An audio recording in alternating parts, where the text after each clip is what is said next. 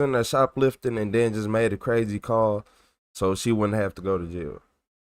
Make sure I hit that like and subscribe. 2022. Monroe County Sheriff deputies responded to a residence to attempt to locate two individuals who had warrants in Tomah, Wisconsin.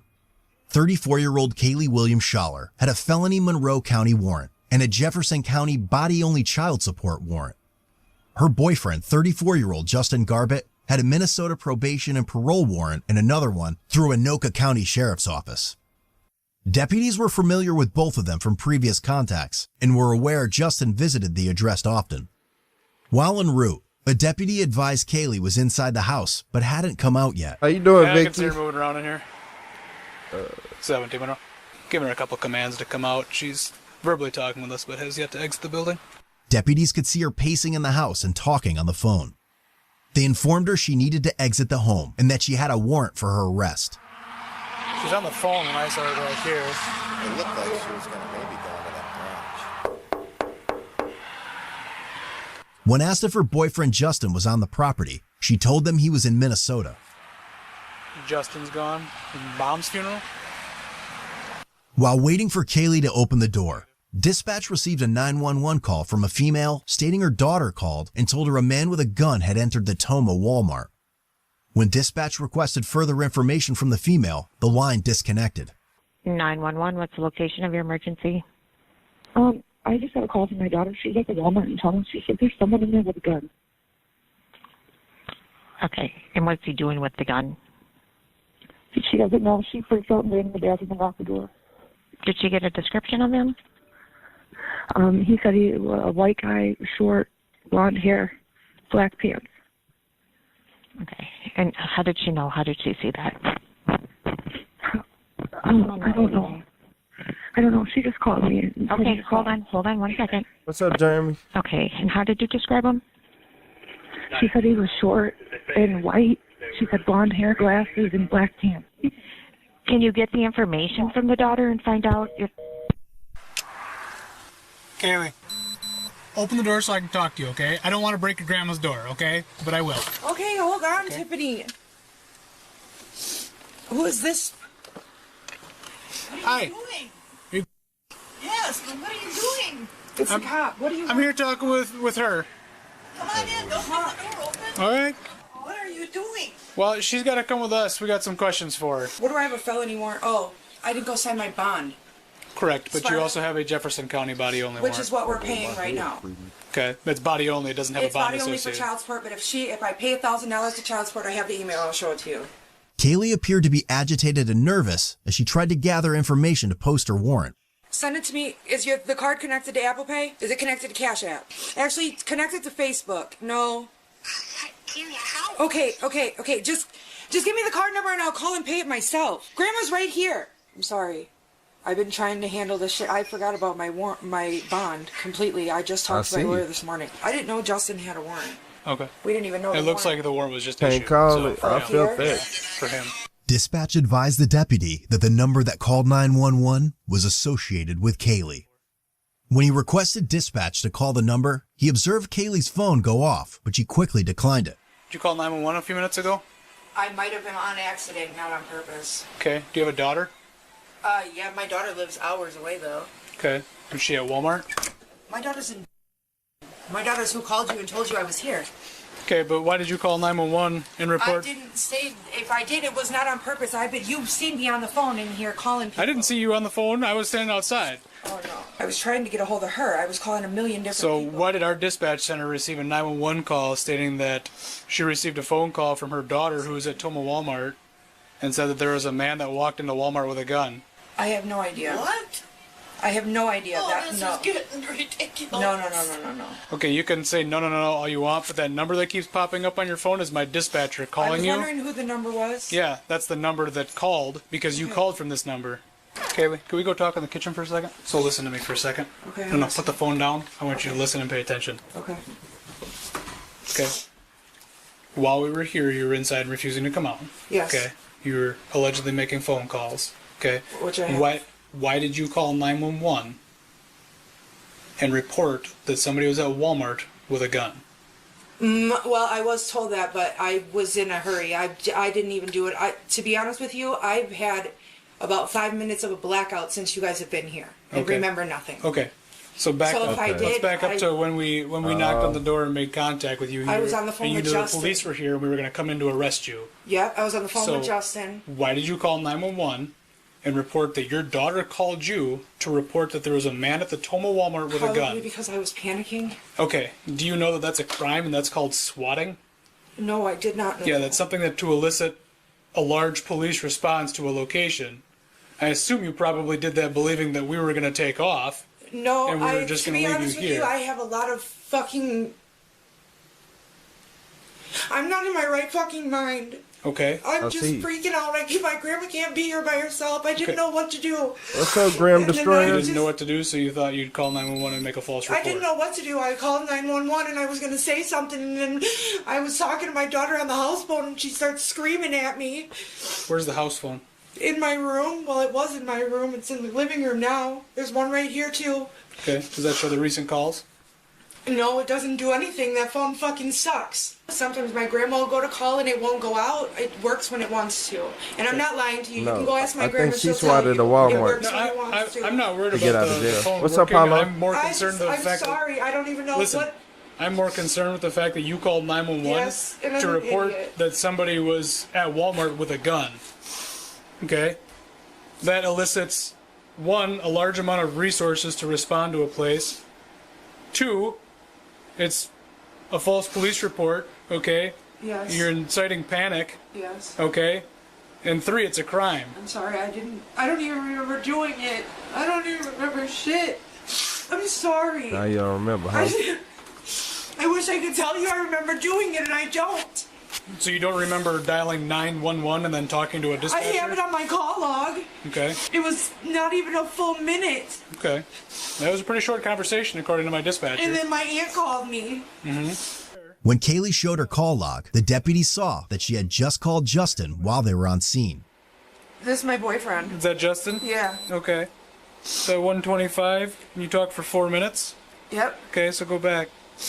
And then at 1:30, so 5 look, minutes Miss later, full Sunshine. 5 minutes. How you doing? As soon as you got off the phone, you made a 1-minute phone call to him, to 911.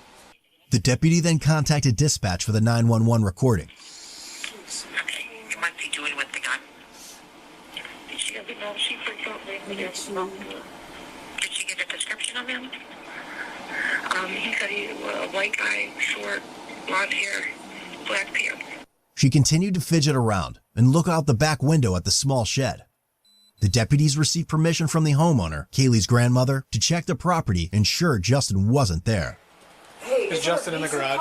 No, Justin's not here. Yes, he Positive, is. because I'm positive. His... How you Give us doing, little permission Miss to check the Sunshine? You can check the garage. He's not here. How you doing, JP? Assisting deputies were clearing the backyard when they noticed a power cable running to the shed and was locked from the inside. Exactly. What's up, Steve? What's up, Steven? Yeah. What's up, Andrew? I was watching that call on the way over too.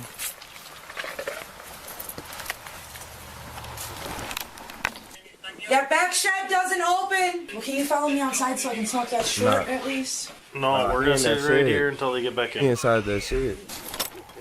That's what it is. It's locked. From the inside?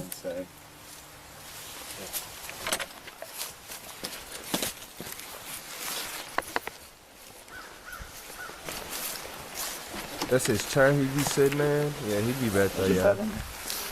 10-4, just so you're aware, we are at the garden shed in the back, and it is locked from the inside. So he's in that back shed? No, we haven't been able to get in that back shed for years. My kids used to play back there. Why is it locked from the How inside? you doing, I Lee? don't know. I had Austin Jones was living in that shed last I knew. Is anyone in there now? No, nobody's been in there. I kicked Austin out when he robbed my neighbor's house. They left a whole fucking trail of shit. Why is it locked from the inside? I don't know. I don't go back there. Okay. I haven't been back there since I kicked Austin out. I don't know. I have not been back there. Justin and I were in an argument this morning, and when I was in the garage, when he said his dad picked him up and he left, he texted me. He said he was with his dad. I can show you the message. I haven't been back to that back shed. I don't go back there. There's a light on in there too. It's like a little lantern on the... So I don't know that he's here. She made several phone calls to him while we were in there, or while she was in there waiting on us. It would lead me to believe that he's in Minnesota. What's up, Yeah, I'm Dwayne? not here, but this door's locked from the inside, and there's like a bed in there and shit. Somebody's in there. I'm Sheriff's doing office. good, Little Miss Sunshine. Whoever's in having the a good shed, one. come out now, or we're How you coming doing, in. Rebecca? Who lives in this back shed? Austin Jones was the last one back there. Austin Jones. Is he currently back there right now? Because the door's locked from the inside. Everybody hit that like button for me. We got 500 Got a people. shed Let me back get here that's 500 locked from likes. the inside, and the property owner gave us permission to clear all How the you doing, buildings. Brandy? All right, we're gonna make entry in this back garage with permission from the property owner. Hey, Austin Custer, and he's got a warrant. That's who Austin Jones is, his alias. Austin, you in there?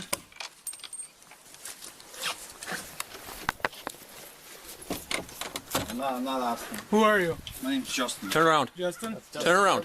There he Justin, is. look at that. Yeah. Turn around. Turn Get around. on your knees now. Get on your knees. Hands on top of your head.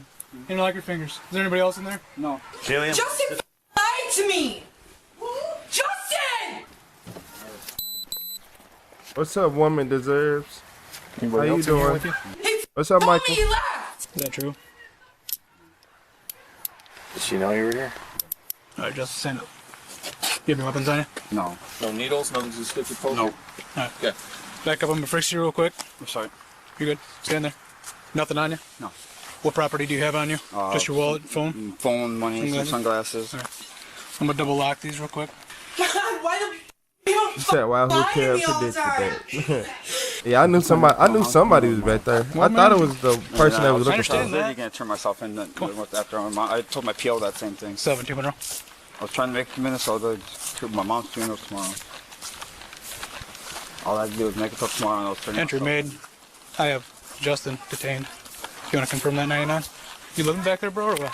You just crashing in. here? Kaylee, stop. Stop. You know I didn't.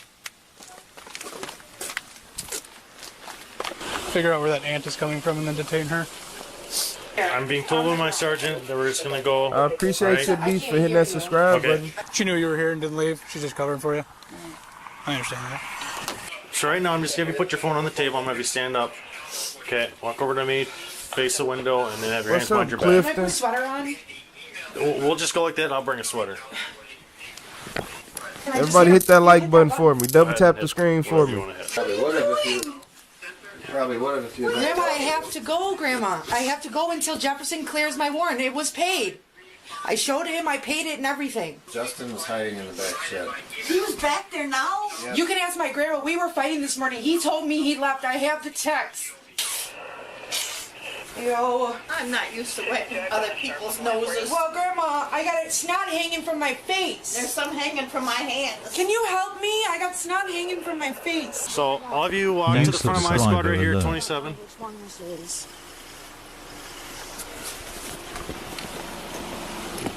All right, nothing on you, no bombs, grenades, anything like that. Do you want help walking? Are you gonna be able to make it? Whatever. That's why everybody's dying. Is Warrant, I think swatting. I don't know what else he may be adding. All right. Which the one's swatting, I think is class I. What is it? Swatting, Swatting? Swatting? Swatting. calling places and eliciting an emergency response.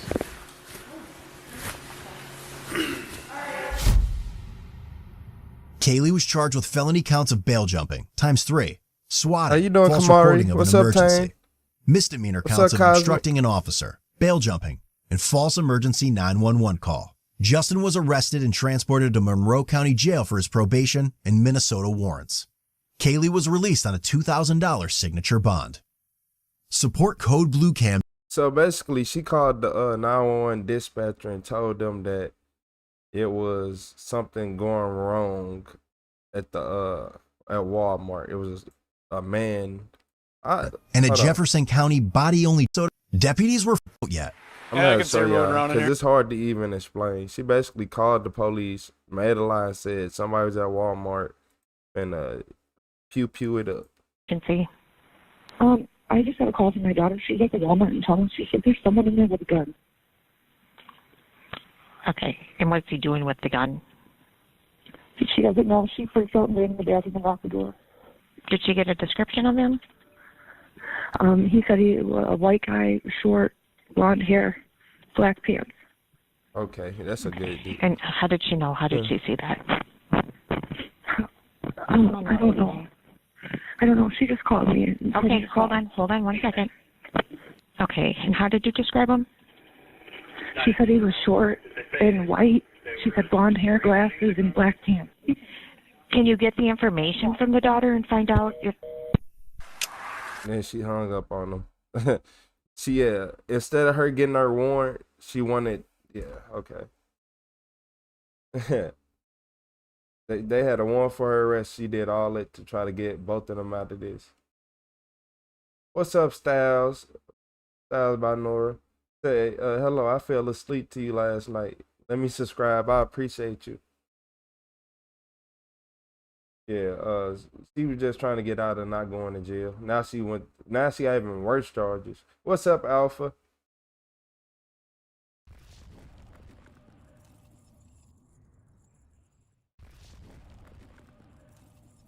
Yeah, she made her day way harder than what it need to be.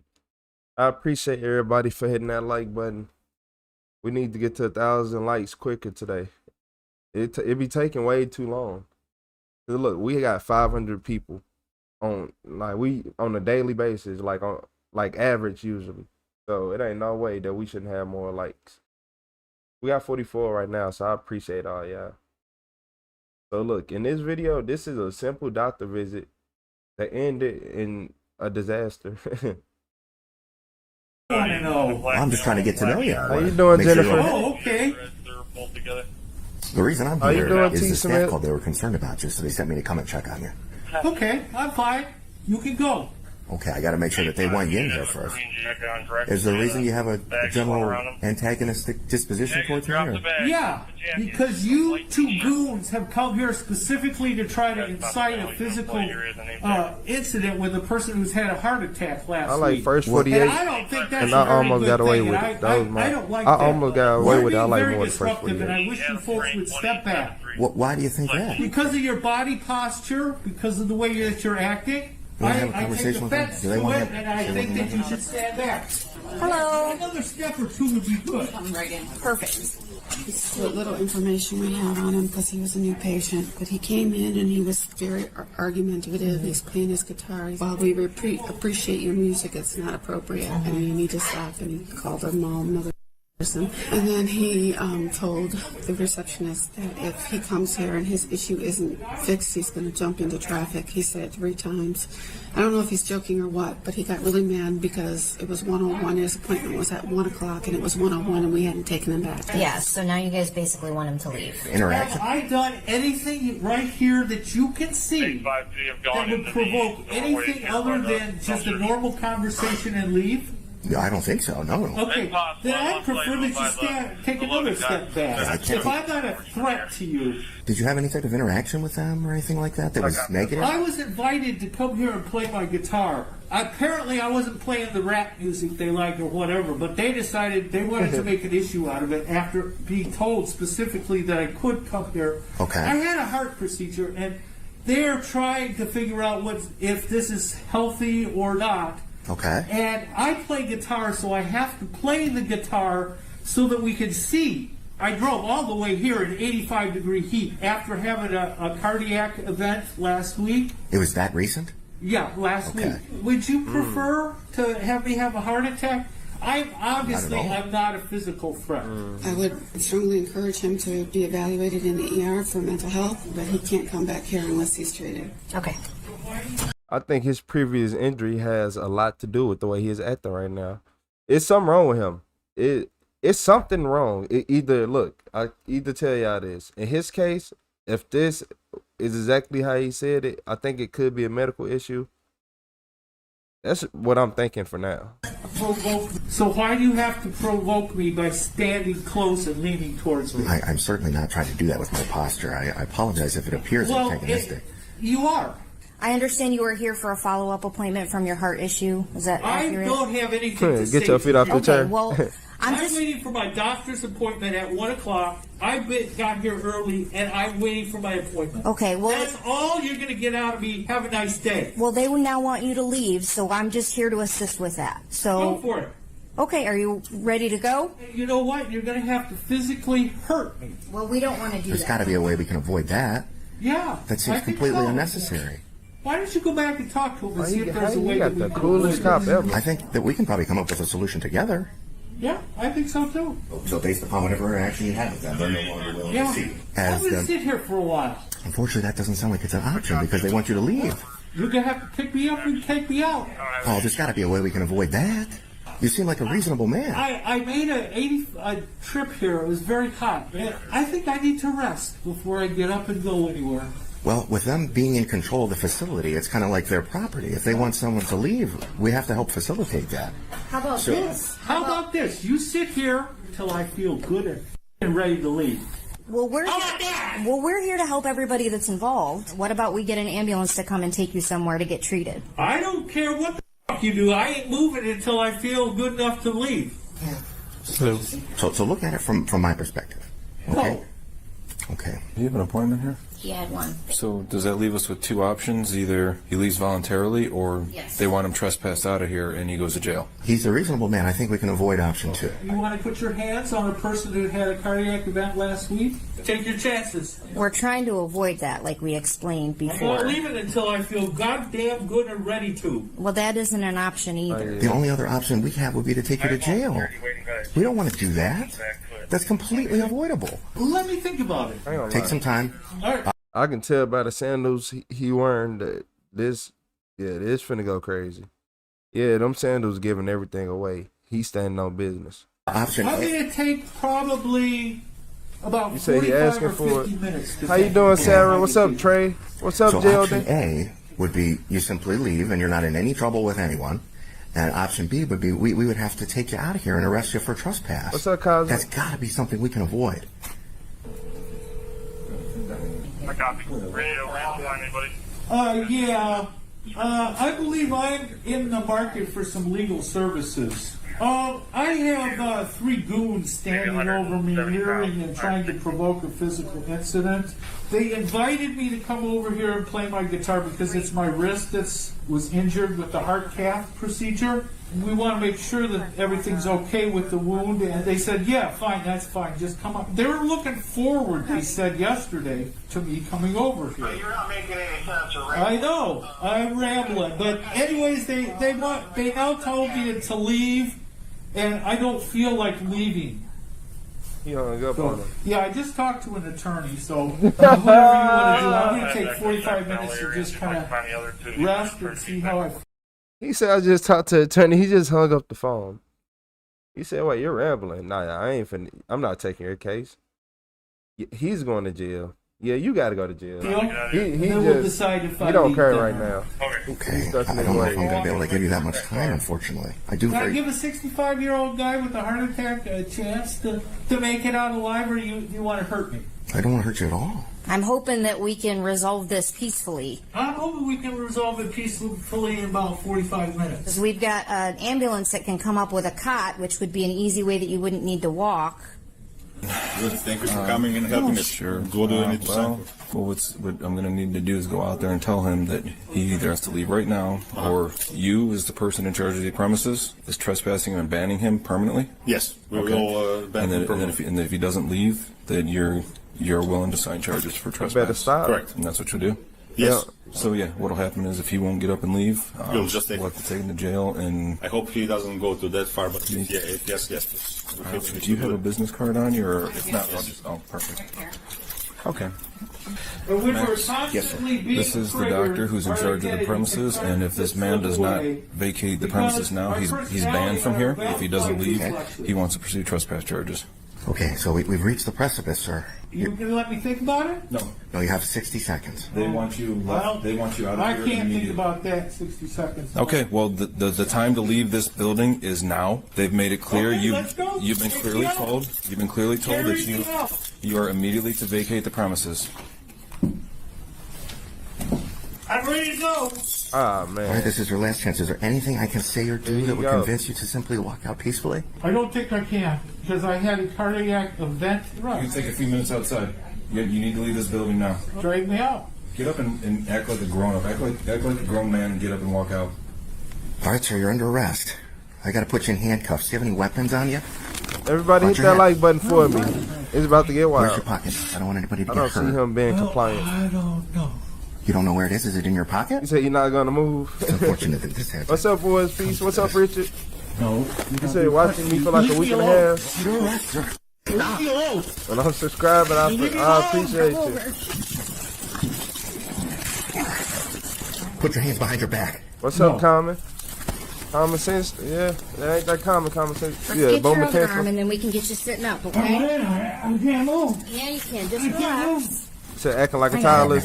How you doing, Sarah As soon as we Smash? get that arm out, I'll pull it up. What's up, Serial? How you doing, Ruby? Just relax. Put your hand behind your back. What's up, Ruby?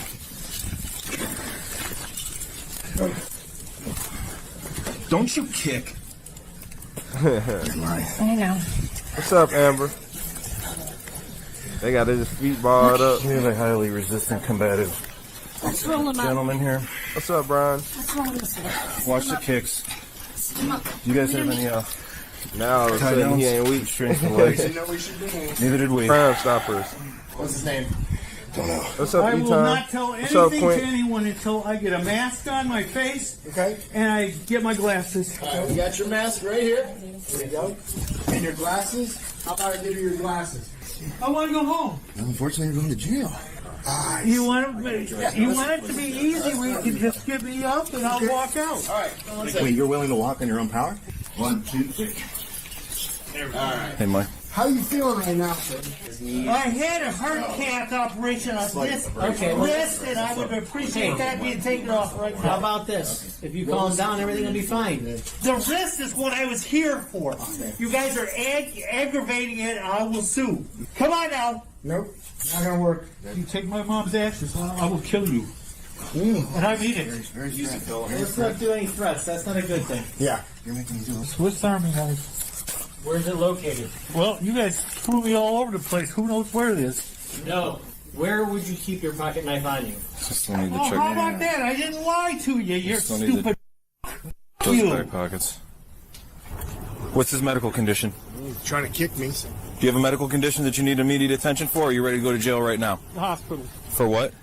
We have to tell them what you're going for. What are you going for? They don't just let people in. My wrist is sore. My heart doesn't feel right. You're still under arrest. Your property's going to go back to the jail. You can come back to the jail when the hospital clears you, and you'll get your stuff then. Sound like a plan, Brian? You. Easy. There's ladies here. Them too. No, come on. Settle down. Uncalled for. Well, we're doing criminal trespass. Yep. And resisting? Probably disorderly and resisting. Okay. All right, I got it. Brian, you know what day it is today? You day. That's pretty much what you did to yourself. Love that day. Hey, Brian. All right. Hey, don't do this with the Settle down. They're trying to check. Settle the down. They're trying to check. Got it? I'm not going to take this from you. They're trying to check your heart, man. I'm refusing an EKG. Okay, that's fine. Okay. So do you want to just go to jail now, or do you No, I want to go to the hospital. Okay, so you're refusing medical treatment. I'm refusing you treating me. Okay. I'm refusing any treatment until I get in the hospital. Get here. Sound like you refusing treatment. Everybody get them lights up. I appreciate everybody hitting that like button. I'll tell you that right now. June 5th. What's up, Art? I think he said thank you. What's up, I Mark? think you need to go f- your mother for Mother's Day, don't you? Hey, bud, can I take your blood pressure? No, I was laying down and these guys did this to me. Hey, Brian, this isn't an I told don't you so. fight laying This is down. for the next I time. lay Remember down. this. Hey, f- you for No. next time. You made your choices, and now you have to deal with them. So next time, don't make those choices, and you won't have handcuffs on you.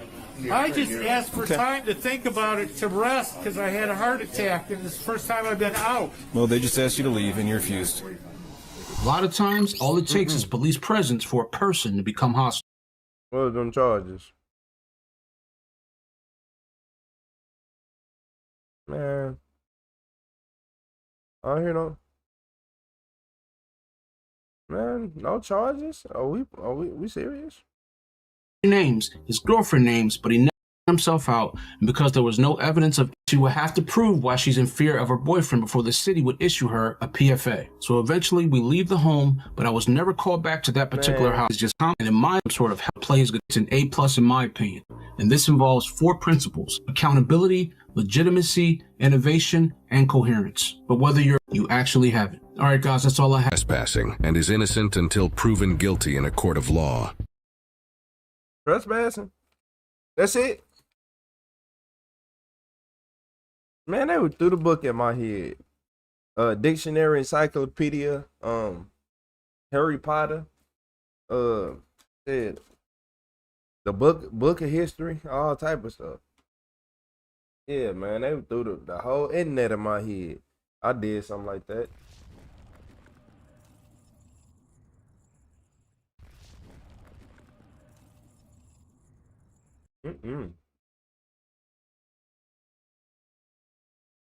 I appreciate everybody hitting that like button. Keep hitting that like button. I appreciate y'all. Yeah, I ain't like that. One eye vibe. Thanks for the sub. Yeah, I ain't gonna lie to y'all. Yeah, they would have threw the book at me. A whole book. They would have taught the AI. See what else they can get summed up. Talking about he doing all that fighting. Yeah, he was resisting. I hope so, Amanda. Yeah, we gotta get them likes up. We gotta get those likes up. But look, y'all, in this video, this evil neighbor realized she ain't going anywhere. Wait, my bad, not she. This evil neighbor realized he's not going anywhere. Hold up. What did he do to her? 18. 68-year-old Cindy Testerman was found unresponsive in her home by her son in what appeared to be an obvious homicide. 911, what's the address of the emergency? My mother is dead. I just walked into her house. I haven't heard from her in 2 days, and I came over to check on her. She is lying on the floor in the kitchen. I believe she was either assaulted or murdered. I didn't get close to her, but there is a gun on her kitchen table.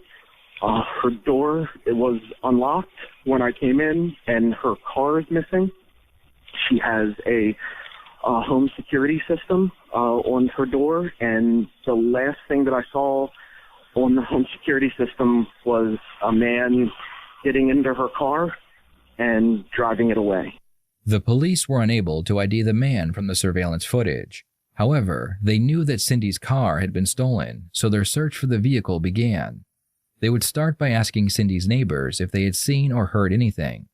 One neighbor explained that a woman named Judy Slebzik lived across the street from Cindy, and she had not been seen by anyone in almost 3 months. The police would get a warrant to search Judy's home, but they would come up empty-handed. They knew that Judy was a known drug addict, and she had a stepson named Ryan McGuire. From there, they searched through old police reports and found a mugshot belonging to Ryan, so they compared it with the surveillance footage. They knew immediately that the man in the video footage was Ryan, so the search began for the murder suspect. The police eventually found Cindy's stolen car, but unfortunately, Ryan had sold the vehicle to an unsuspecting buyer, so that was a dead end. They knew that Ryan was a drug addict, and that most likely he would remain in the area so he could continue to purchase the drugs he needed. Several days would pass, and Cindy's son would notice that his mother's purse was missing, so he checked her credit card statements, hoping they might help in the search. Sure enough, Ryan had been using the credit cards all over town, and according to the statements, he was living at a local motel. After checking to make sure that Ryan was still there, the police would block all exits out of his room and make the arrest. Ryan's hotel room was not only filled with drug paraphernalia, but he also had the IDs and credit cards of both Cindy and Judy. After his arrest, Ryan would be put into an interrogation room and be given McDonald's while he waited for the detective. He finna, look like he done already ate. Yeah, you fool, you a killer. I appreciate you, Amanda, for the gold coin.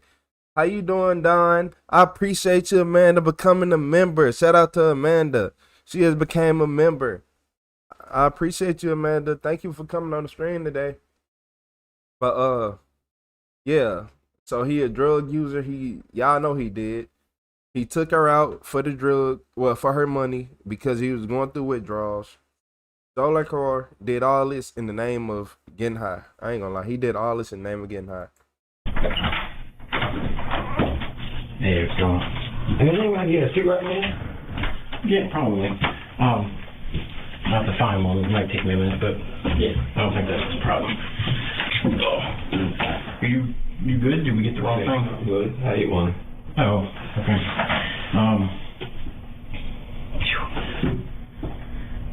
Anything else you need? I just want a cigarette. You give me a cigarette right now, I'll tell you everything y'all need to know. Okay. And I can give you a phone call with my girlfriend. Yeah, let me see what I can do. You got a preference? I don't know. I don't give a fuck about anything. Really? Yeah. Cigarette. Yeah. All right, man. This is not Ryan's first arrest. In fact, he has an extensive criminal history. The detective expected to have a difficult time interviewing Ryan because he was a seasoned criminal. When he hears that Ryan plans on confessing to everything for a single cigarette, he leaves the room to go find one. Of course we're empty, but I got my fucking working on. We should have a cigarette soon. Get through this real quick. What's your last name? What? I'm going McGuire, right? Yeah. Ryan Michael? Yeah. How old are you? 32. 32. Nah, he sold the car. He ain't renting it. He sold the car. Where you living? Nowhere. Homeless. Say homeless? Yeah. Okay. What was your last address? I don't have one. No. The last place you were laying your head? Hotel. Okay.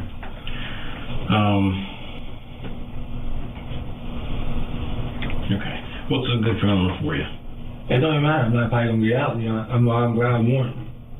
I mean, I don't know all the deal with your wants and stuff. And no, I'm not getting out. I got no phone number. All right. How far did you get in school? I graduated. Okay. Any college at all? No. All right. You can read and write English. Yeah. Cool. So, you've been locked up before? Yeah. And somebody read your rights and all? What, today? No, that's what I'm about to do. You don't gotta do all that. It's good. Just let me stop paper so I get the fuck out of here. Alright, well, I gotta at least read it to you, but I'll make it quick. So, what's been going on with you? What can you tell me? Well, you said you can tell me everything, right? What's this for? Well, you got your 3 warrants, right? Huh? You said you got 3 warrants? I got a couple warrants about BOP and FTA. Okay. What was all that about? I'm drugs. And you use drugs? Yeah.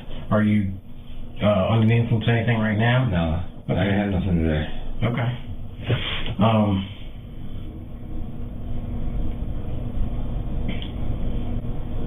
Well, you said you've been staying at the motel there? Yeah, I stayed there for a couple of days. Okay. What about before that? I've been staying with that lady. Who's that? The used car I had. Judy. Yeah. Okay. Shout out to Jean. She's Jean. Stepmom or something like that. Okay. Look. Hold on, y'all. She let you use the car and everything? Shout out to Jean with the turn it up. I appreciate you.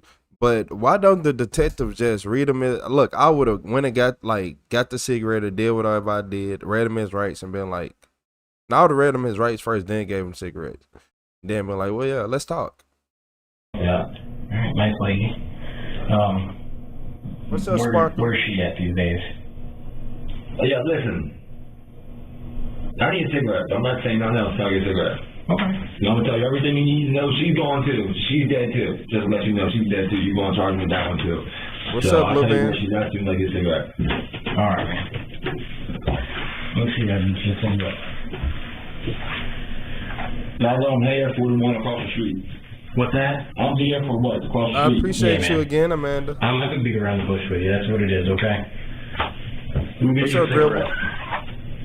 Man, I'll tell you where Judy and everything is at, so you can charge me that one too. So, all right, bro. I appreciate it. He don't care. He going through withdrawals. Once again, Ryan agrees to tell the detective everything for a cigarette, but this time he gives away even more information about what happened to Judy. The detective leaves to get Ryan his cigarette because there is a chance that Judy is still alive, and if not, at least they can find her body for her family. What the fuck is that? That's they don't like people smoking in here. They'll allegedly suck up the smoke. I don't know how good it works, but You plug over here? Yes, right here. You good? Yeah, thanks, man.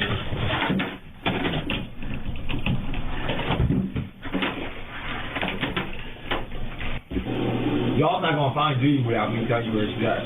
Where's she at? She's still in her house. Okay. Y'all take me there, I'll show you where she's at. Alright. Can you explain it to me? Yeah. She got high, she was getting high, so she asked me to shoot her up, I shot up with GOT. So shout out to Andrea with the flow state. I appreciate you. Unfortunately, the fan ruins the audio during the first several minutes of Ryan's confession. Ryan claimed that he had been getting high with Judy when she overdosed from the drugs she was taking. After she stopped breathing, Ryan put the body into a large wooden chest in her bedroom where it stayed for 3 months. During this time, he used her car and credit cards to purchase whatever he needed. To explain her disappearance, he told Judy's neighbors that she had gone to rehab. I kind of believe him now. I'm not gonna lie to y'all. Shout out to Andrea Bill with the flow state. I appreciate you, Don, for becoming a member. Shout out Don. Shout out to Chris. Shout out to Crystal. Shout out to Don below. I appreciate y'all. Shout out to Spiffy girl. I appreciate you, Spiffy, for the flow state. Thank all y'all for supporting. And wouldn't be back for some time. On the day Ryan took Cindy's life, Cindy was asking Ryan about Judy, Cash? telling him that she didn't believe Judy was in rehab and she was going to call the police. Ryan didn't like this because he knew he was going to get into trouble for not reporting the death and then hiding the body. Plus, he already had several warrants. To prevent the police from being called, Ryan took Cindy's life in her own home. The interrogation picks back up after the detective shuts off the fan. Ryan is talking about how he was arrested at the motel. Yo, wasn't... I actually wasn't going to hit that hotel room. Yo, were they going to hit that hotel room if I never came out there? It's hard to say, honestly. Because I never got in that car. Y'all never got me today. You think? I don't know if y'all knew who I was. Walk out that hotel room, they probably would have got me. Mm-hmm. So, just to make sure I'm following you, okay? You're using dope? Yeah. And crack? Pretty much anything. Okay. When this situation happened with your son, you couldn't get your son back? Months ago. Okay. Did that kind of set you off a little bit or something? And that's why you've been kind of doing burglaries, and you said you robbed the liquor store too? I haven't really did no burglaries since. Said you got caught in that one? Or? I never stole nothing in that one. Okay. Give him a $1,000. Next door neighbor. I didn't even steal nothing. Okay. I was just high. I just walked in that bitch. Right.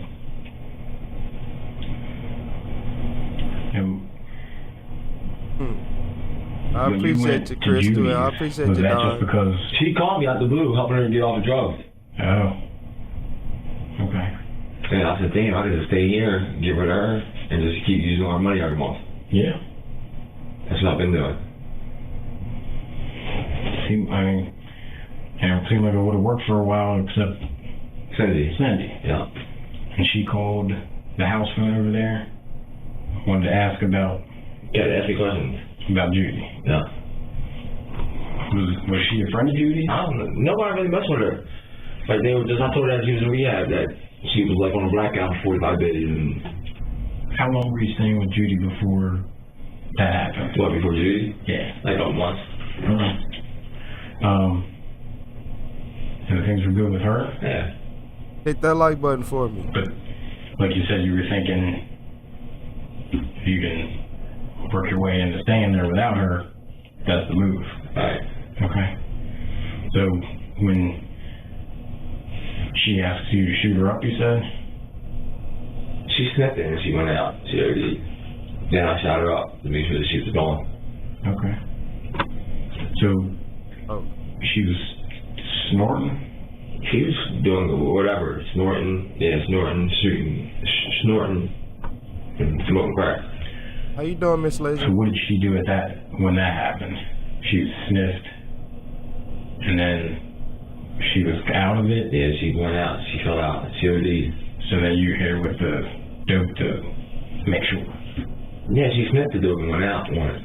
How you doing, that man? And then you shot her up. Yeah. I got you. And then what did you do? That's when you put her in the box? Yeah, I left her in the bed for a couple days. Okay.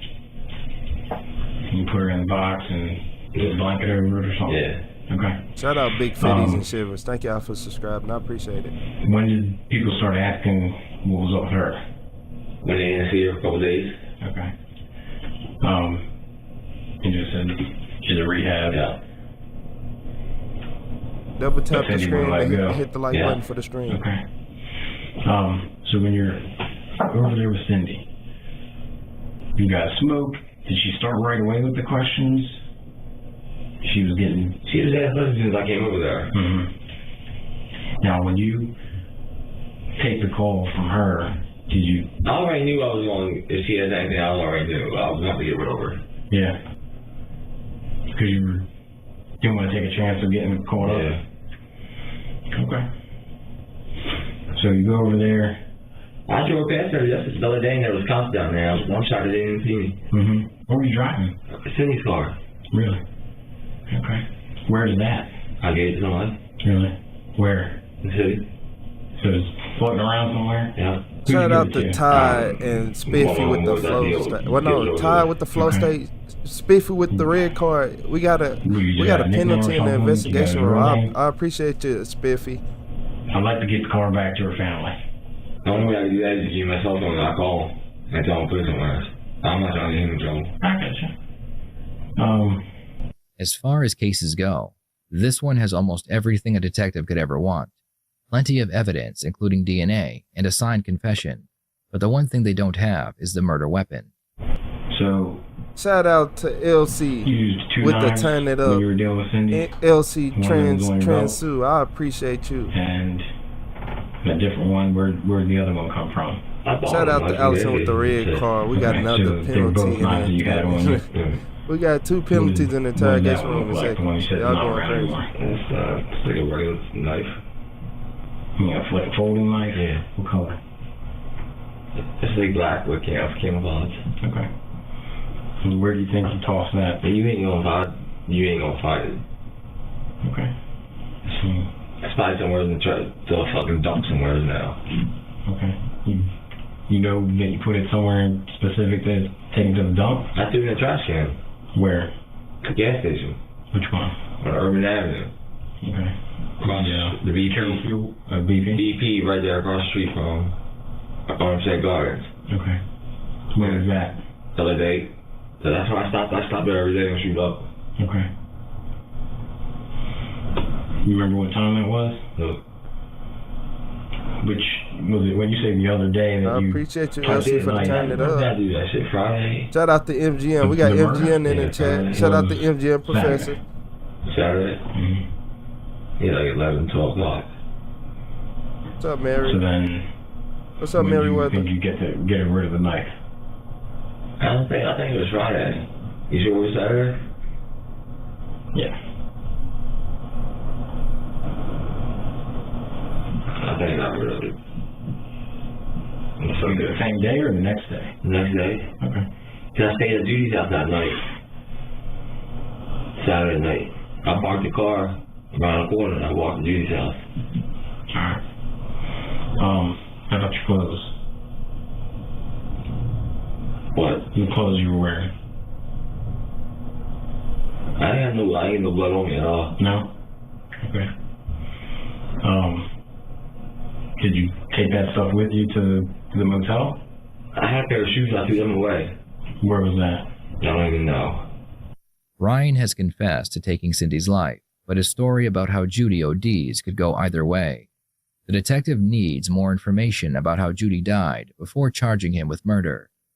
They need to show that Ryan did in fact intentionally overdose Judy. He did. Did Ryan shout out to provide MGM with the star? Did he use the paraphernalia Appreciate on you, her? MGM Professor. Did he Make do sure so, y'all go knowing sub that to she his already channel. had a large amount of the drugs in her system? How you doing, Let's Scott? not forget that he hid Judy's body for 3 months, lived in her home, and stole all of her money.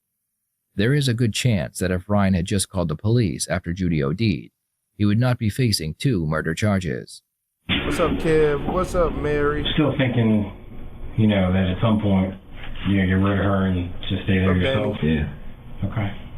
And then when she sniffs, you said she goes out. Yeah. But then she came back. Yeah, the next day. Okay. So you thought she was dead already? Yeah. Shout out to Cass Taylor with the And high she five. was. I left and I came back to her house and she was awake. No kidding.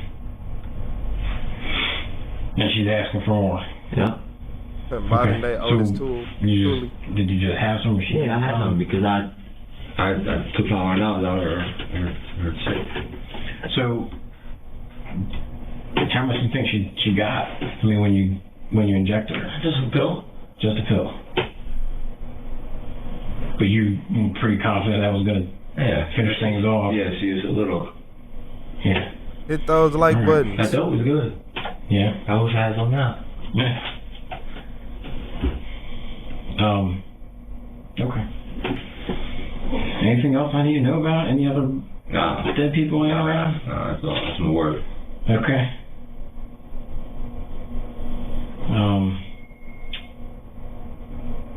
What's so up, you Possum? said her car is someone's guy in the city somewhere. Shout out MGM. And you don't want to tell me who? I get it. You give my phone and I get the number out there and call this motherfucker for you. Okay. Thank you, Nora. I mean, unless he got pulled over in that motherfucker already. Yeah. Could be. All right. Any other cars I need to know about? No. Any steal cars and No. stuff like that? Yeah. All right. Okay. How you doing, Katie? All right. I'll be right with you. I can't give you no soda and some cookies. Yeah. No, I can't make it. I can't. I was like really going girlfriend. That's what I was I don't have a problem with that. It's just that involves a little bit more. If I gotta get you a phone and He's an open book. Y'all hilarious. I don't know what Thank you. No, I appreciate y'all. Everybody hit them like buttons. Double tap your screens. The heart on the screen is not the like button. Double tap your screen. Yeah. Okay. Is it her cell phone? Yeah. Okay. Yep. Give me a look. Ryan would receive 2 murder charges and would plead guilty to his crimes. At his sentencing, his public defender argued that Ryan should receive a lighter sentence because of his unstable childhood and drug addiction. Prosecution would argue that drug addiction is no excuse for what he did, and that Ryan is a danger to society. In the end, Ryan would receive 2 consecutive life sentences. This was his punishment for taking the life of his stepmother, selling all of her belongings to buy drugs, and then killing her neighbor for asking too many questions. Don't forget to subscribe so you don't... Look here. First thing, I need y'all to go to MGM Professor channel and make him go live longer and tell him to come over here and get on live with me. Yeah, MGM Professor, he needs to be on one of these lives for 10 hours with us. And you can't say you can't do it because you can. But this was just an addict who found a way to sliver his way out of everything. Yeah, he was just an addict. I'm not gonna lie. Charges and would plead guilty to his crimes. At his sentencing, his public defender argued that prosecution would argue that drug addiction is no excuse for what he did, and that Ryan is a danger to society. Right. In the end, Ryan would receive 2 consecutive life sentences. This was his punishment. Exactly.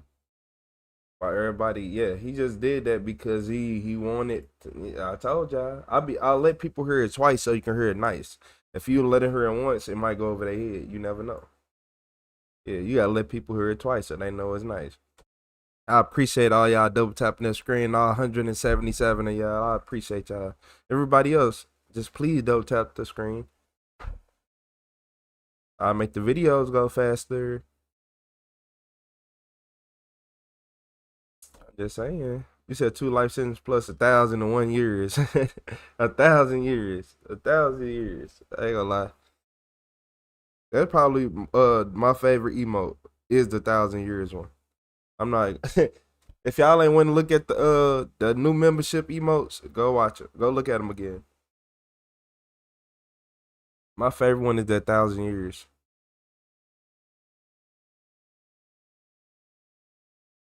Yeah, he's an addict. He hit her body, drove her car around, getting high in it. Then after he ran out the money, he sold the car. Went in the alley, did the same thing. You know. Nah, that's not his mom. It was one of his little friends. They used to do drugs together.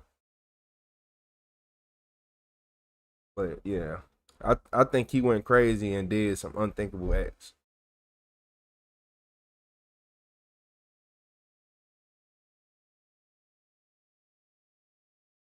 It's commendable.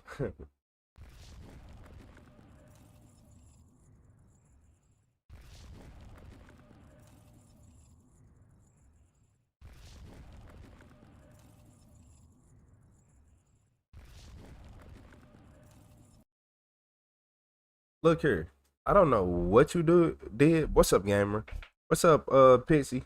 Look, I don't know what you did as a person, not as a person, as a human, to make your whole family want to leave. Yeah, the title of this video is "Her Family Left Her After This."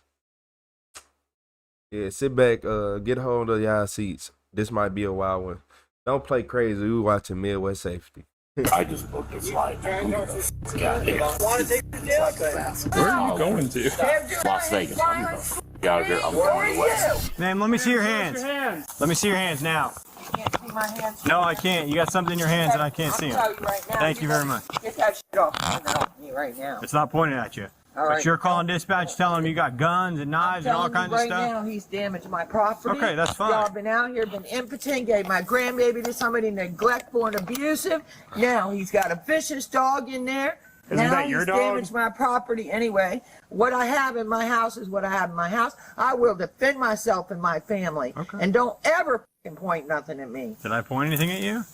I felt that was pointed and You ready can to be feel, raised you in can my feel direction. however you want, man. I felt that was ready to be raised in my direction. Absolutely, because you said you're armed with a firearm. Absolutely ready to be raised in your direction. I don't have to lie. I don't have to lie. When you call dispatch and say I got guns and knives and I'm ready to use them, you can expect me to show. She finna I'm hit not the telling dick. you I don't. I didn't ask you to. telling you. What is he doing, ma'am? This is he broke the window. You know what? This property. Man, look here. That chair was hanging on by a prayer, by a miracle. A Christmas miracle, ain't it? If she would have hit that floor, this would have been over with already. She would have went to the hospital. Nobody would have went to jail tonight.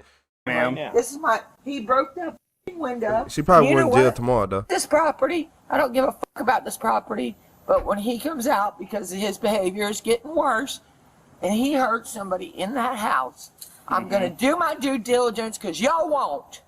Okay. This is my due diligence. I've made the call. It's recorded. Y'all don't want to do your job. I'll do my job.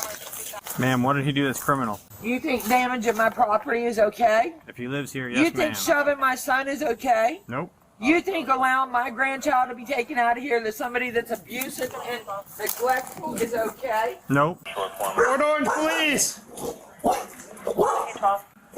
What's going on now? I don't know where they She's out here. Okay. Where's he at? I don't know. I assume in the same place. Presumably, this is the female's son. The woman seems to be claiming the father, her husband, pushed the son and damaged their property. Before the son gets a chance to explain anything, the female interrupts. Ma'am, you're gonna take yourself to jail real quick. I'm telling you, back up now. Back up now. Hey, Oh, yeah, Nora, please it don't put keeps your going. hands on me. Then I told you to stop. Oh, Nora, Did I not? yeah. Did It I ain't tell you no to stop? one and Sit done down over now. here. No. Sit It's gonna keep down. going. I'm not All a right, dog. You're going to jail. Thought he left. I don't even know what video we on. Probably number 3. Yeah. You don't want to listen, you can go to jail. That's all right. Standing here, I'm going to jail for standing here because you shoved me. I'm conducting a lawful investigation. You don't want to listen, you can go to jail. For? What's the charge? Resisting. I'm not gonna lie to you, I do have to go in 4 hours. shoved I me. gotta get off in My like 4 partner's over hours. there. Get trying my to conduct bail. his Get my investigation. bail. And you're charging towards I got some stuff I told you to planned. stop. I didn't charge towards anybody. I tried to go around you. You're a liar. Okay, you can't just go around me when I'm telling you to stop. Listen Okay? to me. When I tell you to I stop, it can means go to stop, my house. not do what you want. I can go in my No, you house. can't. I didn't present No, any you can't. danger to you. You came up here with your Listen shit to me. ready to be raised at me. Listen to me. When No, we're conducting I'm going a to lawful jail. investigation. Well, if I'm going to jail, we're done talking. Ma'am, if you'd shut your mouth for a second, maybe you won't. Behave, would you? Please? Please. He's not going to hurt nobody in my house. He's not going to let his You dog called us bite here. her. No, I didn't. You not need to even listen here. to the recording. Yes, he is here. You didn't call us here? No, I said don't send an officer. They won't do shit. He might Yes, be he is locked here. inside What's the up, room. John Doe? Then why would you call the police? You said nothing lawful about this. Diligence, and somebody's gonna get hurt. Let's go talk to him. If you didn't I want didn't the call police, 911. I called the police. Yeah, Ruby, you can break the windows at your own house. Yeah, that's fine. You can Put the kick dog your own away. door in, you do all type of stuff. Yeah, no, that chair's gonna break. I'm ready to use them. This can't be a nuisance. Like, no, I'm not. I don't fucking care. Okay. Well, I you got can't there. control I'll yourself. explain to You the wanna go job. if you want to go to No, jail, I you can go to control myself and my family and people that want to hurt it. Hurt my family. Here, walk over the You're stairs. damn You can right. I'll sit there. I'm not sitting on that tenant Where do you want to sit? Here? No, I don't want to sit nowhere. Okay, then stand up and behave. Please take your hand off me. No, it ma'am. really makes me angry. What makes me angry is you charging towards my partner over there. I while didn't he's charge trying towards anybody. I tried to walk around. Please don't act like I've tried to be aggressive with you because I Ma'am, haven't. you That's a cannot- bold-faced lie. I'm not going to argue with you. I'm gonna defend my family. That's my fucking senses. And if y'all think it ain't, you wouldn't do it in your home. Y'all need to come to your motherfucking senses. Ma'am, when there's three law enforcement officers here conducting a lawful investigation as a result of you calling us here. I didn't call you. Shut up for a Actually, you second. need to listen to the. You Ma'am, need to, and I didn't Can you call be quiet for a 911. second and listen? Gosh, are you trying to go to jail? I don't care. Do you want to go to jail? Because if you want to go to jail, then we can just go. But I'm trying to explain things Do to what you. you want. don't I care. try to walk by you. Once she just said, won't like Scooby Doo, it's over with, y'all. She drunk. I officially have made my assessment that this lady is drunk.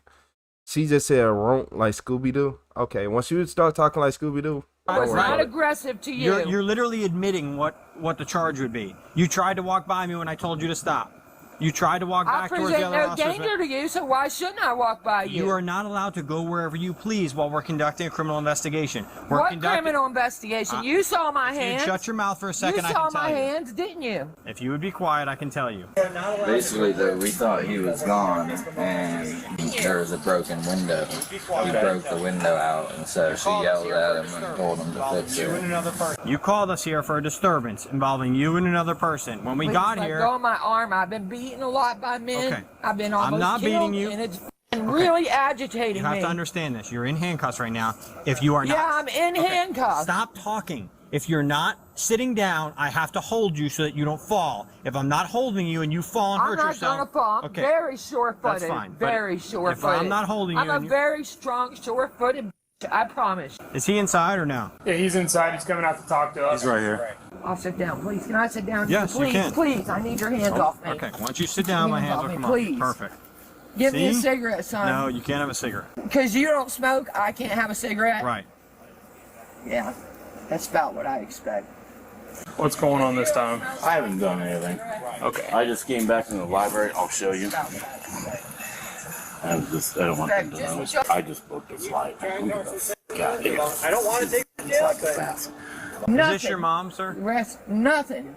Can you try and talk some sense into her? Because I don't want to take her to jail, but usually when you put handcuffs on somebody, They've done nothing. They calm down. They let my grandbaby go out into an abusive, neglectful home. Where are you going to? They're doing nothing. Las Vegas. I'm gonna get out of here. I'm going west. Okay. With my dog. I have a seat filled with my dog off. Did your dog bite anybody today? No. Stop. You need to stop. You're being stupid. Did you break a With- window? No. It doesn't matter if you did or not. No, I did not. Okay. I How'd removed the window get broken? The house, the window's not broken. The house is 40 years old. Yeah. Okay. Does the window still open and close? Yes, the window just slides out. If you Okay. lift it. If you did break a window, you can be found civilly liable. You live here, right, as a resident? Yes. How long have you lived here for? Since April. Since April? Yeah, I didn't break it. You can look at it. It's totally. Do you get any mail here? Yes. Okay. Do you have any mail you can show me? Home eventually, I promise. Stop. God help anybody that hurts my family. Not right now. I mean, you can see my driver's license. Your driver's license is for here? Okay, that works.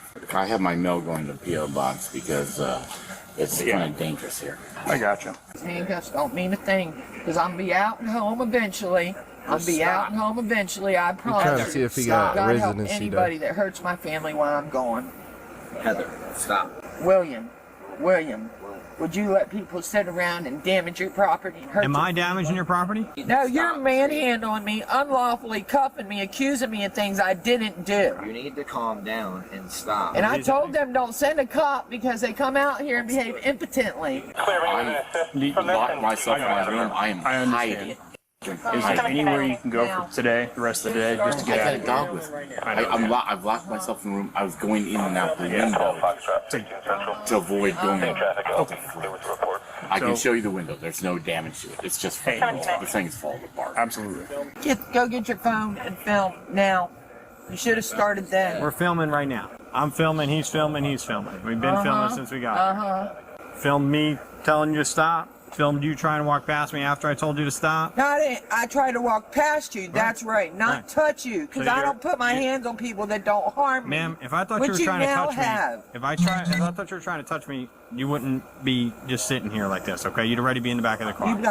You put your hands on me now. You're right, I did. You're absolutely right, I did. Yes, ma'am.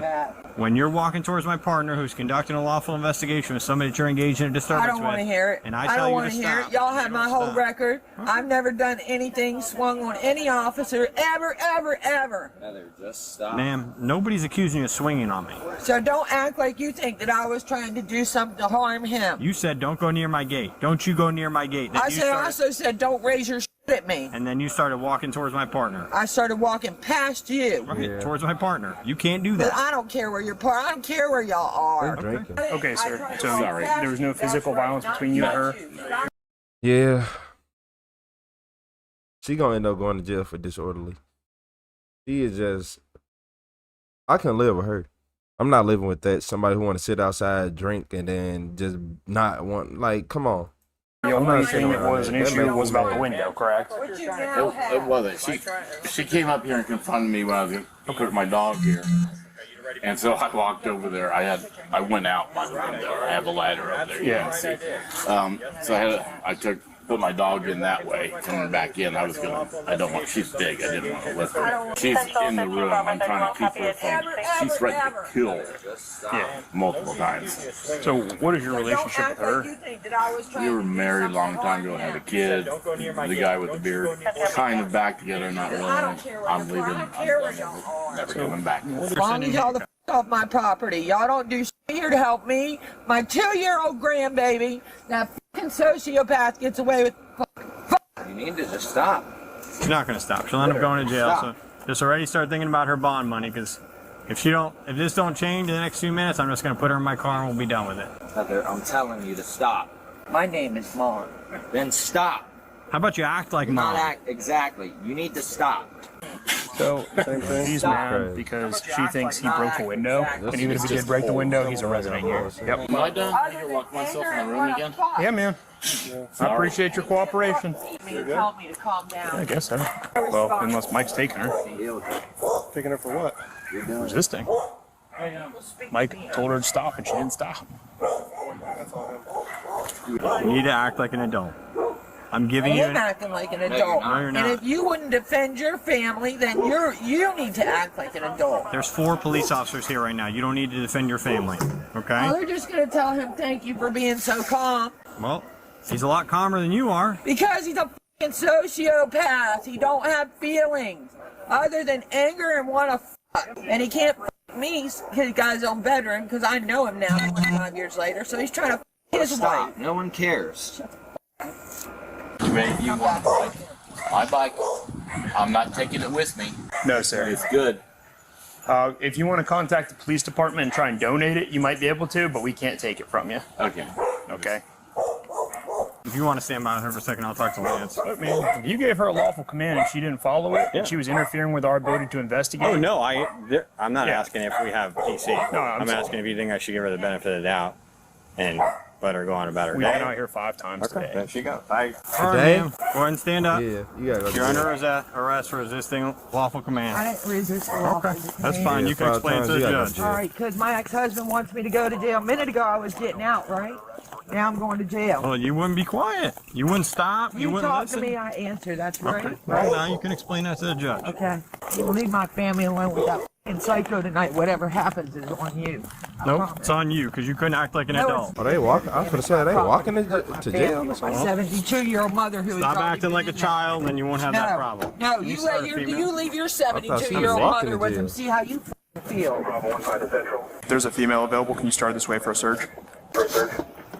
Yeah, once you got up, start walking around the house, I go walk back so I can see where you're at, so that he's not, if you get in an issue with him, I can see both of you. And she starts walking, get away from my porch, get away from my porch, start trying to go around towards you guys. I tell her, stop, stop. Then she comes towards me, I push her back, and then she starts coming towards me again. Go ahead and step out. We're not there. Step out so I can search you. I have nothing on, not even no underwear or bra. Face the car. Nothing. Face the car. Spread your feet out. Step back towards me. And liars too. Face the car and spread your feet out. Actually, the law says you need to get a female officer. Yep, we don't have a female officer available right now, so I'm going to search you at the back of my hand, okay? It's not okay. Okay, well, I'm going to do it. So, back of my hand, 3 cameras. You have anything on you that you're not supposed to have, You ma'am? just touch. Spread Please your feet don't out. touch. Don't. If you move again, you're going to be charged with resisting again. Spread your feet out so I can I'm going to be charged with resisting again. I'm not transporting you anywhere in my car without making sure you don't have a gun or a knife on you, especially after you made statements that you had a gun Where or do a you knife think on you. it's up my snatch? Ma'am, I have not no wearing idea. a bra or underwear. I didn't say I had a gun or knife on me. I Wouldn't said be the first I time own a somebody gun had one and a someplace knife. like that. I'm going to tell you right now, if you don't stop talking and you end up spitting on me while you're talking, I'm going to charge you with battery. Okay? Well, while you're talking, you're spitting. It keeps coming out of your mouth. I'm watching it fly out of your mouth. And I have no desire to have your spit on my face. So if you keep acting like a child, you'll get a battery on a law enforcement officer, too. So keep talking. Ma'am, Please you need stop to stay touching still. Please stop touching my pussy. You need to stay still.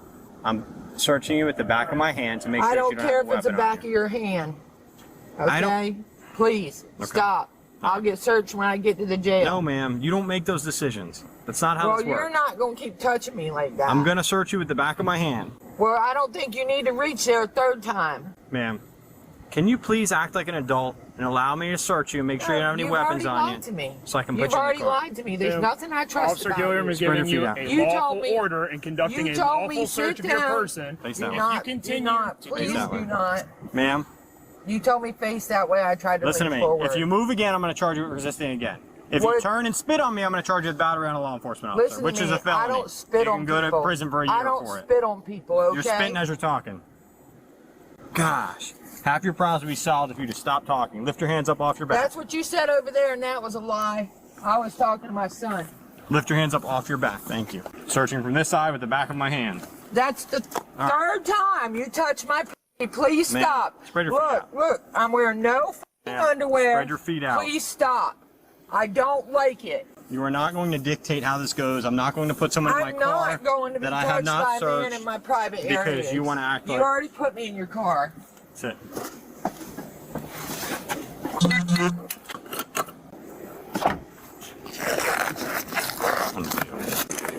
Wonder multiple times. Charge her again. Yeah, I'll charge her again. What time today we've been out here? Same. Yeah, and that's what Lance said. Lance said, yeah, I said, do you think she deserves the benefit of the doubt? He said no. Yeah, at this point, It's been ridiculous. the problem needs to be solved. So I'm still down 4 reports, but Yeah, we're down. oh well. 2 and a stuff. Ma'am, you're being charged with a second charge of resisting, okay? I don't know what you're talking about. All right. Thanks, guys. Heather was charged with 2 counts of resisting. She is innocent until proven guilty in a court of law. Yeah, I feel like Heather was guilty. I ain't gonna lie. That's what being drunk gets you in jail. People drink too much. You got a problem. I told you got a problem. You want to be aggressive, get drunk, and think everybody finna deal with you.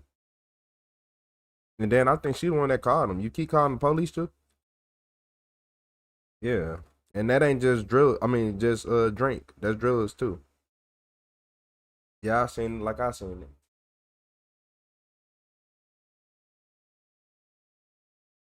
She is on something heavy.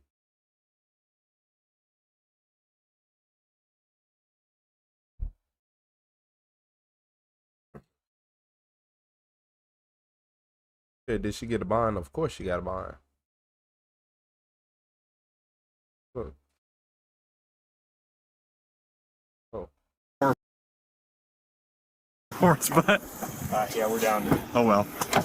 2 you would have stopped. Ma'am, you're being charged with a second charge of resisting, okay? I don't know what you're talking about. All right. Thanks, guys. Heather was charged with 2 counts of resisting. She is innocent until proven guilty in a court of law. If those are her only charges, those are 2 misdemeanors. She's getting out of jail. I don't even think she need a bond. Don't need a bond at all.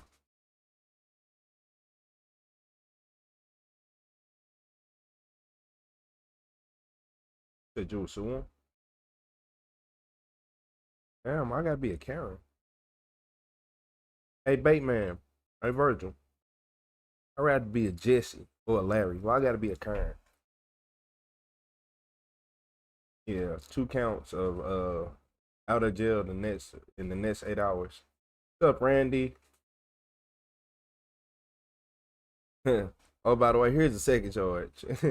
Yeah, she talked herself into that. That's why you gotta, man, look. Y'all know y'all end up at from doing bad stuff.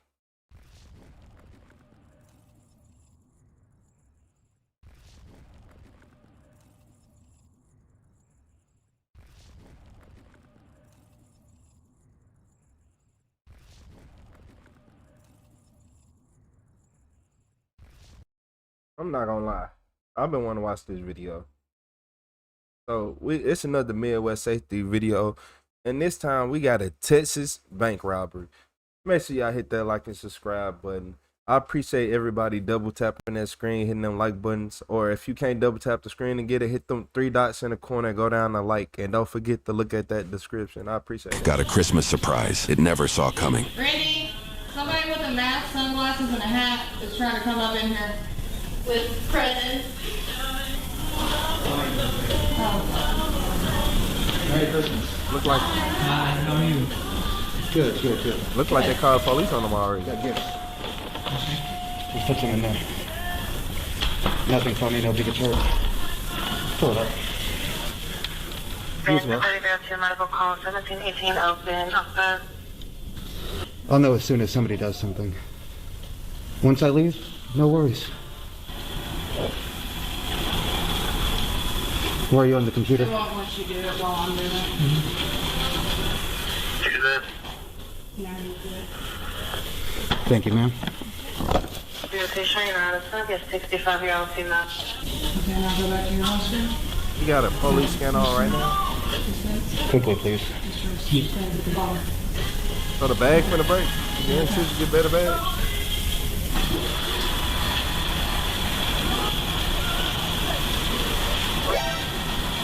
If you don't run and punch him in the back of his head.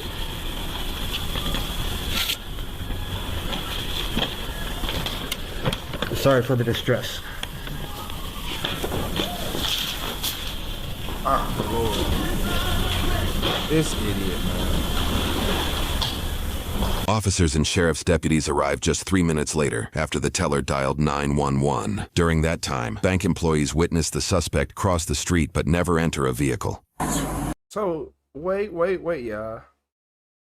You are telling me, not only could you, the dude right there, you could have snuck him, I ain't gonna lie. I would have been the hero that day. The way I would have pulled my arm back, so my arm would have been, you see this? My arm would have went back that far before I finally connected and came all the way around. Yeah, whoever that bank employee was, you could have snuck him. Gun or not, he would have been out of here. Yeah, but I don't know who he think he is, Bad Santa. What's going on, man? Pretty good. Yeah, he just robbed the You better bank. get this under control. So what happened? Guy walked around from the drive-thru and the tellers alerted me and said somebody with a mask is coming in with Christmas presents. He walked in, walked straight up and said to put whatever in the bag. And then he said, sorry for the distress. As he walked out, a bunch of cash fell and he just kept going. And then he walked across the street. They said he ran towards here. 4350, just be advised, myself and a deputy are coming from behind Texas Mattress through the woods that way.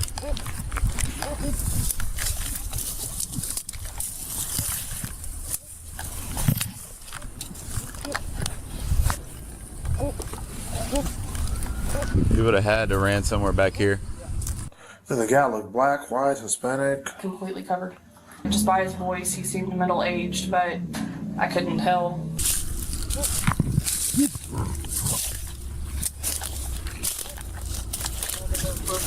Oh.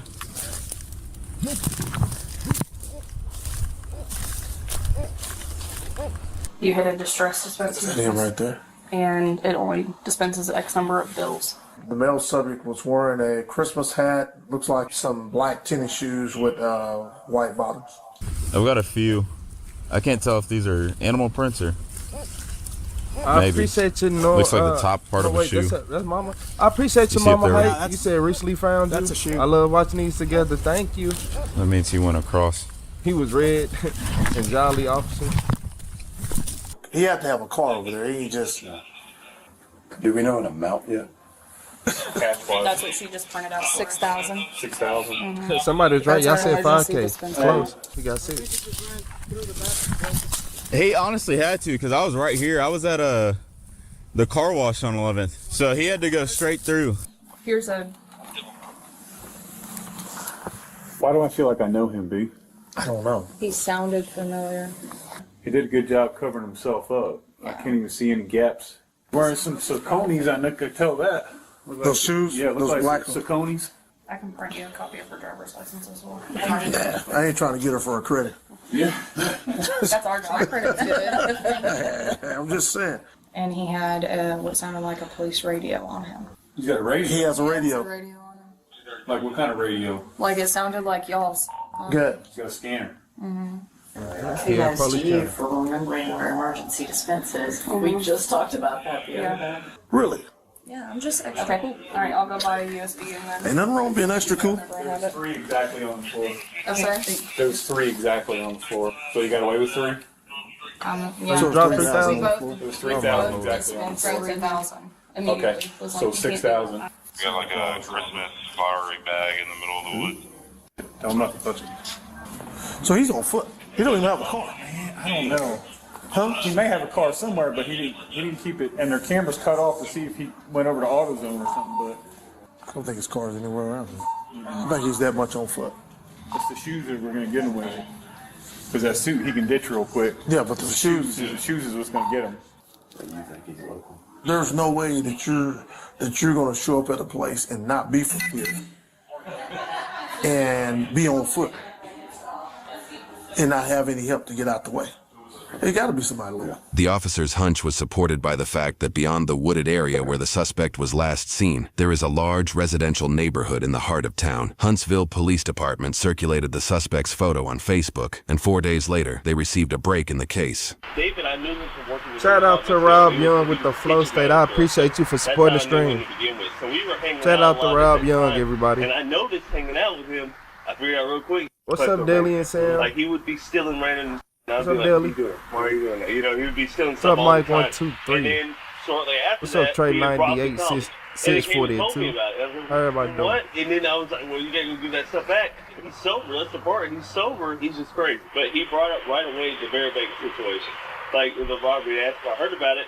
And I had actually lied to him. I said, no, I hadn't heard about it. So he could tell me about it just to see what he'd say. Anyways, one of the things, like I said, on the news outlet that I've read a bunch of them on different pages, like the Huntsville Item. One of the things that he mentioned was like how the robber came up to the bank. Okay, well that's not in the description at all. That Santa Claus hat, he got it from La Mission 2 years ago. La Mission had during the Christmas when the restaurant opened.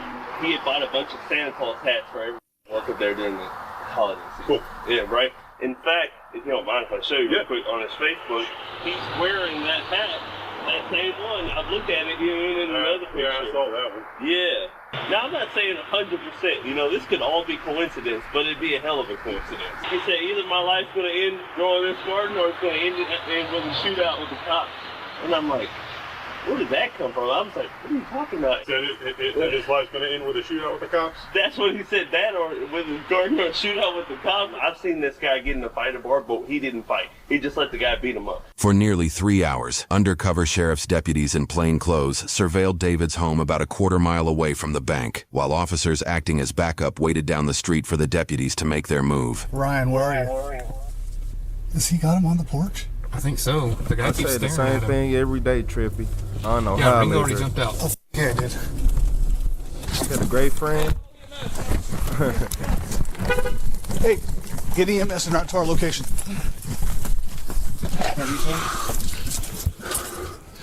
Good, bud. Hey, come on. You're lucky you're still breathing. No. Yeah. You good? Good. Yeah. You good, bro? Is it you bleeding? No, it's him. Yeah. Double lactation. 14th Street, white male bleeding from the face.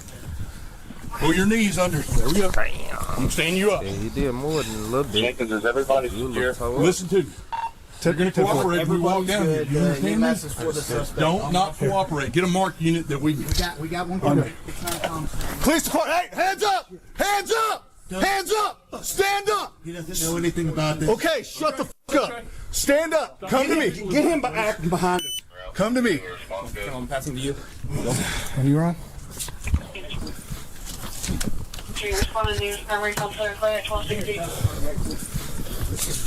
Yep. Clear back here. Push it. Okay. I'm gonna plug this. Okay, you got it?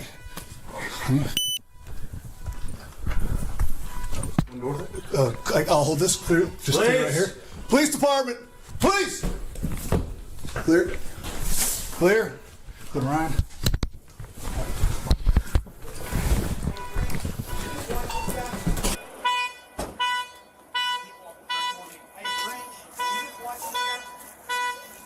Haven't been paid yet. I appreciate you, Jason. I appreciate you, Rob. I appreciate the gifts, everybody. Thank y'all for supporting. Clear. Is that my car? Hit that like button for me. Double tap that screen. I got a unit coming behind me. What's up, Glizzy the Gremlin? Shout out to Glizzy, everybody. What's up, Chris? Anything on you that's gonna stick me or hurt me? 6'7". I appreciate you. 212, Jason. 101.7. Jason. What's that? Jackson. My bad. Jackson. My bad. It's Jax. Appreciate you, Jax. What's going on? How much? Came to see a friend. You a Merry Christmas. Is that your truck back there? I think so. You got the key on you? I don't think so. What's up, K? What's up, KT? What's up, Katie? You checking on What's up, Ryan? Bert? Yeah, we had him. I was going to let EMS clean him up. Do we have anything on him, or can we unhandcuff him? No, we were just securing him while we were at the house. Appreciate the gift. Shout out to King. He's not allowed to go back in the house. Yeah, he knows that. Looked like they was over there wrestling. Yeah. We robbed the bank, so we kind of expected this was gonna happen. I hit the gun. I hit the gun, got it off him, got the gun, and got the gun. He had a gun. Ringo came up there. I came up here. I was in a rifle. He was in a pistol. But Ringo came up and he stepped up. I'm like, hit on there. Came around. He had a gun, so that's why he like that now. Yeah, they had a struggle over a firearm. You see get arrested? Nope. You don't see it? Nope. So you're just playing video games as this is going on? Yep. Okay. Heard it, tuned out, dialed in. We're good now. Yeah, he tried. I ain't gonna lie. Oh, Depending on what game it is, So he got hit in the face with I'm a not rifle. getting up. Yeah. Hey, man. Depending on what game I'm playing, I'm not getting up. If I'm playing a game, I'm on a streak, a legendary streak, or I'm doing like it's just one of them generational days, I'm not getting off either. Yeah, he go to jail. He do it all the time. He know I'm a better. paramedic. I apologize. We were coming. I know y'all were, man. Yeah, the Gen Z don't care. We got made. There was nothing else we could do. I know. What's up, Michelle?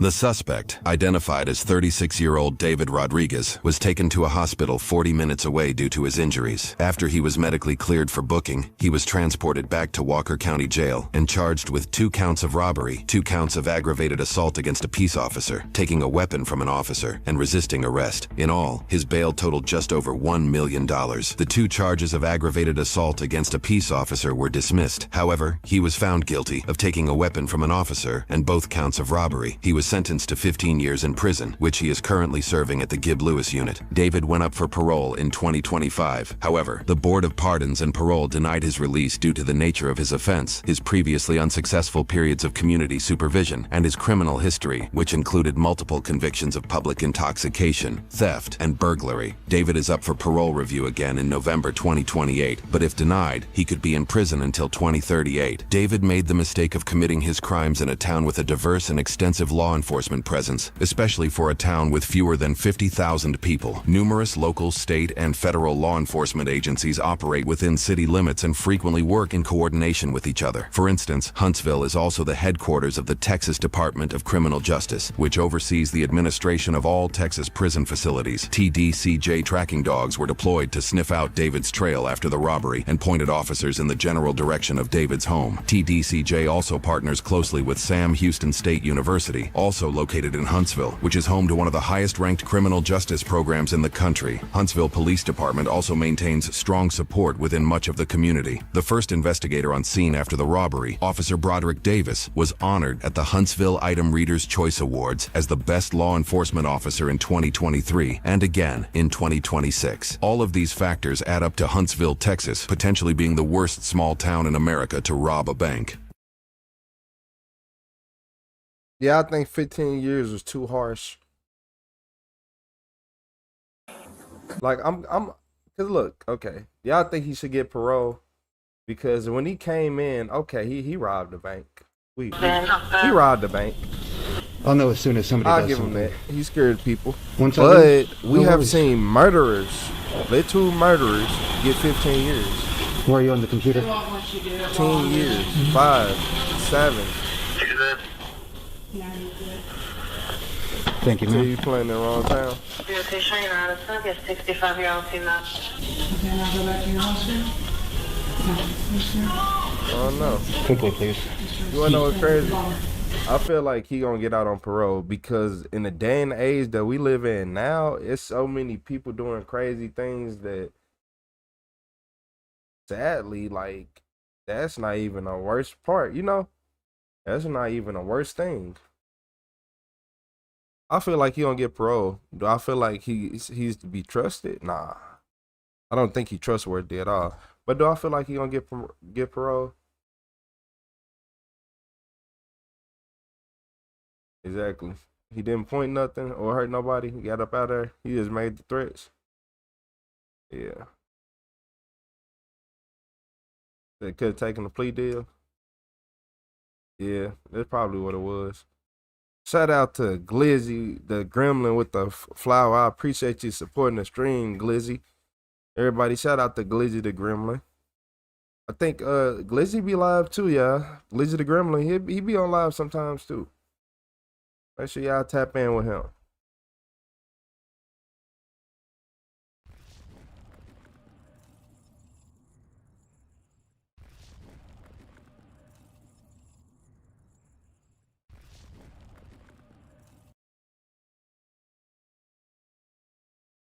So look, y'all, this evil wife realized she was going on death row.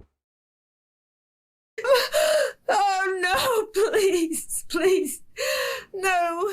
57-year-old Donna Roberts called 911, claiming that she had just found the body of her husband, Robert Fingerhut, lying on the floor of their home. It appeared that he had been shot 3 times. The police immediately swabbed Donna's hands to make sure she hadn't discharged a firearm. When the tests came back negative, the police searched Donna's home and her vehicle. Inside the trunk of her car, they found a brown bag with what appeared to be an inmate's number written on the side. Inside, they found hundreds of love letters from former inmate 29-year-old Nathaniel Jackson. Nathaniel had just been released from prison a few days prior. It appeared that Donna had been having an affair with Nathaniel for quite some time. Investigators would look deeper into these letters, and they discovered that Donna and Nathaniel would use code words as they wrote about how they were going to kill Donna's husband. They also found recorded jail calls between them. Shout out to Evil with the flow state. Yeah, once they found all that out, it's over with. And they got jail calls? Where they discussed their plans. This was more than enough evidence for the police to arrest both Donna and Nathaniel and bring them in for interrogation. Maybe you could catch Gary up and kind of run through the story and tell him again what happened. Again. If you could just start off with with Tuesday, the day this happened? It was just a normal day. There was nothing special planned. Work, nothing. You lying so bad. I don't know, 9:30 or something. I mean, I woke up with Robert. You said, look at her ass, she like crazy person. But you had to pick up Nate, right? I don't want to say anymore. Jerry told me not to talk anymore unless he was here. Well, Donna, the reason we're talking to you is because when we came to your house tonight, you told us that you wanted to talk to us and explain things to us. That's the reason we're sitting here. I did? Yes, you did. When we first got there, and I talked to you shortly after the deputies had arrested you. You said that there was, I told you that tonight we could sit down and talk, and you could explain some things to us. And we would give you a chance to do that. What could I explain anymore? What can I say anymore? Donna, we both know there's some things that you've left out. What did I leave out? Donna and her husband owned a bus station with an attached restaurant. Donna ran the restaurant, and she did whatever she wanted. Witnesses would say she was constantly smoking marijuana and hooking up with various men in the back. Wow. She met Nathaniel shortly after one of his many prison sentences while he was waiting for the bus. Like I told you before, most people want to tell us the truth. They don't always tell us the whole truth. They tell us part of the truth. You were kind of truthful. You told me that you went to Red Lobster and you had dinner, you had a nice dinner, and you did. But you left out the part about Nathaniel being with you. Now, you did clear that up, and you did tell me about it, but you didn't want to. I was afraid. Yeah. There's no reason to be afraid. But in the back of my mind, I thought maybe he did do something wrong. See, those are things you got to tell us. Just for a second, but he said he didn't. Has Nate ever lied to you? Yes. You think maybe this time he was lying to you again? I don't want to believe it. I don't want to believe it. He talked about getting his license and getting a job and getting an apartment. He wrote about that. He sounds so manipulative. He ain't crying enough. Her emotion is not there.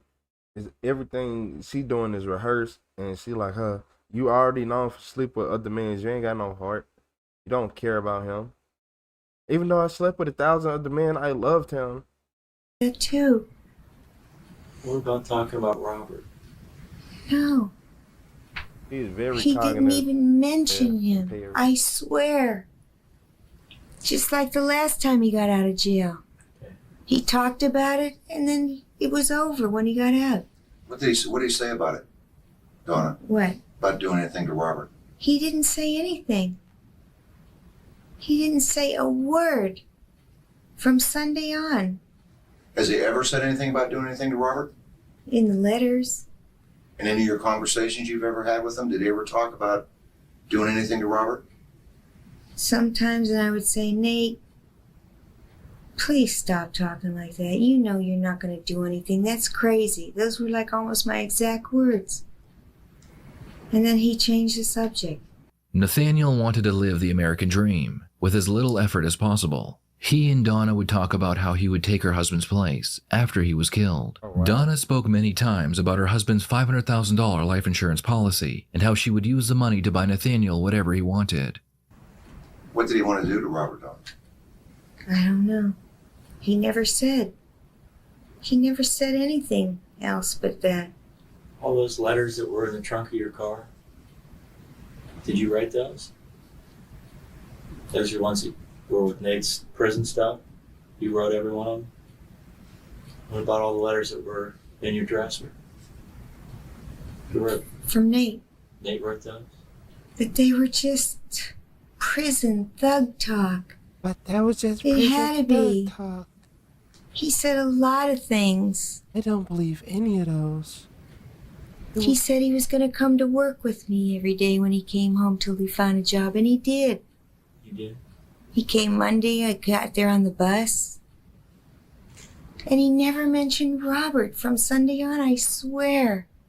Anything else he said he was going to do? What did she take before she got there? Cause you said, I said, we all said in the chat, hit that like button for me. He said he was going to come work with you, and he did. Not work with me, keep me company. Keep company. You don't understand. You're forgetting one thing. I'm trying. I'm trying to cope with that picture of walking in and finding him, okay? It's in front of my eyes every second. It's terrible. And now he's dead. And until you prove to me that he did this, I'm not going to believe it. I cannot believe it, and I won't.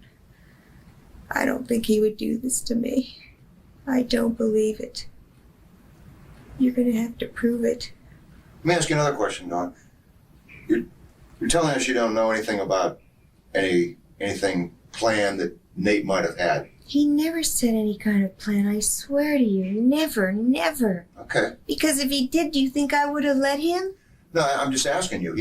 If he ever talked about doing it. I swear, he never said, like, I'm going to do this. Never. There was never. I'm telling you, since Sunday, he never mentioned it. He never mentioned Robert. Did he ever ask you to help him do it? No. Did you ever talk about how he might do it? No. He never said things like that. He just talked like a thug, a tough guy. He was going to do something, you know? You said that before, Donna, but what do you mean by do something? Whatever he wrote. Do you think for a minute if I believed he would ever in a million years do anything, do you think I would have kept the letters? But you didn't think he was going to do it. Is that correct? Never in a million. Did he ever say anything on the phone about doing anything? No, we never talked about that. We didn't never waste time on that. I mean, I feel guilty enough. If it's because of me, it happened probably. That's what you think. That's what you think. Because of who I knew. But he was always nice, and he was always nice to me. Except when he said he was going to kill me. Was that on the phone? It was in the letters and on the phone. Remember how long ago that was, Dawn? Yeah. A week before he got out when I told him I wasn't coming. Donna and Nathaniel's relationship lasted for almost 3 years, and during that time, Nathaniel was sentenced to a year in jail for robbery. It was then that the letters were sent and the phone calls were made, discussing how Robert should die. Don't let this be Nate, please. So wait. They wrote this in the letters? Back and forth? Okay. That's what it sounded like. And phone calls from jail. Please. Speaking in code? Okay. Then it's all my fault if it is. How could I believe that he would do that? Yeah. Do you really think he did it? Why? Why? For real? No. I don't believe you. You're lying. He did bad things, but he wouldn't do that. Please tell me you're lying. This is Please tell me you're lying, please. You're lying. No. He ain't got no tears, no emotion, no nothing, no concern, no real worry, nothing. Everything you doing is artificial. You took something, and you have the personality of a pebble. You're lying, please. Please. I don't see no tears. You are, please. If Nate did it, no, I don't believe you. Then it's my fault for knowing him. Oh no, please, they please. Did it together. No. Yes. Oh my God. Oh my God. Oh no. Oh please. You're lying, please. You're just saying. You said not that. buying it a pimple. No, it didn't go as easy as Nate. No academy for her. What? Robert fought to the end. Oh no. No. Don't tell me, please. Please. What the tear is that? Oh no. No. Based on the evidence, Man, if you don't get on my face, that just made me mad. Like, people like her. You thought this crime was... The detectives believed two things. First, Nathaniel was already in the home when Robert walked in, which meant Donna had to have let him in. Second, they believed there was a struggle for the firearm. The struggle caused Nathaniel to lose the tip of his pinky finger, and he had sent Donna to Walgreens to get first aid supplies. The detectives began accusing Donna of knowing about the murder and helping Nathaniel by giving him access to the home and even buying him a mask. Donna immediately demands a lawyer. Meanwhile, in the other room, it's Nathaniel's turn to be interrogated. Told you, you know what I'm saying? I mean, how it was, man. I mean, I don't even like to talk about it, man. You know what I'm saying? I mean, that's, you know what I'm saying? I mean, told you what happened, man. You know what I'm saying? I mean, I don't even want to, you know what I'm saying, discuss more about it, man. You know? Because that ain't gonna, you know, that ain't gonna bring the man back. Let's go over the events that occurred on December 11th. That's Tuesday. That's the day that the shooting occurred. All right? You get up early in the morning, right? Did you hook up with Don on Tuesday? It's over, man. You know what I'm saying? I said what I had to say, man. You know what I'm saying? That's it, man. Anything else, man, you know, we just, man, you know, I get it. You know, I ain't no killer, man. I ain't no killer for real, man. You know, I was just always a hustler, man. You know what I'm saying? That's all. I mean, trying to, you know what I'm saying? I mean, making on my own, man. You know? Nathaniel claims that he was at the bus station talking to Robert about possible employment. Robert wanted to know if Nathaniel could get him some marijuana. Nathaniel told him he could, and told him they could meet after Robert's shift. About how long after you told him to meet you up by C Staples before he comes up there? Shit, I guess it was after he got off work. You know what I'm saying? Whatever time he got off work, you know? Shout out to Goddess of Gambling for the finger heart. I appreciate you, Goddess. You know what I'm saying? Thank you for supporting the stream. He rolls up stream. C Staples. He wants something from you, right? Hey, he wants some weed. How much weed does he want? Huh? How much weed does he want? He wanted an ounce. I ain't have an ounce on. You didn't have an ounce? Huh. Okay. Did you have any with you? No. Huh? What do you want from him? I don't want nothing from him. Shit. I mean, you know what I mean? You didn't want him to put you up in his crib for a while? Huh? Didn't you say you wanted him to put you up for a while? Nah, actually, you know what I'm saying? Can I come up there, you know what I'm saying, and chill? You know what I mean? You ain't got to put me up, you know what I'm saying? I mean, I'm gonna ask you, you know what I'm saying? I mean, because, I mean, ain't nothing to a failure but a try. You see what I'm saying? Yeah. I mean, shit. But you asked him if you could come over there and hang out. Did you end up in his car? Yeah, he took me. He told you to get in his car? Yeah, when he first pulled up, you know what I'm saying? He unlocked the door, you know what I'm saying? Got in, you know. I appreciate the gifts. Shout out King. He was driving up. I said, look here, check this out, man. I said, you think you can go ahead and let me chill, you know what I'm saying, tonight, man? You know what I mean? Then, you know, we get an early start tomorrow, you know, take me down there, you know, and show me how to, you know, get progress, you know what I mean, with the luggage bags. He lying so bad. He making me so mad. He got to be probably the worst liar I ever seen. Probably top 2 worst liar ever. You know what I mean? You know what I mean? You said this real. I know, right? I wish it wasn't. Racos or Ricoros. Shit, no, man, just. You know so what I'm you were saying? Gonna start working for him, right? What's up, Clyde? Hey.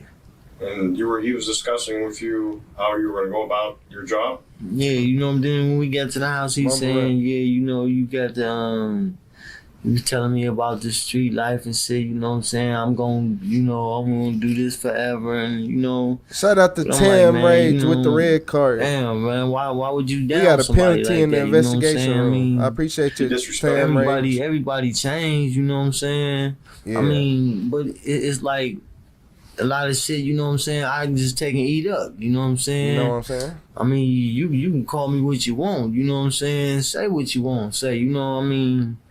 I'm not. I mean, I'm more than a man on that. You know what I'm saying? Because I ain't gonna let no words sit here and intimidate me. You know what I'm saying? To try to hurt nobody. You know what I'm saying? Yeah. Because it's all you doing. Okay. You know? Yeah.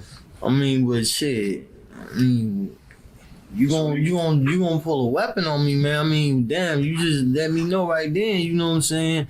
It's like, you know, fuck you for real. So when you got at the house, did you guys where did you guys put the car at? We put the car in the garage. Okay, and then you put the garage door down. Mm-hmm. And you went into the house. Yeah. So you guys go in the house.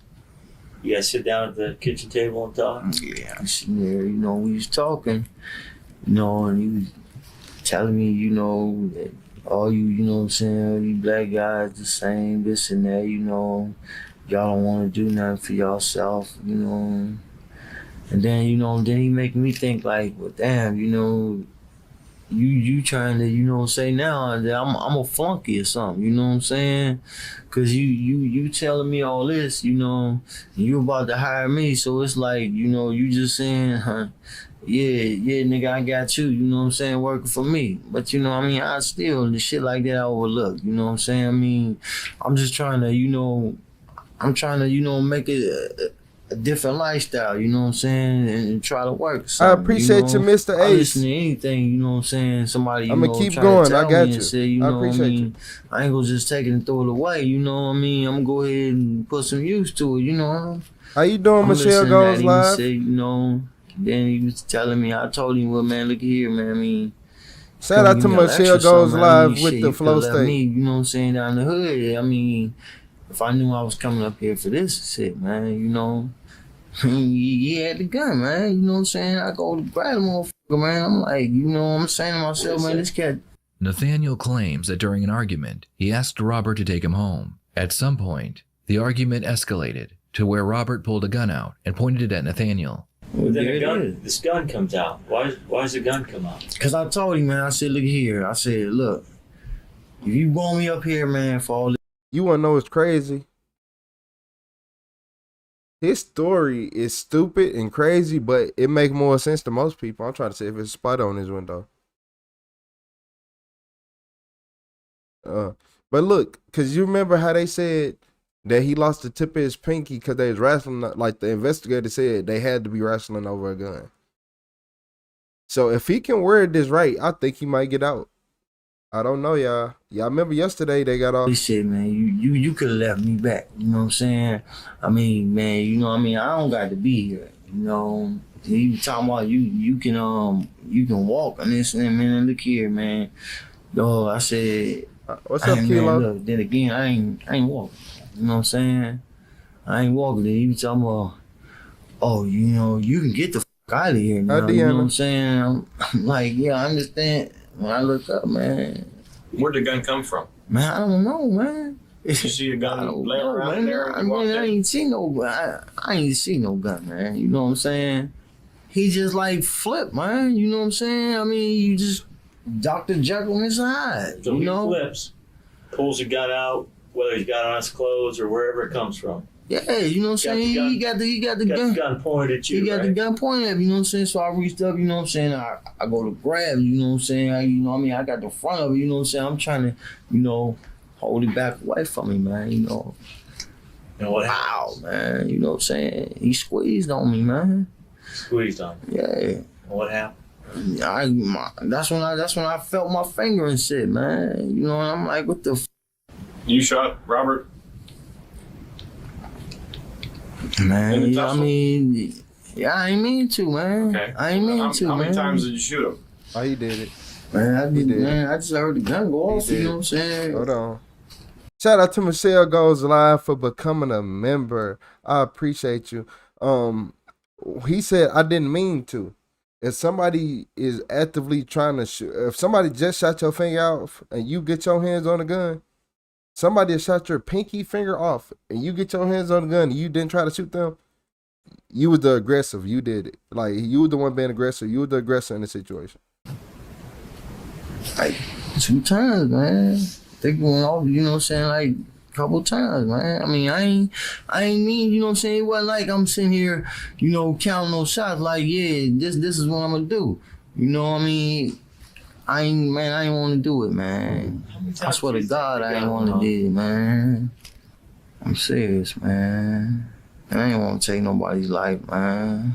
We like this, you know what I'm saying? I mean, I'm beside him, you know what I'm saying? I'm trying to toss him with the gun, you know what I'm saying? He got the ups on me, you know what I'm saying? I mean, he trying to, you know what I'm saying, really bend me over. I'm thinking like, man, you know, I'm gone, man. You know what I'm saying? So you shoot him again? Huh? You squeeze the trigger again? I mean, that's how it was, man. You know what I'm saying? And then what happens after that? Shit, man. I ran, jumped in the car, man. And left, man. I was scared, man. I ain't want to do that shit, man. And I ain't mean to take that man's life, man. I did, man. So what'd you do with the gun? I don't know what I got to do with it, man. The last thing the detectives want to know is Donna's involvement. Because of the letters and phone calls, they know she knew about the plan. But the question is, did she help him? Yes, she helped. You know what I'm saying? But did you tell Donna what happened?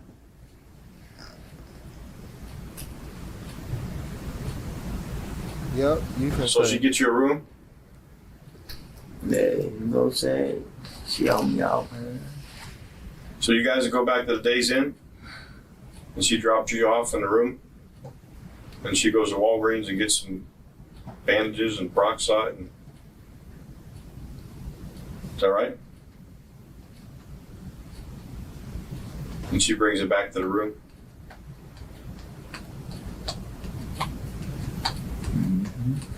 But what I'm saying is, I mean, she gets you the room, right? She helps you out. But see, why am I gonna sit here?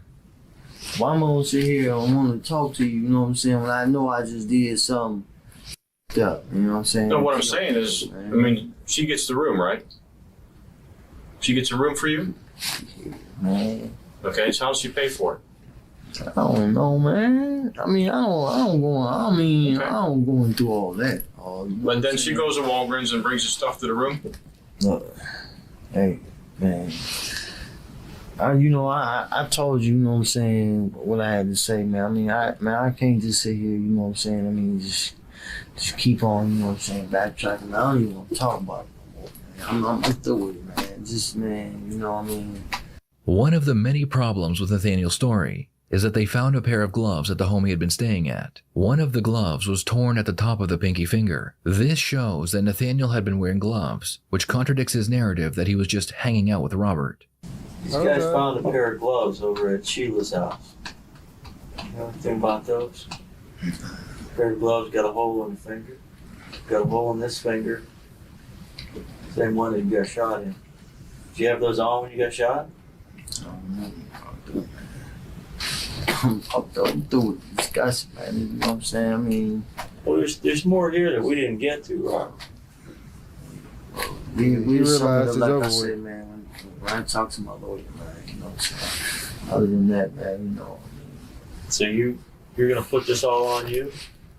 I mean, it got to be, man. I mean, I did it, man. You know what I'm saying? I mean, like I say, man. I mean, I ain't gonna jog a dog in the water. You know what I'm saying? Don't want to go. You know what I'm saying?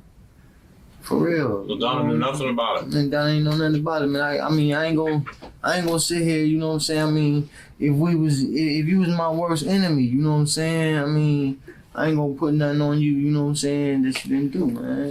You know, flat out, man. I mean, I ain't never been the type of person to do that, man. If I do something, man, I take the fall for it myself, man. Because if I did it, but if you had something to do with it, oh, most definitely, you know what I'm saying, you got to go with me. But if you ain't had nothing to do with it, man, I mean, it's just like, man, you know, I'm taking your life. You know what I'm saying? Just because Donna wasn't there and didn't pull the trigger doesn't mean she had nothing to do with it. Donna ain't had nothing to do with it at all, man. The lady ain't had nothing to do with it, man. You know what I'm saying? I mean, all the lady was nice. You know what I'm saying? I mean, it hurted me, you know what I'm saying, after that happened, man, you know? I mean, I ain't gonna just sit here, you know what I'm saying, drag the lady down, man, for nothing, man, you know? And I wouldn't and furthermore, you know, if I'm a do something like this intentionally, you know what I'm saying? I mean, I'm gonna ride along. You know what I'm saying? Cause I ain't gonna never tell on me. You know what I'm saying? So I ain't never used nobody. You know what I'm saying? For me to try to get here. If I'm gonna do something, I'm gonna do it by myself, man. You know what I'm saying? I mean, like I say, it wasn't like nothing. Did you ever talk to Donna or they write in letters back and forth about, you know, you need a ski mask, you need gloves, you need to get some things so the job can be done? I ain't got a ball spider back his head.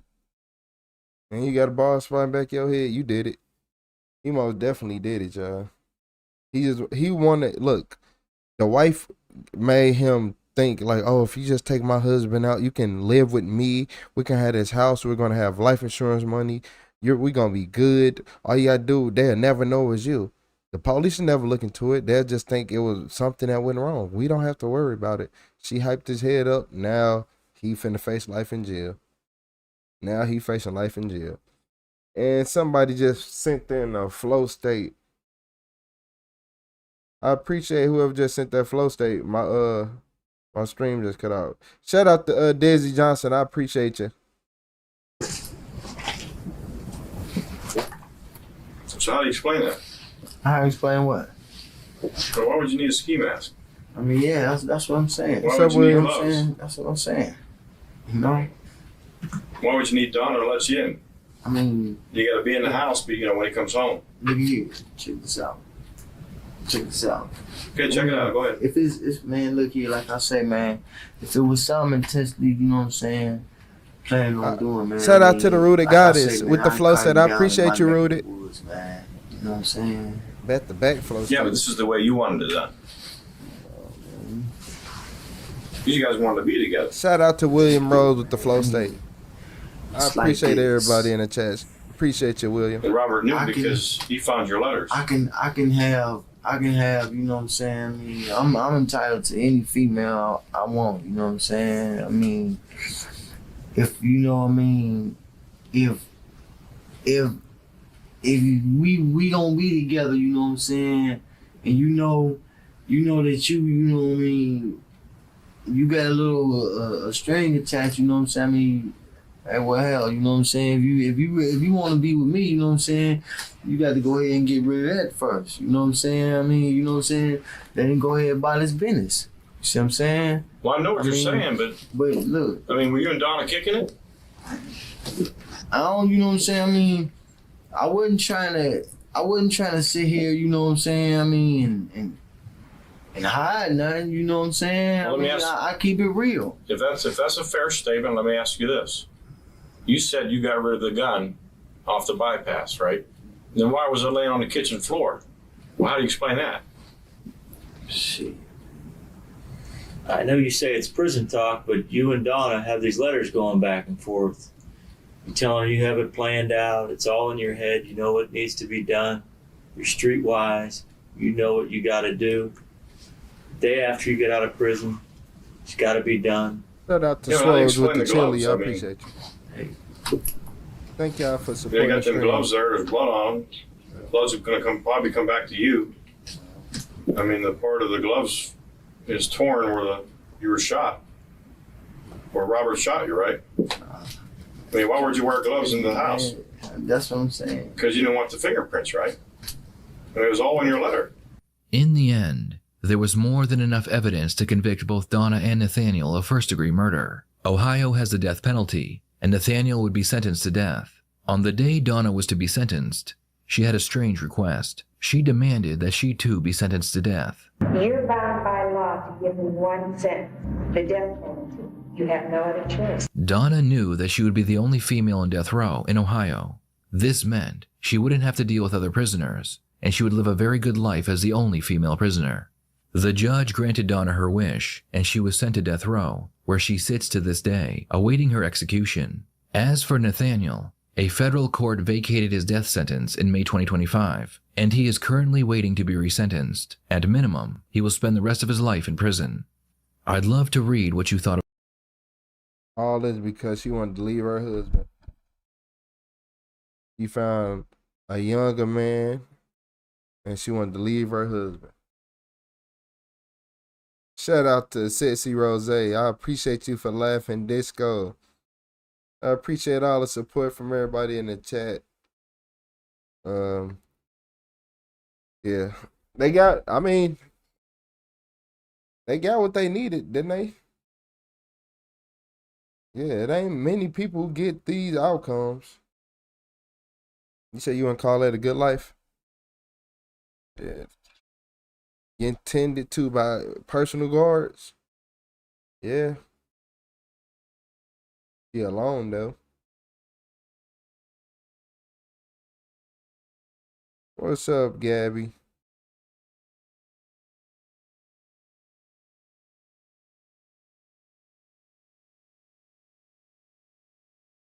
Yeah, they just go to. She should have divorced her husband, sickening.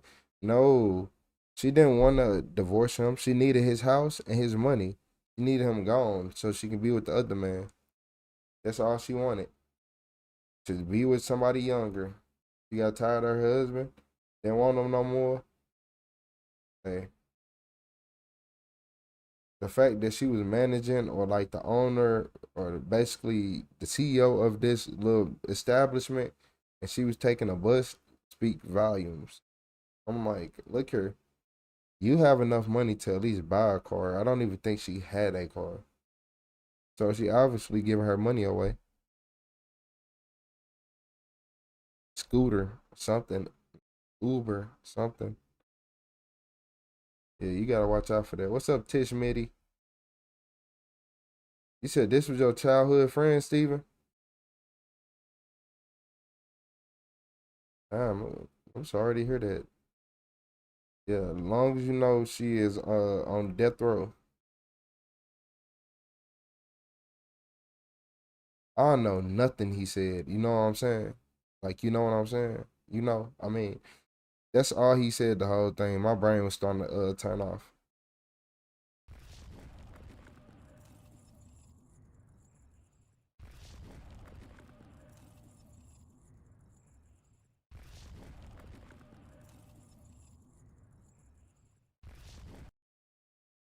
What's up, everybody? So look, in this video, this is a drunk driver that brutally crashes his car in the head-on collision with police.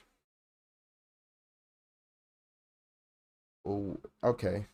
Never mind. It's a drunk driver. I was just going to say why, but it never makes sense. 2022. An officer was on duty with a dispatcher riding along as a passenger when he responded to a potential hit-and-run accident in Middleton, Wisconsin. While proceeding through an intersection, he saw a vehicle speeding toward him in the wrong direction. Initially, he believed the vehicle might have been stolen, with the driver attempting to pass other cars. However, it turned out to be driven by 26-year-old Sergio Ramirez, 26. who was driving under the influence. Hold on. 26.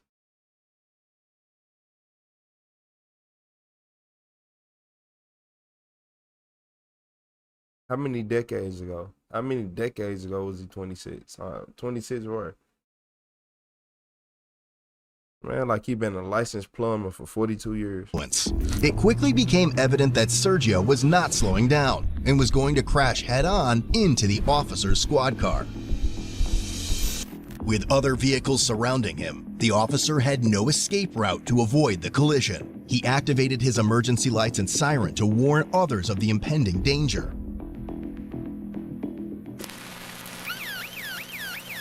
Ooh. Unfortunately, the officer's body cam was in the charging dock at the moment of impact, but was then quickly activated. He located his radio on the floorboard and notified dispatch of the accident. Meanwhile, his passenger struggled to open her door due to the collision and had difficulty breathing. Despite this, both of them managed to exit the squad car. The officer subsequently approached Sergio, who displayed a visible head injury. Additional units soon arrived as the main officer began to experience headaches. We'll talk to you in a little bit. Stay seated. Stay seated. Okay. Want me to talk to witnesses? Why don't you let's make sure. Okay, we'll help with Dave. Hey, stay. Hey, yo. Hey, stay there. Stay there. He overweight. He gotta Don't go. move. Just sit back in your seat. Bro, stop it. As officers tried to get him to cooperate, they noticed his speech was slurred and his inability to stop using the word bro. Have a seat. Hey, have a seat. Have a seat. Bro, Sit down. stop it. Sit down. Hey, yo. You know what? I checked in with your officer. Hey, sit down. I'm not even doing anything. Hey, bro. Can you tell him to stop, please? Have a seat. Have a seat. And then we'll talk. I was walking on Century and I swung to that stoplight. This is probably from his head. That's probably, oh, for sure. It's probably between alcohol and... Stay awake. Stay awake with us. Stay awake. Bro. No, just stay seated for us. Stay seated. Just stay awake. We're gonna have... Bro. We want to ask county. I was already there. You're already where? With you, bro. Affirm. And did we ever get anybody to check on the other car versus tree? I was already with you, and you were already with the... Before I checked Bro, the area. See, I gotta get home. I didn't see anything obvious near this is Brindisi. stupid, dude. Didn't look super close though. Where is an ambulance? Bro, cause you know that it wasn't even... That's it for ambulance. Bro. 05 to 03, 3 good here. Stay seated. I can go down there Hey, and check yo, that. bro. I can tell you again. Alright. So tell me why I can't be Yeah, done. because I think we got this pretty well. Bro. I'm not doing this. Sit right here. Stay along so we can have you get checked out. Bro. You're the only one that did this around me out. What are you talking about? Like, yeah, I hate people who like to get drunk like this. Like, your life is that fucking terrible, and you want to just, like, you think this gonna make it better? Your life that terrible, you think you going out there drinking like this gonna make your life any better? It seems like it's too early for you to be that drunk anyway. You hit your head. APCs, You're confused right now. Just stay seated. I Stay appreciate seated. you, Christina, for the floating heart. Deja de tocarme la pinche cara. Güey. I'm gonna put you in handcuffs if you don't stay seated. Deja de tocarme porque yo estoy aquí. Mira, Stay güey. seated. So there's an accident down the street. I will move my truck, but I need you to just pull into the parking lot up here on the right. I'll pull the parking lot and go around. Because I don't want you to have to back up with the trailer. Give me a second, though. Mira, güey. Tú me estuviste aquí y acá. I don't understand Spanish. Yeah, so here's what the... No. Come down. No. Hey, bro. Hey, I'm going to move my car, but I need you to pull into the parking lot for Pick and Save, turn around, and I'm shutting down the road here, okay? Is he 55 here? Hey, I think so, but he's also, he hit his head hard. You should have been in cuffs. Not. Bro. Hey. Relax. Hey, bro. 03, once you mark the driver detained for right now. Dude. Here you go ahead. EBLV command. All right, so I'm shutting down the road. That's why I stopped here in the middle, okay? I didn't understand because we go up and go around. I need you to either U-turn or go into the Pick and Save lot, okay? Okay, yeah, that light back there didn't seem to be working. Yeah. So just do me a favor, don't go down to where all the lights are, okay? Get out of here before someone else it up. Yeah. Are you trying to turn? Hold on one second. You said one sipping out Thanks, on Mark. drive. Terry, are we having the county come do this? Dude. I'm asking you, like, please, man. Dude, like, if you want me condolences, to SH. like, Condolences. I respect you, dude. I want you to get That's checked messed out by the ambulance. What I want. I respect you to do that.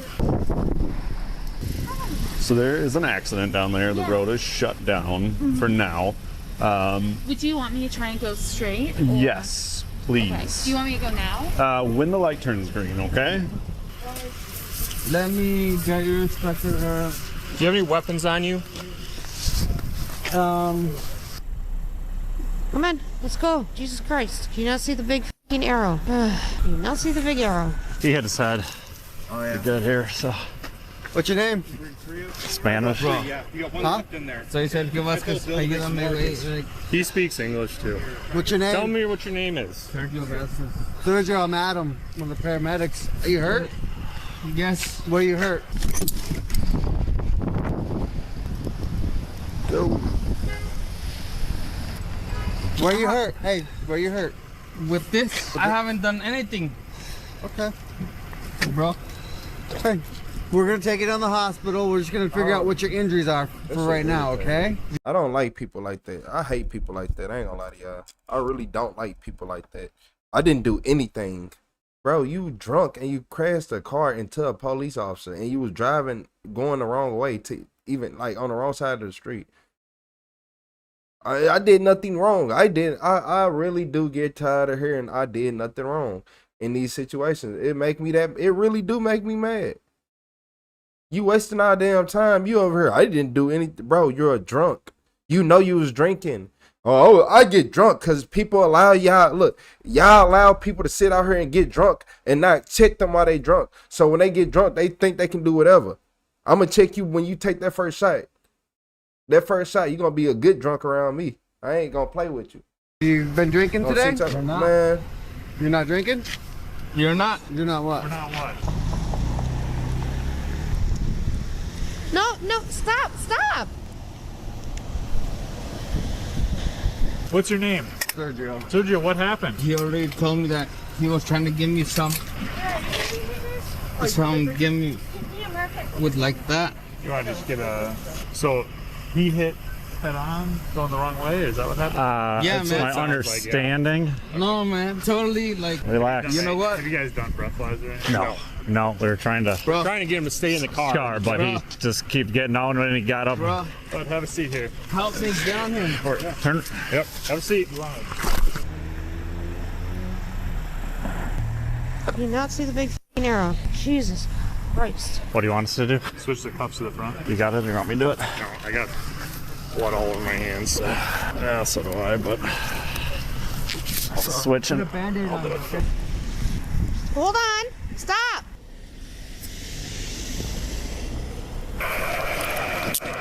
For one more, please, for... Come on, bro.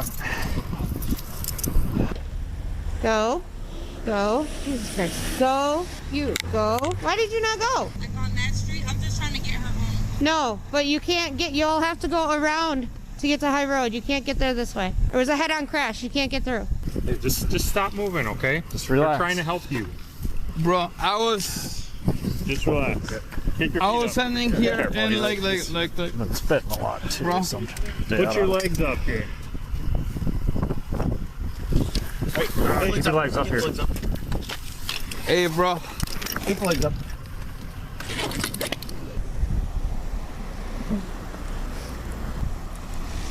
Do you not see me? Do you not see me? Do you not see me?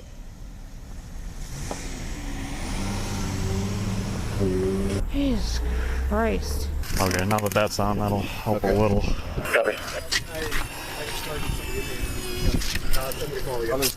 I was just gonna get some of the property for the jail, his ID and stuff. Can I get an ID? Yeah, it's in here, so I'll just pull it out. And this is what he has. Just an update, there will be some possible 55 issues with our driver, so if you want to let the county know that as well. Terry, I'm just gonna take. In-county I'm gonna take his wallet. Okay. But I'm gonna leave everything else in his pocket on the chair. I don't know if county wants that, but we'll take this with. Thank you, buddy. Is stuff in the side door is yours or no? The gloves and the hat, yeah, everything was in the back seat. Okay. You got your body cam, nothing out of that. Still in the back. Okay, got it, buddy. So we're sitting in the chief's car right now. We're just kind of waiting for another ambulance to get here, so. But we're okay. Your vehicle's in a good position. Why don't you take Schultz vehicles up? Oh, okay. Vehicle. Okay, no, that's fine if you. That way we don't have to move your vehicle. We want to keep it there. Okay. So the airbags went off. We saw it coming, and Save me. Here, say hi to Save. Hey, Brian.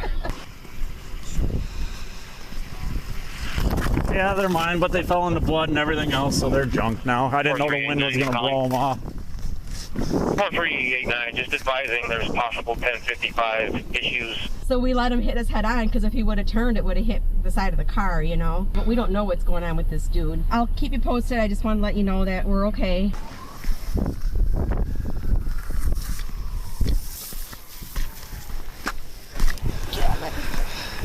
Unreal. I just still keep picturing that in my head, and it's like, this isn't happening, you know? It's I must be a jinx. No, you're not a jinx. This guy's 55. So, I mean, it's all on him. He was going to shoot through this intersection and probably have a collision if it wouldn't have been you. So I'd rather have 55, okay. control. I thought he drunk. I thought he said he's 55 years old. Okay. You're going to be fine. I'm just glad you guys just scraped some bruises. So we'll get the ambulance going to be here in a second. I'll shut the door. Okay. Oh, my God. The smoke inside the car is what got me. Oh, I know I couldn't get out because of the airbag. I saw you cut it. I had to grab my knife and cut it to deflate it just so I could get out, and then I couldn't get the door open far enough. I know. Well, that's why I was just like, unbuckle yourself, like let's play it play by play and not panic, because I was that smoke that was filling in. It's hard to breathe, isn't it? Yeah, I was like, oh my God. I was like, this starts on fire. Like, that is not how I'm gonna go out. I'm sorry this happened. Do you know, did all the airbags pop? Do you know what popped exactly? They all popped. All four side curtains? Everything, back seat, everything. How are you? Do you need something, man? Dude, my head hurts, my chest hurts. I need to go to the EMS as well. Let's get you down the hospital too. Probably at 30, 35 miles per hour and hit us head on. So I was trying to maneuver, but if I would have maneuvered to the left, but then that would have hit her side door. And so then I just decided to take it head on and leave it at that. The tire and that brush guard saved a lot of other things from coming into the your squad. Could have been a lot worse, brother. Yeah, man.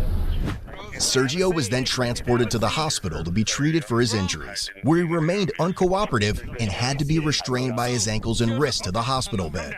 It was also discovered he had one prior OWI offense. Both the officer and his ride-along passenger sustained significant injuries from the crash, resulting in both of them missing work for an extended period. Sergio was charged with felony counts of OWI causing injury, prohibited alcohol content causing injury, misdemeanor counts of OWI, second offense, operating with prohibited alcohol content, second offense, and operating while revoked. He also received several traffic citations totaling nearly $1,000 and was subsequently given a $500 signature bond. As of November 2023, he was found guilty of OWI causing injury. The remaining charges were dismissed but read in. Ultimately, he was sentenced to 5 years in the Dane County Jail. Visit CodeBlueCam.com and treat your family, friends, and enemies with top-notch merch that is sure to impress. I love the smell of sulfur. Nah, you got issues. That's a demon. You got a demon around you. But being in your 20s doing all this is crazy. It's too much. You are going through entirely too much.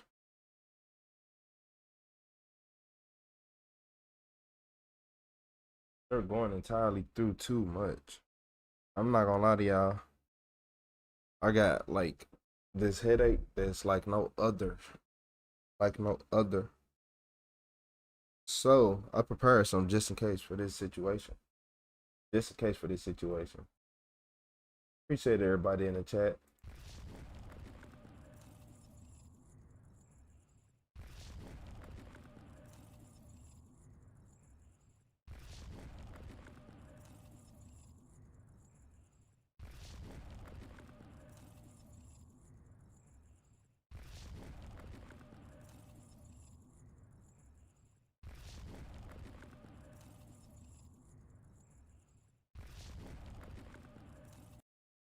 Yeah, look. They drink a lot of water. Yeah, I do. I drink a lot of water. But look, in this video, this is when the whole department was crooked. It was a lot going on in this video, y'all. This is one of them RetroTheCeo villain classics. So make sure y'all like it up. Make sure y'all hit them like buttons. Man. Hey, look. I seen like the first 5 seconds, and the first 5 seconds was already enough action. Shout out to Explore with Us. I found this on Facebook though. So shout out to Explore with us. Check out his YouTube channel, man. Oh, man.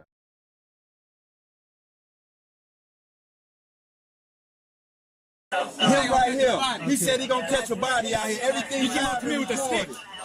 On August 23, 2020, police officers on patrol in Chicago made the abrupt decision to detain a young man by the name of Leroy Kennedy. One moment Leroy was going about his day, and the next, he was being tackled, his face ground into the pavement. Dang. He was resisting arrest, officers would later inform him. But the original reason they stopped him seemed to mystify everyone, including the officers themselves, who seemed intent on behaving unprofessionally throughout the encounter. Right away, we're situated in the middle of a chaotic scene fueled by an incensed mob. They've just witnessed a violent incident instigated by the police themselves. Hey, no, chill out. You got we'll roll your about to roll your we'll roll your drink this we just you take the come on you just bust okay you just bust you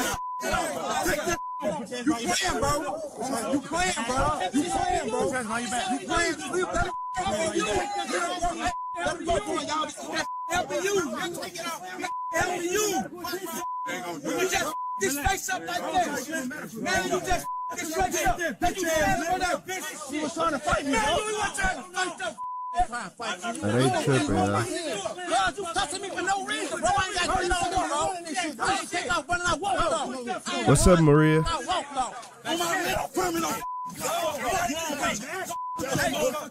Hey, they ain't tripping.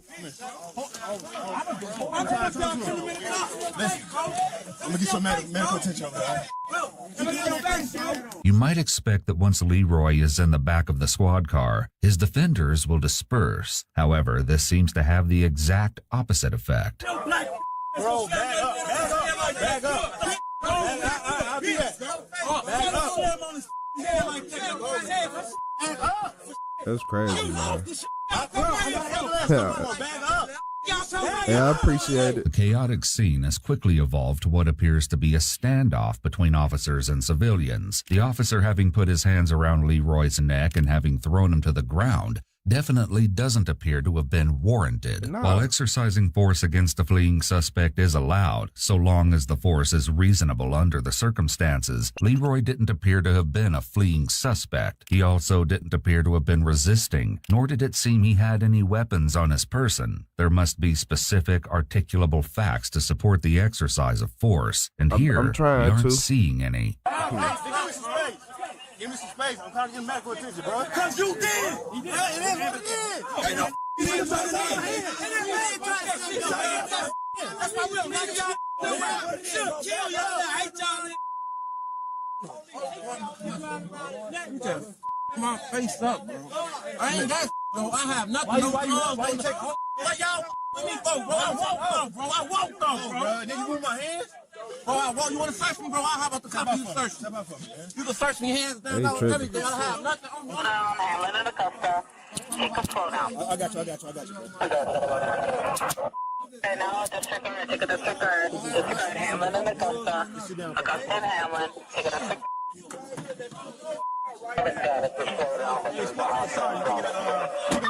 It also doesn't help that more police are joining the scene by the minute. It's hard to say who's most upset, Leroy, the crowd, or the police. One of the officers who participated in the arrest appears to be particularly agitated and takes it out on the crowd.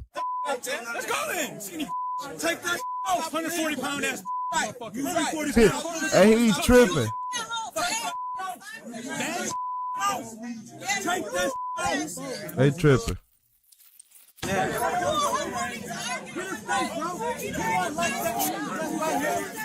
wasn't like that when he was just out here. He was not like that. He was not like that. He said he got his own now. He wants the clock. He gonna get you every way. He stay it. What's all that for, bro? Ain't nobody trying to intimidate you. I appreciate you guys. Stay right, that's fine. Ain't nobody trying to intimidate you, bro. Why you getting all tough and down like that? Sticks and all the people picking up sticks and pussy ass. And these, everybody tripping. But nah, the police held to the high standard though. Me just sweating on this We did. We know. We're not lying about it. Right. Okay. Oh, what the fuck, for? We start fighting around. He choked him through the gate. We try to talk to him. No, get your hands up. You talking about the black. You better put that tase up, man. You gonna make it worse. You tase him, you gonna make it worse. You don't need that. Yeah, because he slammed him on the. He did. I understand. I told you, police had de-escalate him. For real. It's on camera. For a fact that if he tased him right there, it was gonna be a Royal Rumble. For a fact. What's the issue? You need more training. I need more training. You need sacrifice. You got a mental problem. He said he's gonna catch a body. Everything recorded. Him right here. He said he's gonna catch a body out here. Everything. He came up to me with a stick. Bro, straight home. Take that down, bro. Take that down, bro. Take that down, bro.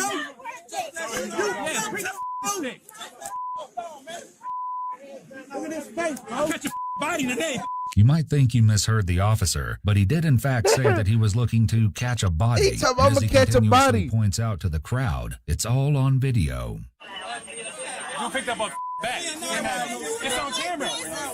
I did. I will.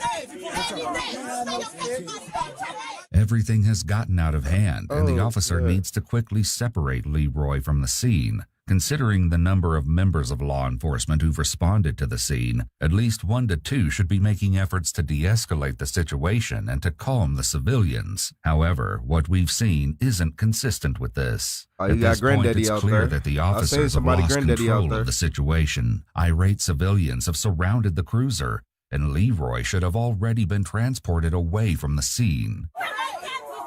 I wasn't? You're not inside.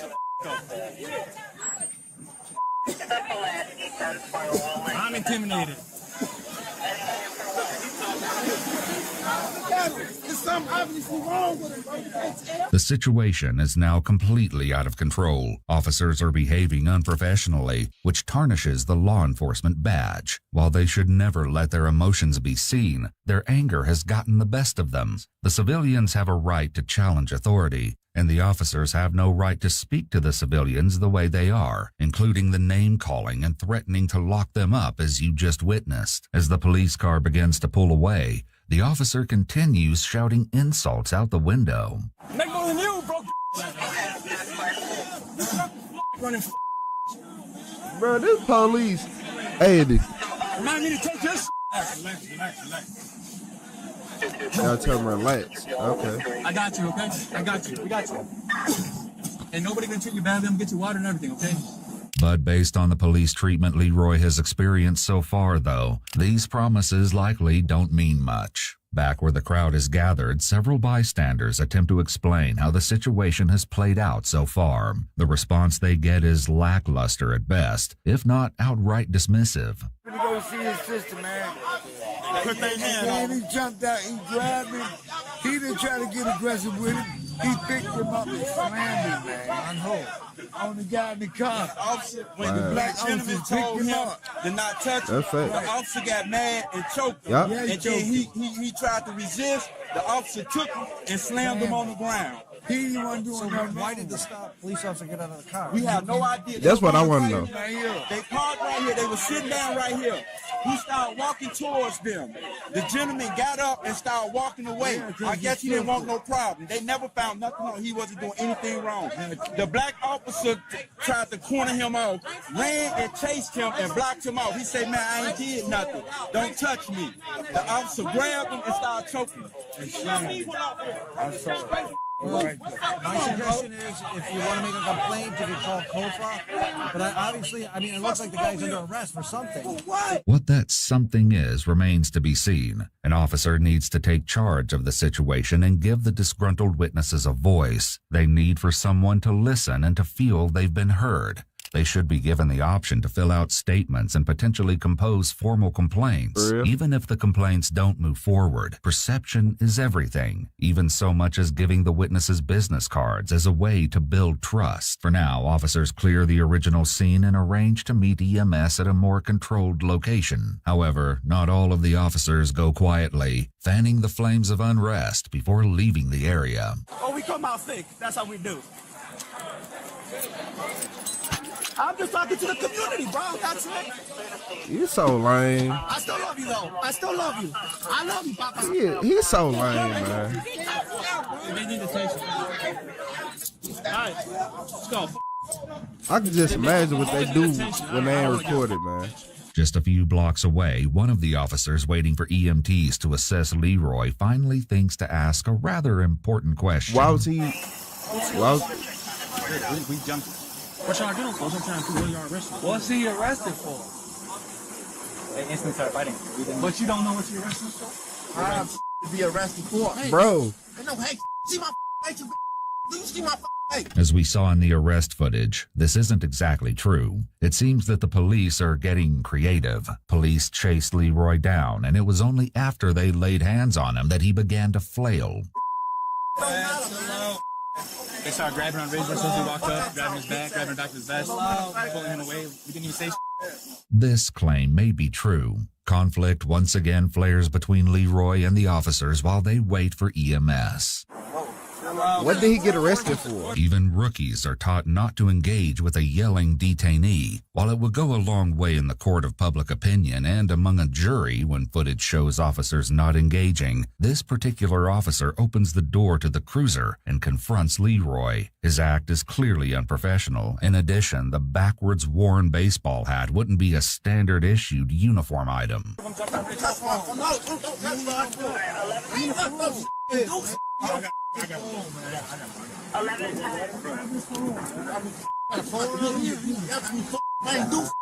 Police already saw that Leroy had a phone during the arrest, the search, and when they initially placed him in the car. Hey, man. Hey, man.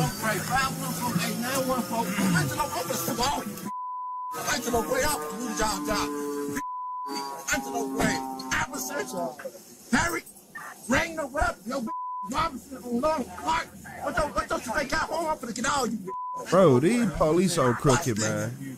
Soon EMTs arrive to tend to Leroy's injuries. He's escorted out of the police car and into the ambulance while police decide who will accompany him to the hospital.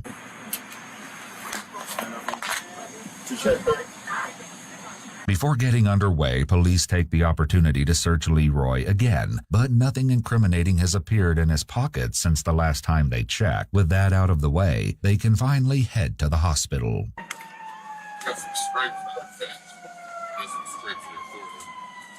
In addition to the scrapes on his face, Leroy was treated for injuries to his hands and wrists. There were also concerns about a concussion due to the force with which Leroy's head hit the pavement. While he has recovered physically, he's since come forward to say the encounter left him traumatized. I don't understand why you still up. What's up? Why you still up? Why am I still what? Why the you still up? The police crooked.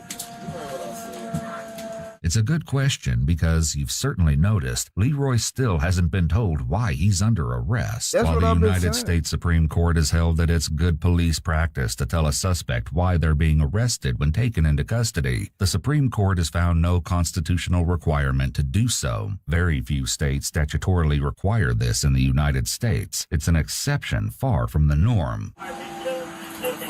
Okay. Okay. Patel 18129. Those the BS rules and laws that make me hate America, I swear to God. Cool. I hate That's good. Like, damn, so finna get y'all good. Best of luck to you, buddy. 1829.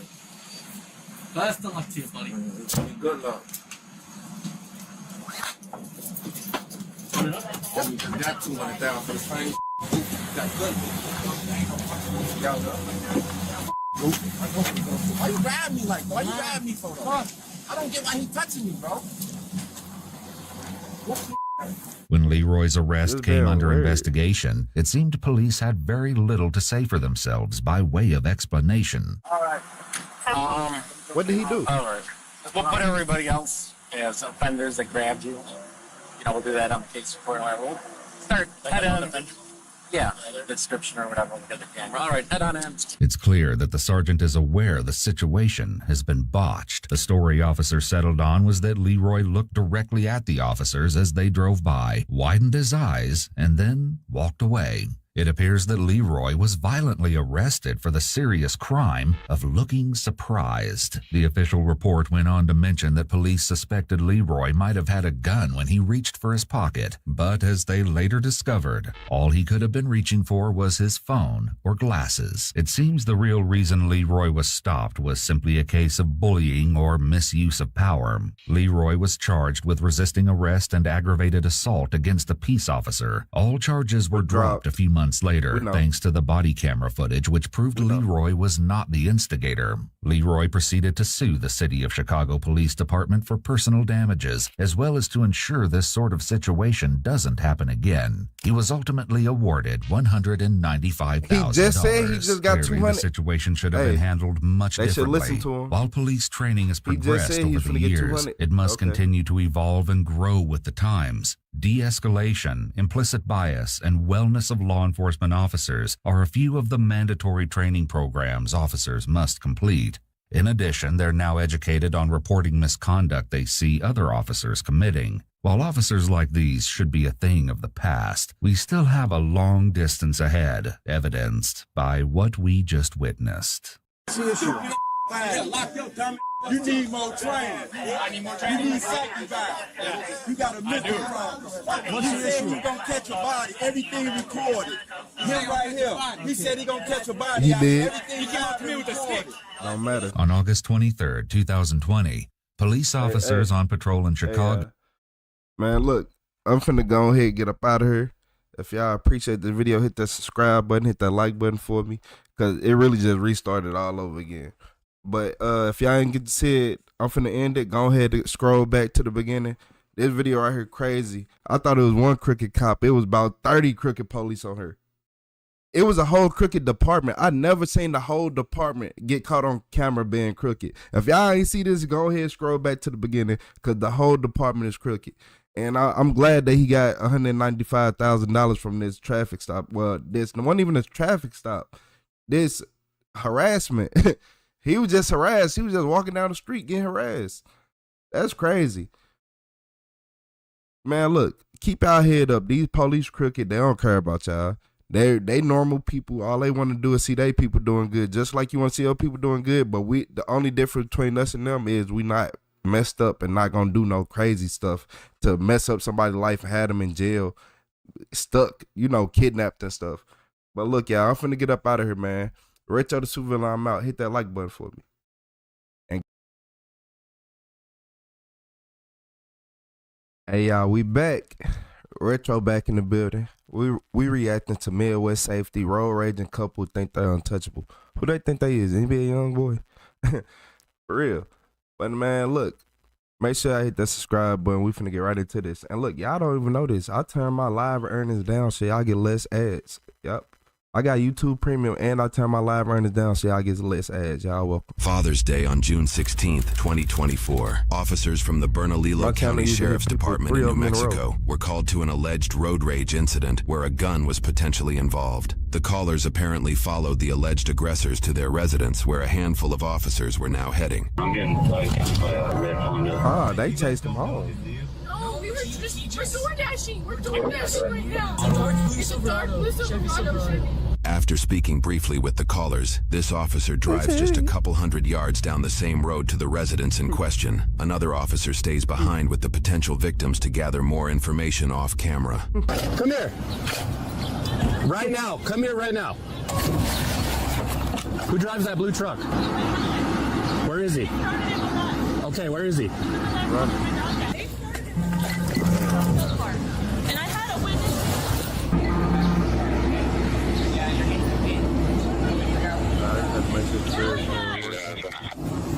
Do you want to put it? Can you? My kids are inside. Grab a a female detained. The male offender's inside. There's kids inside as well. Come here. Keep your hands where I can see them. Keep your hands where I can see them. Come here. Walk to me. Walk to me. Walk to me. Stop. Turn around. Face away from me. Face away from me. I'm not going to tell you again. Go to your knees. What did I do? Well, you know what you did. Yep. What did I do? You know what you did. What did I do? We'll explain in a second. Is this husband? You're not doing a good job of following direction. What did I do? Okay, hold on, man. I don't understand what You got a husband detained. You just have kids in the house now. I didn't do it. I don't have nothing on me. Cigarettes, my wallet. No. What did I? What's going on? For now. Yeah. Is there any other adults in the house? No, those are kids. What the hell is going on? Let's be set. Go and stand up. Ready? 1, 2, 3. All right, back up. Where's my wife? She's in the car right now. What did we do? I have no weapons, no nothing, man. That's all right. So you're being chill with me right now, bro? So we're going to be chill with you, all right? Yeah, I don't understand. Is it because the people threw bottles at us? They threw bottles? We'll They talk threw it about at two of our, another lady too. We'll talk about it in a sec, right, brother? Yeah, but we didn't do anything to them. We came straight home. That's your husband, right? Yes. You? We're engaged. Oh, okay. Well, Okay. same thing, right? I've been out of prison for 2 years. I've been working my ass off, man. I didn't do anything wrong, man. It's hot. Can you at least leave this cracked, please? For right now, I'm going to close the door, but the AC's on. How many kids are I inside? have my nephew there, and I have my daughter, my son, and my other son. Okay, we're going to go inside and just check on them real quick. I'm going to turn the air on for you. I'll come talk to you in a second, okay? Do you want me to interview, or you guys want to just do a sweep of the house, make sure no other adults are inside or anything? 3 1030s are still in there. Let's clear the truck, then we'll have the 1030 stay in the house. They say how old the kids were? 10 to 15. All right, so they're older. I'm just going to let them know what's going on so they're not just sitting here. Both of them said that the other people started it and that there's somebody was throwing bottle caps, but I'm going to Mirandize my guy. it sounds like this isn't going to be I agree with you. It sounds like they were throwing crap at each other. How's it going, man? It sounds like an incident occurred down the street. Just going to talk to them for a second, okay? As long as you guys are good in here, all right? All right. The offending vehicle is cleared. There's 4 1030s in the house. They're going to remain in there for now. I'm just going to get my car out of the road, man, then I'm going to ask you what happened, okay? Well, for right now, I'm going to keep you in the car. So give me 1 sec, okay? Officers separated the suspect pair and questioned them individually. Going to jail? No. Okay. It's just because you sit in the back of a cop Yeah. car. So. Yeah, I'm nervous. I've never been to jail. Yeah. So. You're scared. I'm trying to figure out what happened earlier, right? I want to ask you questions about it, but I'm going to read you this first. This is just your rights. I read this to everyone I interview. I'm sure you've been read it before. Miranda rights? Yep. Yeah. Malachi, you have the right to remain silent. You also have the right to stop answering any time to talk to an attorney. Do you understand that? Yeah. Okay. Do you Am understand? I under arrest? Right now, you are detained. You are not under arrest as of right now. Now, can I tell you what happened? Yes, feel free. You already know. You ran my name. I did 14 years in prison. I've been out over 2 years, finished my parole, never no incident. Yeah. I avoid that. So for one, I'm not allowed to have any weapons or anything. Sure. Now, we went shopping for Father's Day because we're going to barbecue and we have our pool set up. Right. We're coming back and we're on bridge. So we were driving on bridge, and you guys know how much traffic there is. And we're going up, and this car, the red one, comes up, and we're kind of like in the middle, so nobody like goes in front of us. And he literally like honks at us like crazy, and barely tries to push through. And Mal's like, "No, stop! Like stop!" Almost over the bridge where the cones come. Okay. So the line ends. There was no room. I swear, he was like this far away from our truck. Yeah. And he starts yelling. She's like cussing at us. I'm recording you, and I was like, "What the?" What are you guys doing? Like, you guys shouldn't even be getting crazy like this. And then he wants to get out with the pepper spray. Who was in the car with you? Just me and my husband. We just came back from Costco for our barbecue. The guy pulls up, gets out of his car with a pepper spray, and I walk up to the girl and I'm like, "Why are you even recording us?" And I turn around to come back and I go to grab the door handle on our door and my nail breaks. Yeah. Because she gets out and she starts running her mouth. I don't like confrontation. Mm-hmm. That's not who I am. Yeah. So I just leave it alone. He came up and socked my hood of my truck. That's when I finally got out. Sure. Because up to that point, like I said, I'm on parole. But at some point, right, yeah. when someone's punching my truck and throwing stuff You in got your it, family I in have there. to get Yeah. out. No, I hear you. They didn't hit my truck, but they bumped it. Okay. Right at the front. So I got out and I was like, what the... You know what I mean? Right. They got crazy and we all exchanged words and yelled and screamed and I pushed her face or something. I don't know. I was just like, upset. Mm-hmm. Any weapons involved? Who? Any weapons involved? No. No gun, knives, anything like that? He's on parole. He's on parole? Yeah, Okay. he can't have guns. It's illegal. He'll go back to jail. Okay. He's done really Do you know what? good. And then I got back in the truck. We both got out because they hit our truck. Sure. They didn't hit it, but like right on it, bumped it. Right. We got back in. The guy started throwing cans at my truck. Okay. The whole back of my truck, the side, is full of whatever he hit it with. Right. He threw like 3 cans at it. I didn't throw anything at him. I didn't hit him. But you don't know what he initially threw at your car? No, it was a can and a bottle of something that had Coke or some kind of a drinking tea liquid or a drink. something. This other lady, she just stopped when we came home. Okay. Pulled up next to us right here when we were pulling in and said, "Hey, did those people? Do you guys know them?" She said, "I'm trying to get their license plate because they hit my car with some can of something." She said they threw at my car. I don't know what they threw at her car too. Same. That guy came up and started punching our car with his drinks. Yeah. So. And I wish that lady was still here. She God, wanted, these she might be wanted the to get innocent their ones. license plate and everything because they hit her car too. Oh, really? I believe, and bro. I said, no, we don't know them. We got into it with them And I right talked there. to They them, I tried, believe him. I don't know what they were, there was no room for them to fit. We had a truck full of groceries, man. Sure. And we just came home. They followed us. This is our house. And this is the red car with the male and female? Yes. Okay. And we drove straight home and they followed us all the way here. I can actually pull it up on my doorbell camera. It'll show right here. Okay. Or maybe not because of the heat. Try to get a hold of the Xfinity people and see if they could pull footage from lunch on. It just don't work, man. Gotcha. I pulled right here in my driveway. Right. I didn't pull in. I pulled in front because we have 4 kids inside. Sure. And I don't know what they're planning. I jumped out and threw my hands like, what? Right. And that's when they kept driving. They drove off. They stopped. They slowed down like where that cop car is right there in the street. My truck was right in front of our driveway. Kind of blocking it. Yeah, and they flew off because our youngest came out and then started coming out. And that's when I was like, well, we have kids and I don't know what. They already threw all kinds of shit at us. Gotcha. I don't know what. I don't know. I don't know who they are. I've never seen them. I'll just leave it at that. And we're going to go about our day because I don't know who they are and I don't know. Do you know why they would mention that there was a gun involved? I have no idea. Okay. I have no clue. Okay. You want me to roll your window down a little bit? I'm going to go talk to him. Yes, please. Okay. Dying. Yeah, I'm sorry. Yep. How's it going? You got skinnier since the last time I saw you, dude. Stop. No mention of firearms or anything like that. Said that kid had a can of pepper spray. I don't know anything about Boyle's side of what they said. Yeah, I don't know either. Because they said that there was no gun, right? These guys, but we haven't even talked to the victim yet. Boyle's talking to him. She said that there was a gun? There wasn't. She said there wasn't. Let us look through the truck, give us consent, and if we don't find a gun, then we can write this up and we can get out of here, and you can enjoy your father's day. And then if they're like, no, you're not going to enjoy a truck, all right, well, we're going to still enjoy your truck. We're going to take it then. And then we're going to take it. Just the easy questions for me to ask. Like, I totally heard everything you just said. Do you own a firearm? I don't. You're more than welcome to look in my house. You're more than welcome. I give you permission. Okay. Like I said, I'm on probation. I can't. It may not escalate to that point. The reason I'm asking is if they do decide that they do want to obtain a warrant or something, even on the truck, are we going to find a firearm in the truck? No, you're more than welcome to search. You don't even need a warrant. Okay. You can search right now. You have my permission. This is what I want to do, but it's up to you guys. There's a mention of a firearm, You could search my house. and it'd be the house and the blue truck. Yeah. I was You guys skeptical. cool with that? You're more than welcome to look. I ain't do nothing. Anywhere. Okay. Like I said, I own nothing like that. Let me talk to these guys real quick, and I'll be right back, okay? Okay. It's like, what the hell do you want? And then they drive off. Then there's a lady in a gray car, is what he said, stopped right after and said, I'm trying to get their license plate. Are you guys okay?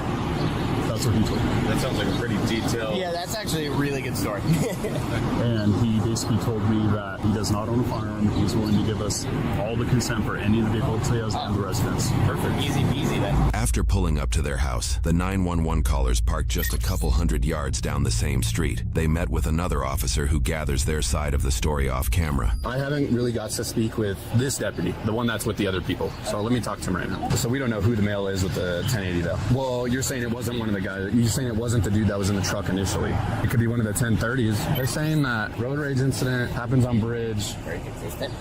This dude gets out. I think they were side by side. He hits their car with his door. This chick hops out. Little girl over there is recording. She slaps the phone out of her hand and then starts punching her in the face. They follow them to this residence. The dude comes out of the house like an older SMA with a beard, stands in front of their car like this with a gun, but we don't know where that guy's at. And all of them are like, we'll gonna kill you, blah, blah, blah. So they start taking off and they start like hitting their car as they drive down the street. So did they say that they ever shot them? No. No shots were fired. You follow somebody to your house, like... Yeah, look at that. Maybe just like battery for her. See if there's that video though. Like, did he see it and say that there is a video of it? Yeah, he's saying that he saw the video. This officer will review the video in question with the officer down the street later on. He said he'd give us consent to search anything we want. Same with her. He seems like a crazy. He was in prison for a while. He hasn't been back in 2 years. He's on parole. Is there a guy in a red t-shirt that was here when they pulled up to you guys' house? A guy in a red t-shirt? Old Hispanic dude with like a beard? No. What about the fight that happened between you and her? Sound like It wasn't a her fight. uncle. I went to grab her phone because I'm not trying to be recorded and blasted all over the internet because I want to interrupt the driving. There's a little bit of damage here, but... Yeah, he said they threw it. It was liquid. That's probably it, though. And I broke my nail in my door. Can I throw that on the ground? Yeah, I don't care. Go ahead. Did you ever punch her or anything like that? No, I didn't punch her. I pushed her. Okay. Her phone. I didn't punch her. Okay. I have a big green card, you would see. You probably just get charged with battery. You probably won't go to jail today or anything like that. It'll just be a summons, and then you guys will have to go to court. I don't want to leave my kids. I'm not sure about him. From what I've heard is like he hit their car with your like door or something like that. Yeah. We were trying to tell them to move out of the way. I don't think he hit his car. I'll try to talk more about it. The only thing is like obviously you like started like physically like. I'm sorry. So. His is I don't know who to believe. Truthful, in my opinion. And then you're gonna follow somebody to He's their some house. good police officer. Yeah, absolutely, dude. If I have my kids in the car. I just have a couple questions for you just because of what they said. Was there ever like an older Now I'm Hispanic male skeptical here about with a you. beard, red shirt when you guys pulled up? No. No, don't lie. There was a mention of a gun. They basically said that when they pulled up, because they were chasing you guys or following you guys or whatever. Followed us home. Whatever the case is, they said that somebody else besides you two came out and pointed a gun at them. So I was trying to figure out if, No. if you know any, okay. Absolutely not. I'm on, like I told the other officer. Yeah, you're on parole or whatever. I can't have no weapons here. Did you ever open your door and hit their car with your door or anything? No, I did not. They hit my truck. You go look at my truck. Okay. It's sprayed on the side. He punched my hood over and over. That's when I got out of my truck. After he started punching my hood, and when I got out, he ran back to his car. And at some point, it's like, what are you doing, dude? That's my truck. I don't even know who they are, but they didn't have to follow us home. Wife already admitted to me too. She's like, yeah, I did slap like the phone out of that girl's hand, stuff like that. And then they kind of like fought or whatever. I don't think they fought. I don't know. I was just keeping an eye on the dude because he kept punching my truck. All right, I'm gonna try to get this sorted out and get you guys out of the handcuffs and back inside here in a few minutes, all right? Thank you. Yeah. I think it's just literally the only charge we have here is gonna be the misdemeanor battery for her. Yeah, I don't think there's a gun. We're so close that if there was a third male, he would have had to. We weren't that far, dude. That's what I'm saying. I mean, it could be included in the report. And then, like, I don't know who this third male is or anything like that. We've talked to the neighbors. I don't know. We're not going to be able to identify him. Only charge I think we have is the battery from that girl. Yeah. I mean, agree. it sounds like there's shit all over it. Well, I don't know, dude, because he threw a bunch of this dude's truck too. Like, even looking at the side of it right now, there's like threw a Coke at it. Like, I mean, no, the dude. What I have on video here is that the dude opened the door and like hit this other guy's vehicle. You can see that on video. Yeah, we can see it on video. Yeah. So criminal damage. He's on probation. How much damage are you thinking here? Let me see. I'm gonna look at the actual mark right now. What a donkey show. I know, dude. I just wanted to go home. I can't trust you. 140. Well, the You county just almost got had charged me. in an hour. No, I don't trust you. So That's on why I video, read. That's this why I dude, thought like, it. opens They the had door their intentionally uncle and come out there. hits their car. Yep. Actually, 2 marks. I think he did it twice. How much damage are we thinking? I don't know. More or less than Whatever $500. cost to fix it. 1,000. 1,000. 1,000. For 1,000 is the difference threshold, between yeah. for I think felony and misdemeanor. Oh, no, but I'm sure- just saying for a I demo. don't think it's it gonna be less. necessarily matters at this point whether it's misdemeanor or felony. He definitely committed a crime, and I think it's worth a call to his PO. Based on the totality of this thing, he should probably get violated. They're truly like shooken up over here, and she got pretty bad in the face. And so I think there was an element of like conspiracy there for that charge, and then also He can charge there was almost an element of conspiracy Is he for initial? aggravated assault as well. if he wants to do this. It sounds like he called this dude on the way because the guy was outside in the roadway when they got there. Whoa. He like stood and Is there a video of this dude standing in front of him with a gun and stuff? there's no video of that. No, they had stopped videoing at that point. All these charges that you coming up with, are you taking initial then, or you wanted me to take initial? I don't mind taking it, dude. I'm fine with it. I think though, unless you wanna, I say we release check summons her because there's 4 kids in here, dude, and we're not. There's no way we're gonna be able to figure. So That's totally fine. Yeah. I'll get her identified. It'll just be like a misdemeanor battery. She can take care care of the kids. I'll get Malachi's info and call his PO. I think you guys are right too about the ag assault. Like, we don't have any evidence. No, I think it could just be included in the report. Alrighty, well, I don't have anybody in my car. The last time I dealt with this, someone put a gun in the mailbox. No way. Because they said, I figured you wouldn't check that. We'd be the one. So I just... Every time now. They recorded him on camera, like, opening the door and hitting their car twice. Because he almost hit our car. I know, but at the end of the day, like, he can't. Yeah. So y'all almost had right me. for them to do what they did to I our almost car. had me. You can go back inside, go with your kids, say he is going to get arrested or anything. I'll come let you know, okay? So you're not just Can I like in smoke a the... cigarette outside? No, you're good to go. Just go back inside, sorry, whatever you want to do. I would have been. Sorry, my seat. Your seat is sweaty. Oh. My butt cheeks. That's all right. It's summertime. I'm going to drive you a little bit down the road, and then we're going to figure out where we're going to go from there, all right? We got him down. Am I getting arrested? Am I being arrested? Stop in spot. Yeah. Okay. Am I don't know yet. There's video footage of you, like, hitting their car with your car door, so... But I didn't. When they were right next to me, I opened my truck door to get out, but I didn't hit their car door with it. You can look at the video closely. I know for a fact I did not. Well, but what happens about them hitting my truck? Again, that's why I need to go down there. So I'm going to put you in the car. We're going to go down there. I'm going to watch the video over. You can see on the video, I opened it, and when I stood on my running boards, you could see I couldn't get out. Yeah. They were right on me. Let me go. Well, let's drive down there. I need to figure out what's going on. I don't even understand how they can just call and say there's a weapon and we get it. Well, see, so as far as the weapon goes, we're not doing anything about that because they're not saying it was either one of you two. But initially when we got called, we were told there was a weapon involved. It's a blue Chevy Silverado and it's parked right there. Yeah. So that's why we called you out like we did because we didn't know if it was you. No, I understand. But this is crazy because they're the ones that started hitting our vehicle. I don't understand. Let me go check out their car. I'm going to watch that video. This is going to be the initial deputy right here that's going to write the report. So I'm going to talk to him as well. I have my signal. I'm right here recording them because we are stuck. We can't get out anywhere because they have us blocked in. So I'm recording them because they already hit the door 2 times. Where do they hit the door? You see the 2 little dots over there? Not anything crazy, but that's what it is. He like slammed his door open and twice. I just want to see the video that you're telling me. The one where she hits you, right? Hold on, sorry, I was taking videos of the car. So I started recording right after that because I didn't know they were going to hit the car like that. Look at you. Back. Oh, it's a racist. Oh. Yeah, it is.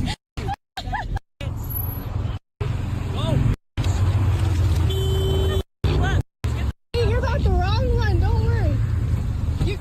You got the wrong one.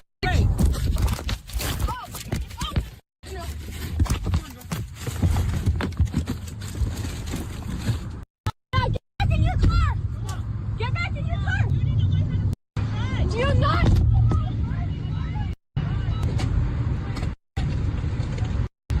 Let's go, babe. Let's go. And then after that, my phone's on the floor, so you can't see anything from there.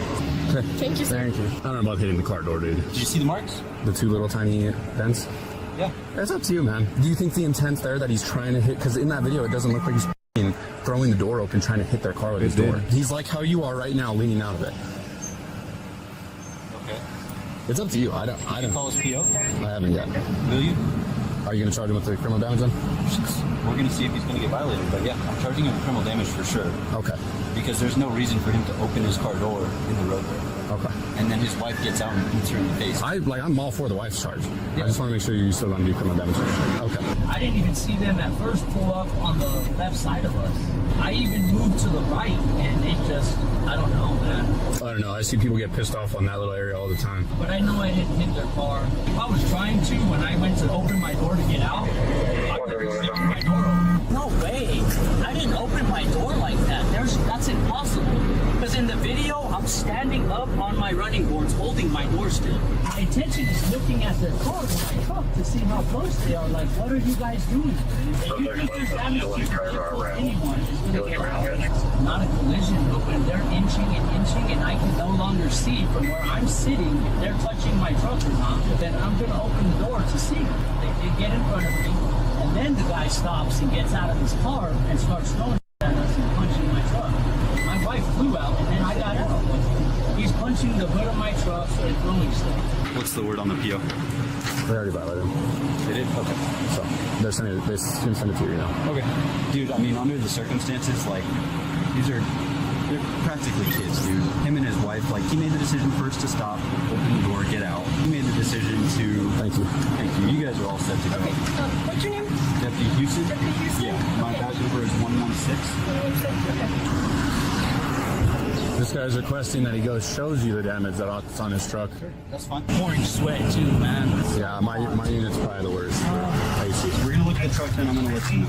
How long were you in prison for? Here, the suspect shares with the officer some details about his previous time served. Notably, he mentions that he got out 9 months early due to good time and was on track to finishing his probation in just another 2 years. Being arrested for his crimes at 17 years old, the vast majority of his adult life was behind bars. While they did not specifically go over his charges on camera, we were able to obtain his criminal case file. His previous arrest included charges for 1 count of aggravated burglary, 1 count of aggravated burglary with a deadly weapon, 1 count of conspiracy kidnapping, 1 count of kidnapping with intent to cause great bodily harm, death or sexual offense, and most notably, 1 count of second-degree murder. He was found guilty of 1 count of aggravated burglary and 1 count of second-degree murder. All other charges were dismissed. He was sentenced to 24 years in prison. However, 9 years of that sentence was suspended for parole and probation as long as he followed guidelines and abides by the law. Should he break any laws, even after being out for almost 3 years, his stayed 9-year prison sentence could be re-implemented by a judge. Not likely to cause me Yeah. He was where he was. That's basically, you got a 9-year right backup, here man. is where he punched it one time and then he punched it up here. So I am going to jail. You're gonna be under arrest right now. You've been violated by your PO. I'll bring you over to the car and talk to him in a second, okay? We'll bring you over. What's your PO's number? Yeah, we're gonna talk to them. It's in my phone. It sounds like they got into a road rage on Bridge with some young kids, Yeah. 17-year-olds. It's just criminal damage to property. They were both participating, but they threw a coke at this car. There's no long-lasting damage, but there is dents to the other car. You'll just dents weren't prior to. No, and you can see in the They had a video. No, and you can see they have a video of them doing it. So for you, you're just gonna get a summons in a court, okay? So in the mail, there'll just be paperwork to go to a court date, okay? For the little girl who violated his probation. So we'll see where it goes from there. It's a misdemeanor charge, so He'll be out. He'll be out tomorrow. not- He's been working at the job for 3 years. Yeah, I'm sure Let me tell you, he's if- the only one in the state of New Mexico, the only parolee that has successfully completed everything without any problems, dirty ways, nothing. The only one that has kept the job, got that truck, got a house. He did 15 years. No. And he's been doing so good.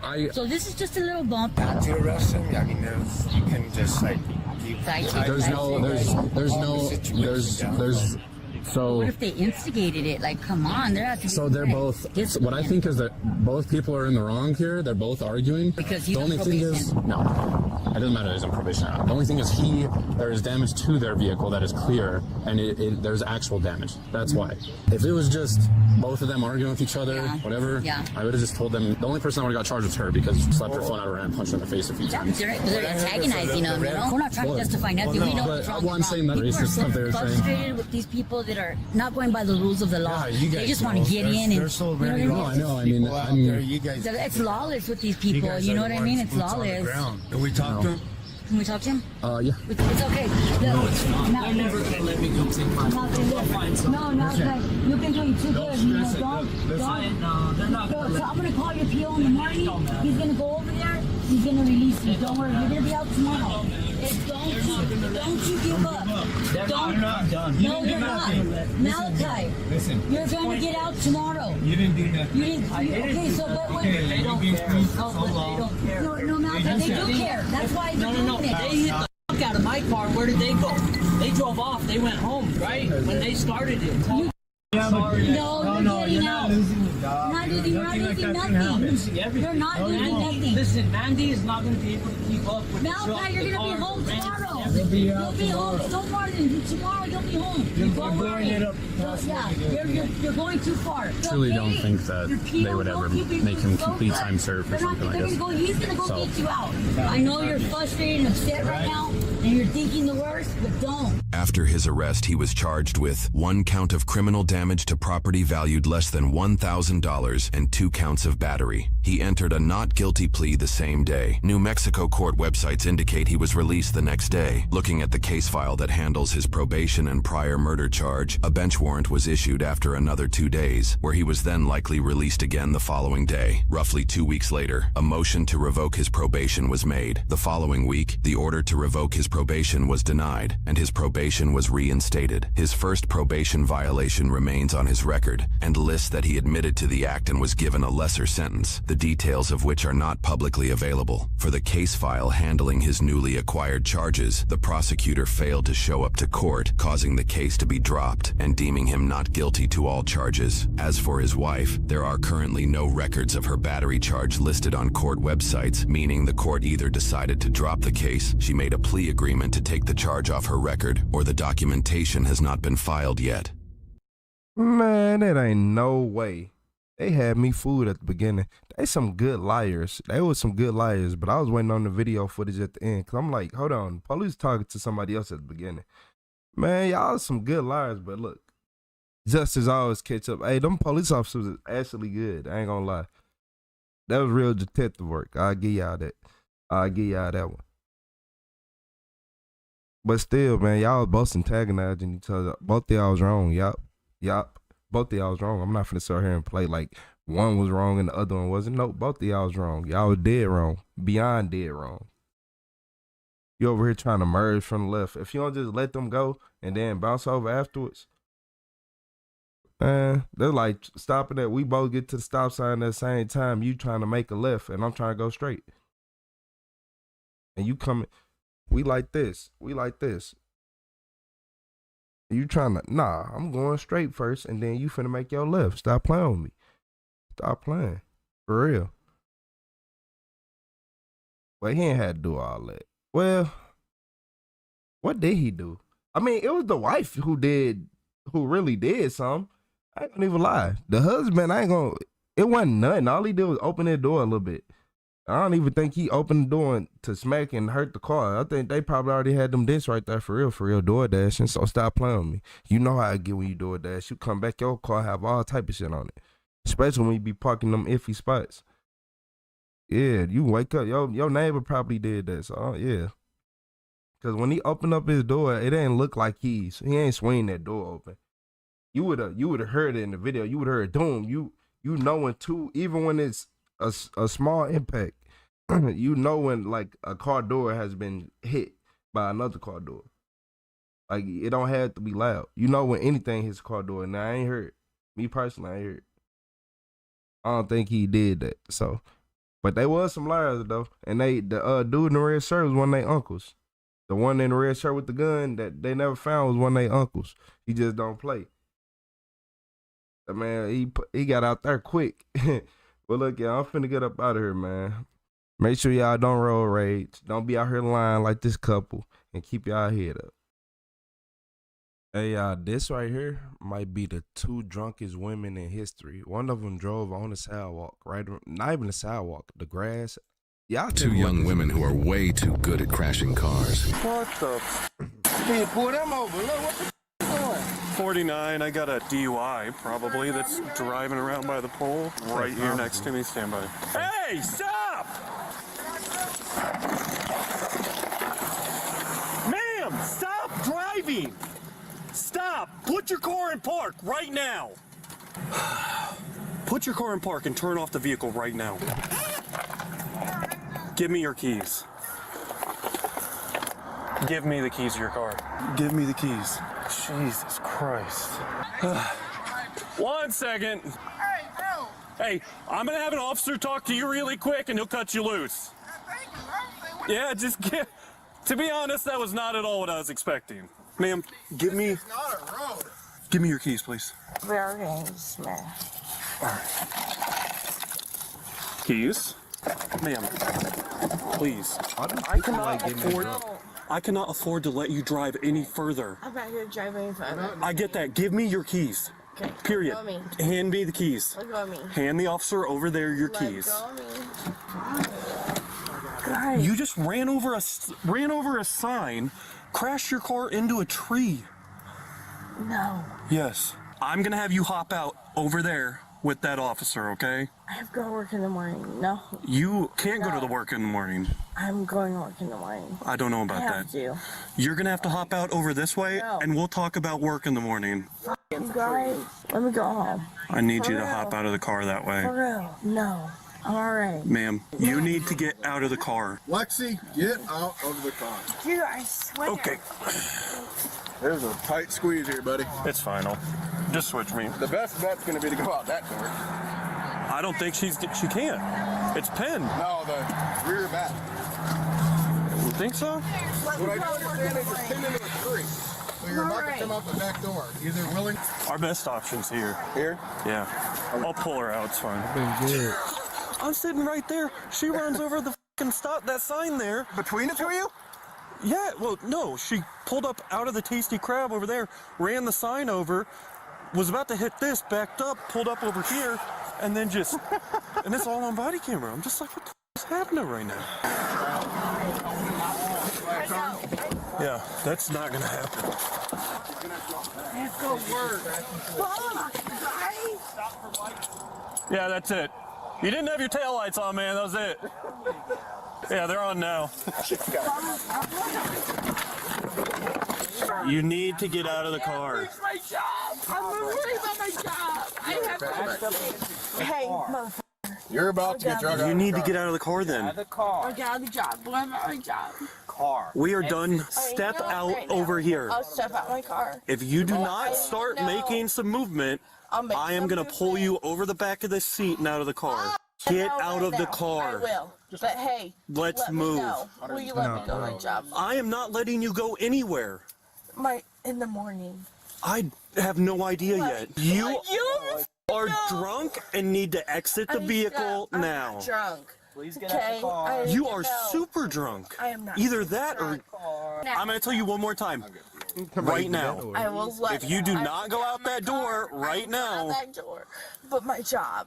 I don't care about your job. I care about you getting out of the vehicle. You need to go out the door right now. I will go out the door. Then go. My job. Nope. We are done talking about your job. You need to go. For real. Come on. No. Don't try. Don't. Hey. Somebody hold this. Got it.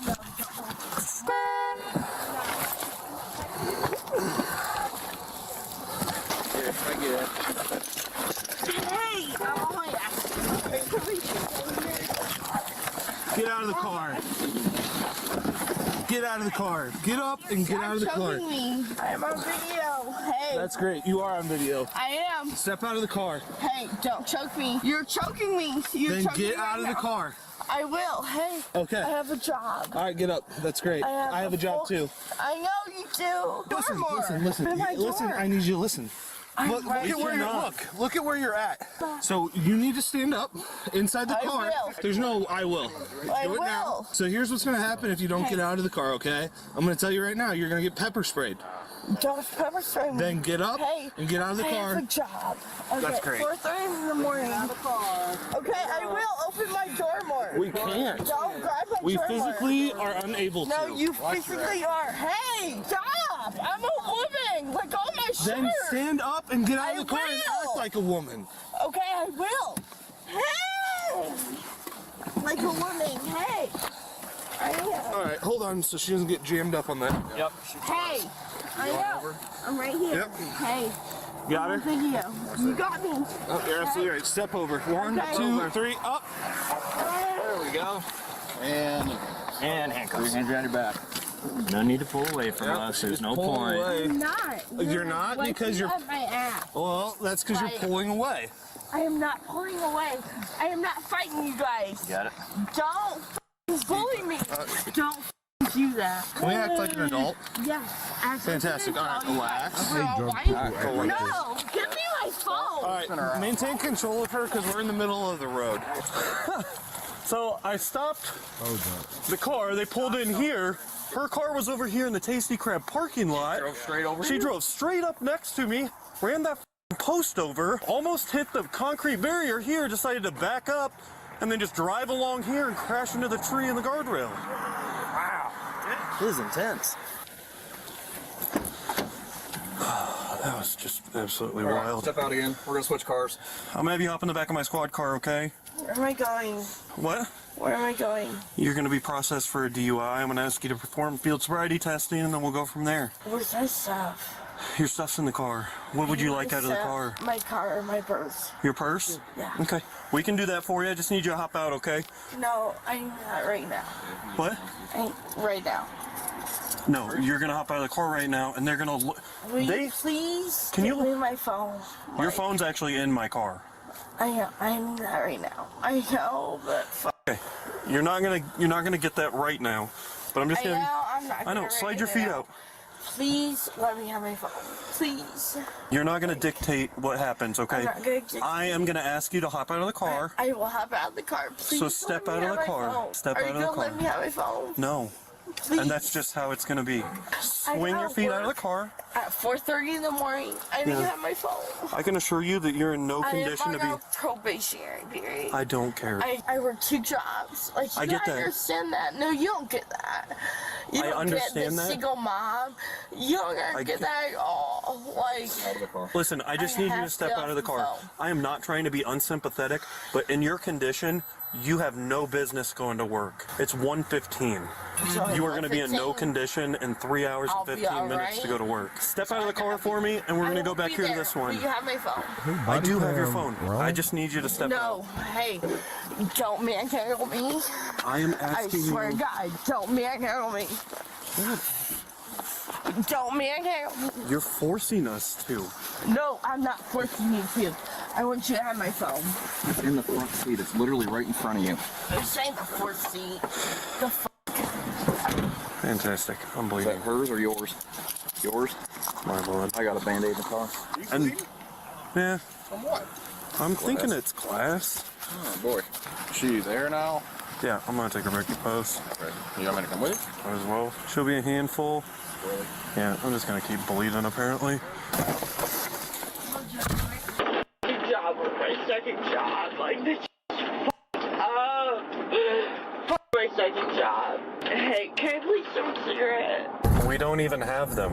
What? We don't have your cigarettes. Yeah, my cigarettes in my car.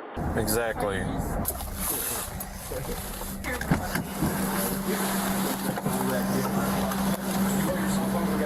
Alright. Lexi, I need you to hop out of the car, okay? Hold on me, so don't fall over. I'll get you. I'm just gonna be hang tight right here. And we're just gonna walk right in here, okay? Walk me. I will walk you. Ready? I can't die tonight. You're not gonna die. Yeah. I'm just gonna have you do some tests just to make sure that you were actually good to drive when you were driving, okay? Alright, let's just walk in here. Sure. No, we're going straight in here. Alright, just go ahead and stop. No, wait. Stop.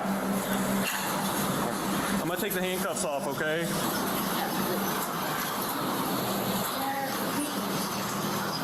What was that? I have pee. You have to pee? The bathroom. Okay. Yeah. Go ahead and turn around for me. Hold on. Hold on. No. Wait. Right here. I have pee. Yep. And we're still gonna wait right here. What was that? Go right here. Yeah. Just come over here. I swear to God. That's up. Like, My phone. no, you heard me. You heard me. Lexi, I need you to step over here, okay? I'm right here. Walk over there. Okay. It's going to be like maybe 5 minutes. First thing I'm going to do is we're going to do 3 tests, and then we're going to be done. You can go to the bathroom, and we'll get going, okay? So what I need you to do is just step over here for me, okay? My attorney person. What is that? My attorney. I'm my attorney person. Okay, are you not going to do these tests? I'm going to wait for my attorney person. Okay, then I will take that as a no, and you can go ahead and place your hands behind your back again.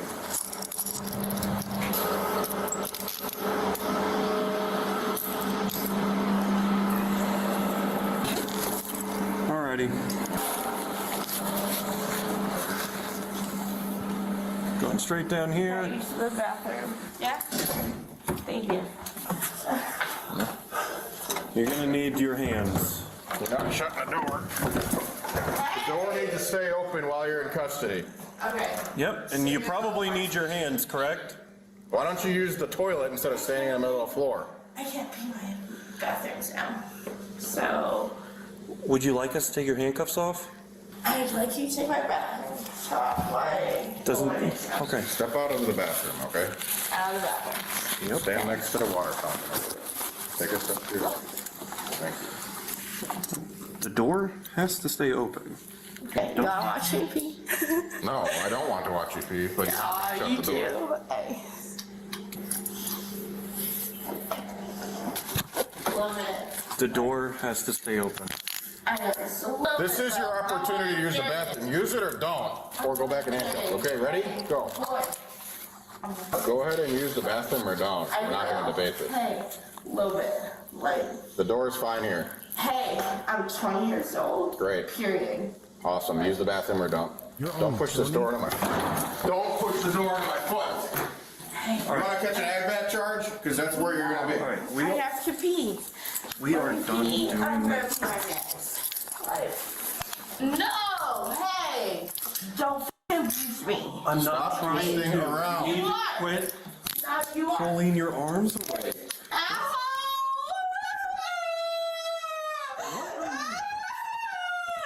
I gotta pee. I gotta pee. I gotta pee. I have to pee. I'm ready to pee my pee. For real. You're. No. Hey, stop. I have to pee. Are you trying to fucking abuse me? No.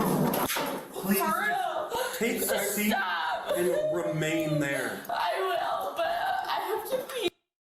I can't. Y'all, she is 20 years old. I thought she was at least like 30 something. I swear to God. Like, she hasn't aged well. I have to go get my paperwork. Lean forward, please. Lean forward, please. Lexi, lean forward so I can uncuff you. I have to Fine, go to sit the there. bathroom. We'll wait for it. Okay. You trying to rape me or something? I don't know where you get that idea from. I just have to go to the bathroom. Okay, you were given that opportunity and you were I know, and y'all were grabbing me. Y'all wouldn't let me go. You were in the bathroom on your own. I know. And you chose to I was do that. mad at the bathroom on my own. Y'all was holding on me the whole time. Okay. Well, good thing it's all on video. You can watch the video after if you like. It's up to you if you want to I talk on the table, am but not that was getting nowhere. Can you loosen this shit up? That'll take one to hold. I am not even trying to fight you off. Like, this shit tight. This shit hurts. Like, fuck. Put your hands in front of you. The other one. Don't kill me. Don't me out here. Nobody's gonna do that. I have pee. I already told you that I have pee. Like, I'll be honest, that's not gonna happen right now. I already know. When you get to the jail, they can do all that. Take it. Yes. Okay. I'll be done. Do you have anything in your mouth? Can you lift your tongue up? Saliva. Lift your tongue up. Keep your head down and lift your tongue up like this.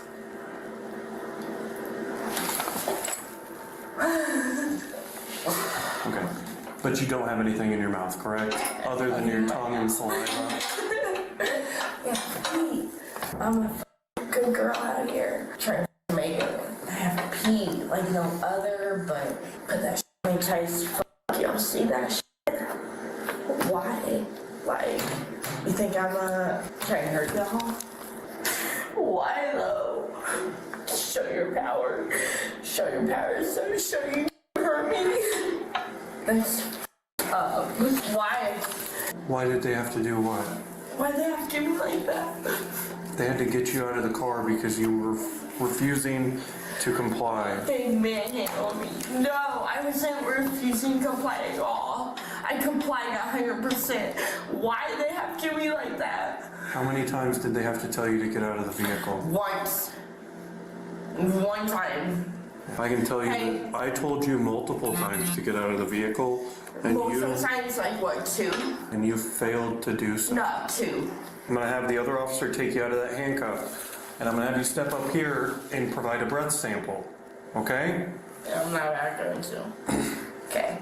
I got me. You can refuse at that point, which is fine. I And then now. listen, once the refusal is done, Okay. or you provide a breath sample, then you can go to the bathroom. I have to go pee now. But I can assure you, hold on, if you refuse, then I have to apply for a search warrant, which I'm gonna do. Search me? No, I'm gonna apply for a search warrant, which is, I'm gonna apply for a search warrant for you to give me blood, breath, and urine samples. So bad. Can you actually listen instead of just rambling?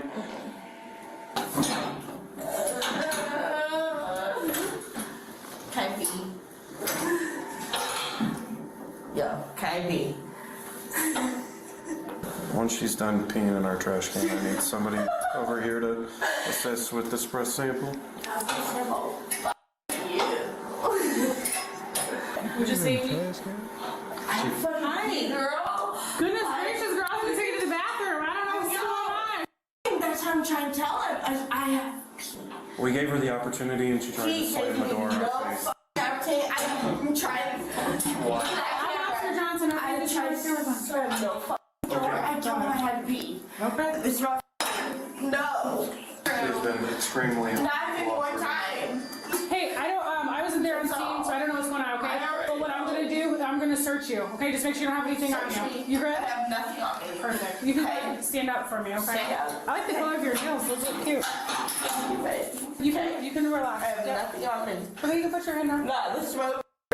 You want to watch me pee? Hey, be nice. Why you guys talk like that? No, I'm serious. He's like one of the nicest. Why you watch me pee? You know how it is. Yeah, he's a good guy. No, good guy. Pervert. Want to take That's all I want to see. Yeah, do whatever you want. Hey. Hey. I'm clean. That's all. Rest there. There you go.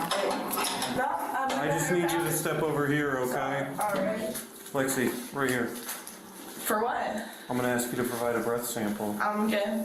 This is your opportunity to provide a breath sample. This is your opportunity. If you refuse to provide a breath sample, your driver's license is gonna be suspended for a year. Yep. Okay? All right, step over here for me really quick. I'm just gonna give you the opportunity here for a second and then let you tell me that you refuse. You can talk to my attorney. I am not already gonna know. talk to your attorney. Okay, good. We're both on the same page, right? I just want to make sure, like, you're on the same page with me, right? Yeah. Did you try to me? No, I did not. Oh, okay. Okay. Why would you say that? You got video, right? Yeah. Hey, you got video. I Okay. have a body camera on. I've had it on body this camera, entire babe. time. Okay. So what Officer DeMoss is doing now, I know that you said that you refuse, you don't want to give a breath sample. That's your right. That's fine. That's your right. He still has to do his job and set it up on the machine. Are you willing to show that you provide have me with a no breath sample? If you're willing to provide me with that body camera. Yes, I will provide you with the body camera. Okay, right now. It's still recording. Are you willing to provide a breath sample? No. Okay, then can you please press the R button on that keyboard, indicating that you're refusing? Go ahead. I need you to press it. No. Okay, that's fine. Did you say you need to use the bathroom or you don't? I need to use the bathroom, Let's go ahead and use the bathroom and then we're gonna get out of here. With like the hand. Yeah, that's gonna do that. When you pull Nah, it's not gonna do that. This motherfucker. So it was. There you go. Go and use that bathroom and we'll get you out of here, okay? Lights on. Light on. Yep. Turn around for me. Yep. I'm just gonna lock them so they don't tighten up on you, okay? And then we're just gonna head on out to my car.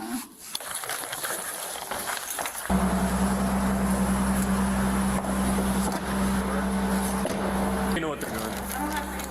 Alrighty, Lexi. So what this is your notice of statutory summary suspension. The suspension of your driver's license shall take effect on the 46th day following the issuance of this notice. So you have 45 days to drive. The 46th day from today, your driver's license is going to be suspended for 1 year. Do you have any questions for me about that?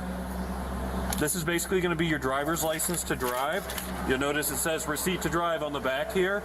That's what you're going to have to hold on to, okay? Because that's basically going to take place of your driver's license.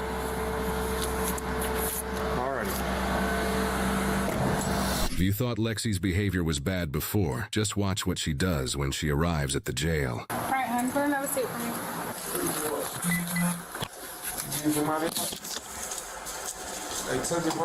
You guys friends? friends with everybody. Yeah, yeah? Were you guys together tonight? Hell no. Oh. I'm just asking, I don't know what's going on. One more phone call, real quick. Come on, guys. More than anything, I have all my bail money in my bag. Y'all can't be for real right now. Oh, I'm so cool. You are not for real. No, I am. I'm serious. Get out of here. You're not getting out of here. Till when? Like, I can see the judge tomorrow. Like noon? Whatever time right now. I have 2 jobs to work tomorrow. You're not gonna make it. That's not my first job. I need my second job. Like, for real. You're not making it tomorrow. Either job. I can't speak for that, but you probably won't get out of here so late tomorrow. Let me go. Hey, we're not gonna be yelling. I gotta go. Okay, well, we are on. I gotta make my money. Time. You're not going to work. You're not making it. How am I gonna pay for propane? How am I gonna pay for 2 fucking Lucy, acres hey, of kid. land with no fucking work? You guys ever? Are you gonna be okay? If you make yourself have an anxiety attack, then I'll make you go to the hospital, and we can stay there Okay, all we night. go to the hospital. Look at me drink. No, that's I not have how, insurance. That's not how that works. Okay. It's all on I didn't camera. drink. If you want to act silly, then we're gonna be silly. No. It's gonna all day on camera. I'm done with your game. Camera me. I didn't drink. Okay. Don't throw up on this desk. You throw up on this desk, you're gonna be in I didn't drink. That's disgusting. I know. I didn't drink a wire. For real. I'm gonna hook you. I didn't drink. No. For real. Sit down. Jess? No. Hey, sit down. No. I'm gonna hang you to the wall. You can't. You can't get the wall. Hey, I didn't drink. I told you. Hey, I don't feel good. Hey. I don't care either. Hey, I need help. I ain't gonna get no additional charge. I have no charges before. I'm done as fuck. I didn't drink a while. I'm not done anxiety attack. Help me. Yeah, motherfucker. You're gonna break my arm. You're gonna break my arm. Fuck you guys. Fuck you guys. You can cuff it to No. Sit down. No, you're f***ing me. I am sober. I am lying there fucking trying to me. No. You gotta calm down, hon. Dude, no. Don't break my arm. Don't break my arm. I have to piss. I told you I have to piss. How are these? Let me pee. I swear to God, let me pee. That's all I'm asking. I swear to God, I'm about to pee myself. Hey, we gotta go. No, hold on. I go. Lex, stand up. I will if you let me pee. Okay, so stand up. No, let me pee.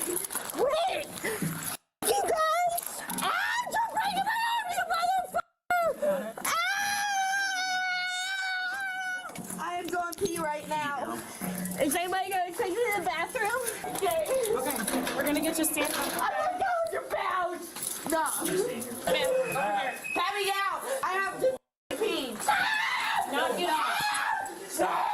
You're breaking my wrist. Stop. You're breaking my wrist. Stop. So I need you to relax for me.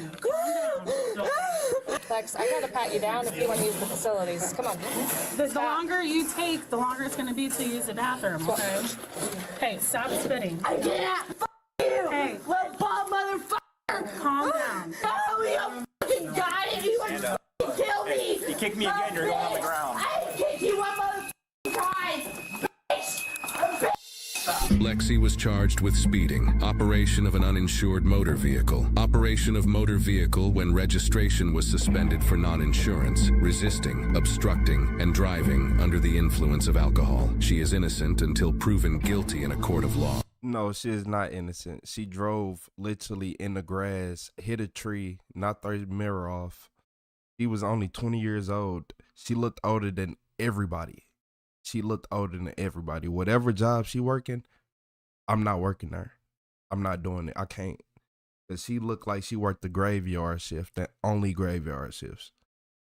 Like, Mom hit a few cars. What? Meanwhile, officers are responding to multiple 911 calls reporting a driver who is actively crashing into numerous vehicles. That little building right there. She just went right around that little building right there. Hey, come over here right now. Put your hands up so I can see them. Turn around. Turn around. I have a broken arm, so please don't. Okay, I need you to put your hands in front, then I'm gonna put you in handcuffs right now. You're gonna be detained, okay? You can do whatever you gotta do.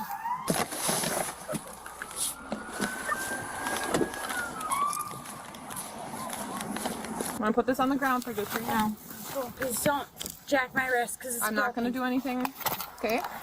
I have papers, it's broken. Okay. You know where your husband went? I don't have a husband. Boyfriend? I don't have a boyfriend. With you? No one. Just you? Yep. Okay. So you hit the car? I don't have anything to say without a lawyer. Okay, what's your name, ma'am? None of you. Do I have a lawyer? Yeah, no, I was just gonna go do that. Officer, there's two people. I'm pretty sure there was, you said. Okay. Anything on you that I should know about? I don't have anything to say without a lawyer. Okay. Her boyfriend left her ass. She went walking straight back that way towards the condos and the apartments. So there was another male in the car, right? I just seen one dude and one girl. Okay. So if you got one dude and one girl, that's all I seen. 8398, there's another male somewhere back there on those condos. Yeah. He left her ass. Okay. Put your hands up here. No one was with me. I was all by myself. The vehicle that was hit is still over there on Hollister. Oh, okay. That person probably does not even know yet. Okay, so you observed that happen. Yeah, I seen it. Like, I was about to turn, because I live on Elm. Okay. I was about to turn, and it was about to block up, and I seen, like, I heard a loud-ass bam, and I see all this smoke. And so, like, I drive up there, and I see the back end of this SUV, and, like, it's all over the dang place, right? And so I'm just like, what the hell? So I go up, and I bust a U-turn, like, to go back to my house, and then they come back this way, and they almost sideswipe me. Yeah. So, and their car was smoking. I thought it was going to burst into flames any second. Yep. So I turned around thinking, like, oh my God, these people are going to die or something, right? And I come up over here, and this car was parked right in front of, their car was parked right in front of this house, and just smoke billowing. I pulled up in front of it because I was going to see if they needed any help or anything. She started screaming at me, get out the way, because she couldn't stop the car. And so, like, I had to jump in my car and pull off, and then the dude that was with her pushed her into the parking lot right here. And I even said to him, I said, hey, homie, the cops are on their way, man. That's a real stand-up thing you're doing, right? Leaving your girl to talk to him while you duck off. I said, that's a real cool thing for you to do. I said, she got herself a real good man, don't she? You're going to leave her here by yourself. And he just kept on walking. All right, so what we're going to do, I'm going to take your... Yeah, with the handcuffs on. I'm going to take them back off, and we're going to... I have a whole broken arm, so, and there's papers in my car. Do you need an ambulance? Are you injured at all? From Friday? From getting in a car accident? No. Okay. Don't jack on my arm, please. I'm not doing anything. It's broken, like I'm not kidding you. Is that from right now? No, it's from Friday. I have a radial head fracture in my elbow and a broken wrist. Okay. So please don't jack on my arm. When you seen the vehicle she was driving, correct? Yeah, when it almost sideswiped me, yeah, I couldn't tell. Like, I just knew it was like an odd colored car. Because, like, when you get over there, you see it's like light blue. It's not like a normal color. And so I was just like, what the hell? So I didn't see who was driving at that time, you know, but when I got over here and I pulled over because the car was smoking and stuff, like, she was the one behind the wheel telling me, get out the way, get out the way. Okay. Yeah, I was in disbelief. Like, I didn't know if, like, because just like the way they were driving and shit, like how they almost sideswiped me, I was like, I don't know what's going on. And that's when I called 911 right away and I said, like, you know, I'm not in no high-speed chase with them. I was hanging back like a whole block. And then, like, when I got up here, that's my neighborhood, you know what I mean? And normally I don't get involved in other people's business, you know what I'm saying? But like when you're hitting and running my neighbor's vehicles like that, and you're just like, you're really endangering like all of us here, you know, like, I don't know, is there anything else that you guys need from me? I got some stuff that I got to get in the fridge when I get back to the house. So I'm gonna ask real quick if they want you to fill out a statement, and then if not, I'll let you get going, all right? Okay. All right, I'll be right back with you. No problem. Put my sweater back on me. I'm freezing. There's nothing in my purse. Like, are you serious? Spread your feet apart for me. A little bit wider. I got leggings on. Spread your feet apart for me. Don't jack on my arm. Spread your feet apart for me. Don't jack on me. Are you serious? All right, sir. So I'm just gonna get you a witness form, and I understand you got to to do, so I'll just give you the paper and I'll put the case number on there, and then if you have time to drop it in at the police department, or I'll call you and I can bring come it and pick by it up tomorrow or something, like when I go to work. I work in the evenings over at the VA, so I can just, I only live a couple blocks from there, so I can just drop it off. Perfect. I'll go get that for you, and then I'll let you get on your way, okay? Okay, sounds good. Thank you.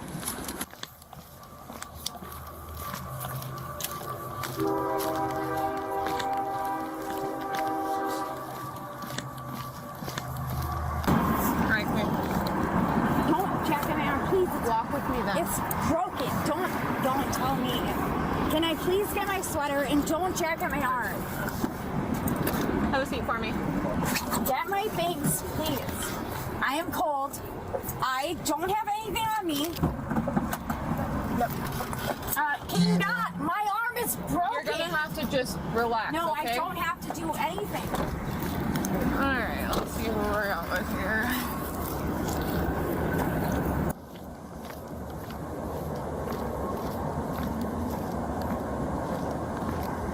Excuse me. I have rights.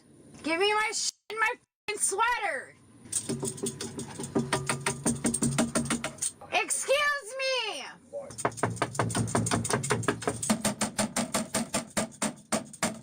Do you want to check on what she's doing over there?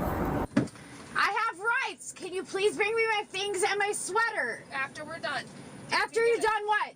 She's looking at it right now. Looking at what? Because you were involved in an excess. No, I was not. Ma'am, you're under arrest right now. You're not going to get anything else than what you're wearing. I was. Okay? Did you wait? Oh, bitch! Bitch! Do you want me to go whole ham on you? Whole ham!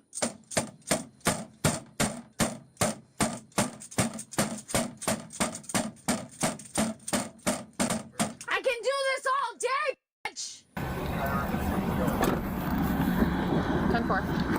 Stop. Do you want me to do it all day? I can. I have no problem. You are no, give me my shit. Okay, you're not getting anything. I didn't do anything wrong. What? Because I was standing behind a porta potty? Get f***ing real. Why is your car crash sitting right over there? Was I in it? You told that person you were. No, I was not. No, I did not. Okay. I never had any contact with that person. If you're going to keep continuing... Oh, are you gonna talk to that person? If you're going to continue to hit Don't tell me you had contact. No, now you just lied to me. Now you just lied. Sarah? No, don't bullshit me. You just lied. I didn't have contact with any person. Squad, you're going to be put in handcuffs behind your back. And you're going to be... And I have a broken radial fracture and a broken wrist, and you already violated my bullshit. Give me my shit. Take me to jail if you got a f***ing problem with me. I didn't do shit to you. I was standing right there, and you came up. Like, I don't know. Give me a f***ing lawyer. Give me my shit and give me a f***ing lawyer. Okay, if you continue to hit that, your handcuffs I don't have any problem hitting your shit. I have no problem doing that. You won't give me my...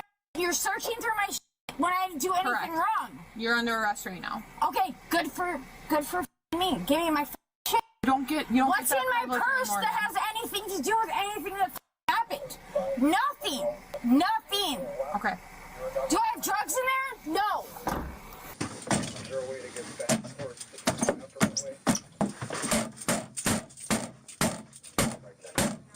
I'm gonna need a second over here. She's gonna need to be put in handcuffs in the back and possibly leg restraints. You want to keep going?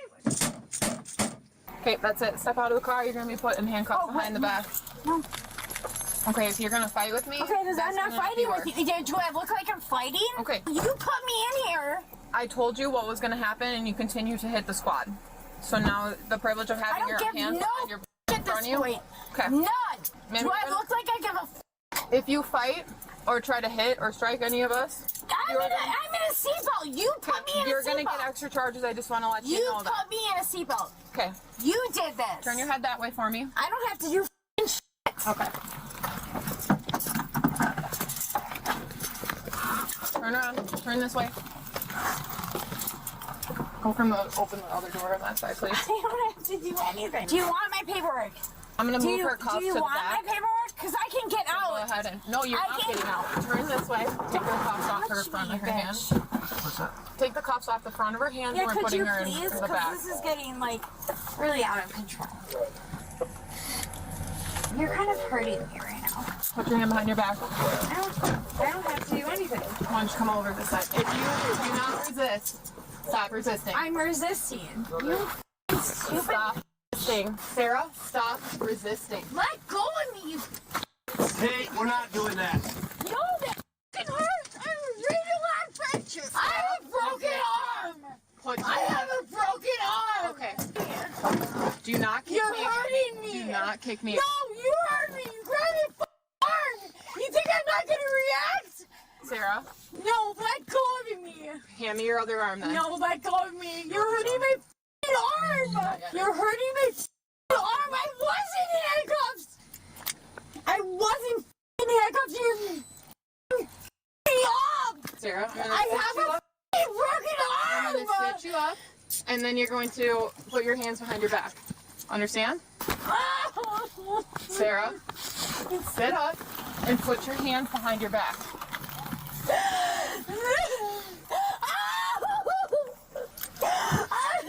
86 now. Can you run EMS here 1040? Yeah, you better get a f***ing ambulance here right now. Like I'm not get an ambulance. No, get an ambulance here.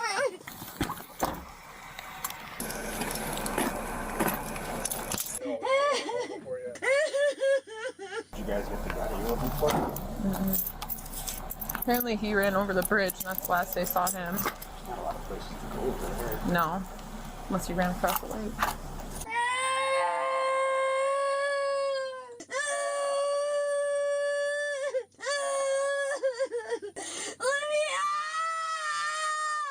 Do you want me to stay over here? Do you want me to go get the car information and pictures and stuff? Yeah, why don't you do that? We're just gonna wait for EMS to get here. And...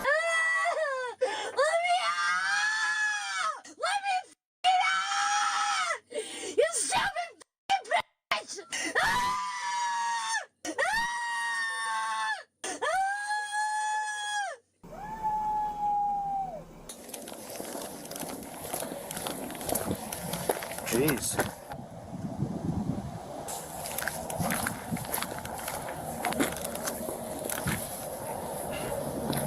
Holy, that's more than a little slide. Yeah, she hit some. No airbags? Everybody check.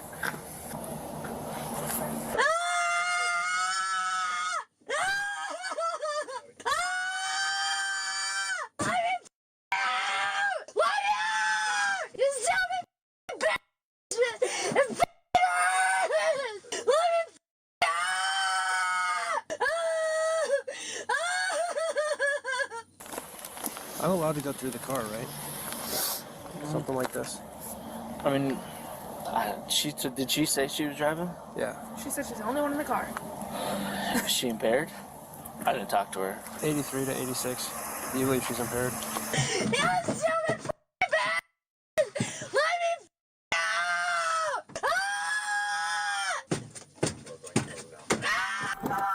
Sarah. I have a radioactive fracture. That's why we have the ambulance. You don't get it. Like your hands are red. She is definitely impaired. Definitely impaired.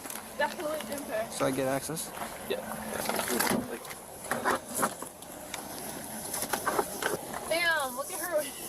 Oh, jeez. Her whole mirror came off. It's right there. There's a cigarette just casually burning up. Probably fell out of her mouth when she swiped the car. Is that a knife? Why is there a knife in here?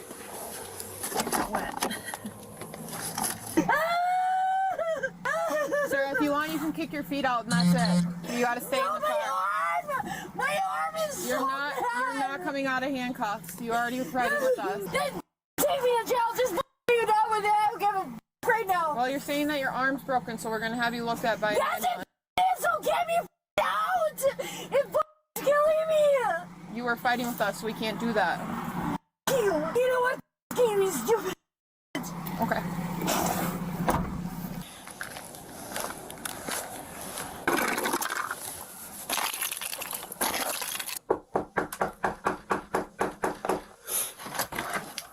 Hi, sir. I'm Officer Blackhawk, Tone Police Department. Sorry to wake you up. Yeah, but, no problem. is this your vehicle out here? Yeah. So I was involved in an accident. Someone sideswiped it. They are intoxicated. We have located that person. Can I put a shirt on? Yeah, no problem. Yep. Alright. They did pretty good damage on this left corner here. Yeah. That's about all they really did. Most of the damage was to their car, so it's kind of just this area. Huh. Yeah. Well, we got their information and all that? Yeah, we don't have their insurance. They're pretty difficult, but we do have who they are and all that stuff. So just kind of wanted to make you guys aware and then maybe get your guys' information.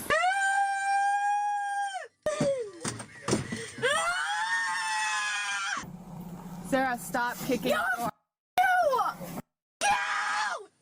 Get the away from me, you stupid bitch! Just get the away from me.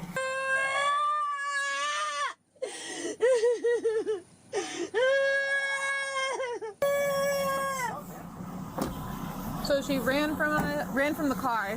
Okay. We put her in handcuffs at first because she said that she has a broken arm. Then she started to fight and punch and kick. So, I mean, to be fair, she did say that it was broken when I first walked up to her, but she was involved in that vehicle crash, so. What they hit? Car for sure. So was she driving or passenger? I guess we don't know at this point, but. Hey, it's the ambulance. You sit up? No? What's your name? What's her name? Sarah. Sarah, sit up. Sit up, Sarah, if you want the ambulance to evaluate you. I don't! I have a radiolab fracture in my elbow and I have a fractured wrist. What more do you want from me? Well, you wanted an ambulance, right? No! Oh, you I don't? want it to be done. I want to be out of these because there is like. Well, it sounds like that's not going to happen, so if you don't want EMS, we'll head out. If you want to go to the hospital and have that evaluated? Did you get x-rays done that confirm a fracture? Yes, I did! Yes, I did! So, okay. You got fractures and no cast? In my elbow? They're gonna cast my elbow. I like you cast your whole arm. I mean, if you want. Really? Yeah, if you want technicalities. Would you like to go to the hospital or no? Yes. You do want to go to the hospital? Right now. Okay, let's go. You want to go to the hospital? We'll Yep. figure right on down. Yep, I do. Okay. Yep. Okay. Hi. Do you guys know a Sarah? Yes, that is my whole mom. That's your mom. Yep. Okay. Go on. Come on, Pat. Where's her boyfriend at? Is it her boyfriend? Is it your dad? No, that's my husband. Yeah. That's your husband. I was Yes. with her. And where's he at? He should have been with her. Yeah, I talk too much. Well, he fled the scene and he's out running around. What? Oh, is this your cat? He wants home. Oh, my baby. Yes. I don't know why he would flee. He wasn't driving. No. So I don't know why he. So it would left. be leash. You can look him up. Like, he doesn't have anything. He just took off. He's just running loose. Well, mom hit a few cars. What? And Oh my gosh. do you want me to come in so the dogs don't get out? Yes. Okay. Okay. Maybe mom was going out for a night on the town. Mom was coming home from the bar and hit a few cars, and then she took off running. And she parked at Butts Park. She has that. So they're both. Well, we found your mom hiding behind a building, but we haven't found Lee yet. Go ahead. Behind buildings? He said it was a leash. And he ran? He ran, yeah. What? So mom hit a few cars, got out of the car at Butts Park, and then took off running, and she was hiding behind a shed over there. So Okay. So my husband probably thought, like, he was I'm in gonna trouble too. sit in. He has nothing ever against him. Like, he is Yeah. a single whole person. Well, I'm sure he wasn't. No one's Yeah. thrilled about talking to the cops, but Yeah. But he's a passenger. Nothing Right. would have happened.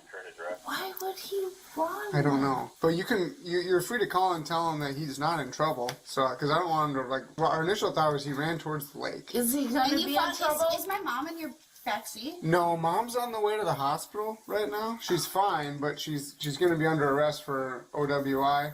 Yeah. DUI. Okay. And she's pretty worked up right now. She's Yeah. kicking and screaming, and Yep. so And she is in leg shackles and handcuffs, and she's all Oh, great.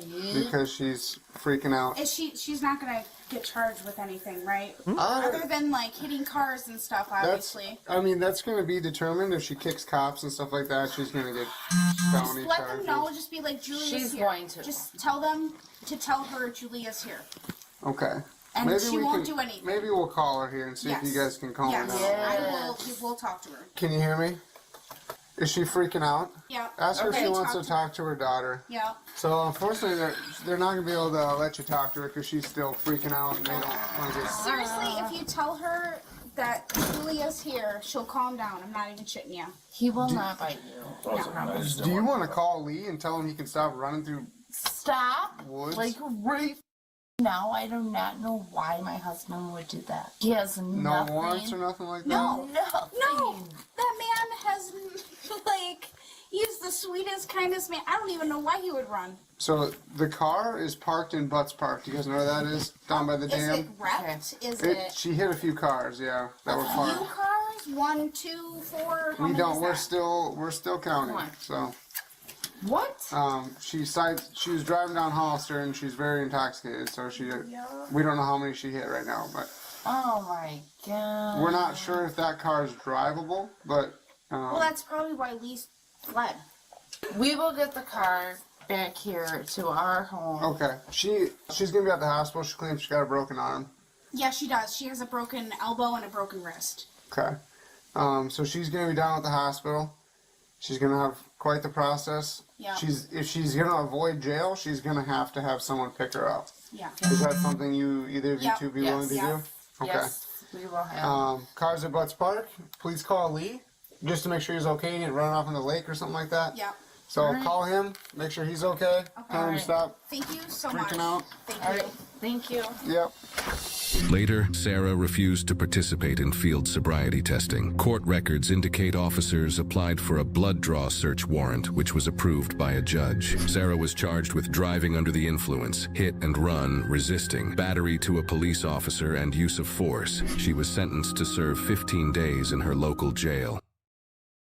Look, y'all, I ain't gonna lie. The only thing that made me mad about that video is the second family. Why would y'all tell the police this man's name? Look, whether he did something wrong or not, you said, "Oh, Lee's running." I don't know why he would like.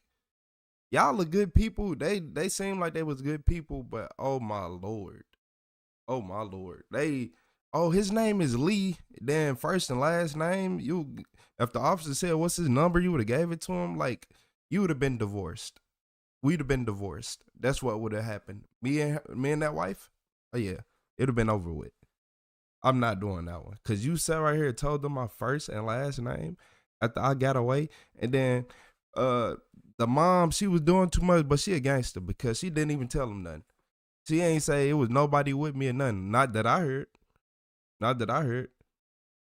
There was other people, like the pedestrian who work at the VA who just telling everybody everything. And that man had it down pat. Oh, I worked right down the street. I can drop it off soon. I'm like, oh yeah, you cooked. He cooked. But hey, y'all, man, tap in with the next live. RetroTheCeo, and I'm finna get up out of here. Y'all know I gotta wait like 5 seconds, so it's gonna do something weird.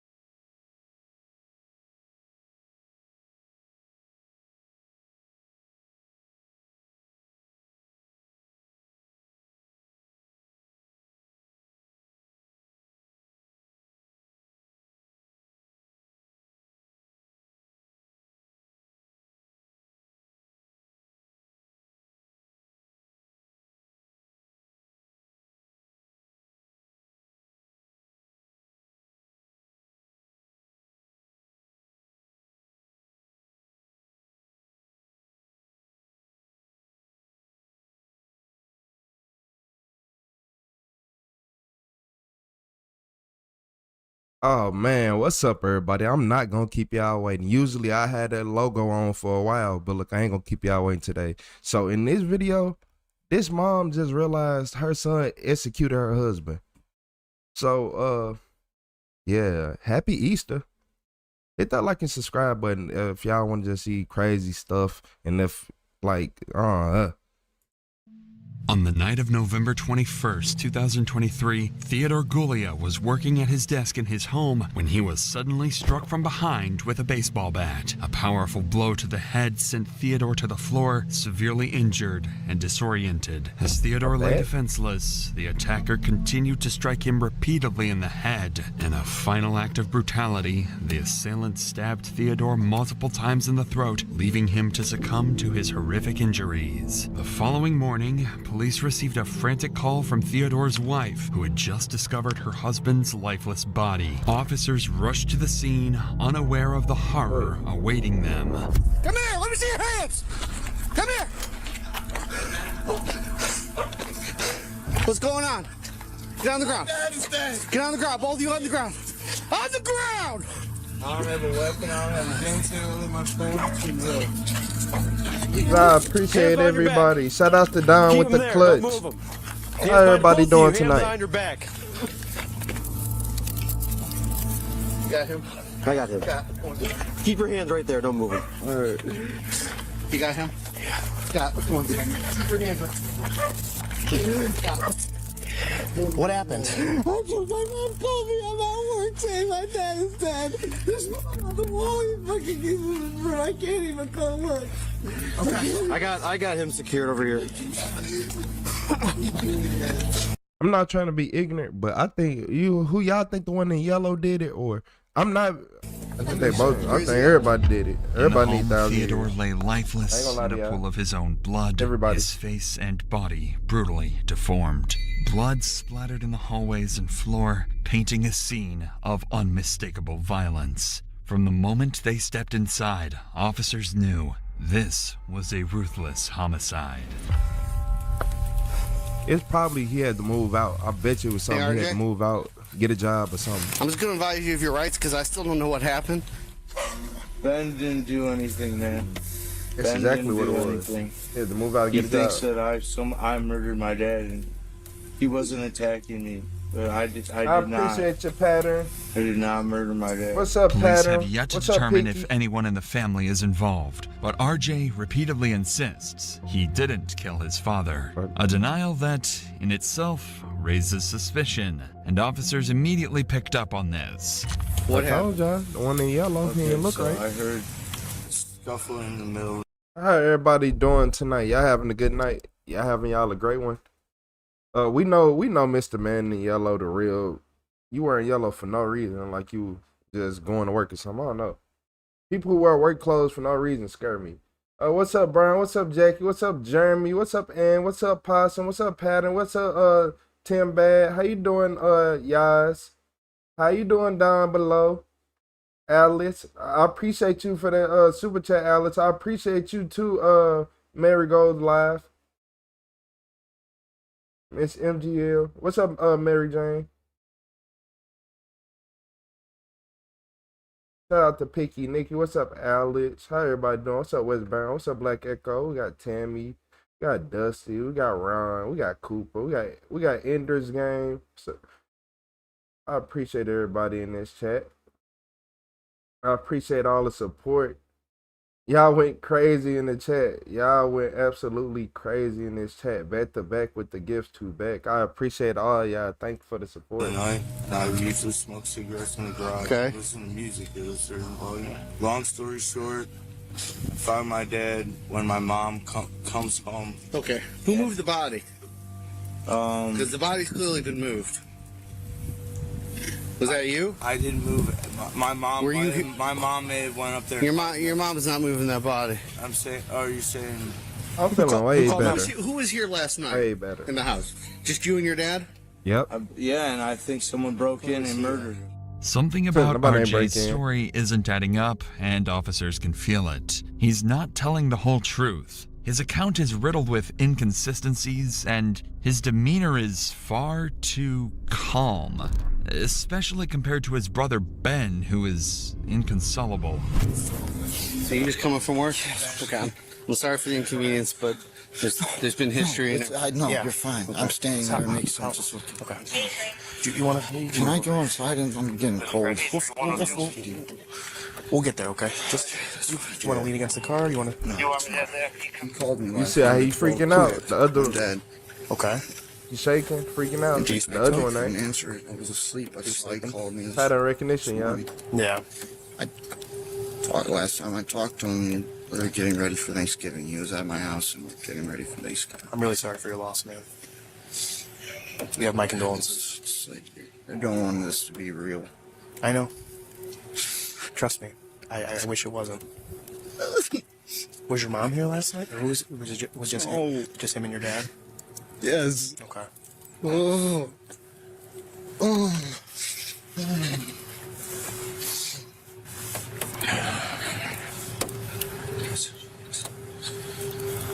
Ben seems to be in shock, yet one thing is very clear. Ben suspects that his own brother is responsible for the cold-blooded murder of their father. It might be easy to miss, but after Ben tells the officer that RJ and Theodore were home alone last night, he quietly mutters under his breath, "That piece of shit." We may take RJ back. Yeah, 100%.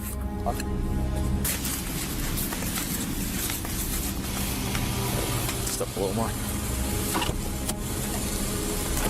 115. Pattern, that happened. Yeah. A second. What's up, Frank? You don't trust him. He don't look like he worked. Bombs away. How y'all doing today?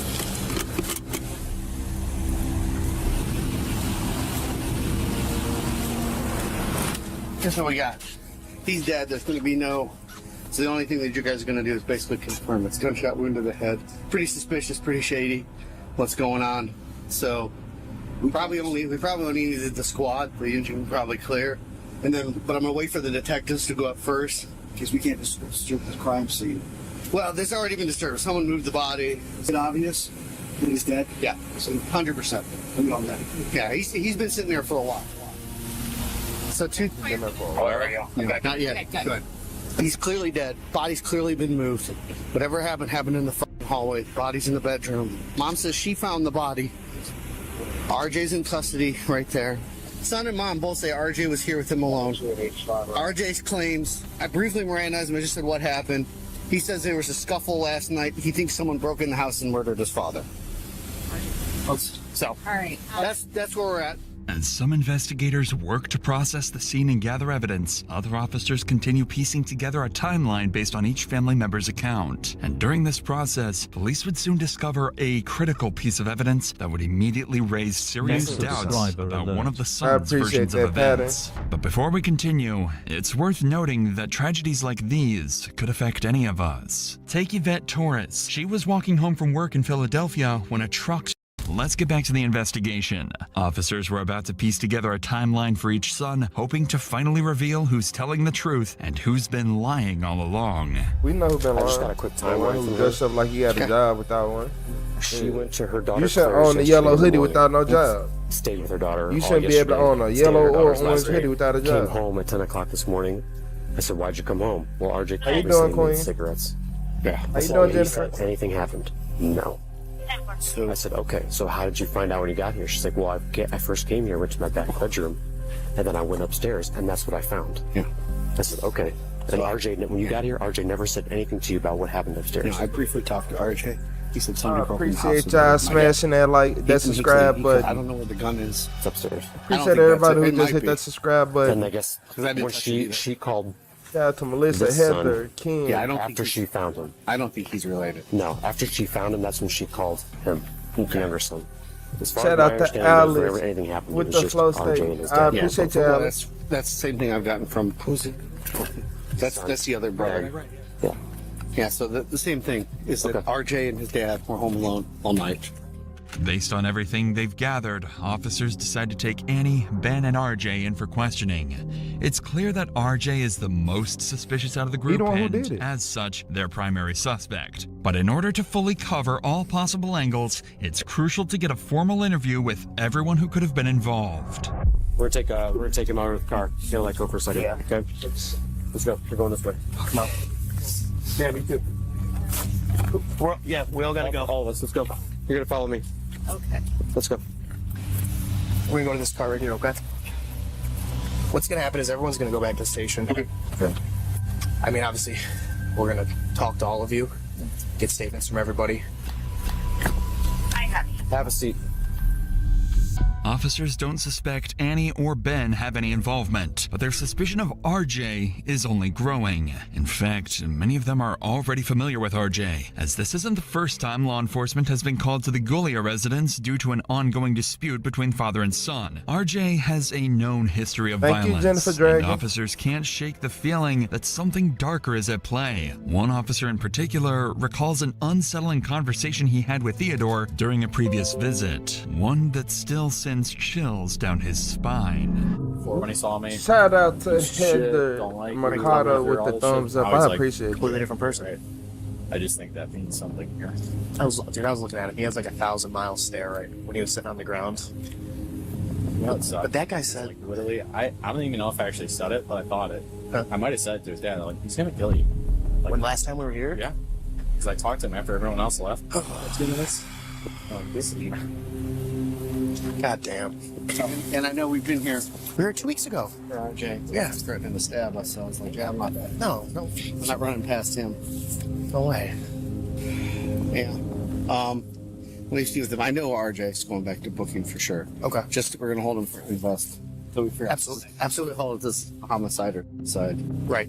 Okay, look. So yeah, so I know it's probably kind of hard to keep up with this because I don't know why they talking like that, but basically they already got called here 2 weeks ago because RJ threatened his dad, and he said that the officer said, I pulled him to the side, like after everybody left, said he's going to kill you. Simple.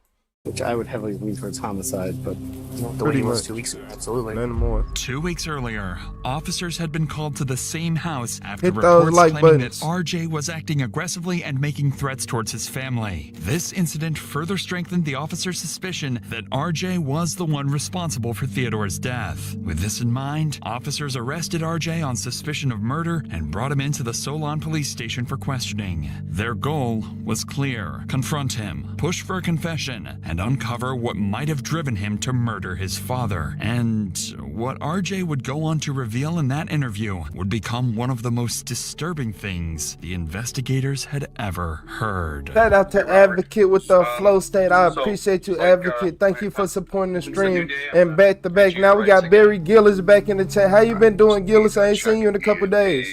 Shout out to Barry Gillis in the chat with the flow state. I appreciate you and Alice. Well, Advocate.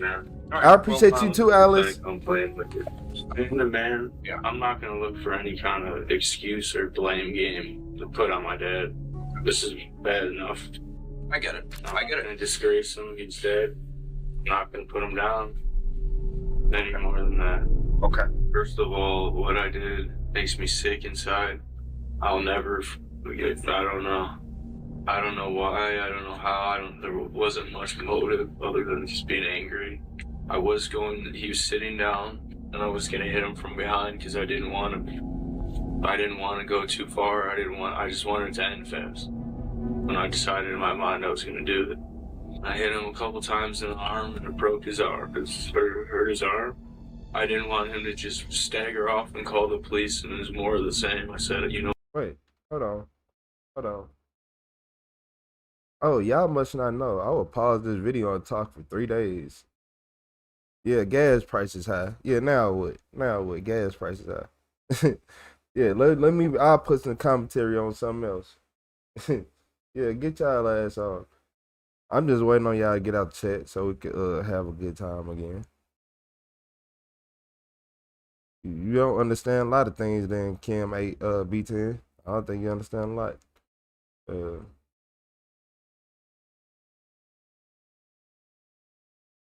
Yes, Kim. You the hold up, Kim. You are holding up the whole classroom right now, Kim.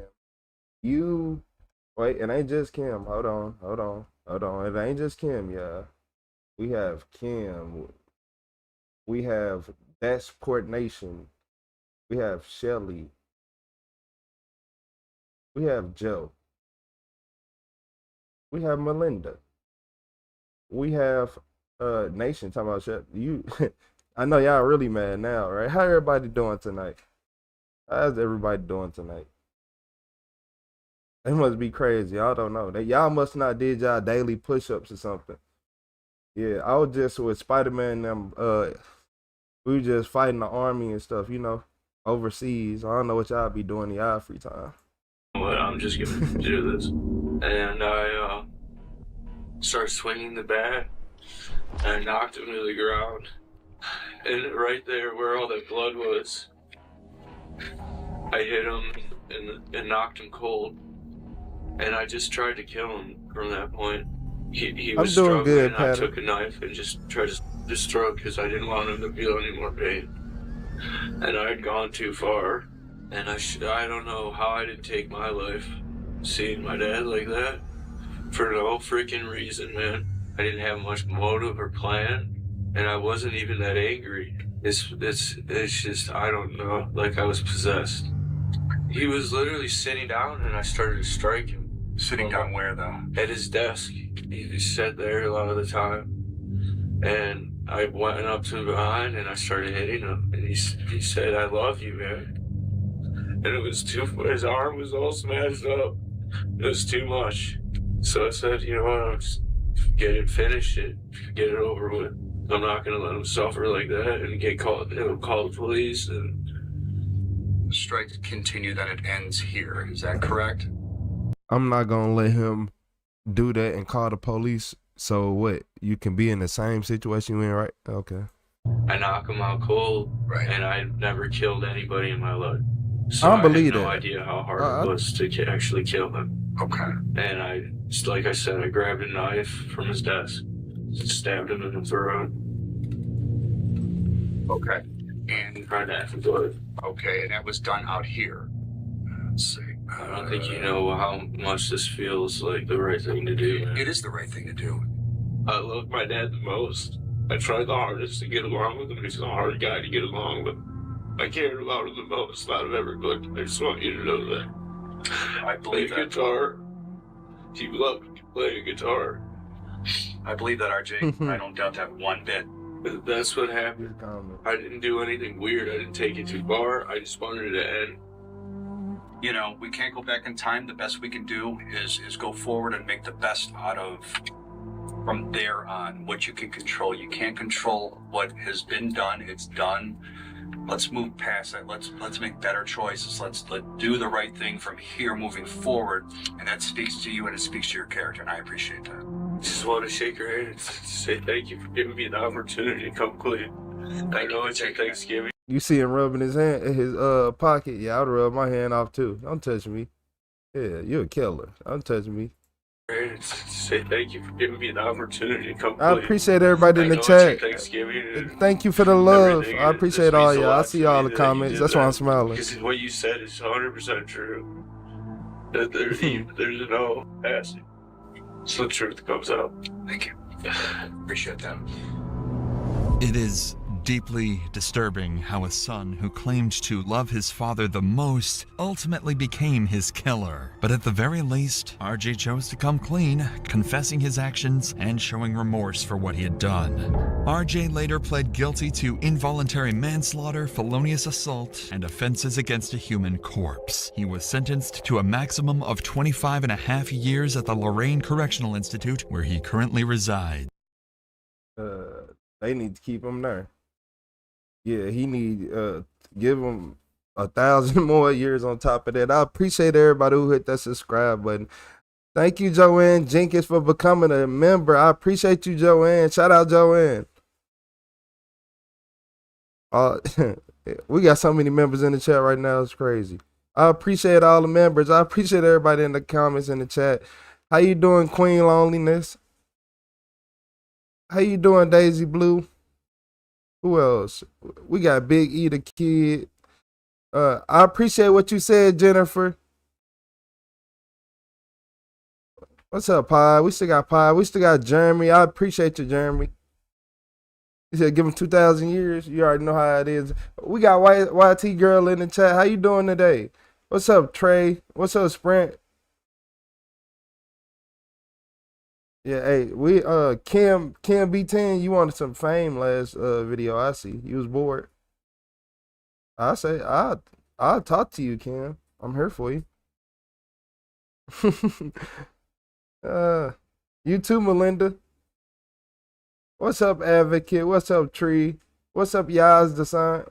Yeah, Yaz Design. How you doing today? What's up, Bad? How everybody doing? We got us a jealous son. Say happy to support King. I appreciate you. What's up, Heck? How everybody day going? Yeah, we had us a couple trolls.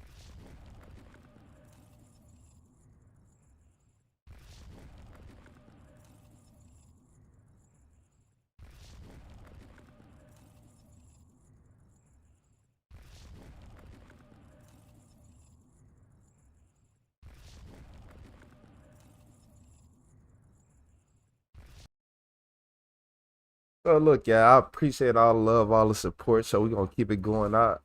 All the donations, all the gifts, everything. Speaking of gifts, shout out to Alex with the laughing disco. I appreciate you, Alex Mazuko, with another laughing disco. Appreciate y'all. We got some real MVPs in the chat today. So look, y'all, in this video, there is something off about Chasey. I think it's Chasey. That's a name though. That's a name. County 911. Okay, calm down. Where are you at?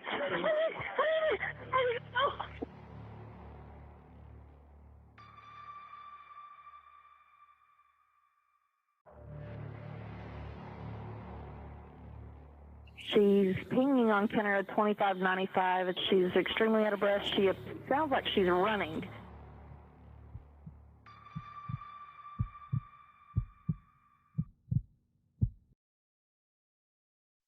3-8, we're out with that female, 25.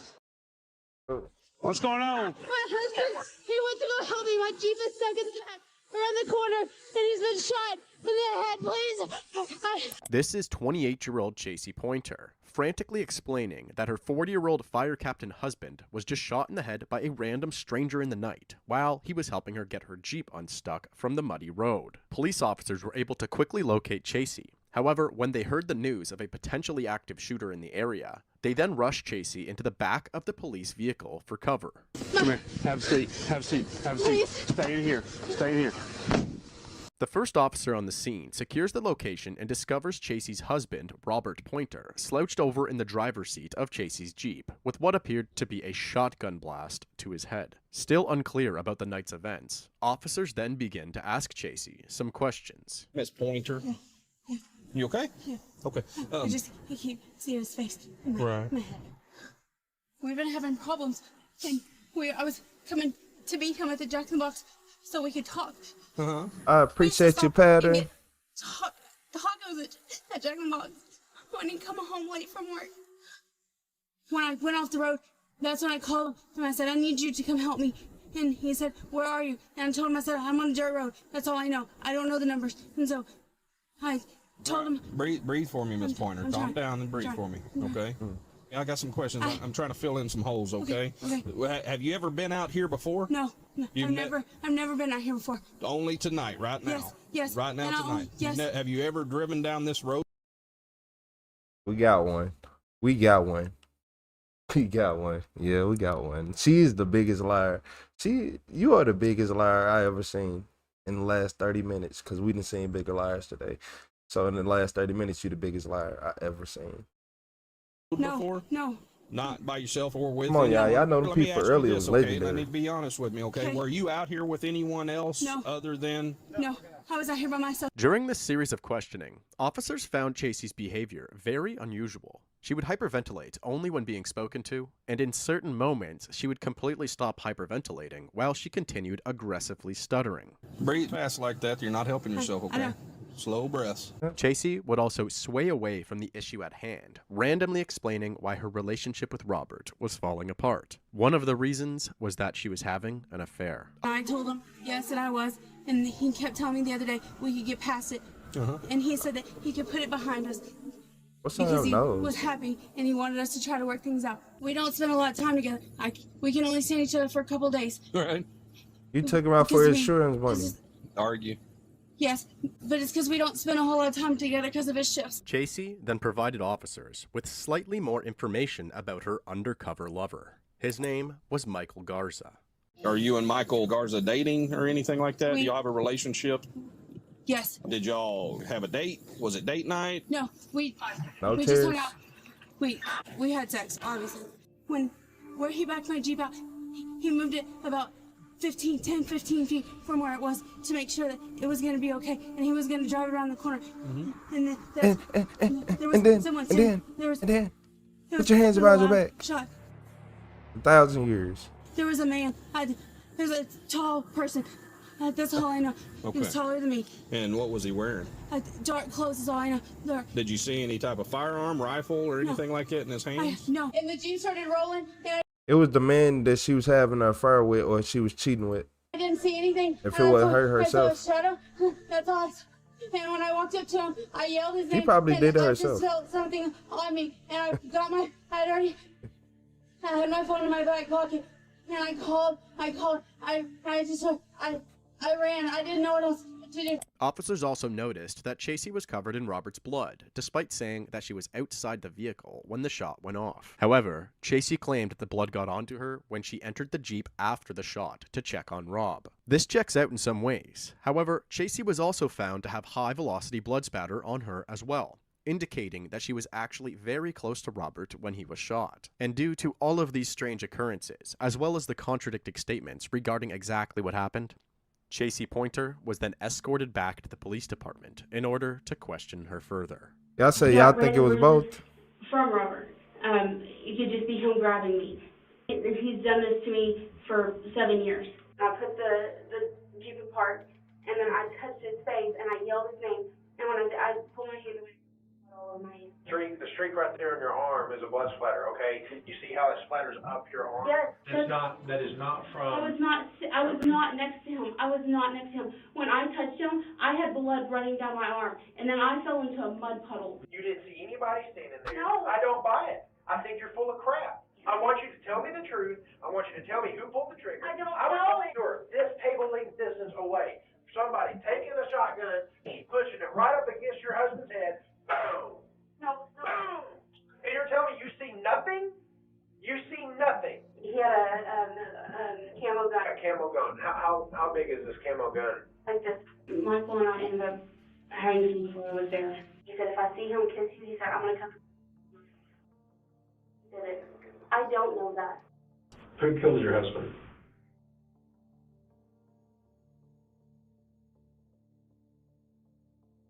He did, like. Can you say that louder for me, please? I did. But I never asked him to kill. The plan to kill Robert was planned today. He had talked about it, yes. And then And what exactly did he say was the plan? he told me it was going to make it look like a robbery. He told me Okay. not to grown. Garza told you that? I wanted to drive out there. I don't stop. He didn't even have duck. He didn't even have duck. Yeah. And he shot him. Oh my God. He shot him. The investigator finally made a breakthrough, and Chasey incriminated herself as a participant in a conspiracy which resulted in murder. Directly after this interview took place, the investigator allowed Chasey's mother and father to speak to Chasey alone in the interrogation room as they continued to record. Robert and I have been having problems again. And he said he's going to kick me out. And then he's going to take Addison from me again. I talked to Robert yesterday. I know. No. But he's still pushing me around. He's not pushing you around, Tracy. Mama, you don't live there. You're not gonna yell at me, Tracy. I'm not. I want to know what happened last night. What is all that on your leg? He pushed me down when he got my phone, and then I took off running. This Michael person did this to you? I didn't want him to kill. No. I just wanted him to. I don't believe him, Mom. Oh, no. Look at what you got your mom doing. Just wanted Michael Garza to... Look at what you got your mom feeling like. Stop it. You're hurting me. Officer, can we get my wife out, please? I yelled at him and I told him not to. I did. I told him not to. And as I was walking up, he did it. I told him not to. Me and your mom will take care of Addison, and then we need to worry about taking care of you. Nothing else I can do for you. You take care of yourself, Tracy. I didn't want him to do it. I just wanted him to scare him enough that he would quit doing it. So I told y'all, she did it. It don't take me to be in no floating circle to just be like, you know, the killer's over. He helped. You helped. Nah, pick your head up. You helped. Yeah, man. I don't want to hear it anymore. I love you. You gotta be strong. We got a little girl to take care of. Despite Chasey providing a story that painted her as a battered wife and victim in this situation, there was nothing that Chasey could say to sway investigators into believing that she was unaware that Michael was going to kill Robert. So officers immediately pressed charges against Chasey. Thank you, LaMarcus, for the trophy cake. I appreciate you, LaMarcus. Shout out for LaMarcus with the trophy cake. Captain Robert Pointer. His wife, Chasey Pointer, is charged with conspiracy to commit murder. Another man, Michael Garza, is charged with murder. Tonight, we're learning a little bit more about their relationship and a lot more about how Pointer's fellow firefighters felt about him. Fox 4's Allison Harris is at the University Park Fire Department now with more. Allison. Well, Heather, the fire chief says Robert... That was the man you threw away your life for? That was... You could have did better. Shout out LaMarcus, because... That's the best she could have did. Okay. With murder. Tonight, we're learning a little bit more about their relationship and a lot more about how Pointer's fellow firefighters felt about him. Fox 4's Allison Harris is at the University Park Fire Department now with more. Allison.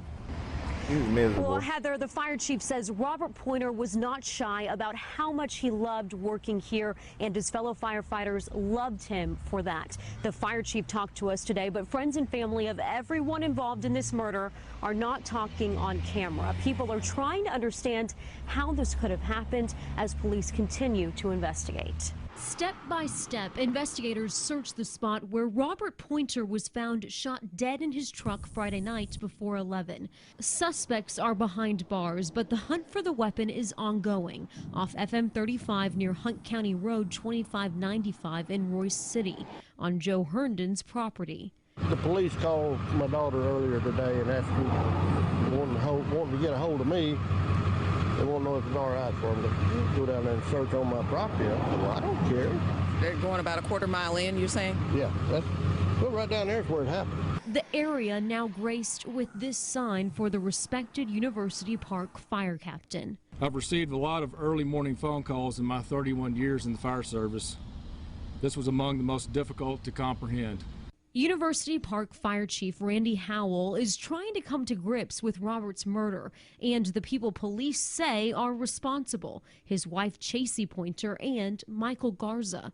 Police have not disclosed the nature of their relationship, but a longtime friend of Garza's told me off camera the two recently became friends. Police say Chasey was standing in the street Friday night, flagging down cars.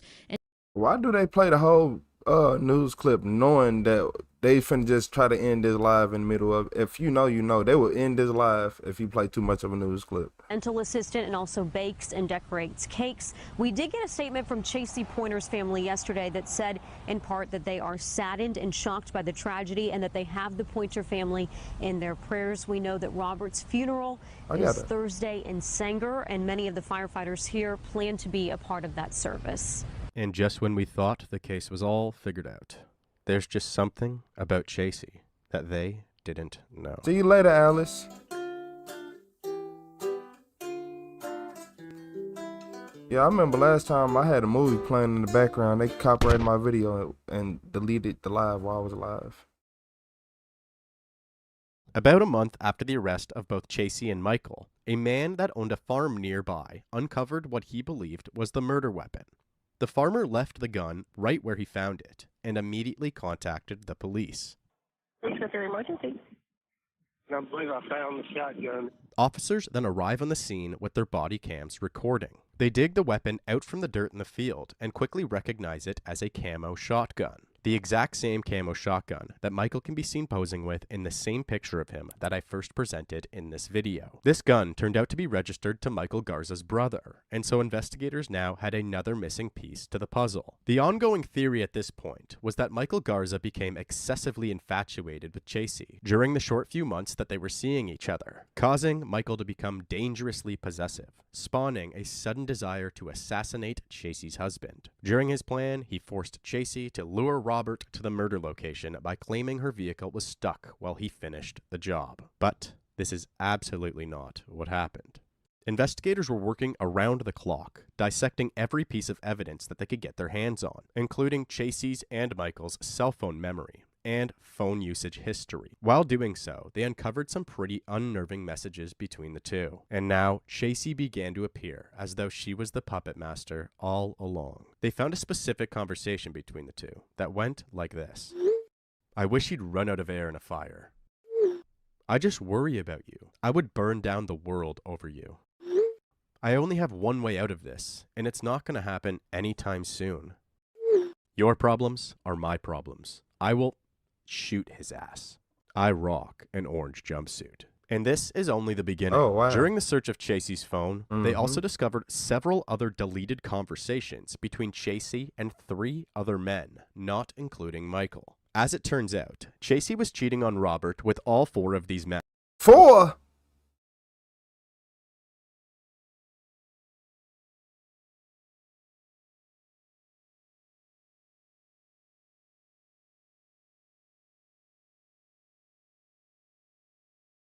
I thought they said 4. Thought somebody said 4 men. Thought somebody said it was 4 men. Hold on. Not including Michael. As it turns out, Chasey was cheating on Robert with all 4 of these men. And as she did so, she constantly reminded them that her husband was extremely abusive to her. She would then attempt to manipulate these men into helping her do something about it. This eventually led to one of these secret lovers trying to take matters into his own hands and approached the Pointer household a few weeks before the murder. He would ring the doorbell, hoping to confront Robert. However, Chasey would run to the door and escort him away. That same lover was eventually asked to attend the police station for an interview. She would be at my house every day around. She did tell me that he had hurt her a lot. There was a lot of abuse going on, and he never would leave marks because he didn't want to trace. After uncovering all of this new information, Chasey's charges were immediately upped from conspiracy to commit murder to conspiracy as well as first-degree murder. Michael Garza's trial began in July of 2018, and Michael pled not guilty to first-degree murder. His trial only lasted 2 weeks, including jury deliberation, and Michael Garza was convicted and sentenced to 99 years behind bars. That's it? As for Chasey's trial began a year after Michael's. Only 99? On June 19th, 2019. The prosecution laid out the cold hard facts. Chasey was neither abused nor was she a victim of circumstance. Chasey begged and pleaded with several different men while she also balanced a sexual relationship with all 4 of them. She sent 140 messages per day collectively from mid-June to the date of the murder to all of these men, reminding them that something needs to happen so she no longer suffers at the hands of her husband. However, Chasey was absolutely not being abused in any way. If anything, Chasey was the emotional abuser. As it turns out, Robert had actually found that doorbell camera footage, causing him to feel as if the relationship was nearly unrecoverable. But instead of immediately leaving Chasey, Robert decided to take her on a vacation to give it one last shot. That's what's wrong with people. I want to just try to make this work. She for the streets. 4 different men. You found out about one. You supposed to get rid of her after you find out about that one, because it's always more than one. 4.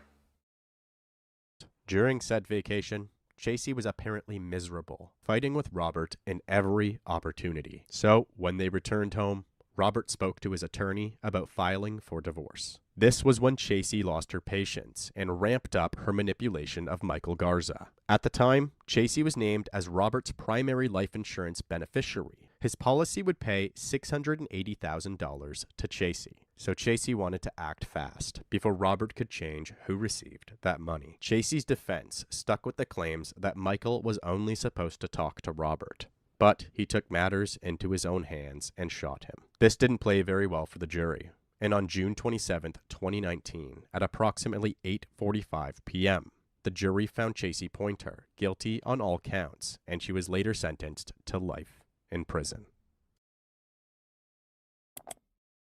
That's it. That's all she got was life in prison. All he got was 99 years. I would have gave both of them 1,000 years and a walk. Yeah, I gave them 1,000 years and a walk. What's a walk? When you go on death row, you gonna have to you walking now.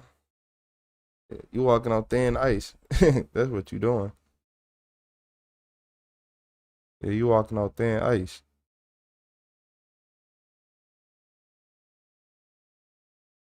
That O2 man selfie out.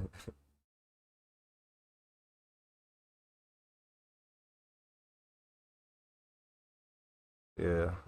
She deserved to get life in prison. All she wanted was some money. 4 men.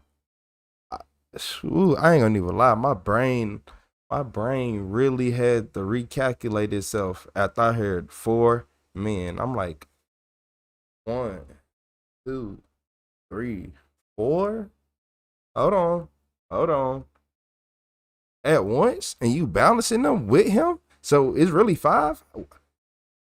What, like, but like, nah, for real, like, you gotta be like what, like, your legs just open, ain't they? Like, no, I don't think 5 men mixing in one pot gonna be. I don't think that's good for health reasons. Yeah, 5 men mixing one pot, nah.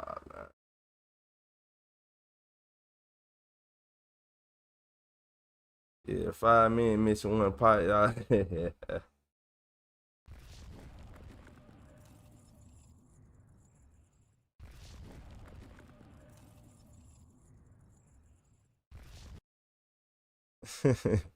So look, y'all, in this video, this drunk lady went crazy after trying to flood her cell.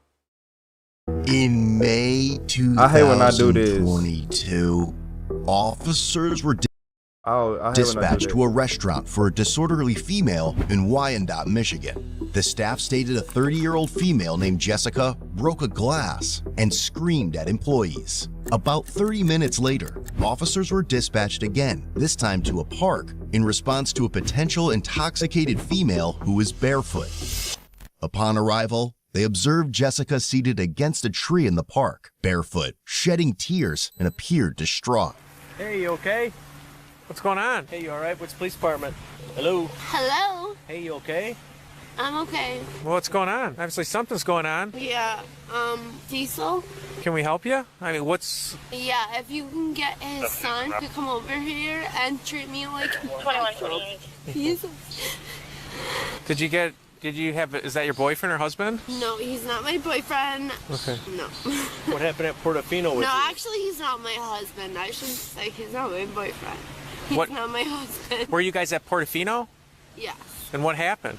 I got irritated because I got drunk and I wanted to go home and he wanted to hang out with his family and I asked him, I told him I didn't feel good and I wanted to go home and he kept screaming at me that I was a drunk and that... Do you have anyone that can come get you? Because obviously... Unfortunately, I've been trying, but... Okay. Nobody's answering the phone? It's a loss. Okay, who do you think could come get you? Nobody. Unless you would like to drive me home, I would more than appreciate it. How'd you get up here? I drove my own car, my little Mercedes. It's in the parking lot. Okay. Yeah. And then you don't have anyone that can come get you at all, huh? No friends? Unfortunately, I've been dialing the phone, but it's looking like it's a negative. Despite the recommendation to call an Uber for herself, she refused and ordered that officers drive her to a specific location. But before we continue, let's hear a quick word from today's sponsor, Sonoran Desert Institute. With more than 350 million firearms in the U.S., the time has never been better to learn how to be a gunsmith. SDI offers online firearms technology education with hands-on labs and materials shipped right to your door. Course topics range from AR-10, AR-15, or 1911 armor or options to shooting sports management, ballistics, gunsmithing, and more. Get your education and turn your passion for firearms into a successful career. Click the link below to learn more. Protect the public, right? So I'm sure you would like to protect me. We would, and that's why we would like you to Exactly. get an and Uber I have no other way to get home other than you at my residence. So Okay. would you like to help me? Well, we would. Why don't you Okay, call an then. Uber? So could you please get me Drive there? you to Macomb, so... We're not going to leave you out here. And do you have an ID with you? No. What's your first name? Due to her high level of intoxication and noticeable detachment from reality, she presented a danger to herself and others. I mean, you're the one who protects the law, so I'm pretty sure you should know more than me, but who knows? Here's what I'm done talking to you. You're not going to talk to me like a child. You're drunk. You're talking to me like a Lower child. your voice. You're drunk in a park. I'm not drunk. I'm completely sober. Would you like to ask me a question then? You're not completely sober. You're the one that told us you drove here drunk. I did not drive here drunk. I didn't tell you I drove here drunk. You did. No, I didn't. You did. No, I walked here. Prove to me that I drove here drunk. Hey. Prove to me. Calm Prove down. it. Calm Prove down. it. Hey, calm Prove down. it. Yeah, you ain't got Your last warning. You're swearing. You're yelling. Okay. Okay, You're gonna then go bring jail me for to this. jail because you don't have proof that I drove here drunk. Okay, but you you're- lie. you're causing You a lie, thing. though. Okay, All right, you're under arrest. Stand up. Come on, get up. I'll grab her phone. But the good thing is we'll keep you, we got some place for you to stay tonight so you can sober Yeah, up. my daddy will be great to hear about both of them. Yeah, good. But he can't come bond you out until you Man, sober I'm up. over here talking all Until you sober up. trash. You can't be Good bonded out night, until you sober Tasha. up. I'm I not was trying to talking get bonded crazy. I out. ain't gonna lie. I was Okay. just over here I'll talking grab her crazy. I appreciate that. This way. I appreciate that. I was just over here talking crazy. Where's my shoes? I don't know. Only you would know that. Oh, really? You guys have been I watching don't know me what the I whole said. time. You don't know? You don't have any shoes over there. You have a phone. I've been sitting there the whole time. I haven't moved, so you guys don't know Y'all where it said- went? I have no idea what you did. So glad to know I know where my that. shoes are. Oh, no. Y'all said her voice like nails on the chalkboard. Yeah, I ain't gonna lie. You said she sound like a child. No, her voice is getting to me. I ain't gonna lie. She got one of them voices, and I think if she start yelling, oh my lord, I don't want to hear Y'all like a like real my scream. Like, Hey, that's all on you guys. falling out the sky, Spider-Man No, save me no, type no. scream. I don't want to hear it. Really? You don't care all of a sudden my shoes? I don't have any shoes. But Where's you your care about key? my car? Well, no, we want to make sure your keys aren't Really? lost You or anything should- like that. Where? Where is it? You don't where's care your- about my shoes, but you care about my car. You don't have a purse. You don't have shoes. You don't have. Yes, it was over there. Do you have a purse? That's what we're trying to help Yes, it you. was all over there along with my shoes. At and the you tree, guys there are was only your robbing me phone. of everything. We only seen your No, phone. all Okay, of my- okay, Jessica, relax. We'll go over there and look. We'll look again, but We just are asking you. We don't know. We weren't here. We don't And know. I don't deserve to be We treat you with nothing respect. You've been yelling at us and swearing at us. Really? And you know because what? I'm handcuffed It's probably for not no because reason. you're probably normally not like this. Alcohol. It is. And I'm not even drunk. So I'm just lost my boyfriend. Let's see how drunk I know. Okay, we'll come over here.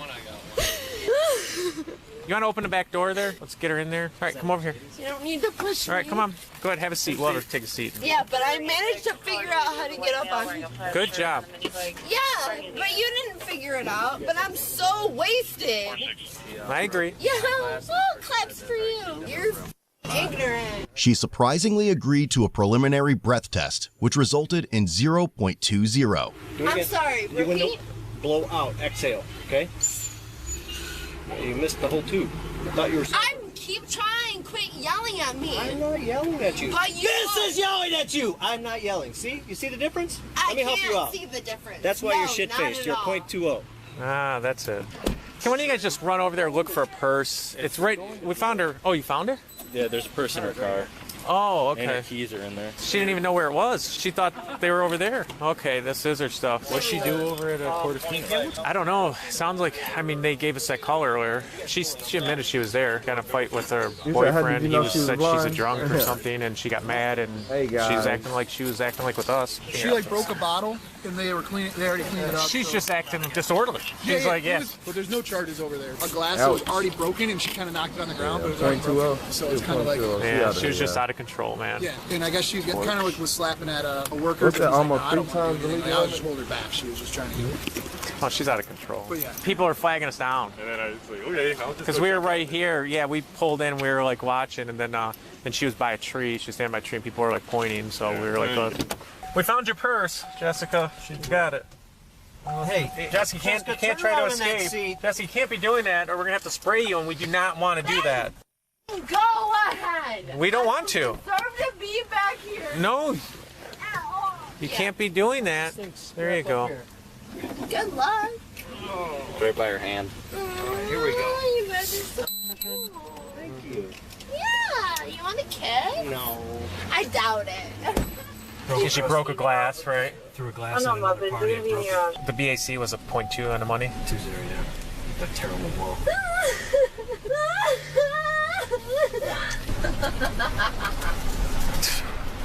Yeah. You said you don't need air? I'm just trying to give you air. Help you out. Government. Yeah, if you live, I'll just write down her address. Right.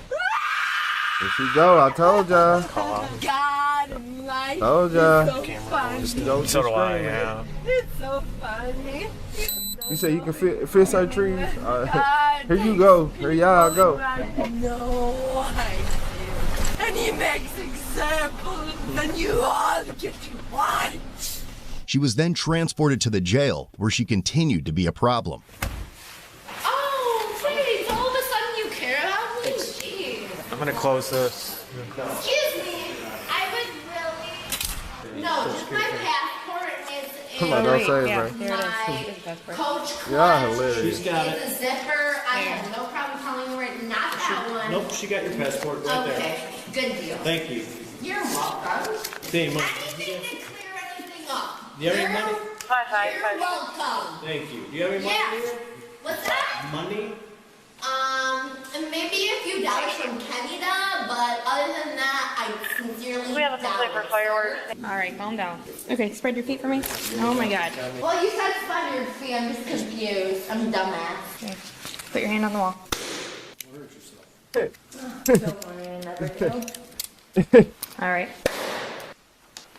Well, she hilarious. Well, this one you're not going to be able to get up. Yeah, it's a special bracelet. It costs like $15,000. So unless you can like have like something to get it off. Well, you better take it off or we're going to have to cut it. I can't take it off, so please do cut it. It doesn't come off? It's garbage. Cut it. No, cut it! Cut it! Relax. Cut Make it. a skinny fix. Make a skinny. No. I don't want to cut it. Just take it off. What's this thing right here? Do you ever see one of these? Yeah, you need like, Can you yeah. redirect? Can you put your Like name you in care. there? I do care. No, just cut it. I just told you to cut it. Oh, I don't know you. Let me get something to take that off. God. which who you are. Go ahead and cut it. Calm down. He didn't hear me. I was just making sure. Oh, really? But you couldn't figure out how to figure out my things, so we could all assume shit, right? Quit talking to me like I'm stupid, and you guys are the only ones who are smart. Yeah, you just did. I said quit yelling. But you guys are selling at me then, so what? Do you learn out any food? You got it? People. Foods? People. People food?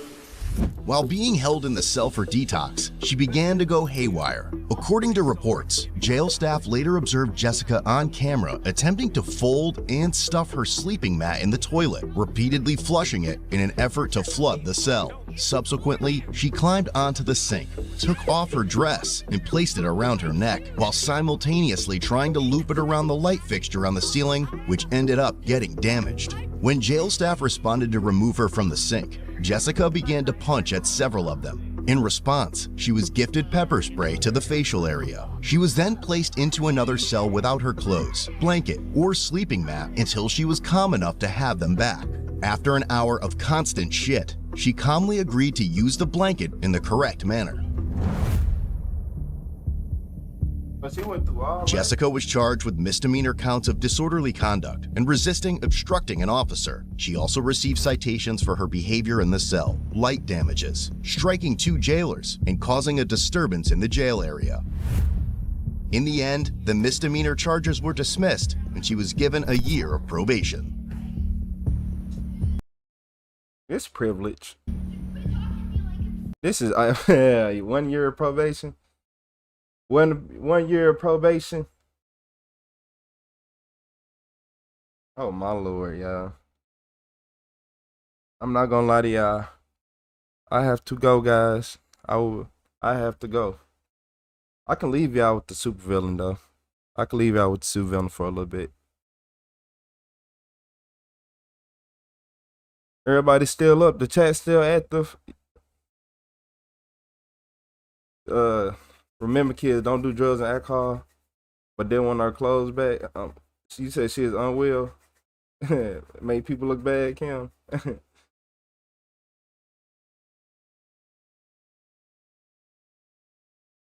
Atlanta, Georgia.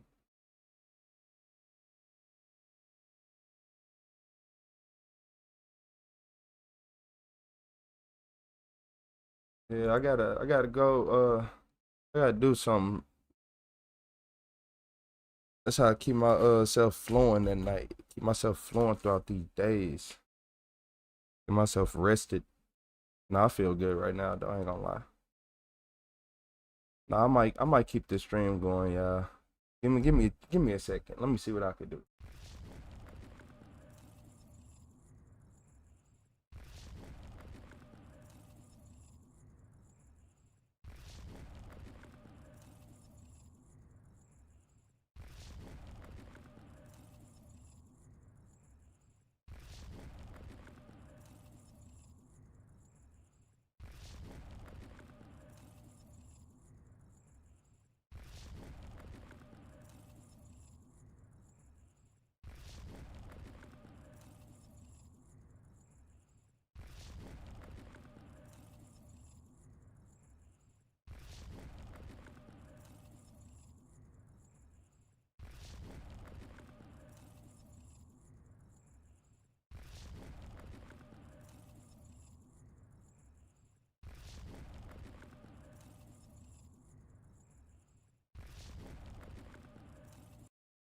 Shout out to everybody in the chat.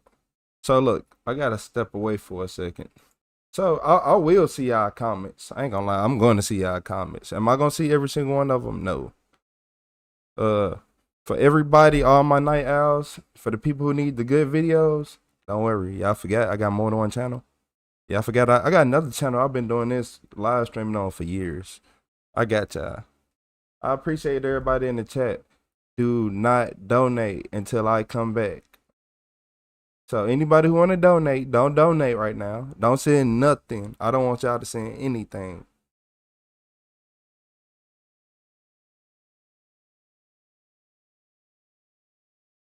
I appreciate you, Corey. How you doing? Getting better daily? Yeah, guys. I gotta go. So my commentary is gonna be low, but you will still get commentary from me. So I'm gonna let y'all go ahead get these out the way. And shout out to Daily Dose of Crime if y'all don't watch him. Shout out Daily Dose of Crime. Get your daily dose of crime every single day at 3 p.m. Eastern. And we're turning it up. 2 videos per day. Don't miss a single moment and tune in. Deputy Ventura with the Sheriff's Office. By chance, have you seen your neighbors over at 97, Heather? I like Daily Dose of Crime. I've been really worried about him. Okay. Since January. Since January? Yeah. So, is it like, do they live here like part-time, or is it like 4 months ago. full-time kind of thing? Do you know? Well, he moved up here. They moved up here full-time. Okay. Oh, this was back about 2 years ago, and we were real good friends and everything. Okay. And we were both on the James County Fire Department. And then come January, there was just no contact. No contact at all. Come January. Yeah. Okay. Have you seen any vehicles or anything? Anybody in there? There was a black car that was up here, and they parked up there in the shop right there in the shed. Yeah. But they were kind of discreet. Okay. And they had Texas plates on it, and I seen them drive by a few times, but. Did you recognize the vehicle? Was it like something that they usually drive, or? No. About like how often would you say you guys usually talk, or? Oh, we talked all the time. Like, was it like phone calls, messages, or just like in person? Oh, they just want to help me do all this driveway. Oh, okay. They just want to help me do this roof. Okay. Okay, so you guys would hang out. Yeah, yeah, we were real good friends. Gotcha. And you said since January you haven't seen anybody, heard from him, or anything like that? Yeah, January, I got sick, he got sick, and then a couple of other people on the fire department got sick. Okay. And then it was after that, he just disappeared.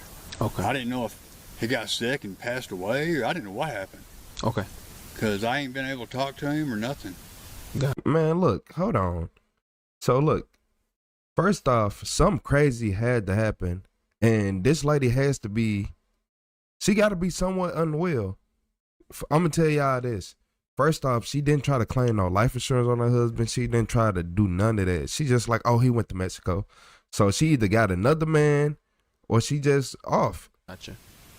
All right, Mr. I know his mom was in real bad health over in Breckenridge. Okay. And that's where they were supposed to move back to for the time being. Breckenridge? Yeah. Okay. Yeah, and definitely. I was real good friends with him. Yeah, that's what we're here, pretty much just checking up on him, make sure that he's okay, that, there's nothing going on. But alrighty, sir. If I have any other questions or anything like that, I'll give you a call, okay? All right, I appreciate it. Have a good one. Yes, sir. Take care. In this early stage, officers are trying to determine what happened to Craig Thetford, a 60-year-old man whose predictable lifestyle makes his prolonged silence unusual. His family has not heard from him since January, and there were no plans or circumstances that would justify a sudden disappearance. For investigators, the real warning sign emerges when they realize that nobody close to Craig can pinpoint when his presence stops aligning with the routine which characterized him. That lack of a clear breaking point turns the welfare check into the first indication that his disappearance may have a deeper origin.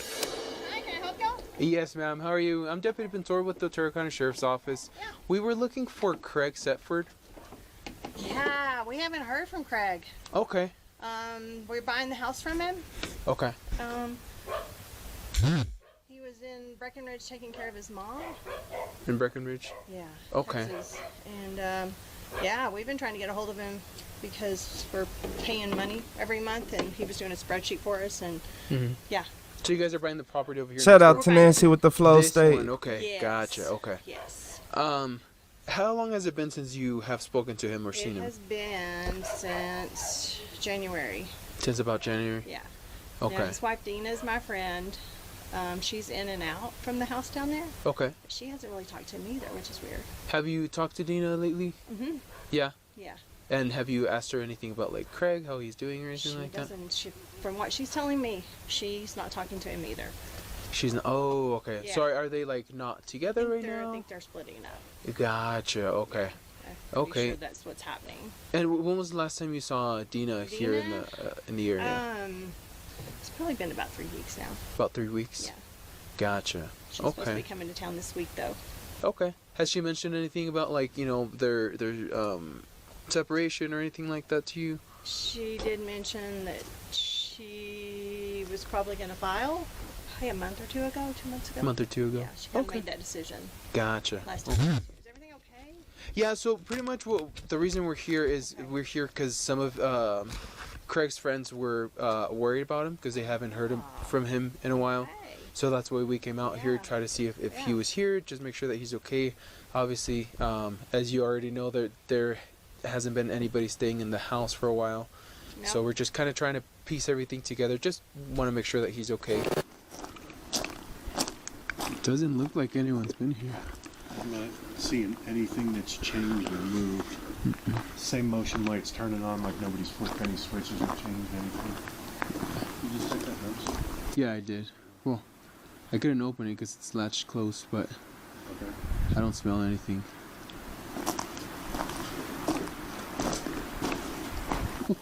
What's this? Fire pit?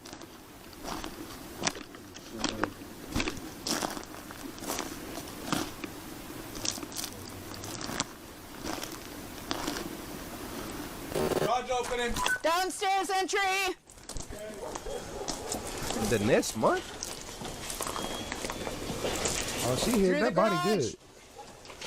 Clear up this way. Sheriff's office. Dwelling. Sheds first. And then we'll start here. Oh yeah. They dealing with a real criminal right now. That said a month later, like a SpongeBob cutaway scene. Like, okay. Good job, gentlemen. Police department! This might not be our first time. Search warrant! Looks like you have an upstairs.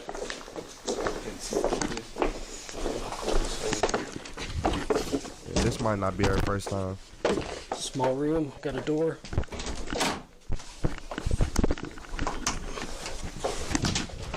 Small room coming out. Okay, small room. Light it up. Small room.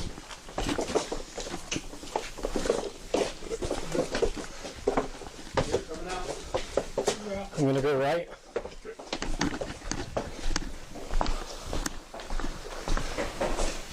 Clear. Clear.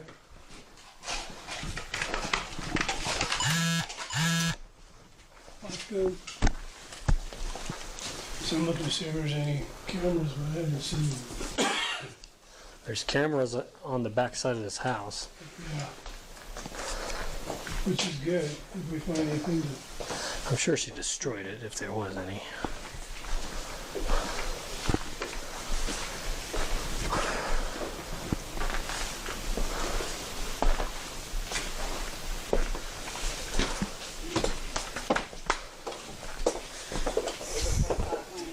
Let me see if there is anything else.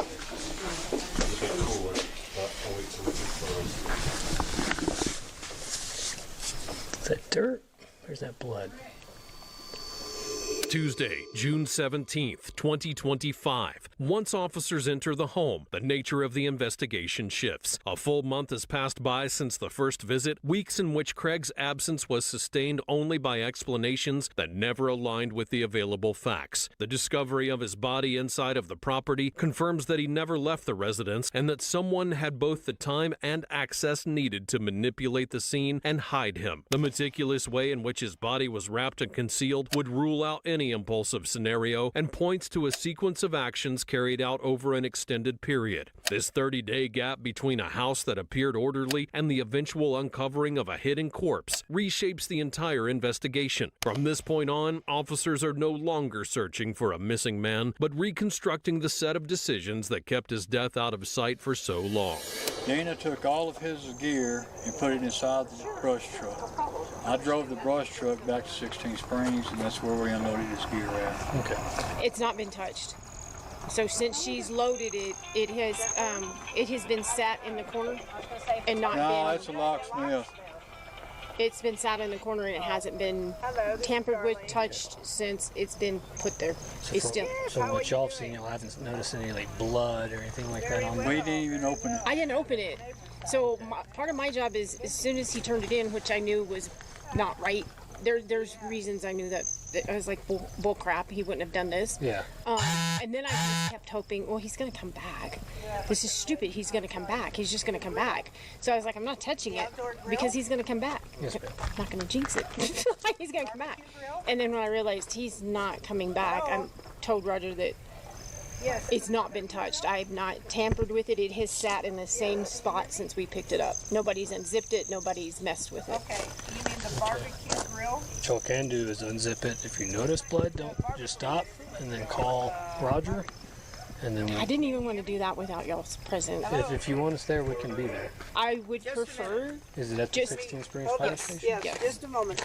I would just prefer y'all Let me get to the Wi-Fi. just in case. There's probably nothing. But I would Safer than prefer. sorry. Yes, y'all to just, when we pull stuff out, just in case there's something in there. Looks like that she used it to cover something up. Yes, and so we check the gear regularly. So if there's blood, that's no. Is there anything else you can think of to add that you haven't told Roger?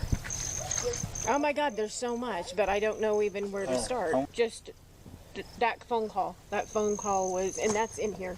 That's the copy of that. Jenkins was there with me when she called me because I was like, why is Dana calling me? 1946. And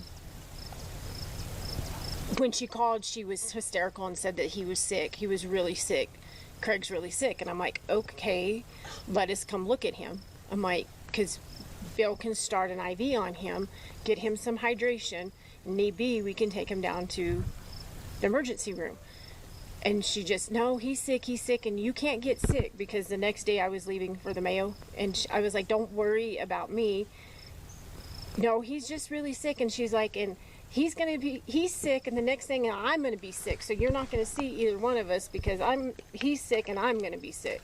I'm just letting you know. Well, let me come look at him. Let Bill come look at him and see if he needs fluids, because that was that virus that was going on. Not a virus.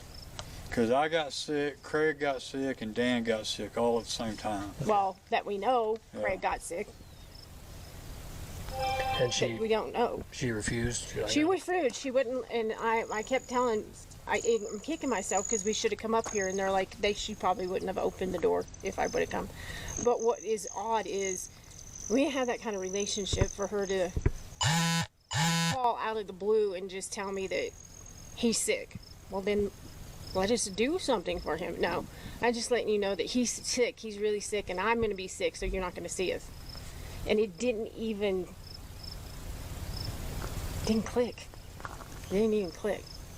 But what annoyed me was like, then why are you calling panicked if you don't want us to do anything about it? And that's January 4th. January 4th? Yeah, that one, I think I had it. So look, y'all. So basically, she was like, oh my God, I should have known something was wrong right then and there. Don't be one of them gullible people. Quit trying to be gullible every day of your life, and you will see all the wrongs in life. You know how many times I've done seen people lying in real time, bosses and all that, just from paying attention? Pay attention more. And man, if somebody calling you panicking and acting strange out of the ordinary, come on now. When your kids act weird, your brother act weird, your mom act weird, you know something off, you know? Come here, this is Jody. Hi, Jody. This is Detective Curtis from the Otero County Sheriff's Office. Oh, hi. Yes.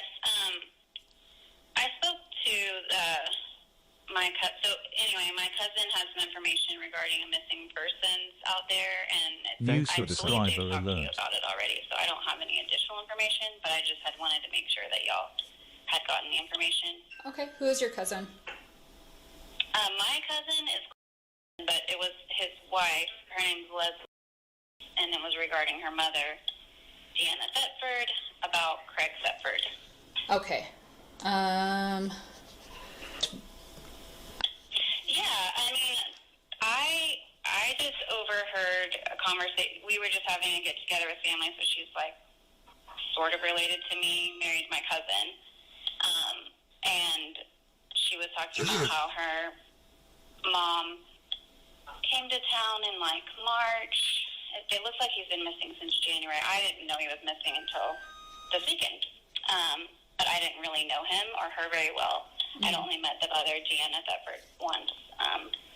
But her mom kind of moved back and had money, which she'd never had before, and bought a house in Seymour, Texas. And she'd seen her a couple of times, and then the last time she saw her, she wanted her daughter to meet her at a hotel, and that's when she told her that she had shot her husband and buried him under the carport, or in the carport area.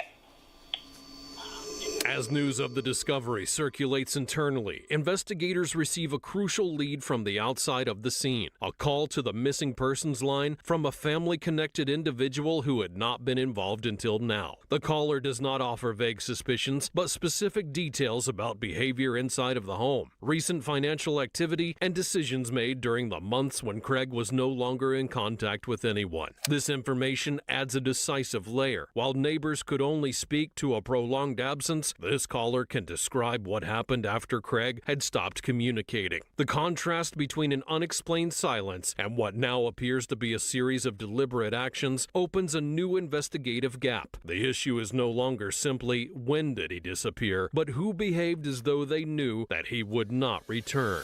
Hi, is this Miss? It is. Hi, this is Detective Curtis with the Otero County Sheriff's Office in New Mexico. How are you?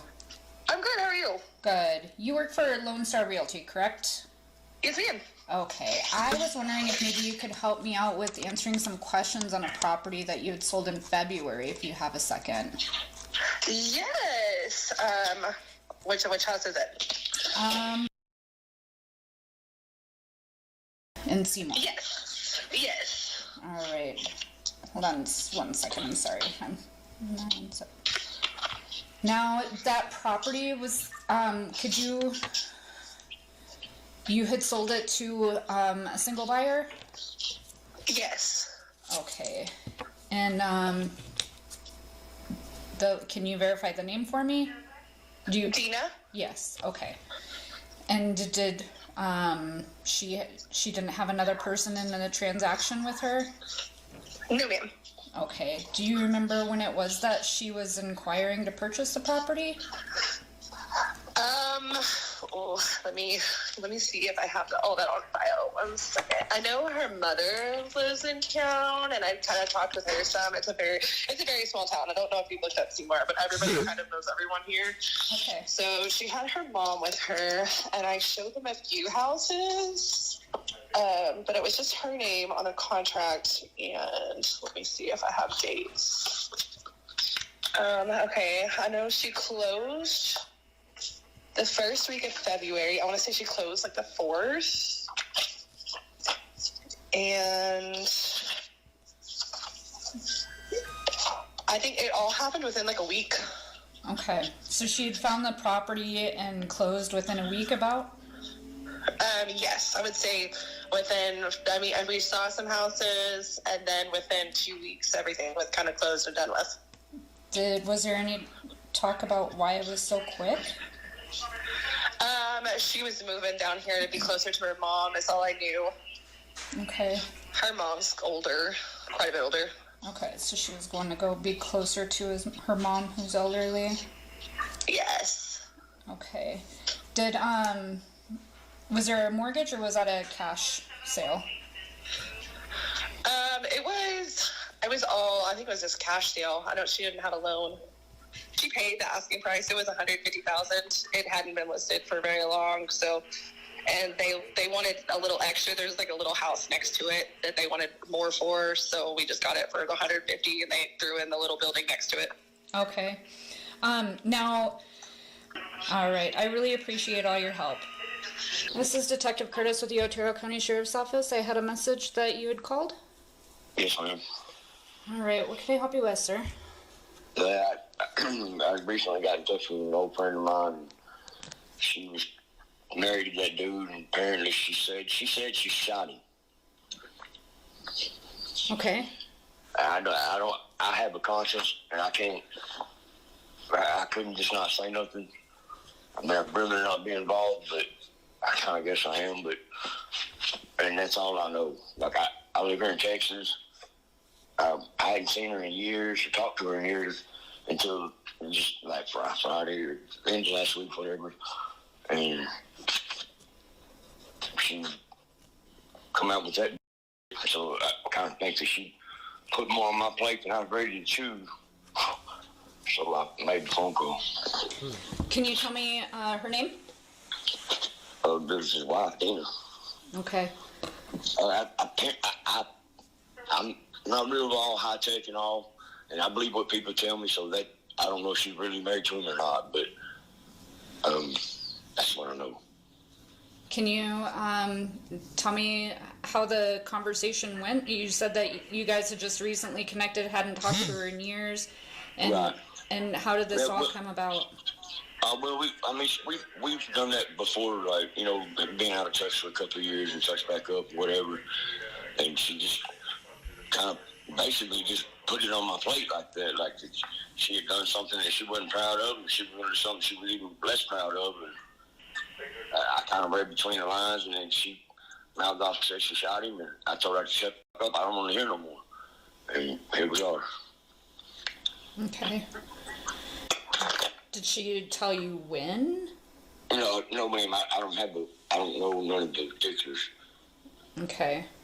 After that conversation, the first chance I got online and I seen the missing deal. So she could be full of Christmas turkey. I don't know, but I know I have to sleep with me at night, and this is what I needed to do with that. Okay. So, I mean, am I making any sense?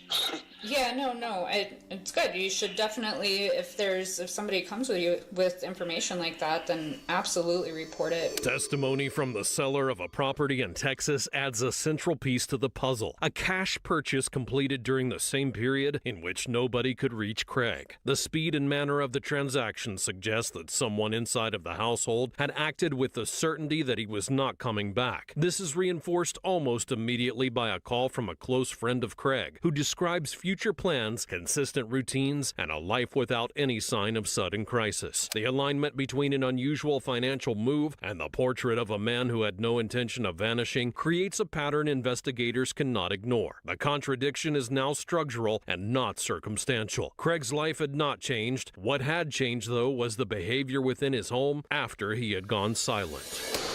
Did Dina tell you why she wanted to take her life? No? Did she have a method she was planning on using? I don't know. She didn't say that? I knew she was real depressed. But I didn't expect any of this. About how long has she been back here? She started coming back off and on. And I don't remember what it was. Maybe it was, we were there Thanksgiving. That was the first time I'd seen their place. And so it was after Thanksgiving. Did she tell you, did you know how she bought the house? She said that Craig gave her that money to buy the house with. He stole it from her. She said that Craig gave her the money to buy a house here? Yeah, I think they had an argument, and he told her to get out. Okay. And she told him, no, you leave. That's all I remember. And so he gave her some money, and she got it. So he said you can do whatever you want to, and so she could pack up some stuff that she wanted and come to Texas. And she packed up some. You said she packed up some furniture and stuff to move into the other property. Mm-hmm. Okay. Yeah. And she had gone back and forth between here and New Mexico. Did she say any interactions that she had with Craig, or?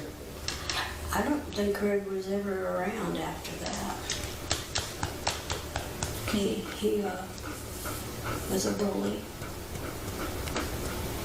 and but he could be very kind.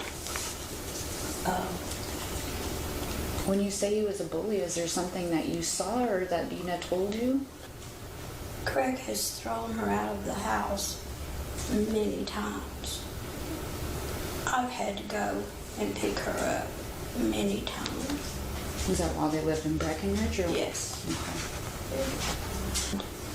I had talked to her before, and I suggested her to leave, and she didn't leave, and she should have, because neither one of them would be where they're at right now. When officers speak with this woman close to the family on July 8th, nearly 2 months after the first neighborhood contact and almost a month after the body was found, the investigation is ready to clarify why Deanna Renee Thetford has become the primary suspect. They explain that the body was deliberately concealed, that specific areas of the home showed targeted cleaning, that the security system had been dismantled, and that an empty firearm case was found alongside cash that contradicts earlier claims about missing large sums.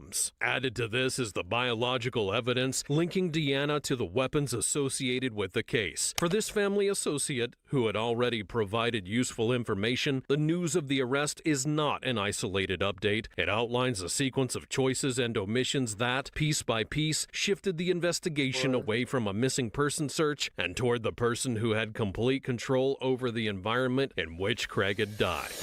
I do understand that Dina was here. If it was true that he told you to get lost and handed you $130,000 or even $100K, you had mentioned that his cell phone was gone. I know that you had some text message communication with, I think, and you had mentioned that Dina had Craig's phone because she wanted to hold on to it for... Mm-hmm. He said she said he wanted to keep it because the roofing, where he sold his roofing company to this kids in town, was on his phone. And she said he hadn't been able to talk to us because the phone wasn't working right. He couldn't hear through it or something, but he wanted to keep the phone because of the information about the roofing. And she said that's why he wanted to keep it. Well, she kept it all those months. I'll call you about that. Did you see it at all? Huh? My bad, y'all. But do you know how old you got to be to have a ringtone on your phone? Back to the video. Did you see it? Did you see her with it? No. No. Okay. No. No. And she didn't take it until she kept saying it was there. There's I bet they already know. Guy here. What do y'all know? We've seen Facebook. Man, my phone has been blowing up. I mean, we ain't got to worry about telling nobody. Yeah. She's in jail. I'm like, what the heck?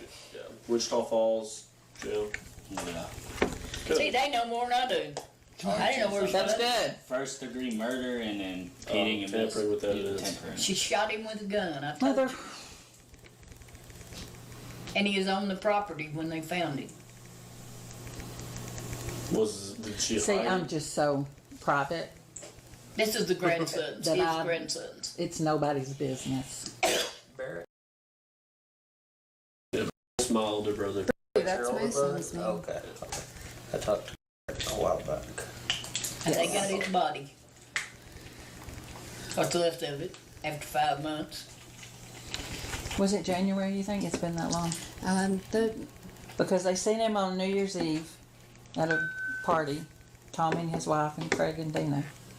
And then, he was moving down here. I got the text. Yeah, that's what she from said. Tommy, Moved down here to because take care of me. You got notified She's months been later taking that care he'd of been me, and they've been taking care of me. Well, I got notified from Tommy.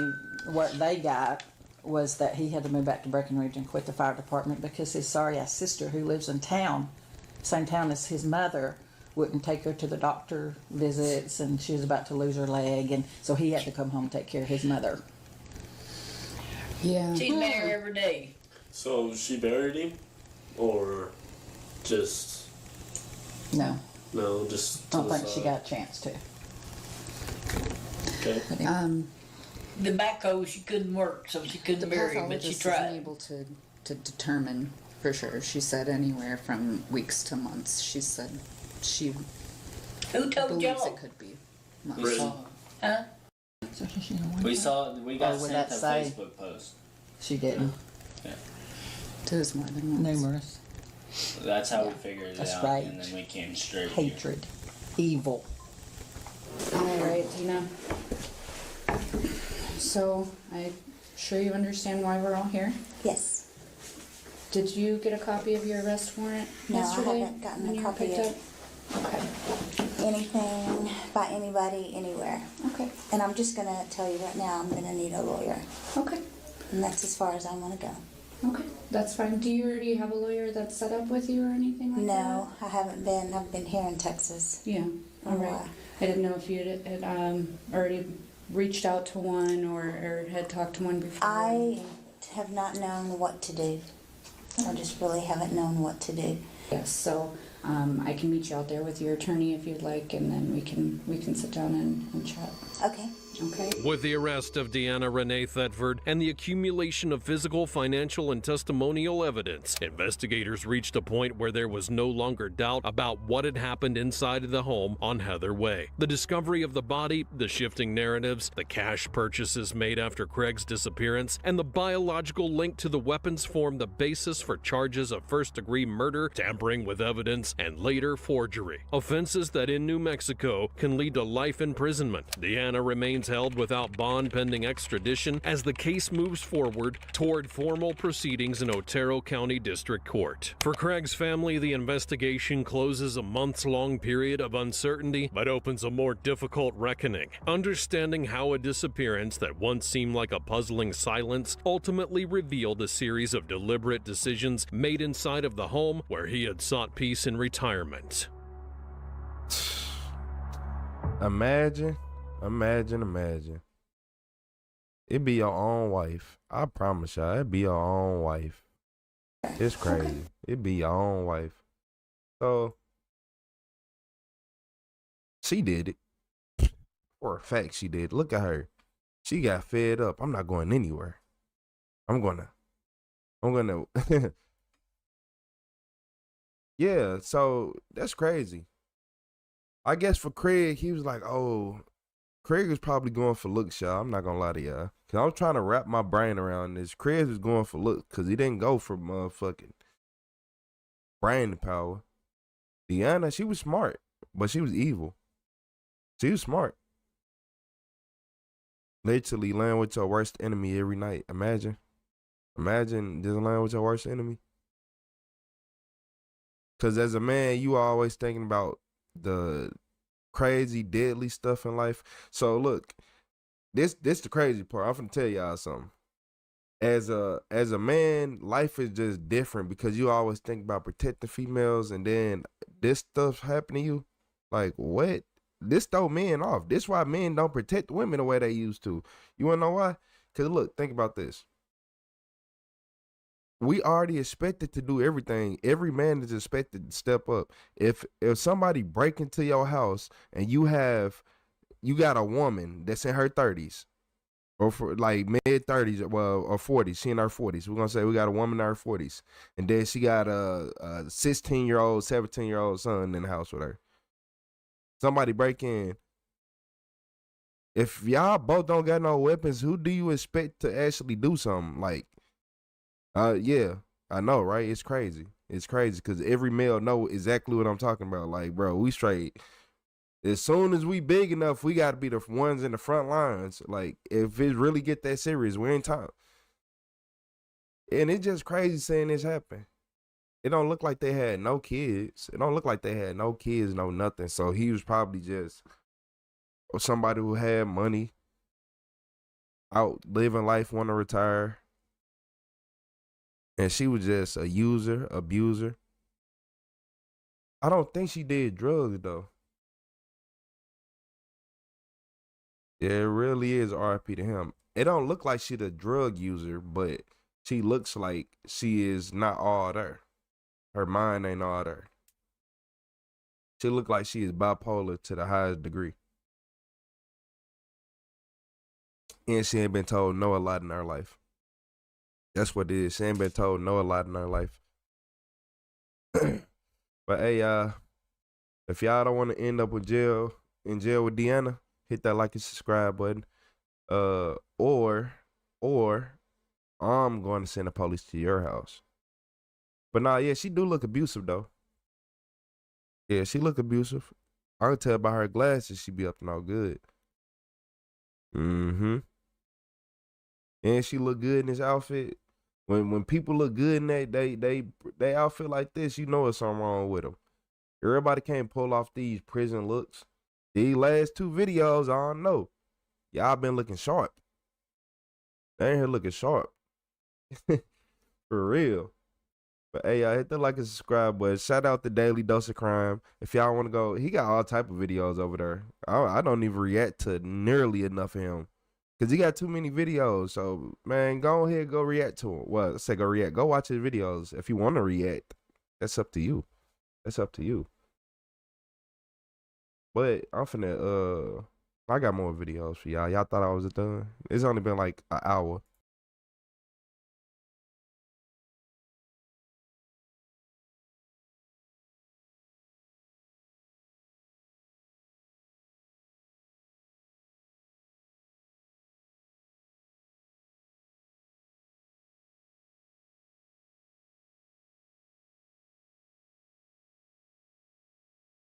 Ooh-wee. So look, y'all. So some police said this was the worst 911 call of their life. Hit that like and subscribe button. It's a lot of crazy stuff going on. And I hate people who just keep saying back to back. I ain't gonna lie to y'all. Hi, there's a grocery cart behind the garage, and it looks like the shape of a body inside of the blanket. So I think there's a dead body inside of a grocery cart. This call to 911 leads Cedar Rapids police to one of the most disturbing scenes they've ever encountered. Inside a shopping cart behind a quiet apartment complex, they find the body of a pregnant woman. This has been here since at least yesterday at 1:30. Oh, you're no. What begins as a welfare concern quickly turns into a homicide, and within hours, investigators realize the suspect is already gone. I don't want anybody going through the dumpsters. I don't want anybody touching anything. Okay. I don't want anybody walking around anywhere. I don't know what anything is yet. With the killer on the run and the city on edge, this case spirals into one of the most gruesome and far-reaching manhunts Cedar Rapids has ever seen. Cedar Rapids Police Department search warrant, come to the door! It's like bleach and stuff poured all over the carpet. Okay. I'm not going to go in there. The only thing he told me was she came after him with a butcher knife, and I killed it. We don't know much about Brittany's past, but we do know that she was close to her family and friends. Unfortunately, she suffered from a number of mental and physical disabilities. It's unclear exactly what those disabilities were, but according to her mother, Tempest, she was also a drug user. Brittany had 3 children, ages 2, 4, and 14, but by early 2025, 2 had been taken away by the state and placed in foster care. It's worth pointing out that Brittany never gave up her parental rights. And in addition, the state never informed her mother, Tempest, that the kids were being placed in foster care. Needless to say, they were all angry and heartbroken when they found out they had been adopted. Tempest was particularly upset because she... Boy, hey, I ain't gonna lie to y'all. That just made me mad. Because she looked like a good grandma. That just made me mad.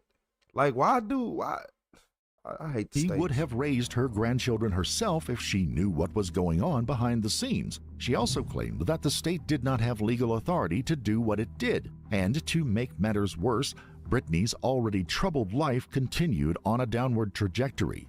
On more than one occasion, she told her mother that she was being drugged against her will, and that she was the victim of and that she feared for her life. We don't know much about these allegations, but Tempest believed that Brittany was actually in serious danger. As such, she begged the authorities to take action on the grounds that she was an at-risk adult, and whoever threatened her might eventually follow through on their threats. By then, the situation was nothing short of dire. But Tempest claimed that the police and social service agencies who would have come to Brittany's aid ignored her and treated her daughter like a throwaway person. Despite her troubled and chaotic life, Brittany adored her kids, her mother, and her close friends. And she was pretty good about staying in contact with everyone, even when things weren't going well. Of course, her loved ones worried about her constantly. And as hard as it was to admit, they all suspected that it was a matter of time before something terrible happened. That said, they did not panic or rush to conclusions every time she fell off the radar for a day or two. In fact, it wasn't that uncommon. See, look, I'm not trying to be mean, but it's crazy. Like, from that last picture versus now, just you can just see the drugs in her face. You can just see how, like...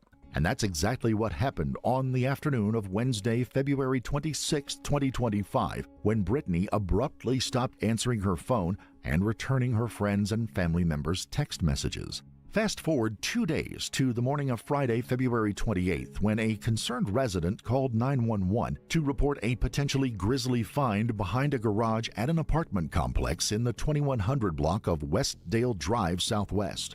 Emergency. Hi, I was just at, and there's a grocery cart behind the garage, and it looks, there's a blanket or something in there. It's got blood on it, and it looks like the shape of a body inside of the blanket. So I think there's a dead body inside of a grocery cart behind the garages. EMTs were already taping off the scene when Cedar Rapids police officers arrived on the scene at 8:41 a.m. I hate to bother you with this. Okay. There's a woman walking around here. Okay. Just a second, ma'am. Wait, hold on, y'all. My bad. They said the EMTs was taping off the scene, right? I'd never seen EMTs tape off anything. I'm not gonna lie to y'all. That's how I know this had to be that bad. Very obvious body. Okay. Wrapped in blankets, bloody. Okay. Head's wrapped. Legs are wrapped in this shopping cart. Okay. I'm just gonna put this around both garages for you. So Nice. the lady in the blue coat, the one that found it. Okay. Where she knows who it is. Okay. She's not being cooperative as far as giving me information. Yeah. Moments later, they confirmed what the 911 caller had reported just a few minutes earlier. Greg, did you guys look in here? No, I didn't want to touch it. She thinks it. She's super 1096. So let me just see what we got here. I touched it and it felt. All right. It feels like a body. Like it's hard. She's scared. Yeah, it does kind of look like it, doesn't it? But just with it being possibly. Yep. No. It's all good. It's all good. It's all good. Yeah, it does look like one, doesn't it? You want a knife or anything? I got a knife if you want to cut it. No, I don't want to cut it yet. Yeah. Right there. Yep. Just for I got to get your names, and that's going to call us. We'll tell them what we'll be doing. Yeah. I get it. That's real quick. Yeah. Unfortunately, I have no information, but Can you? I got other officers. We're so short staffed. yeah, what do you need? Just hang tight. Don't touch anything. Just make sure nobody else. I'm gonna yell at them. Everything that you see here is how we found it. I'm gonna try and put the grabs on. So, Dude. yeah. Or female. Well, they are real. You got some female. It's a small body. Yeah. Yeah, Everything she was saying to Mondo. Apparently, she saw it yesterday. Well, person. I'll grab her. Sorry. Greg, can you still hang tight? Sorry, we're pulling units as much as we can. Her name and shit. So he's got all that. Thank you. Yep. Yeah. Next, the officer talked to the homeless women who found the body and the man who had called 911. Did you find that shopping cart? Okay, were you the one that called us? Yeah. Okay. What happened? I don't know. I just walked by the car and I started carrying my bags. So I take the trash out, I take the buggy. Okay. So I was taking the trash out, take the buggy, put my bags in there, right? And then I got all the trash on, it was on top of it. Cover it. It's too heavy. I'm like, oh, hell no, that must be a dead body or something. Okay.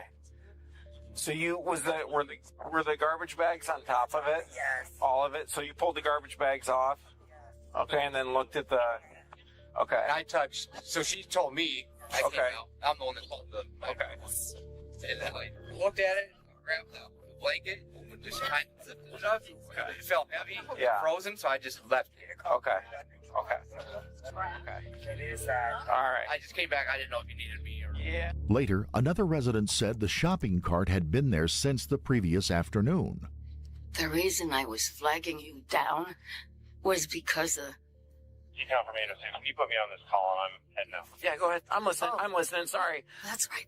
That lady right there. Yeah. She got evicted, I think, and she's been walking around here. Yeah, she wasn't evicted. She's homeless. She normally she's over there with that old man. She normally mills around downtown, but yeah. Really? Yeah. I don't like it. So did you say you saw that there? That cart was there because the only reason I was over here because I put cat food out over there. Okay. Which I probably shouldn't, but I do. But I do. Underneath the... Yes, underneath the trees. See, there's some there, and there. I put it where the cart was. The cart was over in the trees more, and I thought, oh, this is in the way of cat food. Okay. My cat pants. Yeah. So I tried pulling it out. I couldn't because it was heavy, and it was stuck in the mud. And that was yesterday? That was yesterday about 1:30. About 1:30. Yes. You know, I don't know if it was before that. I don't drive by here. I mean, I don't go over here until about 1:30. Okay, so it was about 1:30 yesterday. Did you notice it? Was that the first time you noticed it? Yes. But you know, I was over here the evening before because I go over here twice a day. Yep. And like about 5 o'clock, the evening before yesterday, it wasn't there. So it had to be here yesterday. So it was not there. It was not there from on 5 o'clock. Yeah. So today's Friday. So last night at 5. Yeah, last night at 5 it was here. Oh, last night at 5 it was there. a day before it wasn't. Okay, gotcha. So like Wednesday. Sometime after Wednesday at 5 p.m. Yes. Did you see anybody around? I didn't see anybody around. No, I would tell you, but I didn't see anybody around because you know I don't feel safe here, so I'm always looking around. I'm always checking here. Yep. So, no, I did not. A homicide detective arrived on the scene a few minutes later, and almost immediately he noticed distinct shopping cart tracks in the wet ground beside the garage. Right there. I came in through here. Okay. It is a body. I did look at it. Yes. I saw, it looks like a black female. I just saw the tip of the head. I didn't want to manipulate it. The head is in the corner closest to us, like where the Aldi, the tether thing is. Legs are, so it's sitting like this. Okay. It's tape wrapped. Okay. Yeah, I want this. How big do you want me to? Oh, I want that whole side of the building. I don't want him to go over there. I want this whole lot cleared out too. Yep. And then honestly, this one too. I don't want anybody walking around anywhere. I don't know what anything is. Yeah. This has been here since at least yesterday at 1:30. Oh, you're no. And those garbage bags were on top of it. Right here. You can see this right here. Oh yeah. Yep. So I want. Yep. I want all this. Yep. I don't want anybody going through the dumpsters. I don't want anybody touching anything. Okay. Once the area was secured, the body and the shopping cart were loaded into a police van and transported to the station to prevent any evidence from being lost, contaminated, or disturbed. This back on. Oh my God.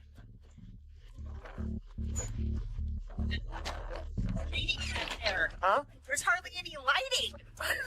It's not gonna wake up. I'm gonna tell Grant that we're not. If he does wake up, I'll let you know. No, what's moving?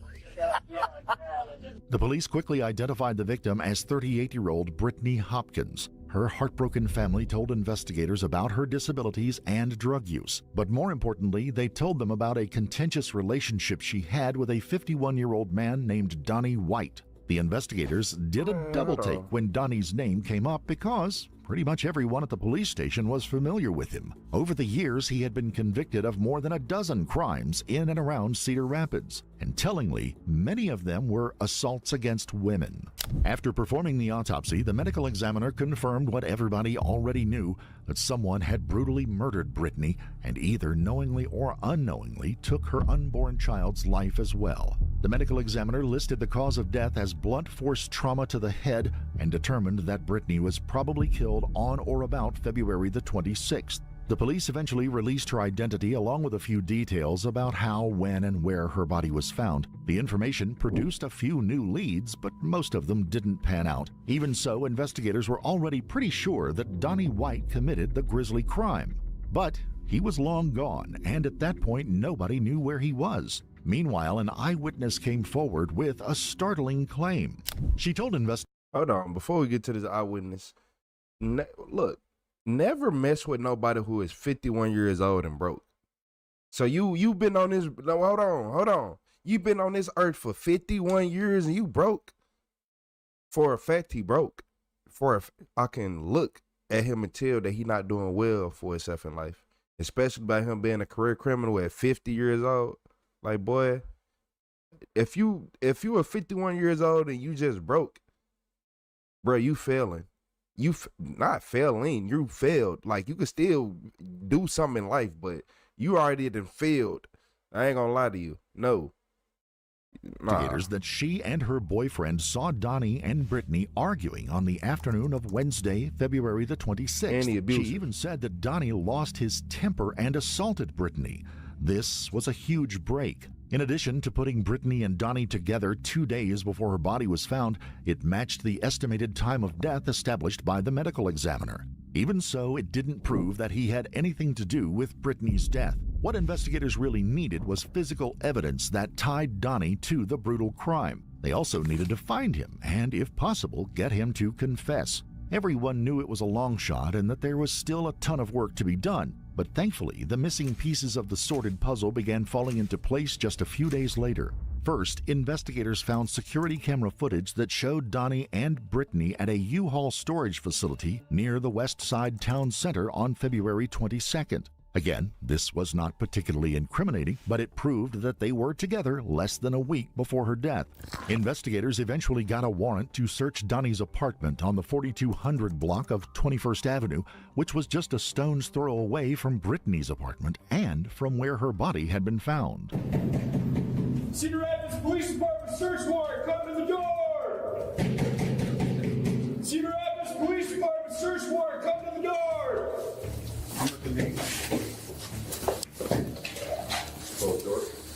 Closet right.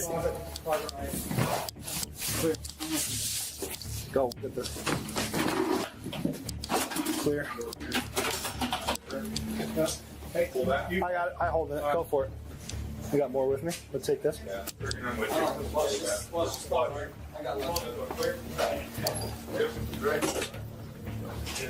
I'm not gonna go in there if we don't have to, but bathroom's clear. Here's a closet here, hold on.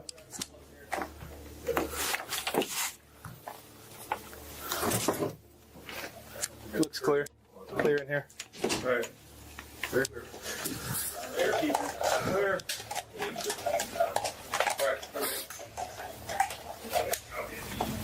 That's the crime scene.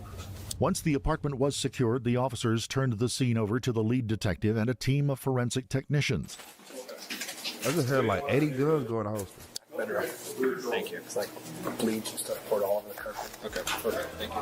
And what they found was nothing short of damning. They also found a damaged airgun pistol, bleached clothes in the dryer, tracks in the carpet made by a heavy shopping cart, and handwritten notes from Brittany to Donnie apologizing for something she did that day. And that wasn't all. One of the complex's security cameras captured an unidentified man pushing an empty shopping cart up to Donnie's building, opening the door and disappearing inside on the afternoon of the 26th. When he reappeared 15 minutes later, the cart contained a suspiciously large and unwieldy bundle.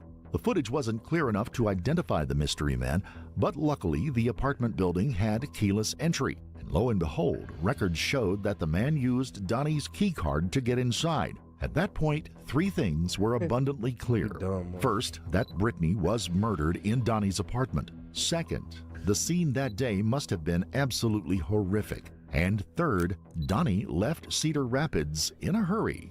In mid-March, the Cedar Rapids Police Department requested help from the U.S. Marshals to locate and apprehend Donnie. It was unclear how they tracked him down, but when they did, he was more than 1,500 miles, or more than 2,400 kilometers away. At approximately 3 o'clock in the afternoon on March the 19th, U.S. Marshals and officers from the Nevada Violent Offender Task Force cornered Donnie in a residential area on the 2900 block of West Washington Avenue in Las Vegas, Nevada. Luckily, he surrendered without incident. Donnie did not talk much after his arrest, but his family eventually shed some light on the tragic case. He said he had a picture of it, and he said, yeah, I killed him. You know, I'm like, and that's who you knew as Ray Ray?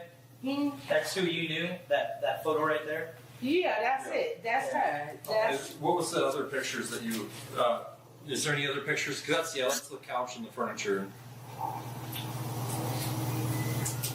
That's the apartment, yeah. Okay, this is the apartment. He was showing me the different. Here she is again. What did he say about the push cart? About the cart? What details did he Yeah, God. Oh my God, yeah. Yeah, he did. He said, I put her in a push cart and rolled her out of here. You know, and I'm like, oh my God. And I wouldn't let him send me the picture, but he did send it to me. And I said, I don't want to see no mess like that. I said, I hope you playing. What did Donnie say he did with the push cart? He didn't say exactly, but he did say it's an Aldi's push cart. Aldi's? Aldi. Yep. Okay. And he put her in there and he pushed her somewhere. He didn't say exactly where, but when I saw the news clipping on my phone, I know it said that her body was found by an apartment building, and I was like, oh my God. So I said, well, he didn't try to hide her. We haven't discussed none of that. The only thing he told me was she came after him with a butcher knife, and I killed it. throw out there how he did it? We know about the cart, how he disposed her body if she Well, yeah, that's what he did tell me that. He said, I went to Aldi's and got a push cart and I put her in there and I rolled her ass on the way from here. I said, oh my God, I for real? And I didn't see the picture of her in the push cart, but he did send that picture to the. I wouldn't let him send it to me. Did he say it was a picture of her in the cart? Did he tell you that it was a picture of her in the cart? A picture of her? Yeah, let's say the body was in the push cart and with some bags on top of it or something. Okay. Okay. You know, that's what what he told me. You know, he said, yeah, and it is true. And I'm like, oh my God, no. It's unclear why they didn't report the crime, but later investigators questioned Donnie's friend who picked him up near the airport in Las Vegas. So you picked him up March 9th, a few blocks away from the airport. And it sounds like maybe you took him somewhere right away to the hospital. Yeah, I took him to the hospital. He was having some type of episode. When I first got him in the car,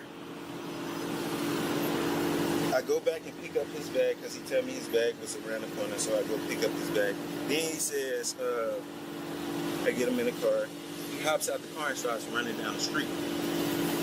So I park the car. I try to get him back in the car, and the police pull up on us because a passerby told them that I guess somebody was trying to drag somebody in the car. So when the police pulled up. They questioned us and everything, and he said he was okay and all of that, and they let us go. So I was on my way to take him to the shelter. Then he's got the tweaking out on me again. So I was like, this your last time. So I took him to the hospital, and when I pulled up to the hospital, he actually had me in the headlock and was trying to bite me. So when I pulled up, I had to like yell to the security to come get him off of me. Like, he had to be restrained, that type of episode. I don't even know what was going on with him. And after that, I ain't seen him since. What was he suffering from that he ended up in the hospital? I don't know. Like, they didn't tell me what he was suffering from. I just knew. What did Donnie say he was suffering from? He didn't say anything. He was screaming and hollering like he wasn't saying anything. That's why I had to take him to the hospital, because I didn't know what was going on. Had you ever seen him like that before? Okay. Did you feel like it was mental, or like he was coming down? I definitely feel like it was mental. That's why I took him to the hospital. I'm like, I don't know what this is, and I can't have it around nobody. Did he make any statements to you about anything that happened in Iowa? I did ask him, because my aunt told me like that it was a situation that had happened, and I asked him about it. I'm like, are you in some type of trouble? He said, I might be, but I know somebody did something, so I'm trying to get away. That's what I'm saying. I just really hope he not the person who did it, but he got arrested for. Listen, I read it. He got arrested for a brutal murder. I read it. Donnie was eventually extradited to Cedar Rapids, where a judge ordered that he be held on a $2.5 million cash-only bail. Prosecutors charged him with first-degree murder and non-consensual termination of a pregnancy in the death of Brittany's unborn son. Donnie pleaded not guilty before his trial in December, but that June he pleaded guilty to a lesser charge of second-degree murder as well as non-consensual termination of a pregnancy. Even so, he always maintained that he did not know Brittany was pregnant. As part of the deal, he admitted to beating her with the butt of an air pistol gun that investigators had found in the apartment. But he also claimed that Brittany attacked him with a knife first. Whatever the case, Brittany's mother, Tempest, read a brief victim impact statement before the sentencing portion of the hearing. Brittany was bright, sensitive, and full of love for her children. She had a fierce personality and a goofy side, and she was deeply bonded to her family. She also lived with mental and physical disabilities that made her especially vulnerable. Her life mattered. Her unborn son's life mattered. She was not a throwaway person. She was my daughter. She was loved, and she deserved far better. In the end, the judge gave Donnie 50 years in state prison. He may eventually be eligible for parole, but only after serving at least 35 years. And by then, if he's still alive, he will be in his mid-80s. We would like to express just old and slow. R.I.P. She man, she could have did better. Y'all can't be messing with nobody who this old and broke. I'm gonna say it again. You cannot mess with nobody who is 50 years old and broke. It don't never work out. If they out trying to act young, still do drugs and all this, boy, yo, hey, your life is probably more than halfway over. You probably don't even got 15, 20 years left. That's why I be just watching. All these videos just be, why? Like, just why? And if people actually knew better, that's why you got to teach your kids to know better at a younger age.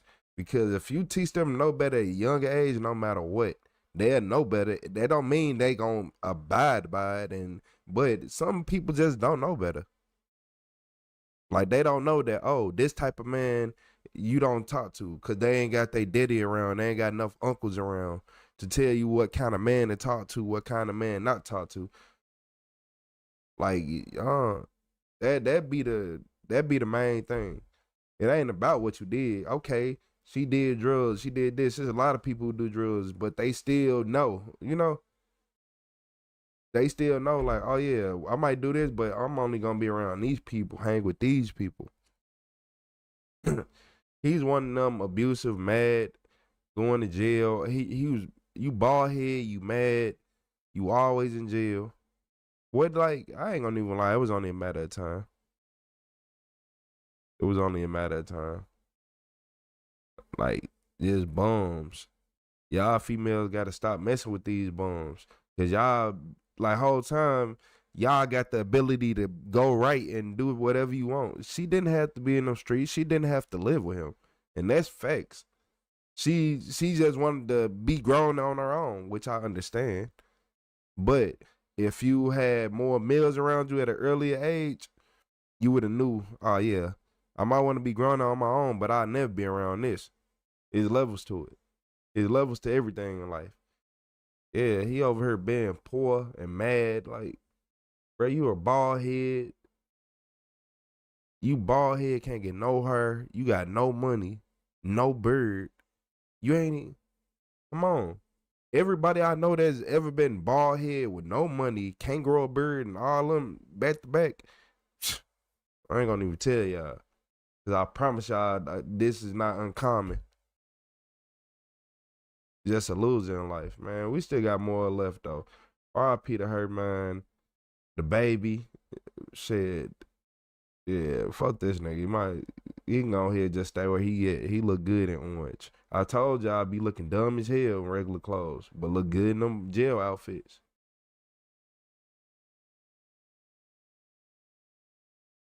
I know, yeah, dead ass. We don't, everybody in the world don't love themselves enough. Because you straight be like, you straight just down, a lot of people downplay themselves more than what they should. Like, you do know that you can act, like, I ain't say act, so basically a lot of people be like, my confidence is low. You know you can just wake up in the morning and say my confidence high and walk around with that energy, right?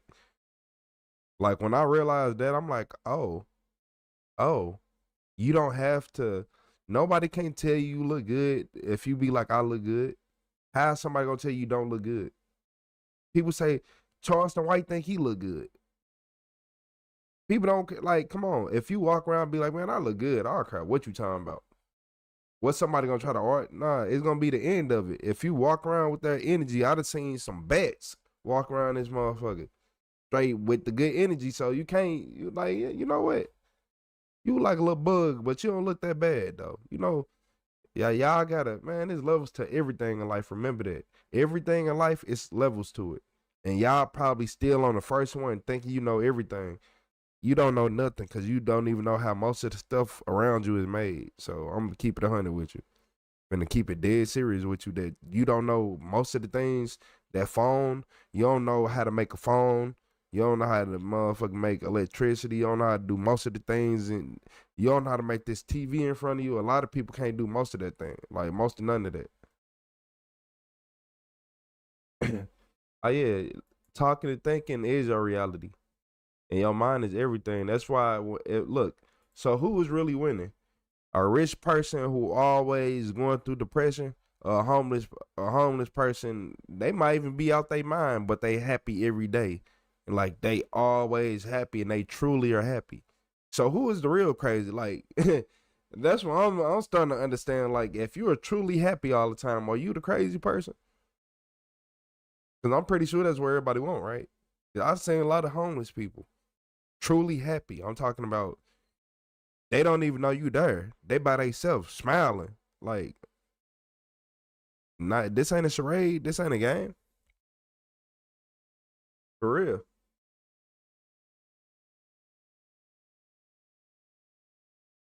It's just like, it's whatever you do in life. So you didn't have a car, then you, like, when you first didn't have a car, right? You was like, okay, I'll take any car. Now you get a car. Now you don't like the way it drive. You don't like this and that, and that. You just said you wanted a car, though. Like, that's what I had to start looking at in life, like, but I did ask for this, though. You gotta just know what you pray for. You never know you gonna get it or what it's gonna be worth. I want a Bugatti. Yeah, they might give you a Bugatti when you 80 years old, 70 years old. I don't know, man. And how much is it worth then? Or when nobody can't drive gas cars no more. Like, that's what I be saying. Don't try to over manifest. Unless it's about how you want to be in life. Say you want this big house and that house, you manifest that every day. Oh yeah, you do that every day. But all the other stuff, I want clothes, I want car, I want nah. Don't manifest over that. Don't manifest over something that's not forever, like living situations and stuff like that. Because most people still manifest over people. Like bruh, it kills me that some people wake up in the morning, will hop on Facebook or Instagram, but I'm just say Facebook for now. These just for the Facebook people I'm throwing shots at right now. Some people wake up in the morning, hop on Facebook and make a status. Go down their timeline and comment on stuff that's irrelevant in life. No, I think that's ugly. I think you don't need to be, who cares? Like, and be dead serious. It'll be just stupid stuff in life. I'm hungry. Did you just hop online and say you hungry? Did you just? I'm hungry. That's why I don't like social media. Y'all, you want some food? Y'all looking for, man. That I'm just like, they act like it's straight food on social media. No, it ain't food. It's lame dudes who'll be like, what you trying to get? What you trying to eat?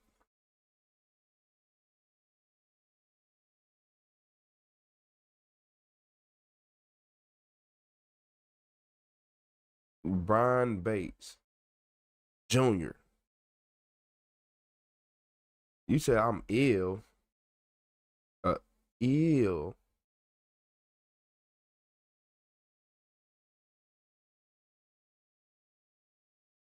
Right, yes, I want food. Nah, we talking about the people who will wake up in the morning, get on Facebook and say I'm hungry. Like, okay. Like, you really thought that the world needed to know that you was hungry at this moment. You really, okay. Okay. Hey, but look, I'm over here talking about this. Hey, hit that like and subscribe button. I forgot I was still even recording it for this video. I'm thinking I'm just talking to y'all.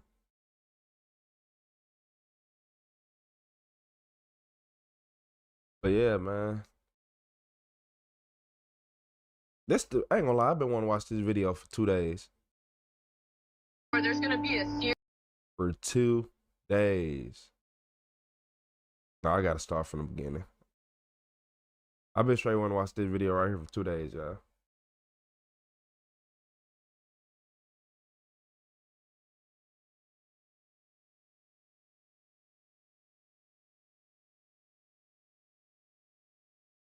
So look, man.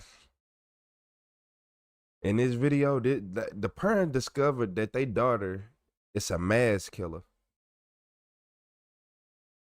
She got multiple casualties, huh? Yeah. Imagine you a parent and they be like, yeah, your daughter's a serial killer. So, yeah, hit that like and subscribe, boy, yeah. Babe, what'd they tell you? Nothing. Okay, she was life flighted here. Yeah. This is Natalie and John Shirilla, the parents of Mackenzie Shirilla. Just hours earlier, they were informed their daughter was involved in a devastating car accident. That is one of the worst looking car. Look at this car. And that she was transported by helicopter to the nearest hospital. However, what they're about to hear from this officer would change the course of their and Mackenzie's life forever. Okay. No. You want to sit down? Oh my God. I'll tell me the call is for. Please say this. There's progress in Alameda, car into a building. 2 are deceased in the vehicle. Daughter's driving. Who died? Mackenzie's boyfriend, Dom Russo, as well as their friend Davion, were pronounced dead after the crash, making Mackenzie the suspect of a potential double murder. However, police had their doubts. Most assumed that this was simply the result of an innocent mistake on Mackenzie's behalf. But as the investigation would progress, dark and disturbing secrets would reveal this was clearly much more than just an accident. Dom, if you do not open, you think I'm joking. What do you mean? You know exactly what I mean. You're gonna come open this door right now, or there's gonna be a serious Yeah, she was mad.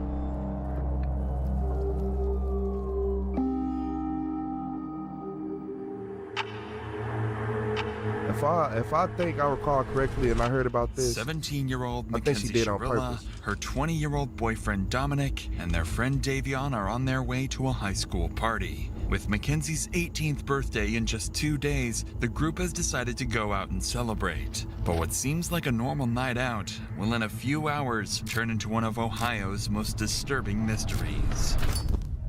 At around 2 a.m., Mackenzie and Dominic are seen smoking at the party, and at one point, Mackenzie reportedly offers the host of the party psychedelic mushrooms. This was unlike Mackenzie, as her friends had never seen her use a substance before, let alone pass them around.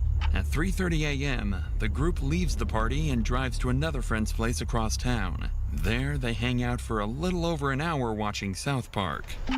By 5 a.m., Mackenzie decided it was time to go home. Strangely, she asked to drive instead of Dominic. This was unusual, but Dominic agreed. Additionally, when Davion asked for a ride, Mackenzie refused to let him in the car. After an argument, Dominic convinced her to take Davion home. All three of them would get in the car, sealing their own fate. At the intersection between Pearl and Progress Drive, CCTV spots the car making a turn off course from Davion's house. Instead of driving along Pearl Drive, the car turns onto Progress Drive, a road that ends abruptly with a brick wall.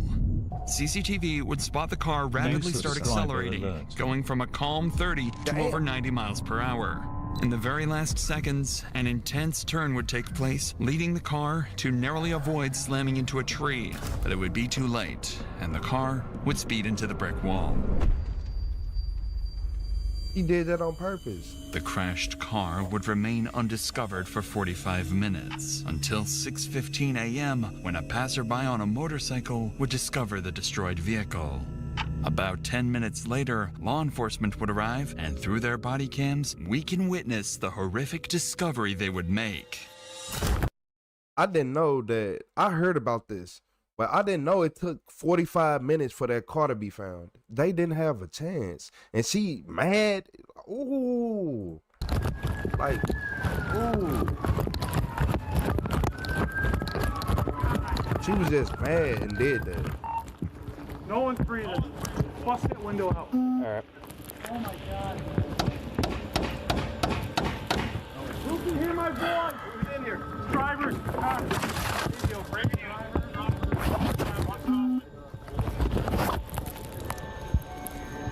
oh shit. Hey. This is bad, guys.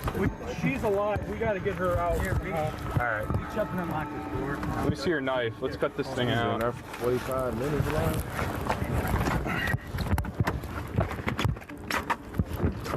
There you go.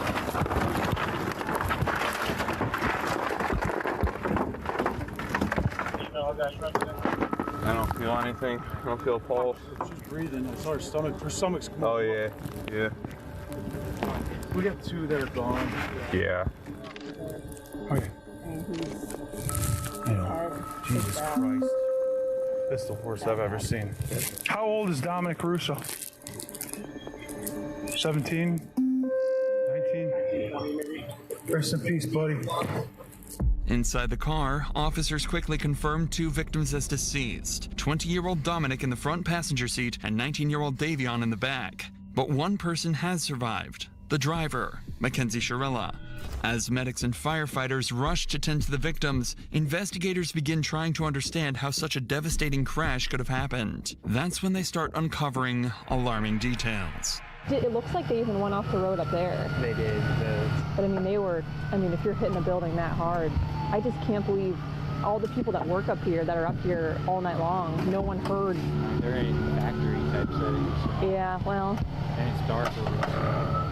That's insane though. Once they get her out, I'll go over to this building because I think there's a camera on the front of that building. I don't know if it's working, but I can always ask. As authorities work to save Mackenzie, the man who initially called 911 to report the incident arrives on the scene to give his side of the story. Appreciate you giving us a call. Yeah. Someone in it, obviously. Yeah. Yeah. All right. Yeah.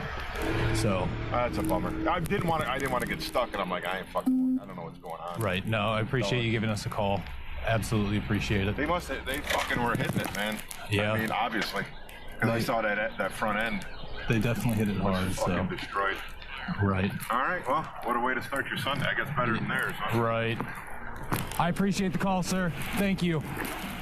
Officers would file the crash as an accident, stating that the driver appeared to have attempted to steer off course but was unable to regain control. Mackenzie was diagnosed with a condition known as POTS, which can cause dizziness and fainting, something officers believed may have contributed to the crash. The presumption was that a combination of Mackenzie's medical condition and drug use had likely led to the tragic crash. However, one detail worried officers. There were no signs of braking anywhere, and officers would soon begin to discover why. I've personally been told that she did voodoo on him. She was scared that she was going to make him crash the day before the actual crash. I feel like that's what she was trying to do, was crash the car into the wall.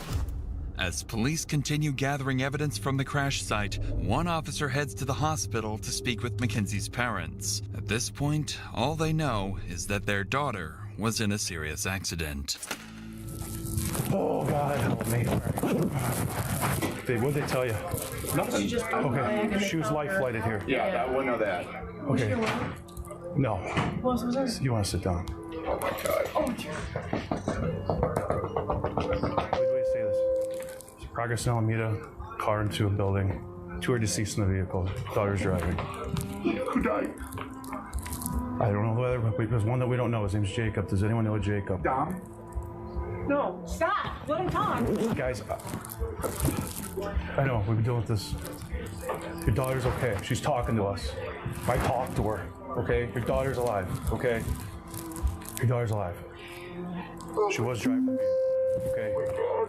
Who was that? Jacob and who? I think, what's the name you said? Dom? Might be. Oh, my God. Stop. What's his relation to you? Okay, yeah, then Dom was in the car. Stop. Oh, my God.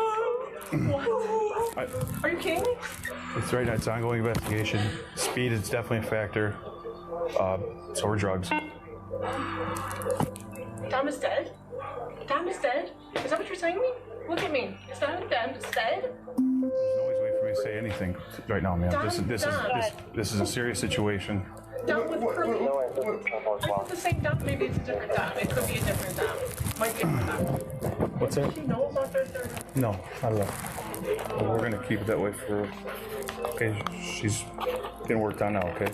Full transparency here. There's drugs in the car. She had a bag of mushrooms on her and a scale. Full transparency, guys. I'm sorry, I'm ripping the Band-Aid off. Okay. Drugs in the car. So she was awake, but not awake. So she was like not. In and out of consciousness. Should be fully extracted from the vehicle. IFD. I know she has a severe leg injury.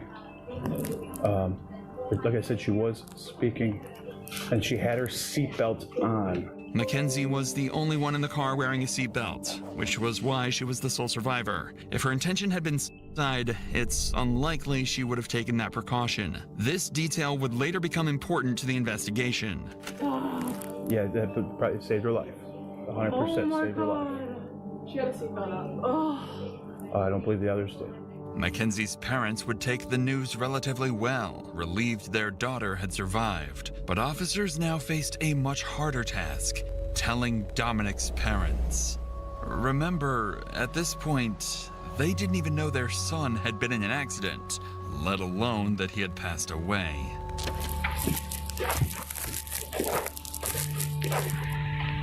Hi, Christine. Hey, can I talk to you real quick? Yeah. Hey, there was an incident that we believe Dominic may be involved. What? Both Davion and Dominic are deceased. Oh, God. Yeah. Christine. Sit down. Oh, God. Just sit down. Oh, my God. Go ahead, take a seat. So, You know what time it happened at? no, we don't. Right now, what we do know 100% is somebody called it in, somebody passing by at around 6:15, 6:30. Called in, what, the car was just smashed somewhere? Yeah, so what it appears that happened is they were going westbound on Progress from Pearl Road. They went... Right here in Strongsville? Yeah, in Strongsville.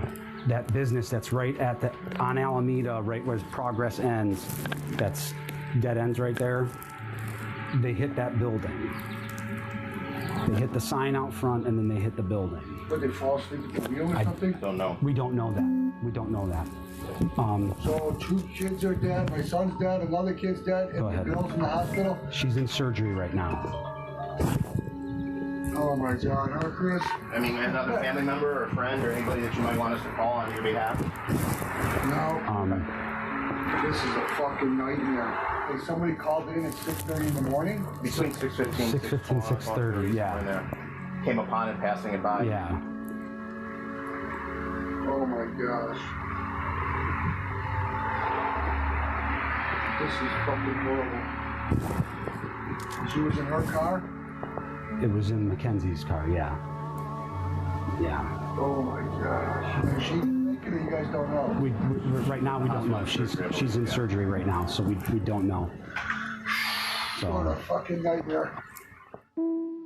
3 weeks would pass, time that Mackenzie would spend in the hospital recovering. Her condition would improve significantly, eventually allowing her to leave and return to her normal life. The community mourned the tragic loss of Dominic and Davion and expressed sympathy for Mackenzie, who had just gone through the trauma of losing both her boyfriend and a close friend. But soon, strange things about Mackenzie would start to surface.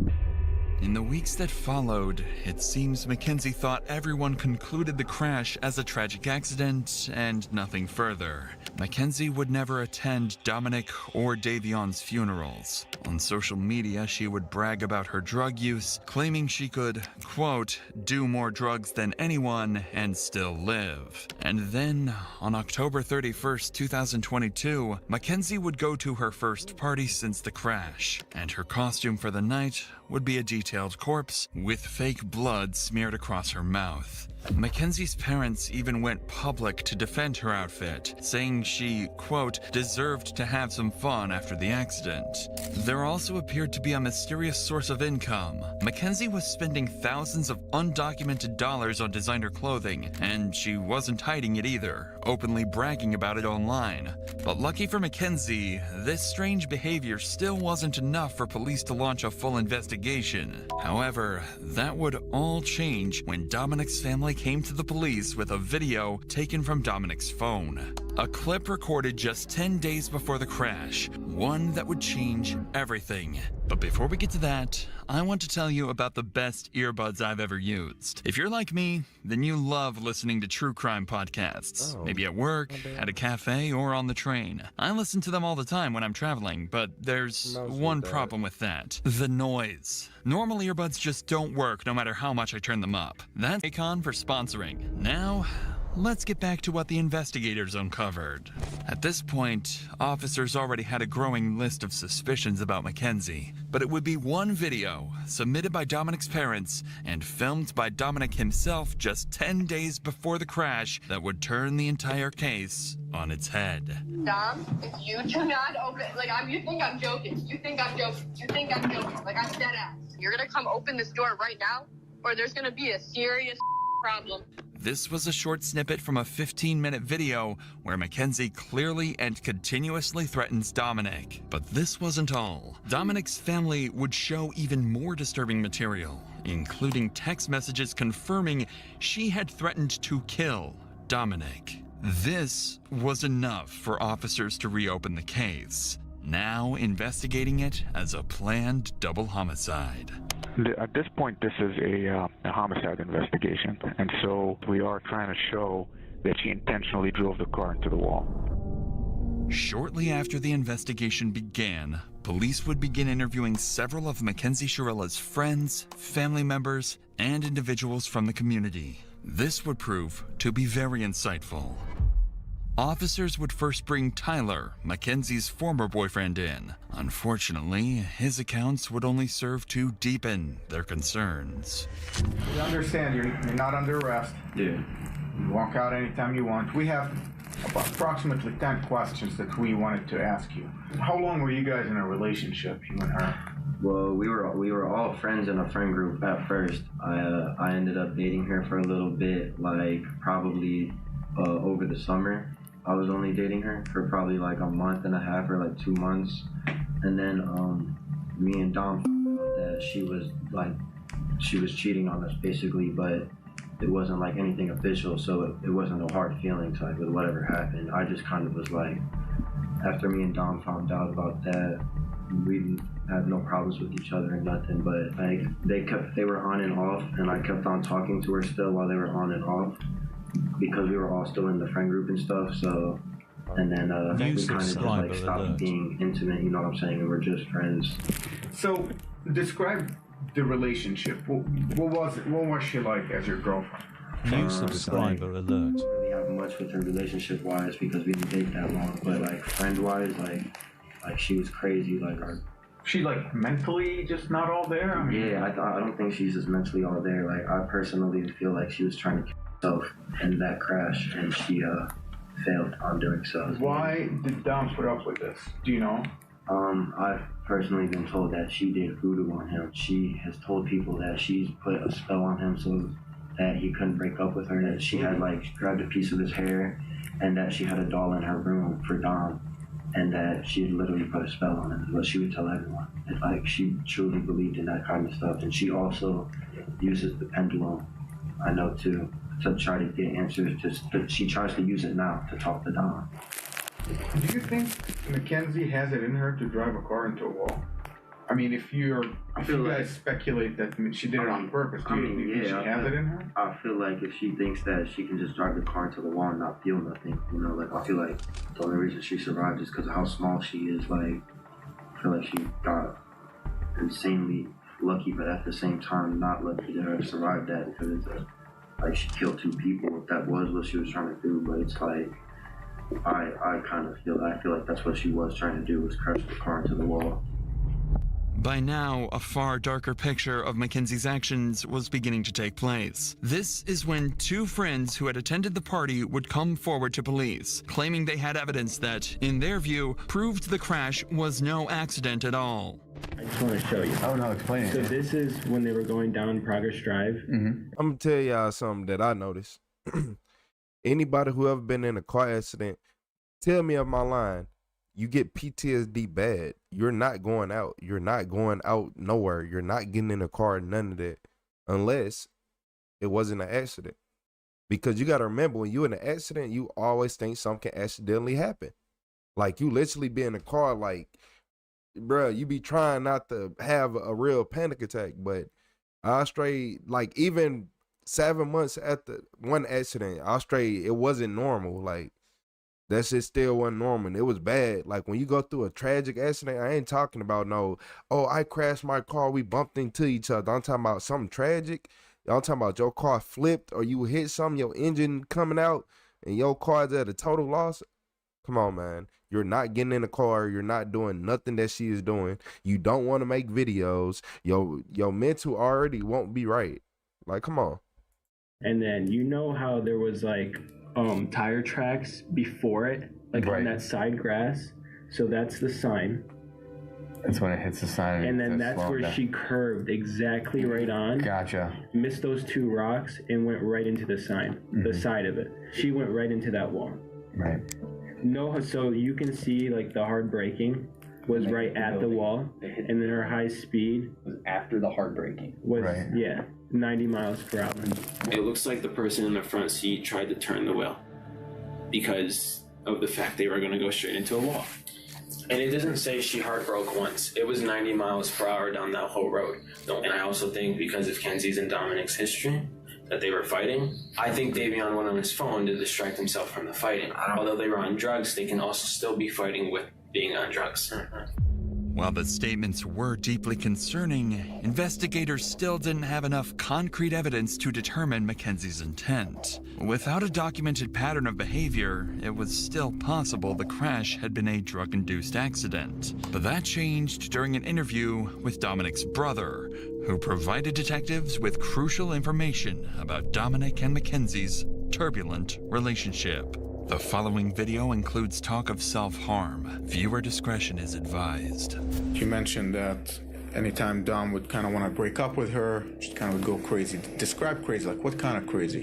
She's like one of them. Various times where she called Dom and said, if you break up with me, I'm going to She said New she subscriber gonna alert. do that to herself, but I'm finna skip past this because this whole video is gonna do. That's why he said that.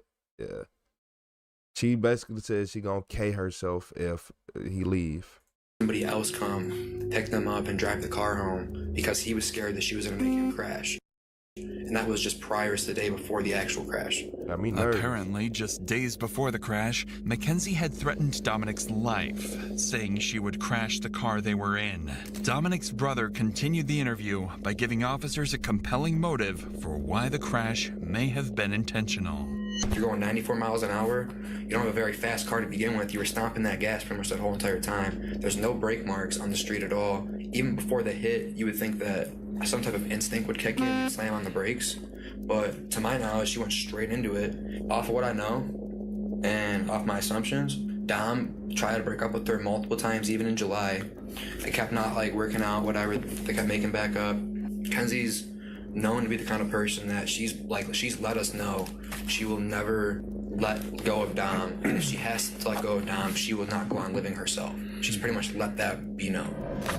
Mackenzie's actions after the crash were also of concern to police. On August 6th, only a week after the incident, police would be called to Mackenzie's house by her father. There, he would make concerning statements. While there is no footage of the incident, the officer that was called out would retell the strange incident in an interview. Sarge, I want to ask you first about August 6th. If you recall, that's the day you guys were dispatched to Mackenzie Sharilla's room. Can you tell me about that day? So we were dispatched up to the room for a disturbance. Once we arrived up on the room, she was upset with her dad. We asked the dad to step out and we're trying to calm him down, and he's like, you guys probably know who I am. At one point in the conversation, he's like, I feel like my daughter needs a psych evaluation. And he's like, because she's not, thinking clearly and word for word what he said. I don't recall every word that he said. He was pretty hysterical. He was pretty upset. She was upset with her dad because, she wanted the lady to go to the funerals. During this interaction, it became clear that Mackenzie was deeply upset with her father. Despite creating a shrine for Dominic, regularly posting on his Facebook memorial page, and wearing his clothes, her father hadn't allowed her to attend Dominic's funeral. It appeared that Mackenzie was truly mourning his death. But around this time, police managed to gain access to her phone. What they uncovered didn't just explain her mysterious source of income, it also hinted at something far more disturbing. After decrypting Mackenzie's phone, investigators discovered several photos of her posing with large sums of cash, despite having no documented job or known source of legitimate income. They also found fake IDs, seemingly intended to help her pass as an adult. But most concerning was a Snapchat conversation dated July 22nd, 2022, in which Mackenzie quoted $1,000 for pictures and $2,500 for an in-person meeting to do, quote, anything you want. Taken together, the materials painted a deeply troubling picture. On top of this, her phone revealed numerous examples of reckless driving. Videos showed her speeding, smoking marijuana behind the wheel, recording Snapchats while distracted, crashing during a practice run and laughing about it, letting go of the steering wheel, and even bragging about driving recklessly. But in November, detectives would discover evidence far beyond any reasonable doubt. After analyzing Mackenzie's phone location data, investigators were able to retrace her movements in the days leading up to the crash. That's when they made a dark discovery. Just days before the incident, Mackenzie had driven down the exact same road 7 times, heading straight towards the same brick wall. She had practiced the route. Officers believed they had gathered enough evidence to prove Mackenzie had planned the murders. On November 4th, 2022, more than 3 months after the incident, officers were dispatched to arrest 18-year-old Mackenzie Sharilla. Where's she? So wait, y'all, I don't think y'all understand this. Bro, she was selling all them pictures and doing this shit underage. If that's what I'm recalling, bro, she just turned 18. She just turned 18. Y'all.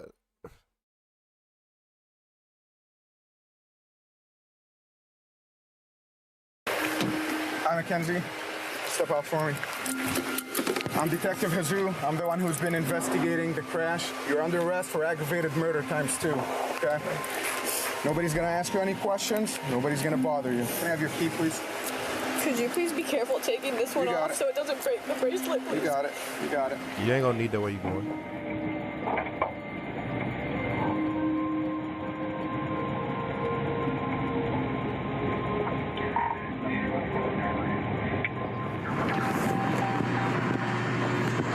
Recording. Mounted. Wi-Fi connected.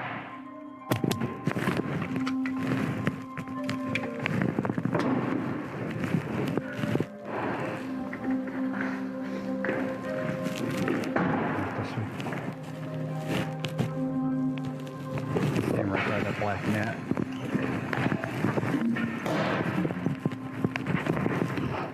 What's your first name?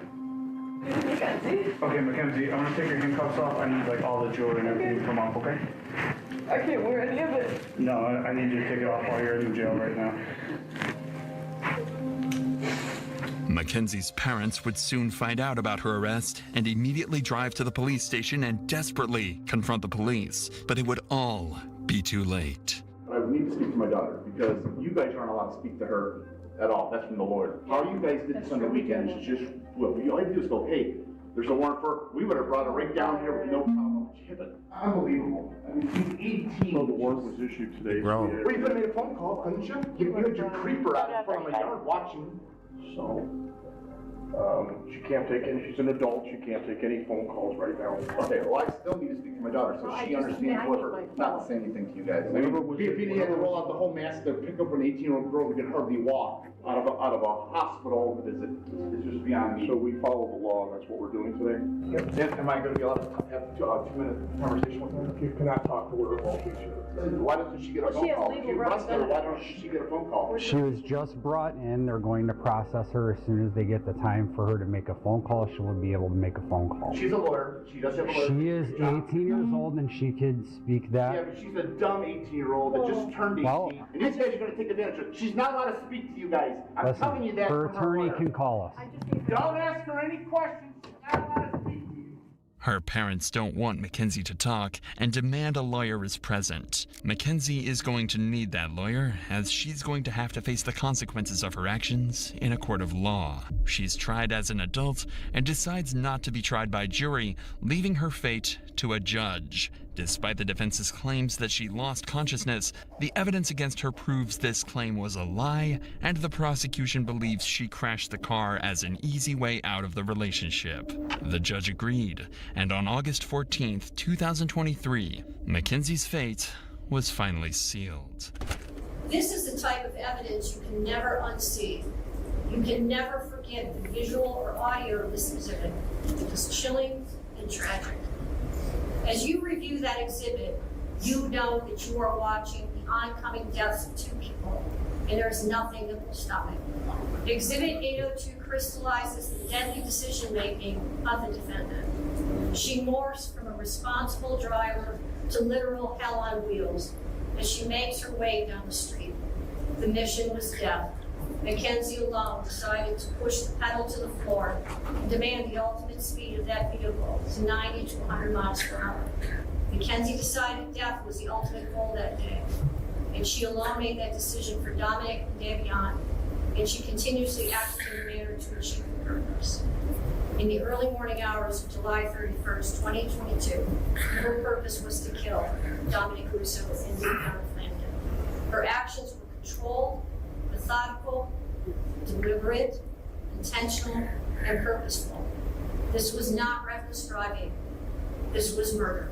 On August 14th, Mackenzie was found guilty on 4 counts of murder, 4 counts of felonious assault, 2 counts of aggravated vehicular homicide, 1 count of drug possession, and 1 count of possessing criminal tools. She's facing 15 years to life and is currently being held in the Ohio Reformatory for Women.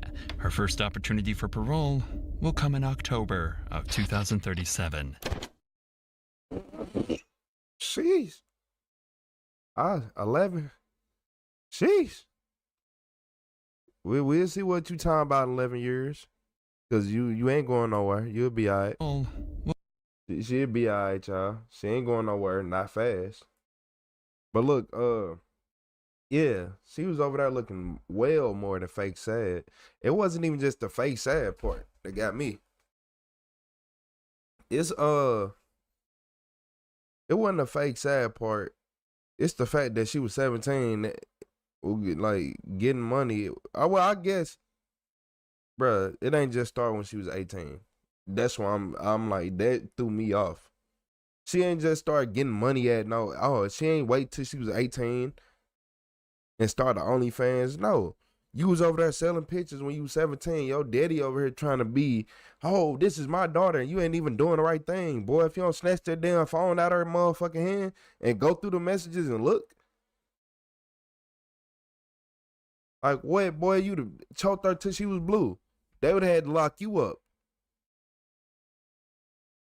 Like I'm being so serious though.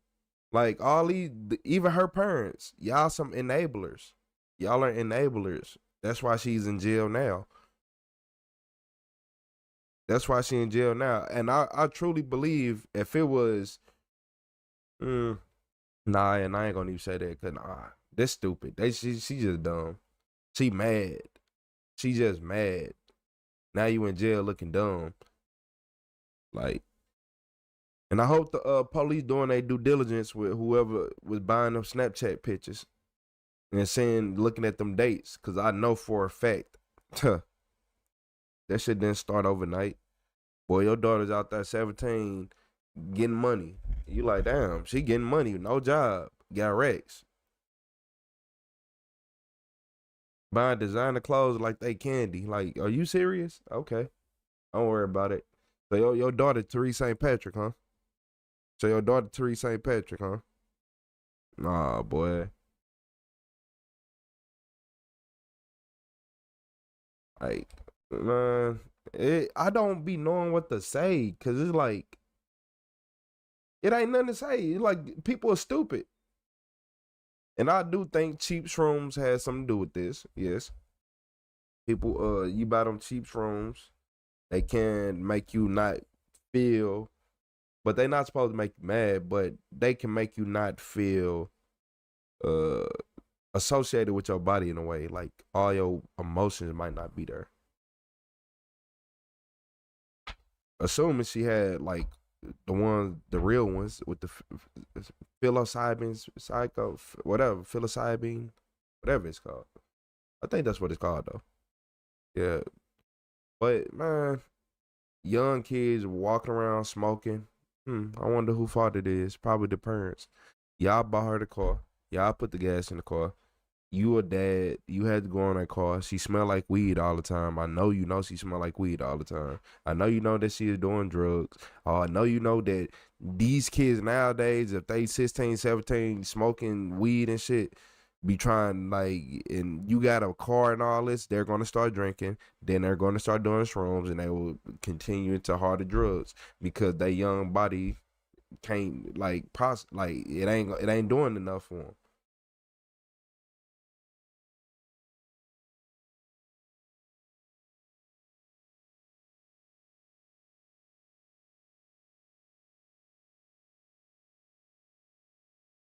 Yeah. But look, man, I don't even got much to say because I'm just shaking my head like you dumb. You practice this? I ain't got much to say. Hit that like and subscribe button. Yeah, that was the ultimate enablers. I ain't never seen no enablers like that. I ain't gonna even lie to y'all.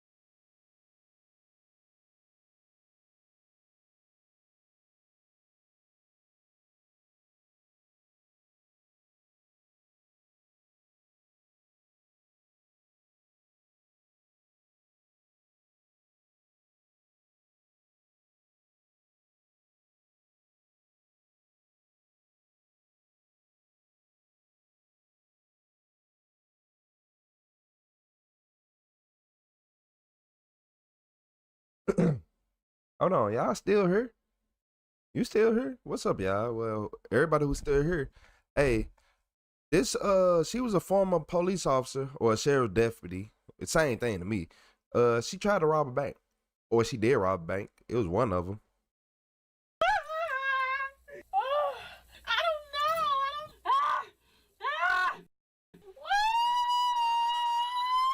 She in there doing yoga.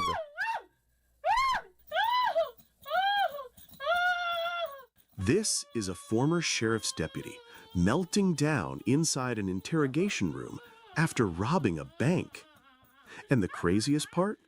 This all happened within minutes of the robbery. Let's rewind to the moment it all began. May 3rd, 2025, Ocala, Florida. At around 10:41 a.m., a car pulls up outside a TD Bank. The driver sits for a moment, then steps out. Hoodie, mask, sunglasses, gloved hand. She walks straight to the counter and slides a note to the teller. It reads, "This is a robbery. I have a gun and will shoot if any alarms or die packs are enclosed.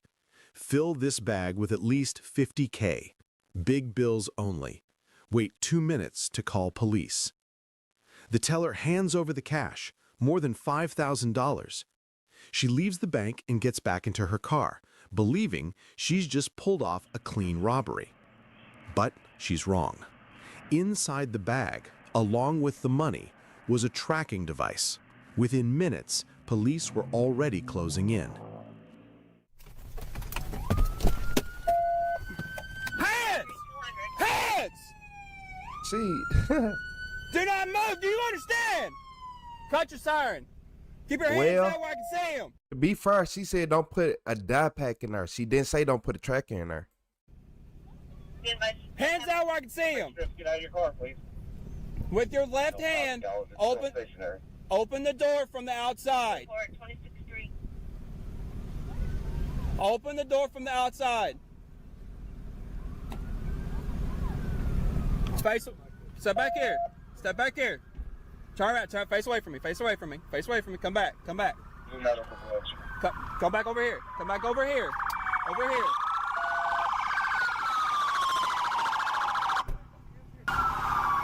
Ma'am, come here. Hands here. What is going on? Hands on the car. Hands on the car. Hands on the car. Hands on the car. Sir, please. Hang. I got it. Sir, what? Stop. Oh my God. Sir, please. What's going on? I got it. Sir, what? Stop. What is going on? Quit. You got anything on you, ma'am? No. Stop turning around. I'm scared. Stop. What is going on? Stop turning around. Walk back this way. Can somebody please tell me Well, you be hella scared when you turn around and you already in handcuffs. Just 11 minutes after the robbery, officers spot the vehicle on SW College Road near the College of Central Florida. They pull her over. Inside the car, they find the stolen cash, the hoodie, a medical glove, even items matching what the suspect wore on camera. Sir, please! Sir, please! I have a funeral to go to! Sir, please! I have a funeral to go to! Excuse me! I have a funeral to go to! Please, ma'am, sir! Please! I have a funeral to go to, sir. Tell me what I need to do. Give me just a minute, okay? Please! Hey, excuse me, get out of my car without a warrant! Roll down this window. Roll down the window. What are you saying? What is going on? We're going to tell you in just a second. We're going to tell you in just a second. Okay, that's it. We're going to tell you in just a second. Relax. Stop kicking my car and relax. Okay, but you're making a lot of noise. I heard you from over there. Because I'm horrified. Okay, well, we're going to figure out exactly what's going on. I promise you, you're going to be told what's going on. So give us... We're going to figure that out. Hang tight. The woman behind the wheel is identified as Christina Gates Thagard, 40 years old, and a former Marion County Sheriff's deputy. Despite the evidence, Thagard insists she didn't rob the bank. She claims 2 acquaintances borrowed her car, that she had nothing to do with it. Detectives aren't convinced. Surveillance footage shows matching clothing and even unique fingernail patterns. Now watch what happens when she's questioned in the interview room. I overheard you say you were in law enforcement, so I'm sure you probably read that once or 14 twice. years. And this is embarrassing. I got you. So I'll tell you exactly how my day went. I came because I had to get some more stuff to go with my outfit, first here or whatever. You subscribe This guy, or Ryan alert. Heron, I've been knowing him since high school. He used to like me back in the day, but he sort of went down the wrong path. It's a white boy. Okay. So he asked me to come by his house, his dad's house. It's a brown house right there on 17th Street. And I stopped by there. And I'll be honest with you, they wanted to go they do drugs. They wanted to go get something. I don't do drugs.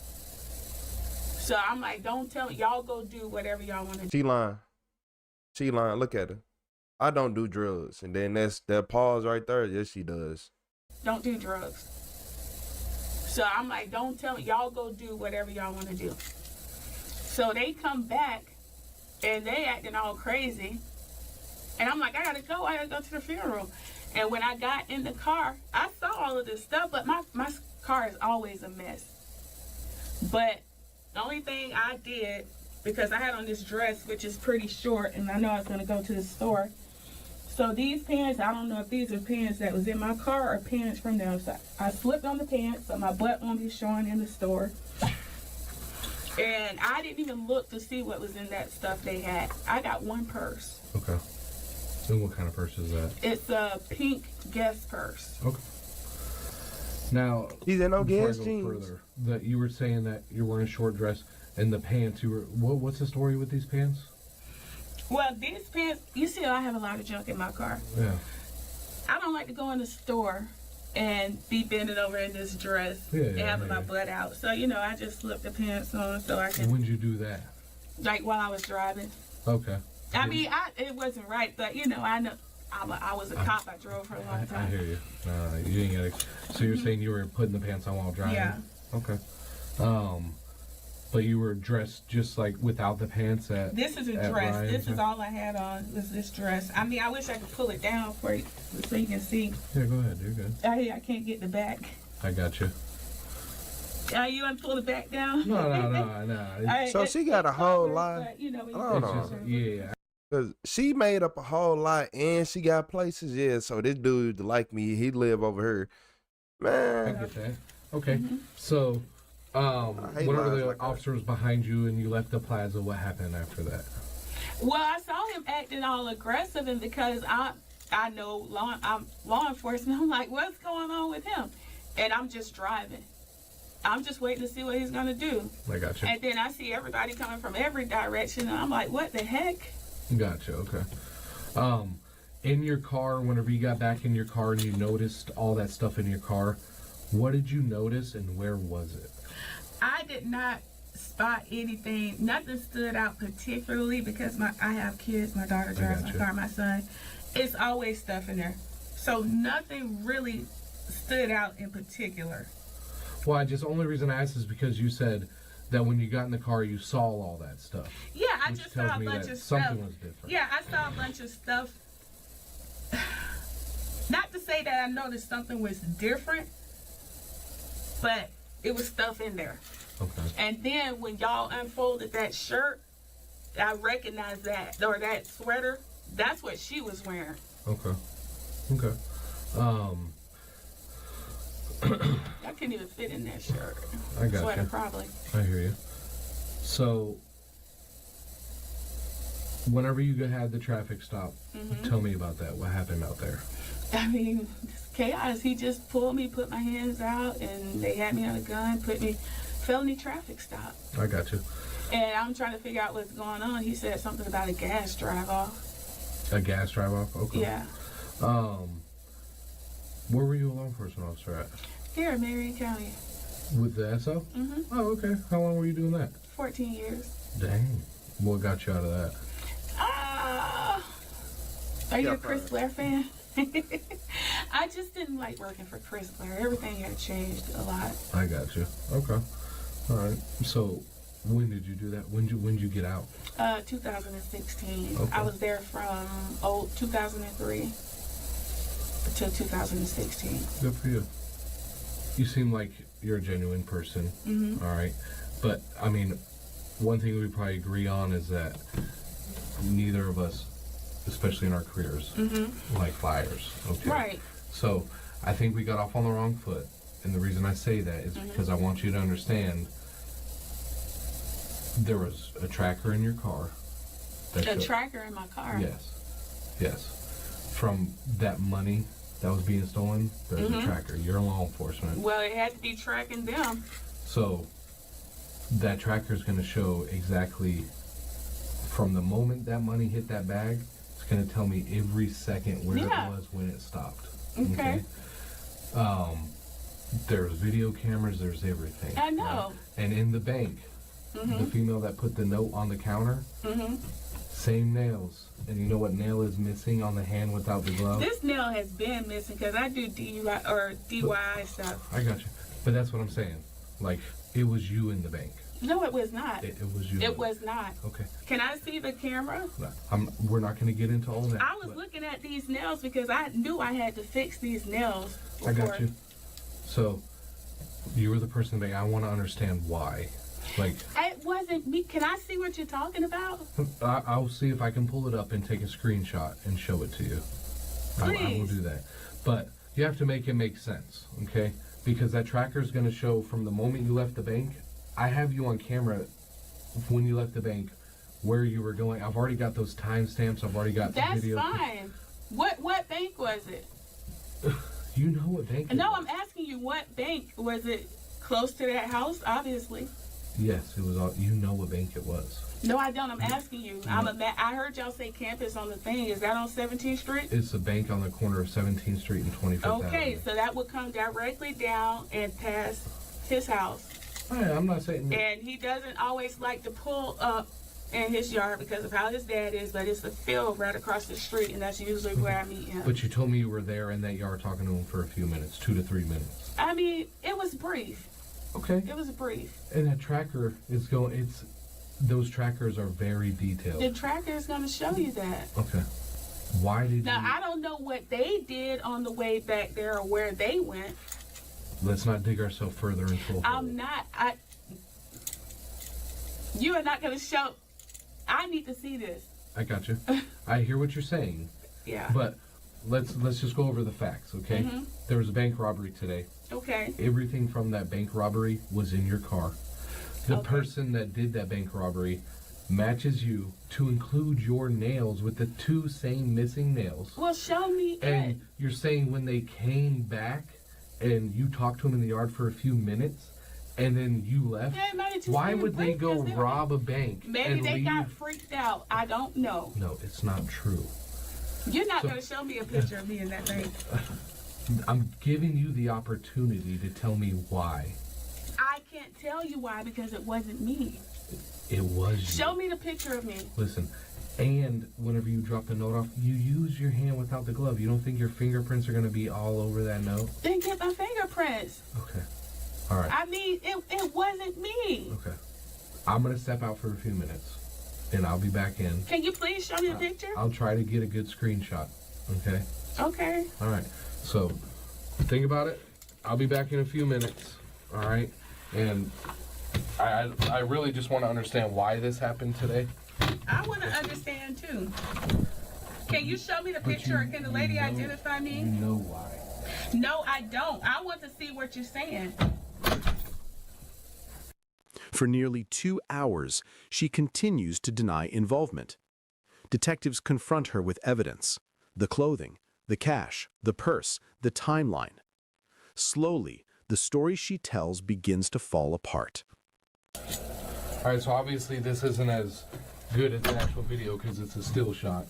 But right there is your hand, okay? That person don't even look like But they listen, have nails on.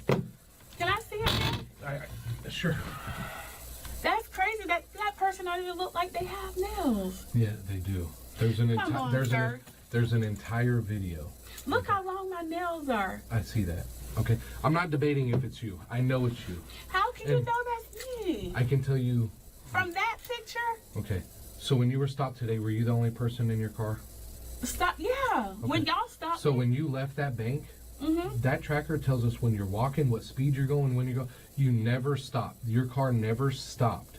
From the moment you left that bank, only times it pauses is the stoplight, and then it shows you going. It must have been a glitch. It's not a glitch. It must have been a glitch. That report is going to be in your file, okay? It shows. I put that in my file, but I mean.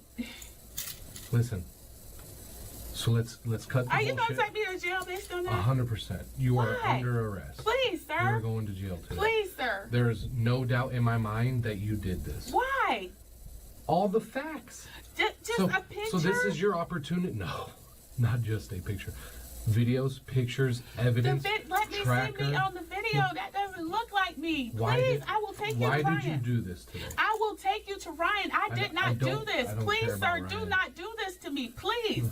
Please. That is not me, sir. Please. I have a funeral to go to. You're not going to make your funeral That today. please, sir, that is not me. Right please, now you are I am under begging arrest. you in Jesus' name. Please. got Can you. I look at it again? That is not me. No. Your car never stopped from the moment you left I don't the know bank. about that, sir. I don't. I do. There's a live Okay, I don't tracker. know what might have happened. Okay. It was not a long time that I sat there with Why him. did you do this today? Sir, I did not do that. Please, Okay. please, you gotta go let me talk to this lady. Please don't do this. Don't leave me, please. Don't leave me, please. I'm going to get your paperwork going so you Sir, can get out of please here. don't leave me. Please, I got please you. don't leave me. Oh my God. Can you do some more investigating and just let me go home? I'm not a flight risk, There will be please. It don't matter. You did what you did. She did that. Like, girl, you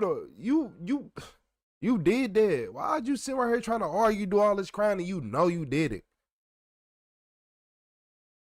There will be plenty of investigation further after this. Fine, please. This is I'm not flirting with you. Everything that I have right now, Nigga, he ain't want to go to Lord jail. Jesus, please don't do this. Please let the people go. Identify me, please. Please, please. I am begging you so bad. That is not me, sir. I got you.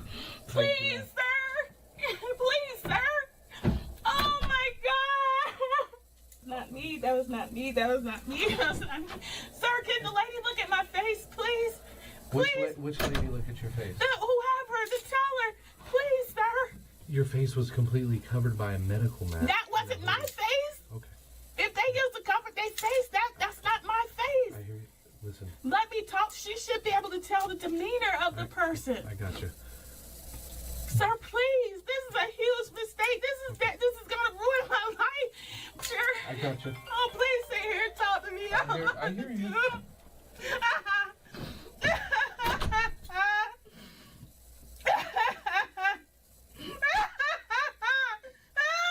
She is very mentally unwell.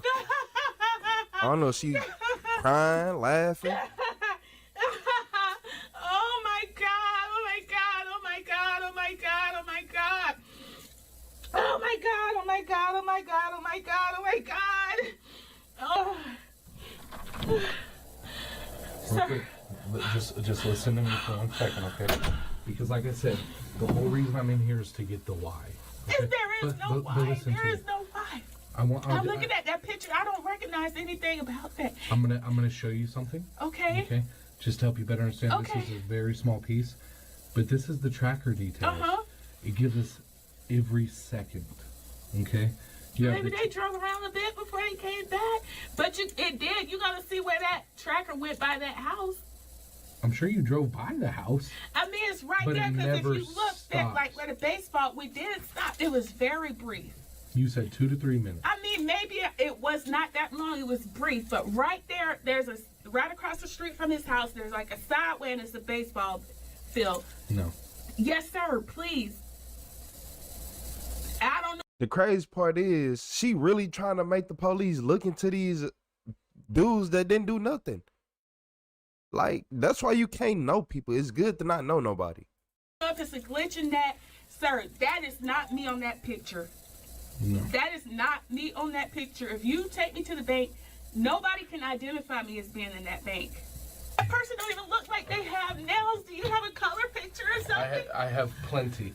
I would not be arresting you if I did not believe But probable you're saying cause that's what existed you showed and me. it was you. I'm not going to show you every bit of evidence I have. Okay. Well, I want to. I got you. I'm allowed to know if I'm accused. I'm allowed to know what I'm accused of and what they're saying. You are being arrested for the bank robbery. How? But it was not me. It was you. It was not me. You have a fingernail, I sir, have please. way more than that. Sir, the only thing you showed me is a fingernail. Just because that's the only thing I showed Okay, you. can you tell me what else you have?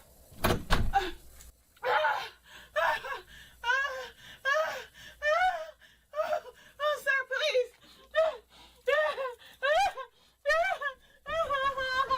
Please.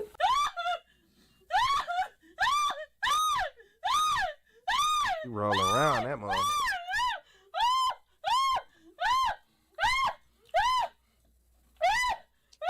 New subscriber alert. No. Roll around, yeah. Why you gonna show me when that's not me? It ain't no way I am on that.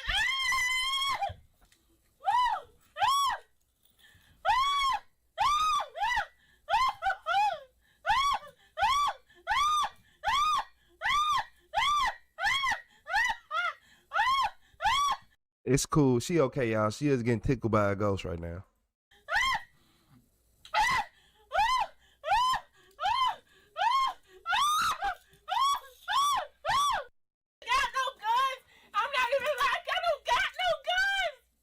That's how college act when you don't let them play with knives. I don't have any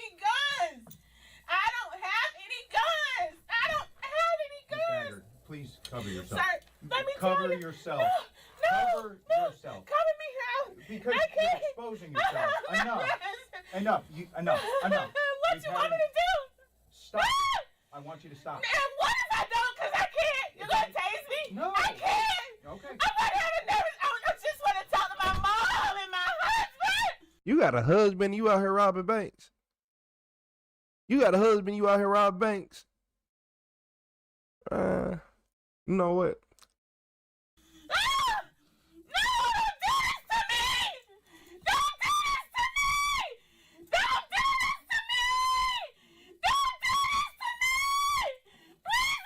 This straight how 2-year-olds be when you won't let them play with an RPG. I promise you.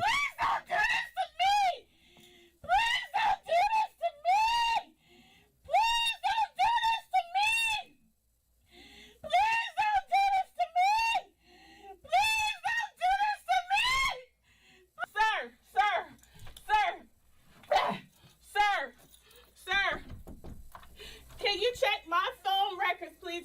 Ping my phone. You see, my phone was nowhere near wherever they was, sir.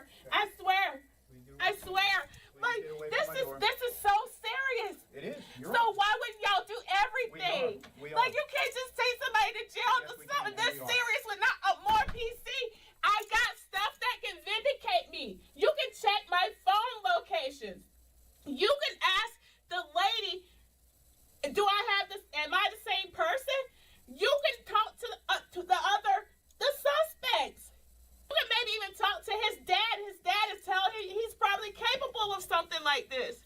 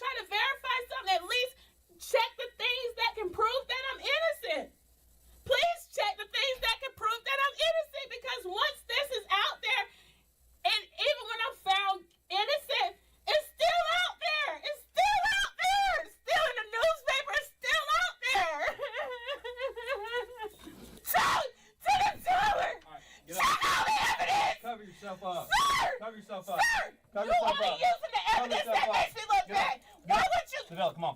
Why would you? Get up. Why would We're you? going to the jail. Why won't you use the evidence that can prove I didn't do this? Why won't you let the lady Thagard was charged with robbery with a firearm and held without bond. Months later, in federal court, she pleaded guilty to bank robbery. She now faces up to 20 years in federal prison. She ain't gonna get 20 years. She ain't gonna get 20. She probably gets 5 to 7. Then they're gonna put her on probation for the rest of it. Man, hey y'all. I ain't gonna even lie. On the floor acting like this is crazy. She straight act like a toddler when you be like, no, you can't play with the kitchen set of knives. And then how do she got a husband? See, your husband was on some Rosa Parks husband type. Look, Rosa Parks husband had a car. Your husband was on that kind of time, modern day style though. Cause while she robbing the bank, she got a husband. That's what threw me off. Y'all don't need to be together then, I think. Y'all can't figure nothing out. Spent money on a wedding. You should have got married in Vegas. At a comic book store. You would have saved way more money. Not even that. You could have just stayed at the courthouse. Just signed some papers and left. Yeah, y'all. I don't feel sorry for her. She dumb. She hella dumb. I thought it was finna turn into high speed. I'm like, man, she got the marrow. I don't see too many cars out here. They had nah, this one is video. Nah, I ain't see too many cars that can really, besides top end, if she knew how to drive, But they knew exactly where she was because of the tracker though, so hey. But no, I for real straight thought it was finna be I thought it was finna be a high speed, but it wasn't one. And shaking my head ain't the word. Nah, shaking my head or even a curious face. Nah. What I'm curious about is who married her. That's who I'm curious about. Who laid down and say, you the woman of my dreams. You the love my let me shut up. She had qualities that can get her married. I can see why a dude to marry her. I ain't gonna explain. I wouldn't marry her ass though. I wouldn't even talk to her. Talking about dudes fly with me, girl. He ain't want to go to jail. I want to fly with you. Doing all this hooting and hollering, rolling around on the ground, playing. Like, I don't do all that. Over here playing. You playing these people establishment. Your mama told you all about playing the people establishment, didn't she? Exactly.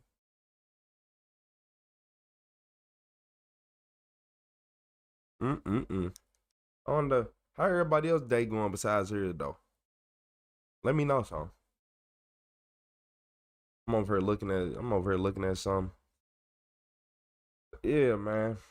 But she was lying from the beginning. She the worst lie I ever seen. She couldn't trick the police. She couldn't trick nobody. She couldn't even trick herself. Like, come on, y'all. Hit that like, subscribe button, man. And yeah, I'm out of here, man. I'm out of here. I ain't gonna lie to y'all. I ain't even gonna lie to y'all.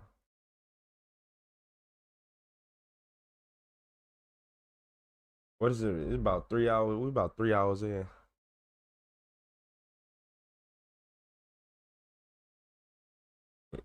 I ain't even have none up here just because. Well, that's probably what that one's supposed to be. Why didn't I click on that? Cause I want to see that video.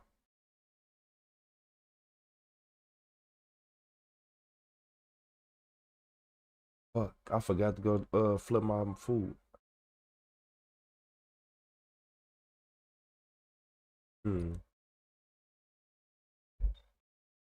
Trash the rich, project fresh. They live in luxury. Now we live luxury.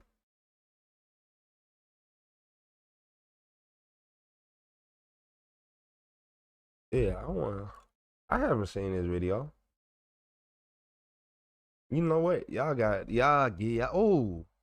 them today, I guess. On January 7th, 2024, an officer. I don't know. Usually I'll be done reacting by now.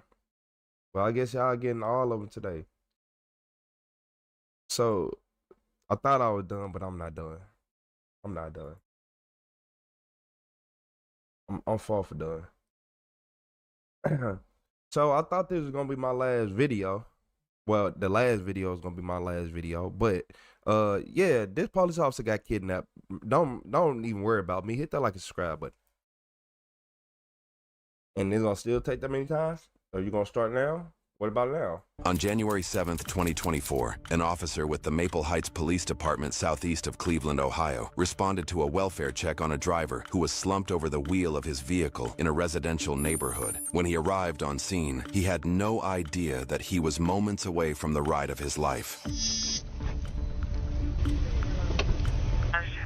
Diane.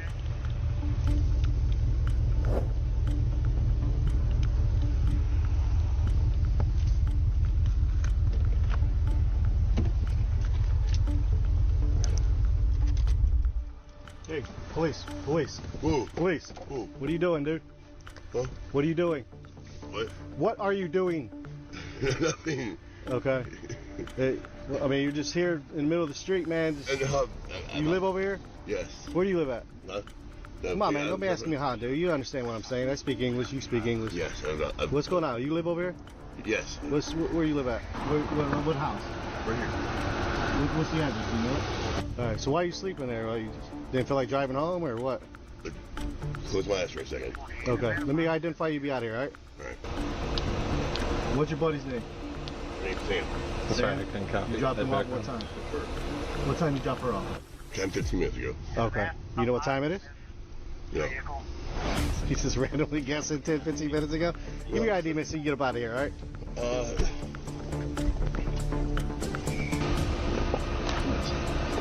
All right. Hand my partner your ID, all right? Hey. Don't do it. Hey. Don't do it.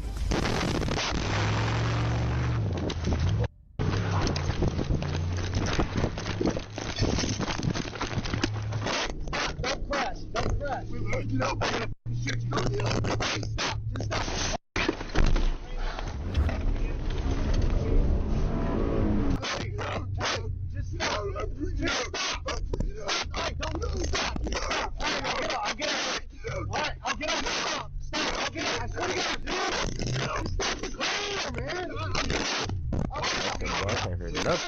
New subscriber alert.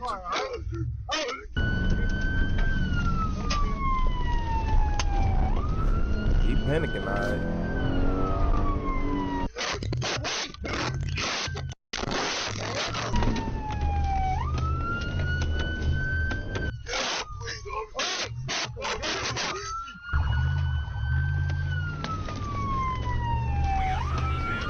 Gonna have to pick it. Bounce out, boy, if you don't jump out that car. Officer at night, I'm bouncing out. I'll get out. Just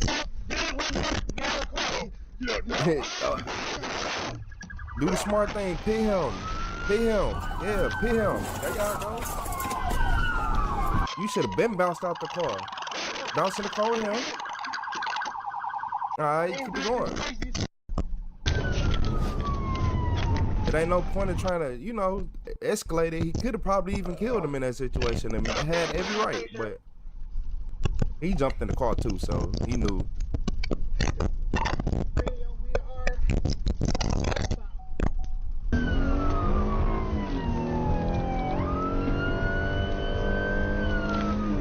I will be calling it out. We're going northbound Center Road towards Raymond.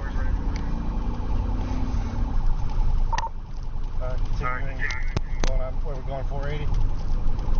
480 westbound. Notify OSP and Parma, please. Radio advice Garfield, we're headed towards our city on 480. We have the Hondas back, but we need to stop this vehicle. Speeds are 80 miles an hour. Continuing westbound on 480. Traffic is light. Road conditions are slightly wet. Lamp, I need you to take over for me and unit number 2 for calling her out. Alright, parts are flying off his vehicle now. He just hit the median. I need continued updates every 10 seconds. I gotta pull off. Alright, we're passing transportation road, speed 90 miles per hour. Traffic's medium, road conditions still wet. This car is just not handling well. Are you in 4-wheel drive? Radio, I've got to back out of it. That's transportation. My vehicle can't keep up. Looks like we're going to be going northbound on 77. Gee, police cars. 70 miles per hour now. I got to pull over. This vehicle's just not doing it. 40 miles per hour. Still going north. 77. I think there's something wrong with this vehicle. Hey, slow down. I tried. You going to go this way or what? Oh, he tried to pit. Still going northbound. My sheet. Up speed again. Speed 70 miles per hour. Block it because you were in the vehicle. Yeah. I mean, at that point, that's a Nah, I was just going to smoke him. And he stopped the car. Light. Still going northbound on 77. Let's start notifying Cleveland radio. See if we can get some more units over here. I'm surprised you Started didn't. like intentionally weaving. Yes. So at that point I was like, I'm just gonna kill you, dude. And he was like, stop and get out there. We got a good spike. Vehicle starting to smart of him speed getting up out. again. We're at 60 miles per hour. Alright, I think he blew his rear right tire. Speed still 80 miles per hour. We're getting off at Fleet. Speed's 50 miles per hour right on the exit. Looks like the other tire is starting to get deflated. Lots of movement inside the car, lots of movement inside the car. Front rear tire is completely flat now. Looks like we're ready to bail. What did he say? My bad, y'all. My bad. Got all this stuff on 2 different screens, but front rear tire, front rear tire is completely flat now. The front rear tire is completely flat. Front and rear? Or? It's completely flat now. Lots of movement inside the car, lots of movement inside the car. Front rear tire is completely flat now. Looks like we're ready to bail. What is a front rear tire?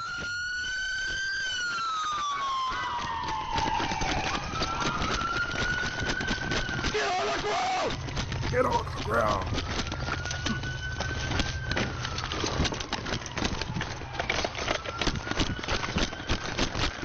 He's circling back.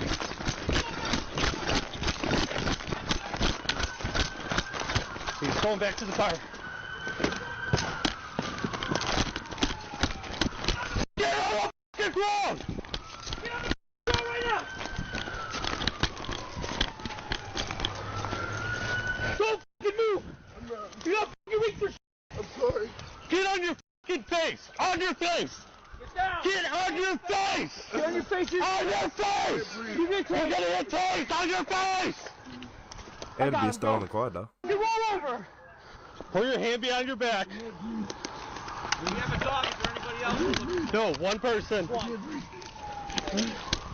can't breathe. I can't breathe.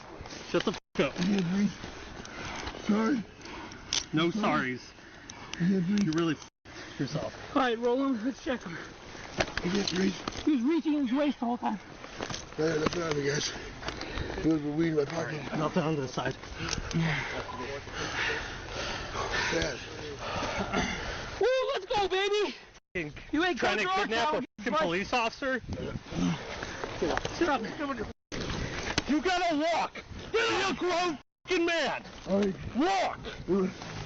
I'll get this one. There was a walk.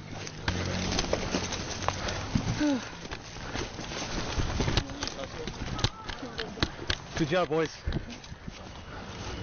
Where's your car at? Over there. Good. Walk. I have them if you want to unlock your car. Me personally, We got that. I don't give a hell what I did. I'm not walking that far to no police car. I promise you, I would have sat right there. Y'all better pull this car over here. Down real quick. I be want you to walk 2 football fields to go to jail. Boy, you crazy? Boy, I'm finna get front door service. one of our officers was trying to shut off the car. He took off with the officer inside the car and was racing away from us while there was a police officer in the car. So hence why we're here. After we had to ram his car to get him off the road to get the officer out. Okay. So this dude's got kidnapping charges now too for a police officer. Where's the officer at? I don't even care about that charge. I'm like, he jumped in the car on me. Yeah. Is he okay? Yeah, he's good. Well, whoever laid out the spikes right there on 77, that was A+ work. It was a successful deployment? Yeah. Good. I think it was kind of, oh, good. Yeah, so thank God for them. They were able to get this car down slow enough to where he was going to bail. Yeah. But he was digging so much under his seat the whole time. Like, I think they're I don't know. Anybody check the car yet? Not yet. We're waiting for maybe our supervisor to get here and see if we can get a K9. I got a K9 here. Okay, that'll work. You want to run them? Yeah. Because there's got to be a reason why he ran. Thank you guys, I appreciate it. Oh, he's in the back seat, the guy who kidnapped you. Boy, Ida, Adam. I put an Amber Alert on myself. Damn. Dude, I was like, we need to stop this car now. He stopped us with the gun there. Hey, Latman. Just stay with the guy, please. Stay with the car. He's told to close the door real quick. Hey, that's a real police officer. Hold on. Let me actually give him his credit where it's due. That police officer, he ain't just get scared to start shooting. He was like, hey, man, stop this car. It's going to be ugly in here. We both going to be hurt. Because if we being realistic, people be like, oh, he could have just shot him and died too. Because what do you think was going to happen? A police officer, if he would have shot him and the dude was hurt and didn't die, or if he did die, who was to stop him from not hitting the accelerator? And what you gonna do? Kill somebody? And they foot just gonna drop even harder on the accelerator. Now you driving a car with somebody who is dead, with no care in the world, with not even a thought process, no conscience, no nothing, and you're going straight into whatever come your way. And you're going to hit it hard. So yeah, he made the right choice. I'll give him that. Stay with the car, Mahagos. Just go close that because I got to talk to GCI. Tried. Dude, I know. I wanted you to go in because I don't have a push bumper, because that would disable my car quickly. I was trying to hit him with my push, dude, but he kept moving. I know. And I know that we're not allowed to ram. It's a fucking officer in a car. I'm sure they'll understand. Dude, I'm just like happy it's over with now, because I'm like, if Mahangos gets killed in this because of this motherfucker, that's a problem. I was like, that can't happen. Jesus.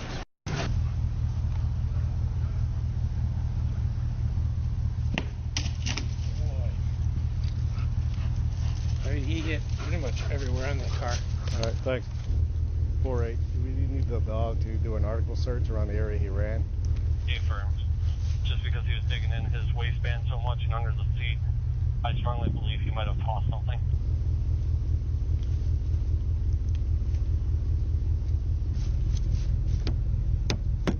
Lock the door.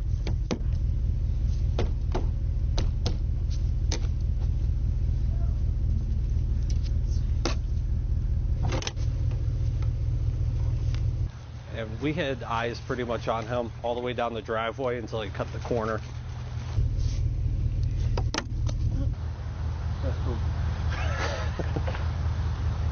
So excited he's gotta go. Oh yeah. All right, find it. There you go. You good. You got it. Yeah. Keep going. There you go. Now twist that. Just turn it. Ah, kidding me. Leave it. Leave it. Good boy. Cat. Never stole a car before? They're f***ing easy as shit to get into, though. Except for when you got the lip. Maybe the last time you locked a car door, huh? That's going to be Neil Miller, 35, to Richfield. You better off just go. It's not going to work that way. You had it last time. I got it. Damn, dude. Oh, you could have been able to hit that window since it's running.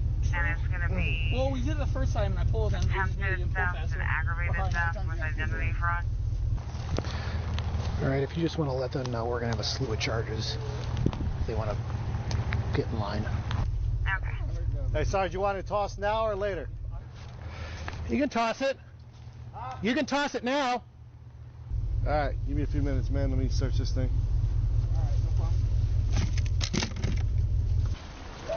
Raise it.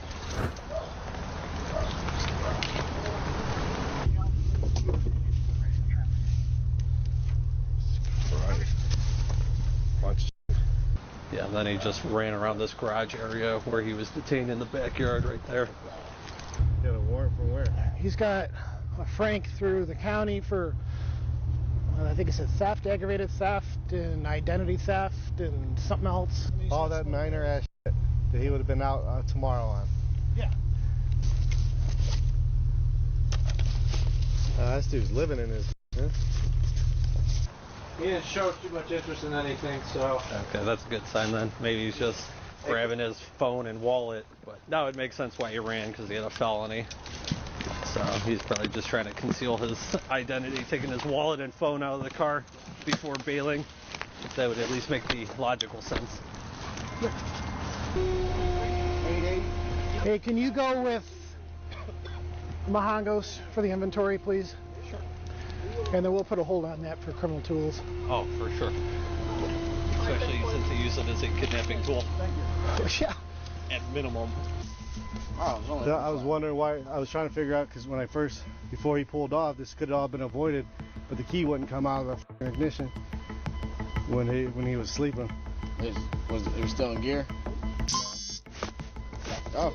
Yeah, it was in park, but it's stuck in there. Neil Miller was transported to Maple Heights Jail and booked on counts of abduction, kidnapping, failure to comply with an officer, and obstructing official business. Officers discovered that Neil had a warrant for his arrest out of neighboring Summit County for failing to report for probation, stemming from a 2023 conviction of attempted theft, aggravated theft, and identity fraud. Officers were also able to establish that the Dodge Durango that Neil was driving belonged to his mother and was not stolen. However, a subsequent search of the vehicle uncovered 9 different cell phones as well as an Apple laptop which appeared to belong to an unknown third party. These items were confiscated and officers attempted to return them. However, they were unable to locate any owners, so no charges were brought. Neil entered a not guilty plea for all charges, and a judge set his bond at $5,000. 2 weeks later, his bond was changed to $25,000, which Neil posted. In May 2024, Neil changed his plea, presumably after entering a plea deal, where the charges of kidnapping and obstructing official business were dropped in exchange for pleading guilty to abduction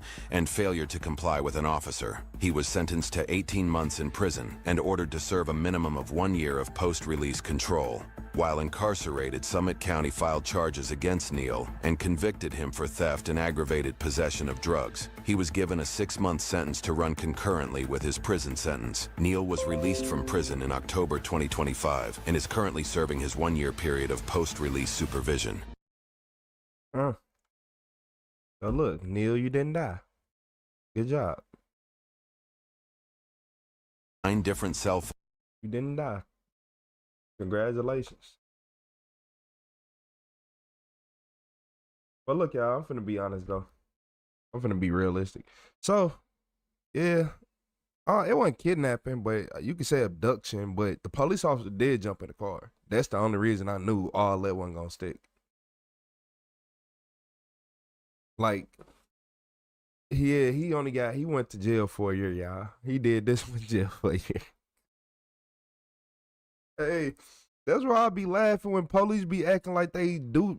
Man, look, the more y'all watch my channel, the more you gonna see that the police don't run nothing. The police don't run nothing. They is just a pawn to this game. This dude got a year. Do you know how many crazy sentence people be getting? Like, police job would never be done. It'll never be done. That boy got a year. Well, yeah. But you would think somebody at least get 2 years, right?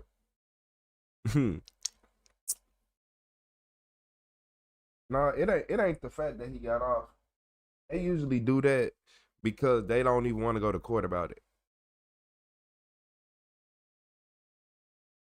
They don't want to go to court about it. Like, they know for a fact that if somebody just pleads guilty and just accept charges, and like, you got to remember, court cost. It costs to have people come in here. It costs the judge. It costs everything. It costs to turn the lights on in here, keep the lights on. You got to have security here. You got, court costs. So if they can just avoid as many court cases as possible by you pleading out, they're going to let you get away with it. Even murder sometimes. Depending. They might, oh yeah, here, if you confess to this murder, we won't do, they won't do the second one or something. It'll be some BS. So this way you only get 25 years instead of you doing 25 to life. You will get parole after 20, like, nah. Yeah, that's why I be trying to tell people the police don't run shit. I'm not gonna lie to y'all, the police don't run nothing, not a thing. Dude, this man in the car getting kidnapped and he went to jail for a year. You wanna know what's crazy? You wanna know what's crazy? Cause his body cam is what made it that much worse. His body cam made it that much worse. Cause if it was anybody else, or if the police officer didn't have a body cam, he would have got 10 years. They would have made it sound like whatever they wanted to. Oh man, he drove off. It was so this, that. Then you ever had that one friend who be over exaggerating all the stories, and you just be like, bro, it ain't even like now I'm starting to get mad. So yeah, I can just imagine how many police stories got exaggerated over the years in general. But I digress, man. Keep y'all head up. Keep y'all head on a swivel. If you're a police officer, then hey, every single day you starting to notice something. Y'all are not in charge no more. Like, y'all never was in charge. That's why it's always been tell it to the judge. You gotta go tell my dad. That's basically all I heard. Yeah, y'all not in charge no more, man. Hit that like and subscribe button. Hey, I'm finna get up out of here for now. We've been live. We've been live only for like 3 hours, but I will be back. Gotta go do some stuff on this fine, beautiful Saturday. So, hey, shout out to everybody, man. Hey, turn on the notifications for my channel because I am going live again today, and I know you bored, and I know, life, I make your life go by easier too. So yeah, whenever y'all listen to my videos and watch my videos, that means your life gonna start going better automatically. You like, dang, you know what? I straight don't feel alone and straight sad today. Like, oh my God, it felt like I went outside and really touched grass. And when it get hot outside, make sure y'all go outside and touch some grass because a lot of people don't understand the benefits. But I ain't gonna get into that right now. And I'm finna get up out of here, y'all. Hit that like and subscribe button. Shout out for that. W stream.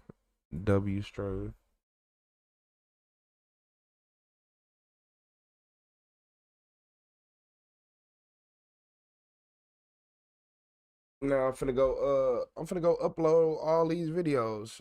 Uh uh if y'all just knew. Bye.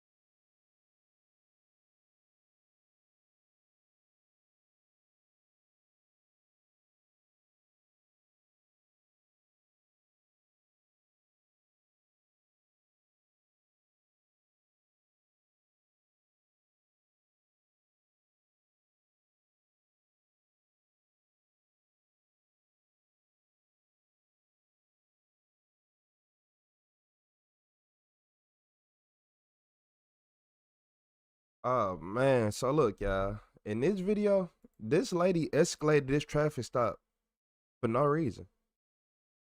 I don't know why. I think it was a lady. I don't want to get it wrong. It might have been a lady. Who knows? But we finna see them escalate this traffic stop for no reason. Hit that like button. You said the vehicle's yours? Yeah. Is there insurance on it? You cool with pictures? Yeah, absolutely. I can use that. I thought it was female. My bad. Okay. One more up, you can slide. Oh, there it is. Yep, you got it. No, you're good. All right, thank you, sir. All right, give me a second. I'll be right back. All right, guys? What's up, buddy? All right, so this guy's not coming back on file. Not coming back at all with the name that he gave me. So I'm going to pull him out and have him sit by until Prairie gets here, and then we can ID him. He's got his foot on the brake this entire time. This is the driver you're talking about? Yeah, the driver told me his name is Michael Joseph Jandora.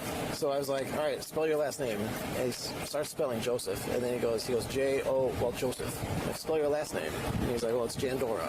Spell it. Jandora. So he looks kind of familiar, but I can't place him. I don't know why. That's true. All right, so Mr. Jandor, I'm still not getting your name to come back. Yeah. Could you put it in park for me?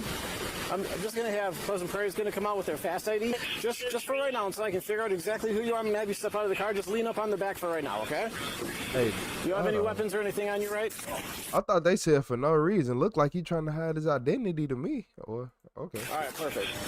You mind if I just check real quick? Nothing on you? No. No firearms in the waistband, guns, bombs. Step back here for me. Just hang out just here. I think I got pulled over on 22nd. As soon as he ran it, out of Antioch, Illinois, it came back. That's when it came back? Okay. All right, maybe that'll help. Give me 1 second. I'll try to figure that out. So all that shows me is that you're not valid out of Wisconsin. I'm sorry, sir. I didn't know it was not valid. Okay. Yeah, if you want to head back over there. You're... So I don't have an ID for the driver. He gave me his name, and it was quite a pain trying to figure out who he was. So then eventually he did come back with no license issued. He says that he's got a license out of Illinois, but it doesn't show that at all. He's got nothing. Michael J. Jandora. Hey, Michael. So we're having issues trying to get you back. So do you mind if you just put your fingerprint on this? All right. Well, can you do that for me? So I don't want to give my. I'm not. Because I gave you I gave you guys. So you gave me information, but I have to verify that is you. I'm not giving my. I've never had fingerprints done it all over my life. I'm not giving my fingerprints. So I didn't break the law. Well, this isn't taking your actual fingerprint. I'm not giving you guys fingerprints when I gave you a valid or my ID. I didn't break the law at all. So, but the thing is, you didn't give me an ID. You gave me a name. You know what I mean? Like if you had your hard ID with it, with a photo that matches, just like your passenger did. Yeah, then I could use that and say that's good to go. I didn't have it on me. Right. I know, and that's the issue. That's why I've got to verify your identity, because people give us false names all the time. Yeah, I understand. And I'm not saying that you're doing that. Mine is legit as it comes. It's me. Have you ever been arrested out of Illinois? I've never been. I have no criminal. You can run me. I have no criminal record at all. I went to school for criminal justice. Okay. I need to be able to verify so that the citation that I issue is going to the right person. I know it. So if I can't verify your ID with this, then what I have to do is I actually have to take you down to the police department, and then we're going to take your fingerprints down there to verify that you are who you are. I did not break the law. I gave you ID. So you did. You were speeding, and you're driving without your driver's license. Yeah, but I gave you something. And you're driving without a valid license. So that's 3 things that you're breaking the law. So I absolutely need to positively identify you. I did. You ID? Verbally. Only verbally. That's not enough. If I have not been arrested over my life, I'm not giving you guys feet. I'm being serious. That's how I've been raised my whole life. You know? Okay. I understand that, but you have to understand that in order for me to issue a citation, it has to go to the right person. I need to verify that it is the right person. I've never had to do that ever. Because you probably had your ID with you at that point. No, I hadn't. I just happened a week ago when my license was valid. I didn't know that it went unvalid. They did not make me do no fingerprint or nothing. I got no tickets. The taillight was out and let me go. Well, yeah, so that's just a verbal warning. So then you're going to come down with me to the police department so that we can verify that your identity. Why do I didn't do nothing. I gave you guys my stuff. You gave me a name and an address and an ID, but I need to verify that through a hard ID. Do you have a picture of it on your phone or anything, maybe? Look, so what do we? If he got a real ID, I don't know. Cause they said for no reason. I wouldn't know what it looked like. He trying to hide his identity, unless it's I don't know. No, left my wallet, my phone, all Let's that. see us giving out the wrong name for no reason. Picking up my son, and we're bringing him back to the hotel. Okay. I'll have to take you down to the bureau. We're gonna just kind of go through like the booking process essentially, so that you can have fingerprints and a picture, so that we can then say, look, this is this person with this name. I agree. I don't think we should have to do all of that, but it really would help if you just had your ID on you. Can you put the car back in park, please? What? Can you put the car back in park, please? Stop! Stop! Stop! You need to take it off. Stop! Stop right now! Stop! 655, were you trying to call out?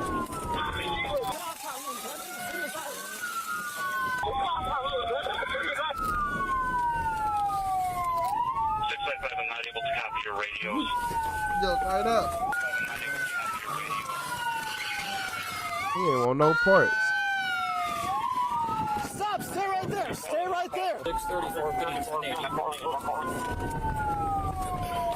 1050. Oh. 1050, Simmons Island. Hit already at Park Patrol.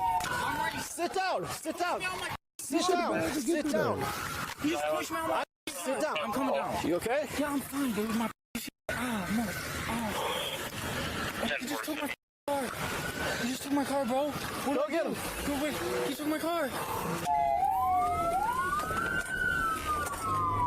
655, did he try to run you over? No. He tried to run you over. I know. He just pushed me on my car. What do I do? I know. Can you get off? Can I please get off? Here, stand up. Let's come in the shade over here. 634, Kitty. Alright, it looks like he was trying to drag 655. He hit a Park Patrol car and he took off again. Looks like he's gonna go westbound on 50 Street. I'm looking for pedestrians right now. And I don't see any on the bridge, so I'm gonna continue. Drag 655, he hit a Park Patrol car and he took off again. You alright? So he's gonna go westbound on 50 Street. I'm looking for pedestrians right now. And I don't see any on the bridge, so I'm gonna continue. Speeds are about 35, 40. That's my baby. You stand there, babe. Speeds are about 35, 40. If he pushed you out the car like that, man. Alright, he's continuing through. Alright, I'm gonna terminate. He's reckless. He went through the red light at Sheridan and 50. Continuing westbound, speeds are probably about 50, but I'm done. He gonna crash. I'm gonna terminate. He's reckless. No, I'm fine. I'm just. He went through the red light at Sheridan and 50. Continuing westbound, speeds are probably about 50. But Had to terminate that pursuit. It was no way dude was gonna crash. He already hit the first car, and he should not even hit that one. So you don't think he gonna hit one going fast? Oh, that's my 5th car. I bought that in high school. Did you? 780 credit score. What is his name? You got a 780. Michael what? Michael Joseph. Michael Joseph? You can get another one. Is everybody okay? Okay, you're the only one that was hit? Yes. Okay, why don't you sit down? So to try to not let him get Oh. through. Okay, But he's just take a seat. I got the air on. Where are you sore? Oh, she tried to block him. So so he didn't crash. She tried to block him. Okay. I'm not. I'm the hero. You're just shooken up. Okay. All right. You were in the car when it hit you. Okay. Block that off. 10-4-5-0-1-8. Looked like he was going to jump out. Yeah, well, his friend did. Conscious breathing. She's just shooken up. But send rescue anyways. I hear their sirens. Nobody else is injured down here. Take a seat and take a few breaths, and they'll just check you out, okay? Did you see all this go down? I just saw it in my rear view. Out here. 10-4, we have another squad to go over there with 640. Yeah, nailed it. Good. That one's done. While officers deal with the crash scene and the passenger who was pushed out of the vehicle by the suspect, the vehicle the suspect fled in is reported to have crashed nearby. I told y'all. 5018, I have the vehicle unoccupied. About 35, 40. 10-4, we have another squad to go over there with 640. 669, I'm 23 is location. If we could get one or two more, and Man, if you probably a ain't got drone. no brain damage, but still, even still. Orange shirt or orange pants? Okay. I just know he disappeared somewhere over there. Okay. 655. Yeah, so I got the vehicle, but the guy ran. It seemed calm at first. So Yeah. What the frick? Yeah, then out of nowhere he just took off. You guys catch him? No, well, we're looking for him, but he started getting too reckless, and I wasn't gonna trace him any further. And yeah, that's the thing. It wasn't worth it. You guys know who he is? I think so. We're gonna need a couple cars over here. He was last seen running south and then a little bit west through the yard. So if we could start getting a little wide perimeter until the drone can get up. While officers are in the middle of setting up a perimeter, a witness informs an officer that she recently saw the suspect. How long ago? Like 3 or 4 minutes Which ago. way do you go? I can check my camera. He just scared the fucking shit out of me. Which way did he go though? He went that way. He wanted $300. My heart is. He looked very scary.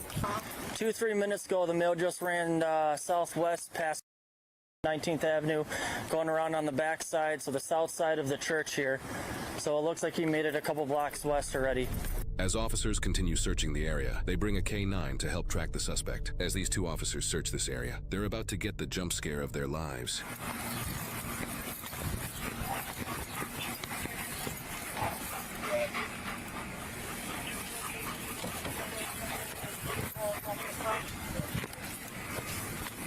So he under there?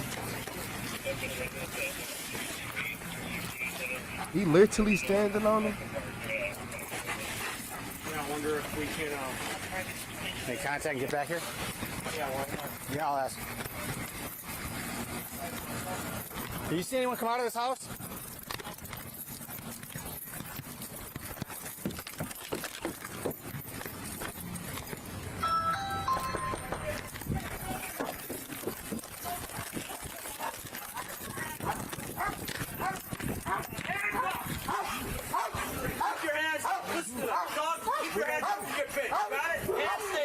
Get on your stomach.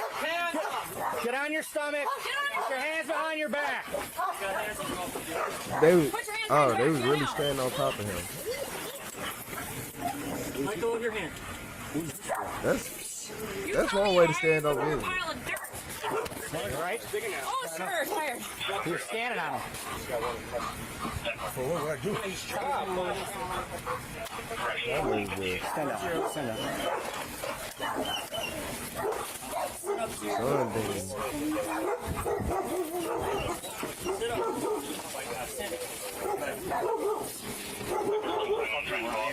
This suspect, whose real name is Ryan, was charged with felony fleeing, eluding, 3 counts of felony second-degree recklessly endangering safety, resisting obstructing, battery, felony hit and run involving injury, reckless driving causing bodily harm, operating a vehicle with a revoked license, ignition interlock device tampering, and 2 counts of bail jumping. He pleaded guilty to fleeing, eluding, 1 count of second-degree recklessly endangering safety, hit and run involving injury, and 1 count of bail jumping, while the rest of the charges were dismissed. He was sentenced to 3 years in prison, 3 years of extended supervision, and 3 years of probation.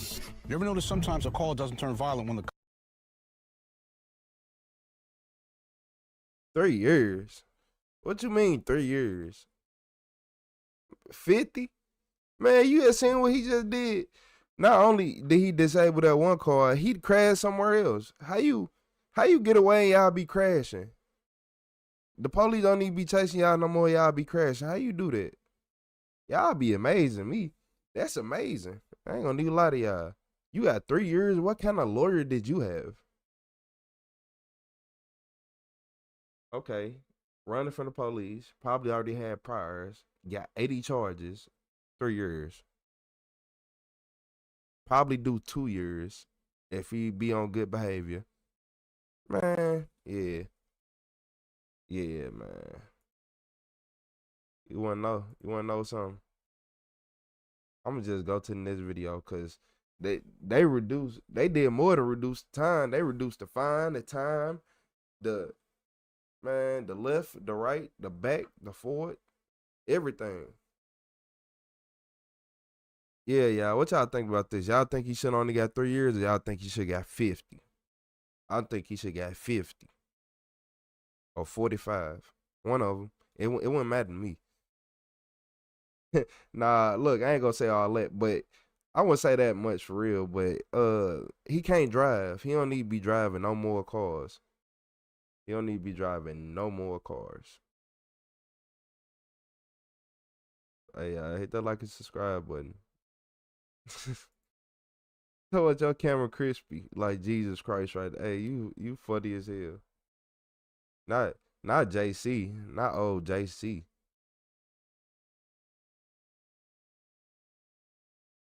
Talking about 30 to 50. Yeah, that's understandable. About 30 to 50. But y'all wanted to see something else crazy? This next video.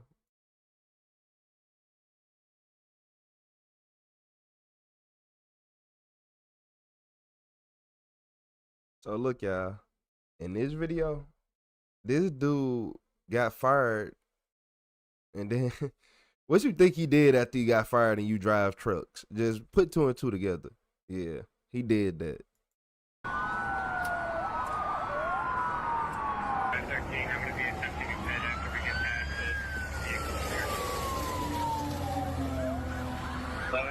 Is that an armored truck chasing him?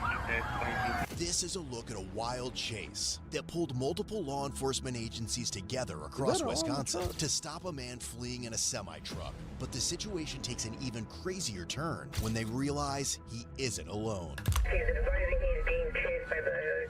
What you mean you're not alone? That you are law enforcement. You gotta take that door out. Hey, you're not officer! Chill! It's around 3 p.m. on August 25th, 2023, and these troopers are setting up tire deflation spikes after multiple police departments across Wisconsin are alerted to a stolen semi-truck whose driver refuses to stop. But this is only a part of a drawn-out chase that's about to take several shocking turns. This is already the third attempt to use tire spikes, and while troopers and deputies managed to deploy them successfully, the driver still refuses to stop. The whole thing began around 2:50 p.m. with a 911 call from a trucking company, reporting that a former employee, 47-year-old Michael Jones, had taken off with one of their semi-trucks from an arena in Warrens, Wisconsin. Monroe County deputies had initiated the chase, but when Michael hit I-94 in a desperate attempt to lose the deputies, additional units joined in. But despite multiple attempts by deputies and state troopers, Michael is not in the mood to give up. I told y'all don't calm name, people be tripping. And you riding on rims? Okay, Michael. Alright, it's a high-risk stop, just don't flag your buddies. You okay? The problem was I didn't get a good pull, and then I tried to pull it again before, and I got a good pull, and then... Just should have told you. No, it's my fault. 28, I'll be clear. I'll remain in the station if my support is needed. Are you okay? You want to see this through? Yeah. Okay. I figured you did, but if you want to go to hospital, go to hospital. Oh, no, they're not falling off. Alright. I didn't lose a finger. Yeah. I'm pretty sure he wants to see this through. Monroe County had the male driver on the line. He's advising he is not stopping. Monroe wants to know if you want their tag team as well. Despite the other trooper in this squad burning his fingers while retrieving the spike strips after one of the attempts, they remain in the pursuit as it crosses into Juneau County, with deputies from the sheriff's office assisting. Thank you, General, for information on behind the other patrol vehicle.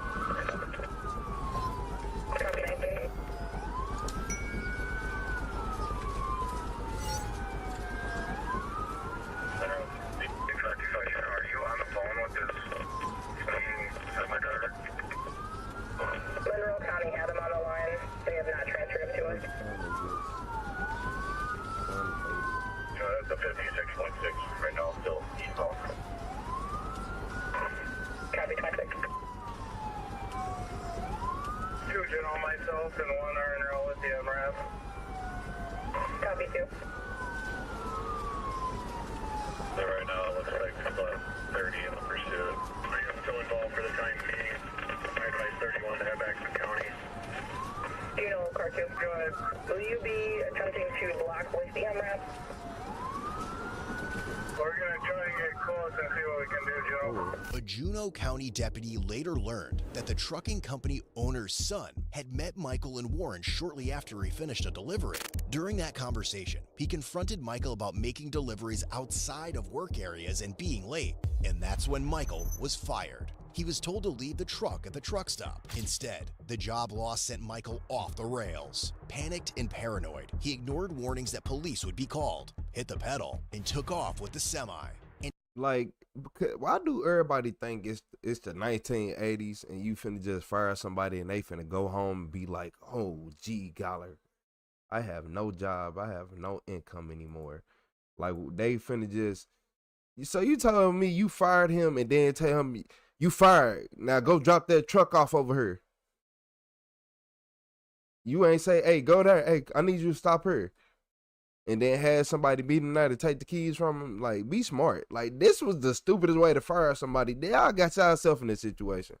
As deputies see that Michael still isn't giving up, even with shredded tire debris littering the road and putting life and other drivers' lives at risk, they soon find out that he isn't alone inside the truck. And Monroe County bowed out of the pursuit. They just turned around. Do you know the units just before you three Street Patrol is advising when they get into the construction area, the semi may try to ram vehicles. Again, may try to ram your vehicles. Do you know the units? Do you know the units for 43? We have a female on 911 advising she is in the semi with the driver. Again, the female is in the semi with the suspect driver. No weapons. They're trying to attend that now. She's advising she's trying to exit the moving semi. Yeah, I'll be with the rest of the units, 59.8 eastbound, continuing. Copy 26, 59.8 eastbound, continuing. Following in line. Yeah, I don't see it. The male is possible 96. He's advising he's being chased by the KK. He is not aware that you are law enforcement.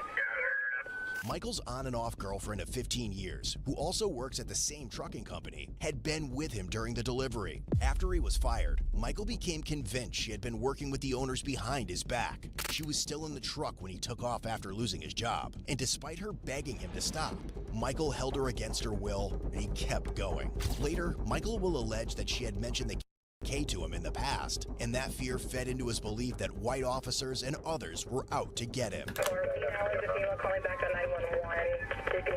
Oh. So you was a truck driver with PTSD, mental deprived issues, sleep deprived. You probably just need a good night's sleep. You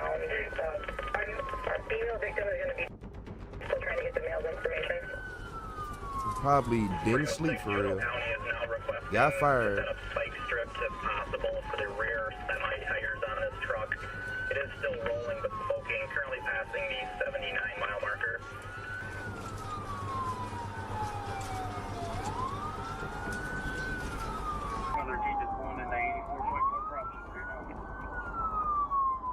Yeah, you fired. Drop the semi truck off. Like, of course. They know better.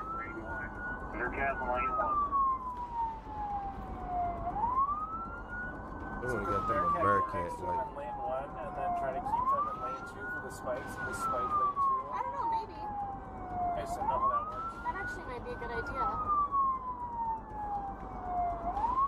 Throughout the chase, the woman calls Juneau County Dispatch multiple times, telling them she can't jump out of the truck because she's afraid of being run over by oncoming traffic. She also repeatedly tells dispatch that Michael is unarmed. By now, several agencies, including State Patrol, the Juneau County Sheriff's Office, Ho-Chunk Nation Police, Wisconsin Dells PD, and Lake Delton PD, have joined to try to stop him. A Bearcat is also brought in, and repeated spike attempts shred the truck's tires, scattering debris across the roadway. But even after losing 2 tires down to the rims, Michael continues driving the semi-truck at dangerous speeds, endangering everyone on the road. As Michael keeps driving recklessly, swerving between lanes, a witness near I-94 manages to record the chase that captures just how intense, urgent, and high stakes the effort to stop him has become. Spike!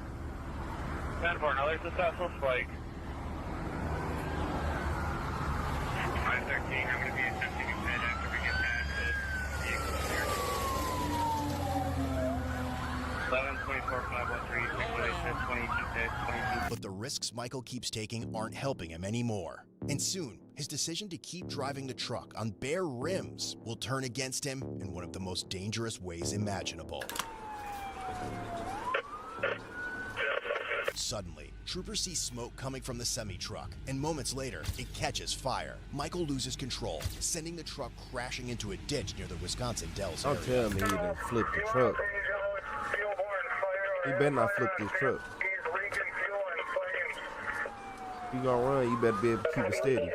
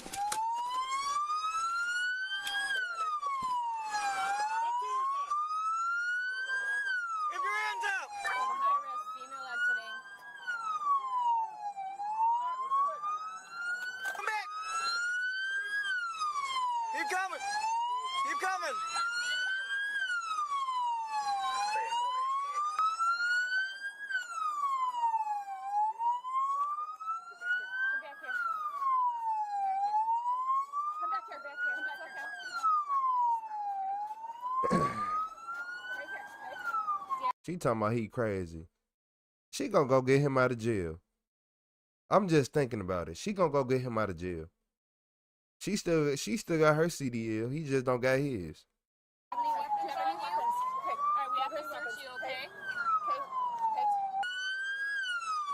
You finna get 8 days for this, boy.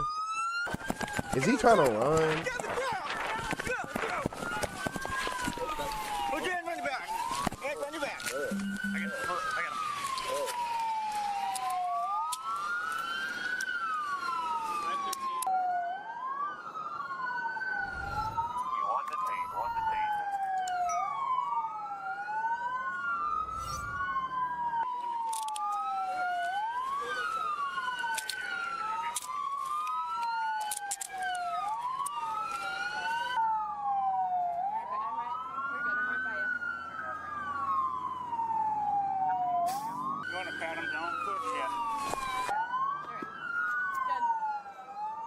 Finally, after a 52-mile chase and over 4 spike strip attempts, all the involved agencies have managed to take Michael into custody and rescue the woman. But even then, he isn't done. Before it's over, he will make another bold attempt to escape. Okay.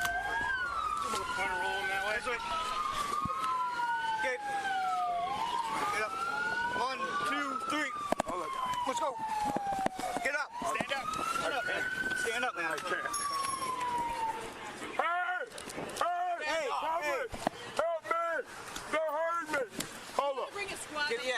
He one of them, man. Guys, come on, take If you don't get your Frederick Douglass, man, if you don't get in that car. Come on. Come on. Hey, you don't have to get a squad car to come no closer. It's okay, guys. You guys got me. Ryan, hey. You got me. It's good. You guys want to shoot? Good search. I don't have nothing. Yes, sir. Hey, I want to know what's crazy though. Hey, police will arrest you on top of Mount Everest and expect you to walk down. Shit, you gotta get a helicopter to come get me. I'm making it as hard as possible. I don't have nothing at all, sir. With these keys? Yeah, they were relax. Hey, officer! Stop! Officer! These are officers! Just relax. Come here! Stop. Relax. All right. I gotta pee, man. I gotta pee.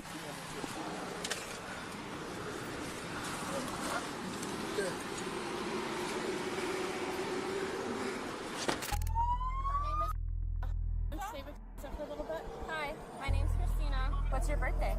10-4, 52 is in row. Is he okay? He's fine. He's fine.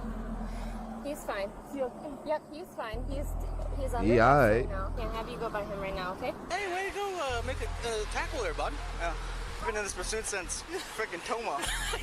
It started when I was leaving my house. You guys have tethers in case he decides to start kicking his feet or anything? I have not. I do. Molly, you want to grab yours, Molly? I'm just worried he's going to start kicking. Might want the bigger bag for the shoes. Is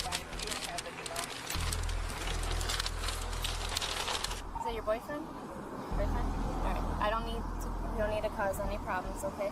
Just stay cool, okay? Okay. Where are you from? My bag is in the truck. All right, we'll get it. So what's going on? Why this? Yeah, fire.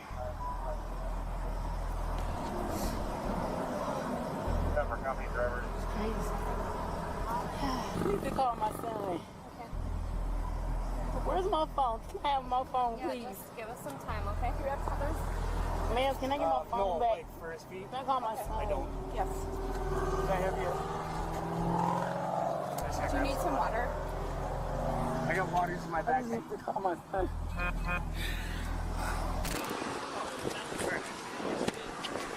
You gotta kick that door out. Hey, they're not officers. Chill out. What the? Did he just? Don't put it in my car. All right. Helen, I got a hobble. Did he just? Helen, I got a hobble. Wait, hold on, y'all. Chill out. He really just with them socks? You gotta kick that door out. Did he kick through the window with socks on? Chill out.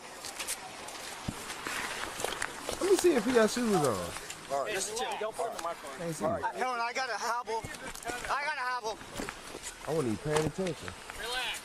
I'm not safe. Why you do that, babe? I got one. Why you do that?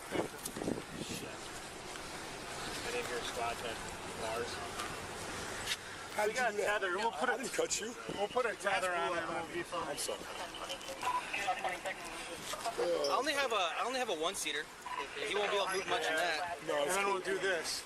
I'll put this through the door. Where's yours at? Truck back there. Way back there. Hey guys, it's okay, man. It's okay. You guys got me. Let me straighten up.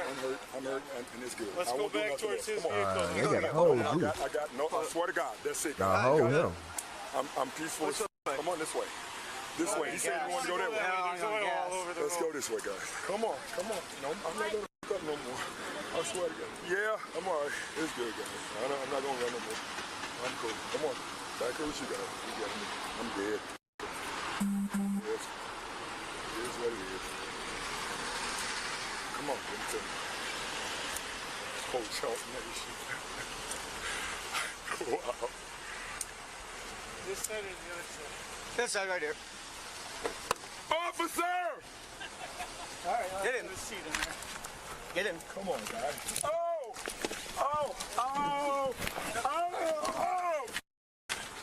God. That works. You got cut on your arm. I don't know if it's gonna bring something to the oil.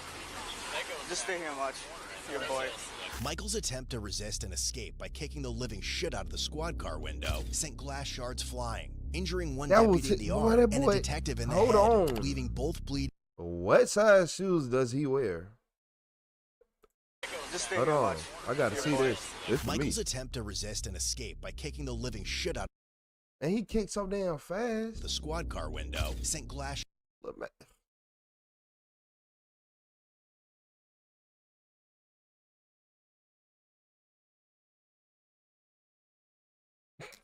He wore at least a size 18 minimum. I haven't even seen a flip flop this big. Yeah. Them feet was going through that window. Do you see how big these feet are? All right. Shards flying, injuring one deputy in the arm and a detective in the head, leaving both bleeding and in need of medical attention. You need. Don't. You need some. Don't cause problems. I'm being very serious right now. Where we taking? We're probably gonna go to Jackson? No. Monroe? Sock. You wanna go Sock? Well, they're gonna go. He's probably gonna have to go asphalt. Tom? You got anything? Anybody else got No. glass on them? We have highways en route, yeah, so don't worry. I know it's Okay. And then as soon as I would get him moving. Yep. Where do you want him to go? Take him to Juno. Just to your jail? just leave them and then take, I'd go to Juno with him. We're not into Sock yet, so we can't go that route. follow? Go with. And then we'll have one of Are us. you gonna follow? I'll go with too. All right, perfect. Okay, thank you. So we'll have 3 going, including the one. I don't know if Vince, you want to mind have a. going to Juneau County with them? Sure. You want to have a trooper go with? Yep. Okay. Crusoe's gonna go. Schneider with Ho Chunk PD, and that's Dozier with Ho Chunk PD. The K9? No, just Officer Dozier. You're transporting. Do you know where you're going, or? If you want to lead, because I haven't been. All right. Yeah. I'll just come back and we'll go through the crossover. I'll back up. He's black unmarked. He's in the black unmarked. We're gonna follow him. If there's any issues, just pull over right away. And as things at the crash site finally start to calm down, The woman calls her family and explains how she had just tried to arrange a ride for herself and Michael after he was fired, but he chose to go in a very different direction. Michael high-speed chased the police. They fired him and he flipped out and went crazy. He wouldn't let me out the truck. What? Did you hear me? What? I said Michael flipped out and he wouldn't let me out the truck. I said they fired him and he flipped out and he went crazy. Oh, wow. They fired him? Yeah, and he went crazy and flipped out. And he high-speeded the police and he wouldn't let me out the truck. Are you still in the truck? I'm right here with the police. He high-speeded the police. We could have flipped over and died. Where you at now? On the highway. You in the truck? No. Who you with now? The police, ma'am. Sir, this is the Wisconsin State Patrol. She is currently in the Wisconsin Dells. Oh, wow. All right, okay. How you gonna get home? Right now, we're still working on that. If you can just hold on and she can just talk to you and we'll give you information as it comes. I try to calm her down. I'm ready to go home. I want to go home. Yeah, just cooperate with them first. Let them get all what they need, and then we'll see how you gonna get home. Yeah, plan to get you about 50. But you good? I mean, you all right now? Calm down. I mean, they got him in custody. Yeah. All right. So how was y'all getting home anyway after they put him out the truck? I called a rental car. I was going to give me a rental car. Ah, okay. I'm ready to get out of here. Yeah. All right. I don't understand why. I don't know why he just looked me crazy. And then, like, I'm just like, I got a rental car, and I was like, and I got the lift or whatever. And the lift came and picked me up. And he went crazy and he flipped out. Yeah, it's about the job. It's hard. And I was trying to get in a lift and then he flipped out. Yeah, it's about the job. They lost their job. They hit them hard. I already know. Let them deal with him and we'll try to make sure you get your way home, Mike. Even after arriving at the station, Michael still isn't done. Oh, man, Mike, right? I already know what's up. It's like I said, you guys are surprising me. Yeah, and you guys are going to around. No, we're not going to do that. Thank you. We're good. We're just going to walk you around into the building, okay? I saw that. Listen, I saw him standing around the corner. It's okay. It's okay. The man to the glass. Who is it? Is that you, Ryan? All right, we're going to go through this door, and then we're going to take our... Yeah, I see it all. Go ahead. Right. Okay. Okay. Yeah, and if you can just turn and face that wall for me. Somebody's going to pat you down again, okay? You're going to come on. No. Go ahead. Just face this wall for me. No, we got no reason to hurt you, okay? Hurt me. Go ahead. We don't want to. Yes, you are. I know. Go ahead. Can you stand up, please? Go ahead, hurt me. Go ahead. Hurt me. Go ahead, guys. Go ahead, guys. Do it to me. It's okay. I'm gonna come fly with you. Fuck yeah, it's okay. Go ahead. You wanna lay down? Take the legs off first. It's okay. I'm gonna feel the spot. You got nothing on there? No, it's not hard. You cool with me starting to take the leg jackets? Yeah? Good. Thank you. New subscriber alert. I bought up them things. Who's their big plate maker nowadays? Thank you. We stand you up and turn you around. Take the cuffs off. You gonna do that? All right, want to turn around for me? Stand just like that. How's your watch come off? Is it easy? There we go. Nothing like that pocket there. Nothing on that one? All right. Ultimately, Michael Jones was charged with felony, vehicle fleeing eluding an officer, taking a commercial vehicle without consent, second-degree recklessly endangering safety, false imprisonment, misdemeanor, resisting obstructing an officer, criminal damage to property ×2, and his cash bond was set at $25,000. He was eventually found guilty of vehicle fleeing eluding an officer and second-degree recklessly endangering safety. All remaining charges were dismissed. In the end, he was sentenced to 339 days in jail and 18 months in the Wisconsin State Prison, followed by 5 years of extended supervision. Want to step up your style? Check out CodeBlueCam.com for hoodies, tees, hats, mugs. In the end, he was sentenced. He got off. You telling me he got about another person who got about 3 years, right? After doing, y'all do all I'm starting to think 3 years is the new, like, fucking 30 days. I don't know. It's like y'all can do so much and just get 3 years. That's why criminals don't care. Why wouldn't you go all out if you're gonna get the same amount of time anyway? Now I'm starting to look at it. This why criminals just go all out. It ain't no, hey, if you stop right here, you just went from 2 years to 3. But you got a chance to get away. That's it. That's, man, if y'all start paying attention to these videos, you're gonna understand, like, damn, all these criminals just get the 3 years is crazy. Resisting obstructing an officer, criminal damage officer, and second-degree recklessly endangering safety. All remaining charges were dismissed. In the end, he was sentenced to 339 days in jail Almost a year. and 18 months in the Wisconsin State Prison, followed by 5 years of extended supervision. I really like 2.5 years. So not even 3 years. Really like 2.5 years with 5 years of probation. So y'all say I'm tripping, or am I right? Or am I right? He did all that. This boy had 5 police agencies chasing him and just got 2.5 years. Today is going to be, today is going to be a beautiful day. Hit that like and subscribe button, y'all, if y'all think this is crazy, because this is absurd to me.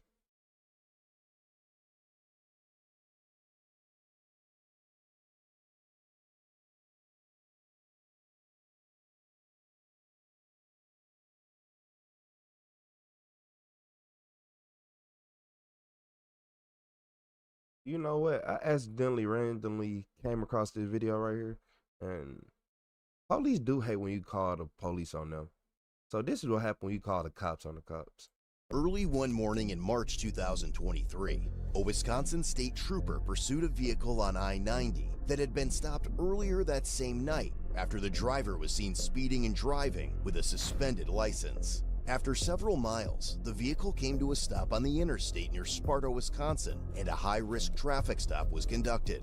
As Monroe County Sheriff deputies responded to assist, the 29-year-old female driver called 911, claiming police were trying to steal her car. Given the circumstances, and her car being stopped in the middle of I-90, deputies decided to shut down the entire westbound lanes of traffic. Dispatch then repeatedly transferred the woman's calls to a deputy on scene, who was trying to convince her to exit the vehicle. Okay. Hey, Deputy Heckman again, I'm here. I'm walking up right now. Okay, look out, look, hey, listen, okay? No, okay, nope, I got you. I'm here, okay? I'm gonna shine my flashlight 3 times in your mirror, okay? Can you see that? Hey, can you see that? Can you guys move back? All right, they're moving back, okay? Hey, listen, look at that reflector to your left. See my flashlight? I'm clicking it once, twice, 3 times, okay? I'm standing here behind you, okay? I'm the only one you're gonna talk to, but I need you to step out, okay? I know. So what I need you to do though, listen, you called 911, right? Multiple times, and you were put through, you were put through to me. I'm standing behind your car. Can you do me a favor? I'll make a compromise with you. Can you open your window? You don't have to get out of your car yet. Open your driver's window and look back at me. Nope. It's just me standing here. No one else is even around me. Look, I'm right here. See my flashlight? You told me that there's no weapons in the car, okay? And I want to believe you, and I understand that. But I'm here. I came all the way from Toma to talk to you, okay? I need you to put your driver's window down, and I need you to just look back at me. You don't have to look back very far. They're not going to shoot you, I promise. See my flashlight? You can hear my voice, right? Everyone's dressed like this. It doesn't matter what we're dressed like. And I told you to look back at me. I'm standing right here and you won't look back at me. Okay, put your hands out the window. Okay, I'm walking up, okay? Keep your hands out. Hey, keep your hands out. Hi, I'm Deputy Heckman. I was talking to you on the phone. I'm still on the phone with you. While speaking with her, it was discovered that 2 children were also inside the vehicle. Who can we call? Who can we call to pick up the babies? I don't know who that is. Like, she starts complying, and then, yeah, she said her kids puking in the car, and... It looks like there's an adult in the back, but I don't know how old these kids are. 11 and 8. I don't know if she's on something, or if she's just paranoid, but she said she got robbed, and she thinks it's the same people behind her that robbed her. As soon as they told her to turn around, she was like, nope, got back in the car. She stuck her hands out the window, and I mean, not that there couldn't be something in there, but she's not letting this go down with her kids here, so she wants to get them picked up, but she doesn't have any service on her phone. I don't know what her deal is. I know that there was like a little bit of like MDMA or something in the car the last. Hey, I ain't gonna lie. I told you look back is insane. I caught on. I'm like, bro, what? Okay. Time I dealt with her. If we can do anything besides assault the vehicle with kids inside of it, we can't sit here all day and wait for that to happen. No, the interstate shut down on Sunday. It's very busy. She's kind of all over the car. She's had been out of the car at one point, and she's like, I'm not getting out of the car until I know it's Monroe County behind me. So she's all about seeing who she's talking to, and I tried to go up there so she could see me.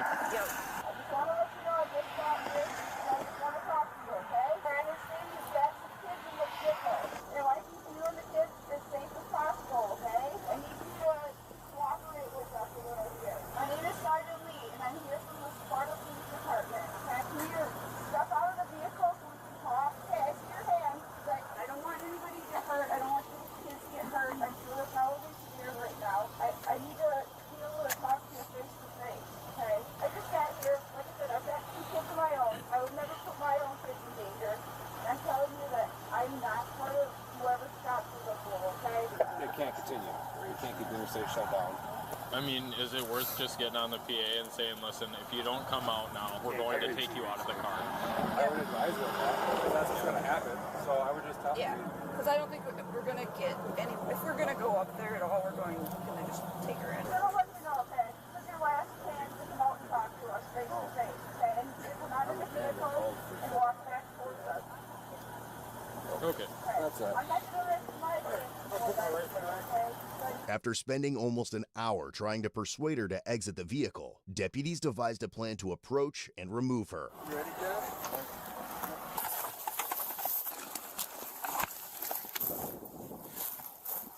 Hey, where'd you guys want to land these? Make sure we're in the blind spot. Sorry, sticking out like sore thumbs. Yeah. Light now. While some deputies worked to distract her from the driver's side, others approached from the passenger side and placed spike strips in the front of the tires to prevent another escape attempt.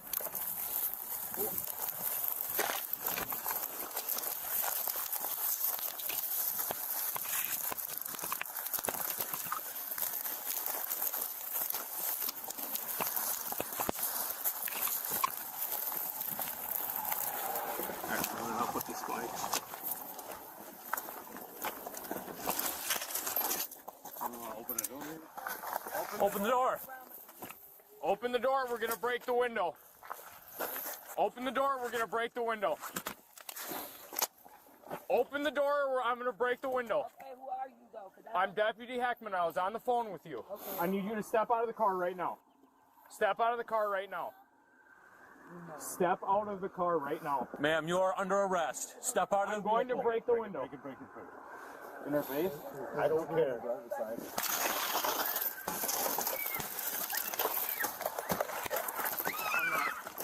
Taser!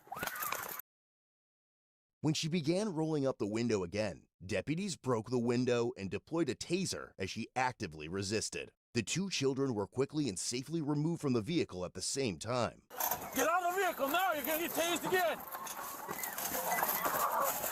All this at 6 o'clock in the morning is crazy. 6:45 in the morning. Put your hands behind your back! Now! Got it. 6:45. All right, man, relax.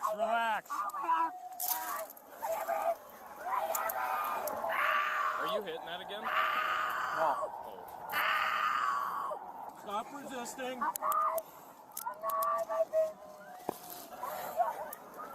All right, hey. Good? All right. Stop. We gotta get you on your side. I can't breathe. Yeah, sir, roll her over. Quit. Quit struggling. Quit struggling. Roll on your left side. Okay. To our location. I can't breathe, you guys. Relax. No, I'm serious. Relax. We're gonna get you on your feet in a second. Relax. Stop driving for the key. Oh, I'm gonna puke. I'm gonna puke. Then puke. Okay. I didn't do anything. All right. Roll over.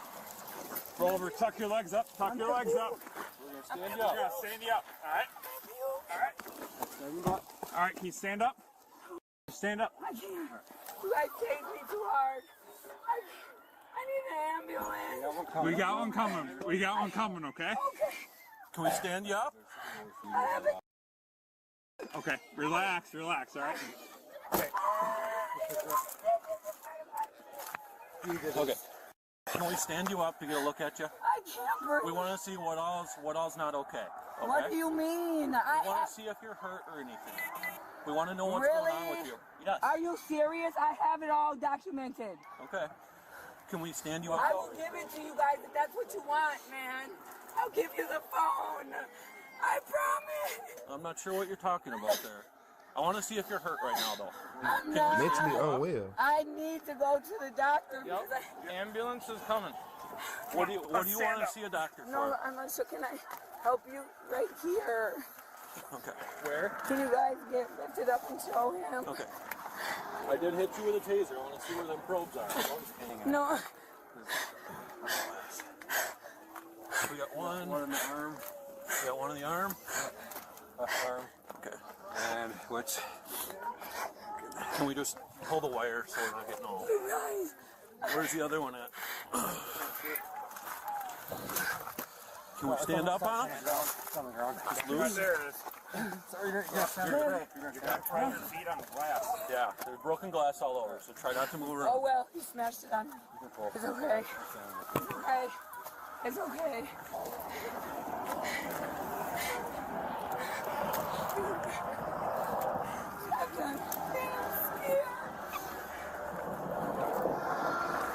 Where's that other probe? It's on the ground, I know. Got it. Alright, we're gonna walk you out of my cruiser. Alright, let's go over here, away from the glass. It's cold out. Away from the glass. They're not hurt at all, right? No. Okay. They just want Mom. Huh? They just want Mom. You guys, calm down. Please. Did they verify at all if Grandma was on the way? I didn't ask yet, but... Okay. They're over with the other officers. They're okay. No, but they need to be warned. Yep, they're working on it. They're working on it. Jason, can you give her a hand with that? Wait. Right, I can't walk, man. My chest.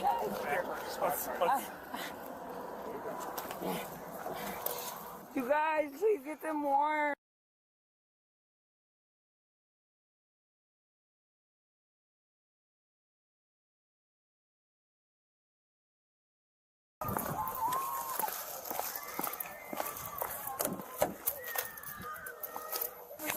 Watch your head. Ow! Watch your head. We got an ambulance coming to check you out, okay? The only reason that I asked you that, because her face was like, I was afraid I was going to smoke her right in the well, I don't want to stand over you. No, I know. Where's she at? This is my cruiser, and actually, I want you to stand with her, or at least by my cruiser, just until the ambulance gets here. Yeah. I'm Deputy Young with the Sheriff's Office. I just had a bit of information I wanted to grab from you, if that's okay. Okay. The ambulance is just pulling up. We're going to have them take a look at you. Just so I can let them know. You said you needed to see a doctor. What for? Get in touch with whoever you have to. We are good to open up the inside lane only. We get up a squad position a little ways back just to get stuff moved over. 10-4, send one unit position at the top of the hill behind us. We're still partially occupying the outside lane. Where's the kids at? In the back of Nikki's squad. Okay. About my system. They're not going to human service. What am I being arrested for? Well, I guess I'll have to talk with the trooper. He's the one handling this whole situation. Who is this? The trooper's back here. One. Actually, he's up here. Or he's right there. Oh, I'm like, please don't tell me it's one. For sure, I could probably say felony eluding. What? For fleeing. I did not elude anybody. That was a fake officer. Clearly, he tried to get my cards. I have it on camera. Okay. Hussman. Okay. And well, this isn't Hossman, but he tried to pull you over. Actually, guess what? One of my friends was in the back of that police car, so that's how I know. Okay. Well, let's finish getting you checked out here. My kids wouldn't be so scared, and I wouldn't be so scared. Here, okay. Felony eluding. While you're talking. Eluding. You see, she had a pepper spray armed and ready to go. Dude, I can't. There's pills all over in that car. Well, I'm associate. They said it smelled like weed. I didn't smell anything because I've been out here so long. My nose is running and can't feel my fingers. I'm like, felony eluding. And I would never hold on that until I'm going to talk to my duty sergeant and see if I can search the car today after I drop her off at the jail. Okay. I would also probably throw in something like recklessly endangering safety. Times 2. Right. It's going to be. The woman was subsequently transported to the jail, where the trooper conducted an OWI investigation and administered field sobriety tests. As a result, the 29-year-old woman was charged with felony counts of first and second degree recklessly endangering safety, resisting an officer causing injury, vehicle fleeing eluding an officer, misdemeanor counts of neglecting a child, times 2, operating while intoxicated with a passenger less than 16 years old, operating with a restricted controlled substance, resisting, obstructing an officer, and bail jumping. She was issued over $2,100 in traffic citations and released a few days later on a $2,000 cash bond. However, the bond was later increased to $5,000 months later as she missed several court appearances. As of August 2024, the woman was found guilty after entering a no contest plea to 2 felony charges and 1 misdemeanor charge. All other charges were dismissed but considered in the case. Ultimately, she was sentenced to 52 days in jail and 3 years of probation.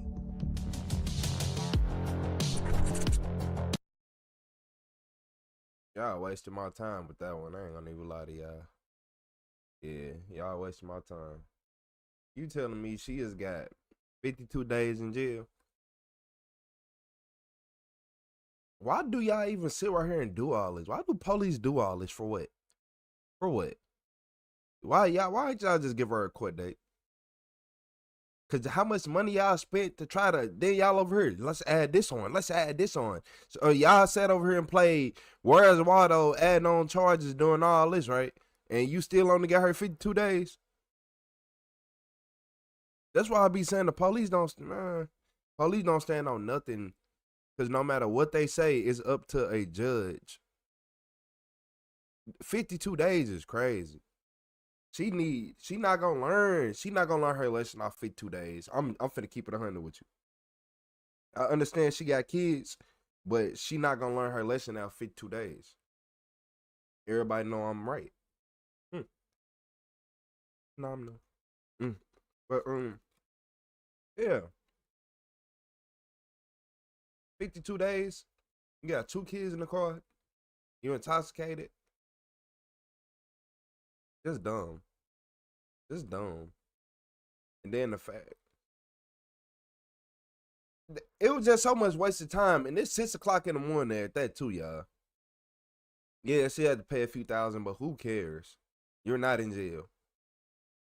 Simple. Yeah, this kind of blew me too.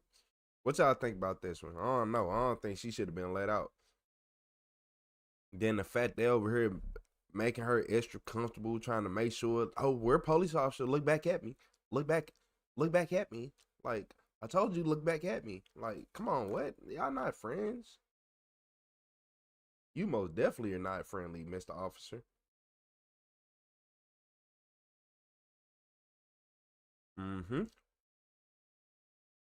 Hit that like subscribe button. What y'all think? Y'all think it was crazy? Y'all think I'm overreacting? I don't think I'm overreacting. But who knows? 52 days is crazy. She got like a $5,000 bond, but because her bond went up. Her bond went up from 2005 or something like that because she kept missing court dates and still got 52 days in jail. She probably only had 20 days in jail. She ain't missed them court dates. So yeah, y'all. Shout out to the law enforcement, man. Hit the like, subscribe button.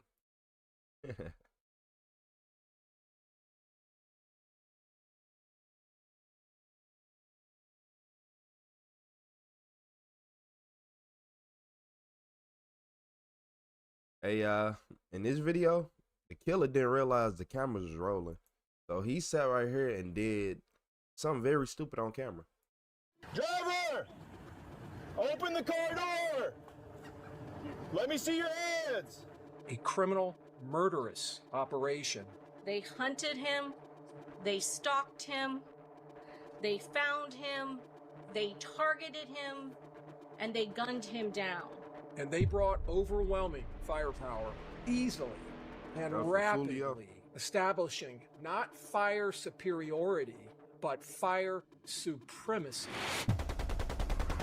We will drag this conspiracy out of the darkness of the early morning hours. We will drag it into this courtroom for everyone to see. The truth in this case, the truth will be crystal clear.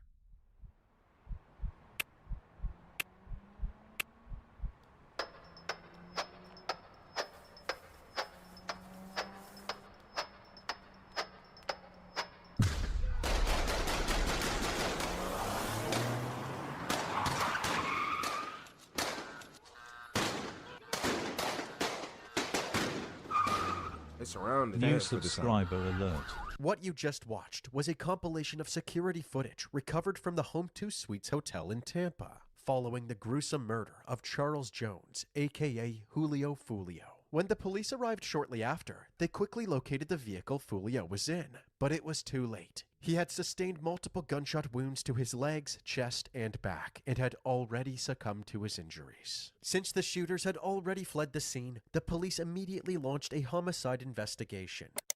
When reviewing the security footage leading up to the shooting, a black Chevy Impala entered the west side of the parking lot, parked around the corner from Fulio, and simply sat there. Then, a silver Chevy Cruze entered the parking lot and drove past Fulio's car, before turning around and driving past Fulio again in the opposite direction. They did this twice before exiting the parking lot. The shooters then hopped out of the Impala, bringing us right back to the footage you saw earlier.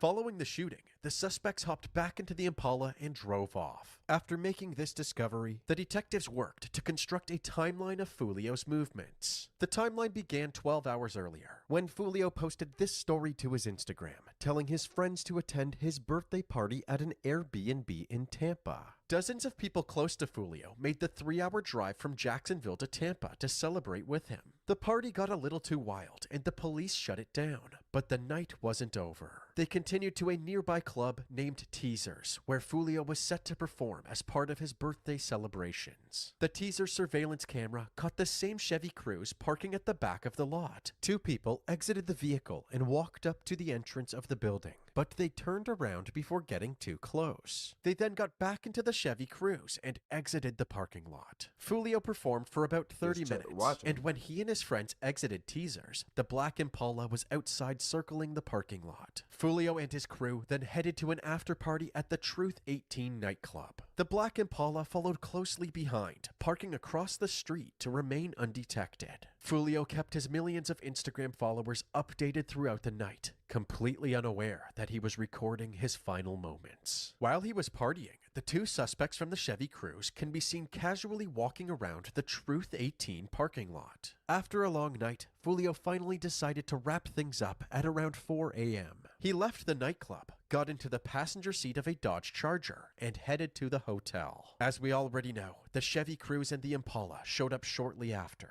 Thankfully, with all of this high-definition footage, the detectives had a clear description of both vehicles, including their license plates. They didn't recognize the person who owned the Chevy Cruze, but they were familiar with the owner of the Impala, a woman named Damali Lyle. Damali's son, Sean Gaithright, was affiliated with a violent group from Jacksonville, known as ATK. ATK had an ongoing feud with Fulio's crew, known as 6 Block, since around 2017. Both of these groups made rap music, so the drama was often fueled. You wanna know what's crazy?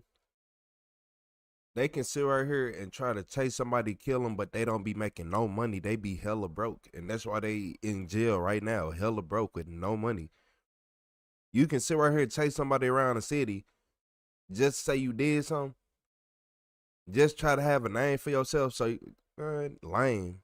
by songs that disrespected each other's crew. Foolio songs were known to be especially disrespectful. Foolio was In one of disrespectful, his though. music videos, he went to the cemetery where ATK members were buried and danced on their graves. Needless to say, ATK was not a fan of Foolio, so between 2017 and 2024, they tried to kill him several times, but failed every attempt. Now that Foolio was actually dead, Sean Gaithright was suspect number 1. Using a highway security camera system known as Flock, the detectives tracked the Black Impala's movements from Jacksonville to Tampa before the murder, but it was never captured going back to Jacksonville. Instead, the Flock cameras captured it in Polk County, just outside of Tampa, where Sean's grandmother just so happened to live. The Impala was spotted in her driveway days later. According to Sean's grandma, Sean had told her that it was difficult to get his photography equipment in and out of the Impala, so he needed a bigger vehicle and asked to borrow her Toyota SUV. While this footage was being reviewed, a tan Toyota SUV was pulled over in Jacksonville for speeding, and Sean was the driver. He was told to step outside so they could seize his grandma's car. After patting him down, they conducted a quick search of the vehicle and hit the jackpot. There were Glock magazines, AR-15 rifle components, empty casings, and 9mm ammunition, all aligning with the ballistic evidence at the crime scene. But before they could charge Sean with murder, the evidence needed to be sent to the crime lab for forensic testing. Yeah, I forgot this was the dummy who kept the shells. So imagine look, that because you're lame, I swear to God. He is so lame that he felt like he needed to have the shell so whenever he say he did something, he can have some proof behind it. Like, you're lame. All that is just proof that you did something. Oh yeah, I did that. Boy, these shells right here, like, y'all are lame.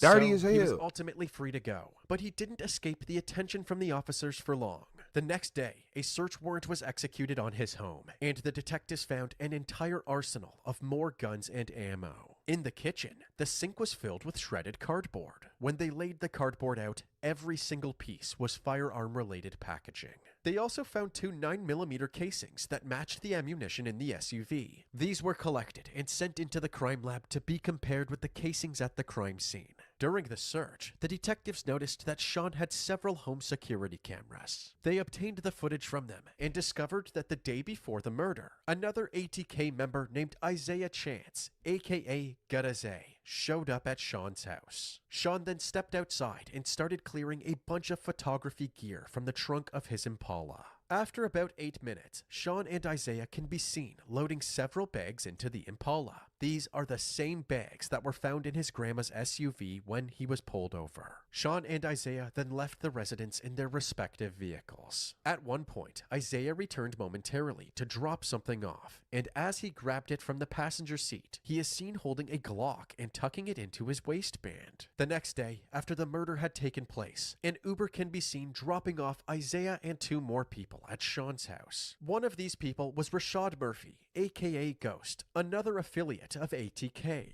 The other person was Alicia Andrews, who had been dating Isaiah on and off for a few years. The detectives now believed that it was Isaiah and Alicia who were stalking Foolio in the Chevy Cruze before the shooting. But this begs the question, if Isaiah and Alicia were in the Chevy Cruze back in Tampa, where is it now? Well, it wasn't long before the Flock system spotted the Chevy Cruze near a hotel all the way in Gwinnett County, Georgia. When an officer pulled into the hotel parking lot, the Chevy Cruze was parking in an empty spot. The officer quickly blocked them in so they couldn't drive away. He then got out of his vehicle and ordered the suspect to put his hands up and stay where he was. But instead of complying with the officer's orders, the suspect booked it. The officer pulled out his taser and chased him down, and once he had a clear shot, he took aim and fired. The suspect fell to the ground and backup arrived to help apprehend him.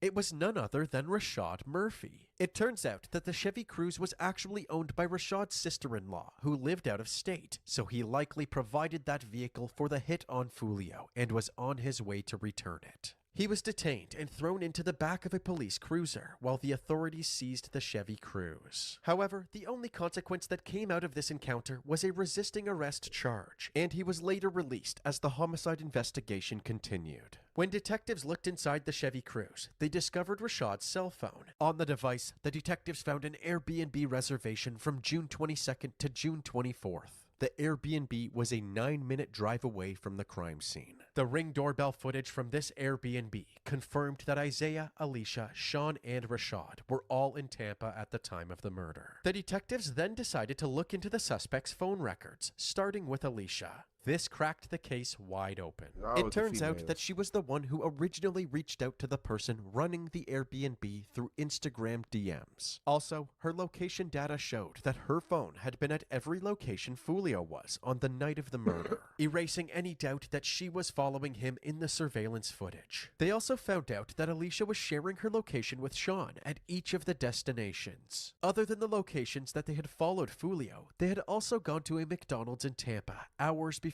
the murder. In the McDonald's surveillance footage, the Chevy Cruze can be seen at the drive-thru window, and a fifth suspect is in the driver's seat. It was Davion Murphy, Rashad's cousin, another affiliate of ATK. After discovering all of this evidence, the detectives arrested Alicia and brought her into the interrogation room for questioning.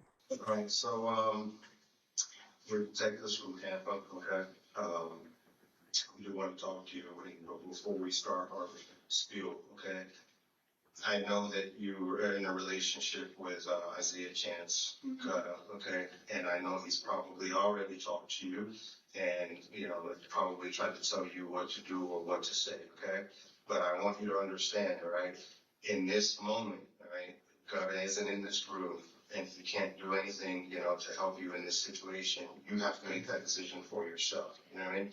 I think that, you know, there's a lot of stuff that we have to show you that you would probably want to see, and I'm willing to be as open can be to show you everything that we have, you know what I mean? Because I want you to make an informed decision about your life and where it goes from here, okay?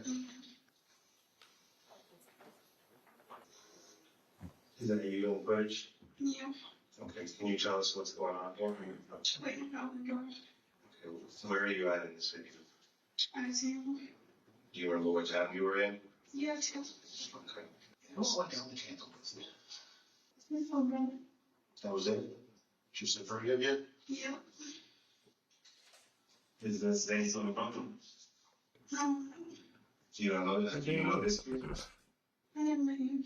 You never met him before? So look, y'all, before we even just get through all of her, just y'all went and took a female on what was the, like, why do y'all bring a female with y'all for one? I'm just want to know why they did that in general. Did they not think she was going to tell? Did they think that the police weren't going to find nothing? And this what happened when you got a bunch of broke people making up decisions. Because y'all don't know nothing. Y'all don't know anything. You don't know the city. You don't even know. They didn't even know it was flock cameras. They didn't know to cover up the cameras at the Airbnb or none of that. So they all dumb. It's 5 of y'all, all y'all dumb? The detectives knew Alicia was blatantly lying about going to Tampa with just Isaiah and his little brother, Sean. So they showed her the McDonald's drive-thru footage with Davion sitting in the driver's seat. You remember going to McDonald's while you were in Tampa? I was hungry. You were hungry? Okay. So that's you in the car? Yeah. Okay. Who was driving the car at that time? I just. Was it the little brother that you were referring to? No? So you don't know this guy right here that's driving? Just kind of refresh your memory a little bit. I think back to McDonald's. That's the gentleman driving. You never met him before? So how did this gentleman join you guys at some point in the evening? I didn't know. I just thought he was with me. I don't know, did he come to the Airbnb? Did you guys pick this guy up somewhere? I'm just on silence. I don't talk to things. Alright, so at the end of the day, guys, if you weren't just on the sidelines, alright, you need to tell us that, right? You didn't necessarily, Isaiah's leading the activities, he's on the phone, he's telling you where to be, right? You're with him by his side, right? But obviously, New subscriber big alert. happened that weekend in Tampa, right? Despite showing her that they had tracked her every move while in Tampa, Alicia continued to play dumb. So the detectives got serious. But you were at the hotel where Fulio was murdered at the exact same time that he was murdered. Okay. Are you're familiar with Zay's old friend Tilly that was shot and killed? The person the detective is referencing is Antonio Tilley, a deceased member of ATK. Back in October of 2023, someone had put up a $20,000 bounty on Tilley. A man named Jaquan Mills took up this offer, shooting and killing both Tilley and his Uber driver on Kylan Drive in Jacksonville. The reason the detective is bringing this up is that Jaquan had a girlfriend named Diamond Harris. Apparently, Tilley thought he was meeting Diamond on Kylan Drive for a date. In reality, Diamond was working with Jaquan to lure him into their trap. Now, Diamond was not at the scene. All she did was send a few messages on the phone, okay? She's already been convicted 20 plus years. She's not getting out for decades, and she wasn't even at the scene where Tilley got killed. You understand what I'm saying to you? This is damning evidence. This is high definition footage, okay? You're there. You're there. Alicia continued to stare nonchalantly at the detective as he tried to reason with her. But there was something they hadn't brought up yet that they believed would make her break. When they were going through Alicia's text messages, they learned that she was pregnant. And that's exactly why you can't do nothing with females. For as sad as everything sound, them babies gonna always get them to crack. 99.9.99999 to the million trillion disease, like gazillion, most really 100, gonna get them to crack every time. And plus, y'all didn't even really tell her what she was getting herself into. This thing, she probably in Fulio close friends. He probably like, oh, she look bad. Boom, boom. She was the one who had the IG everything. You can just tell she the female. She had all the IG stuff and all that. She got close. She got up in there. They kept her under wraps, so he ain't know she was an op. None of that. That's how it went. But it ain't even just that. Like, y'all need to just be smarter. Y'all out here in gangs. I ain't even finna get started on being in a gang. How dumb you got to be to join a gang? Like, how lame you got to be? I need to be protected. About being pregnant? I lost the maximum. You like having a baby at some point? No. No? The charge on this is first degree murder. The sentence is going to be life in prison. It becomes your nursing home. You don't have relationships anymore. You don't have a child. If you have a child in prison, it goes to somebody else. And you don't even get to hold your child. The moment my partner and I walk out of this room, your life changes absolutely forever, and you can never, ever change your path. Don't miss this opportunity to save your life. How would I know? Y'all tell me I'm blind. You don't want to live with this, okay? You don't sure shit don't want to live with this in a box the size of this room for 30 years. This is it. For 30 years. No matter what the detective said, Alicia continued to deny any involvement and acted offended when the detective said she was lying. Despite the detectives talking big about Alicia being locked up forever, she was free to go for now while they waited for the crime lab results. Those results came in about a month after the shooting in July of 2024. It was determined that the weapons in the Toyota SUV were the same weapons fired at the crime scene, and the 9mm casings found at Sean's house came from the same gun that killed Julio Fulio. On July 27th, 2024, police strategically planned an operation to arrest 3 of their suspects, Sean, Alicia, and Isaiah. Driver! Open the car door! Let me see your hands! Step on out! Back up to the sound of my voice! Keep coming! Keep coming! Keep coming! Keep coming! Walk back to me. Hands behind your back. Isaiah Dan, this is the Jacksonville Sheriff's Office. We have a warrant for your arrest. Put your hands up! All right, slowly walk toward me. Let's go. Keep coming. Keep coming. Keep coming. Keep coming. Keep coming. Stop. Stop. Turn around. Keep your hands up. Turn around. No subscriber alert. Don't reach for your waist. Put your hands behind your back. Stay there. Don't move.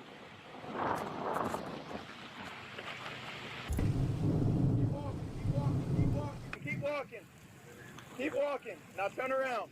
Put your hands behind your back.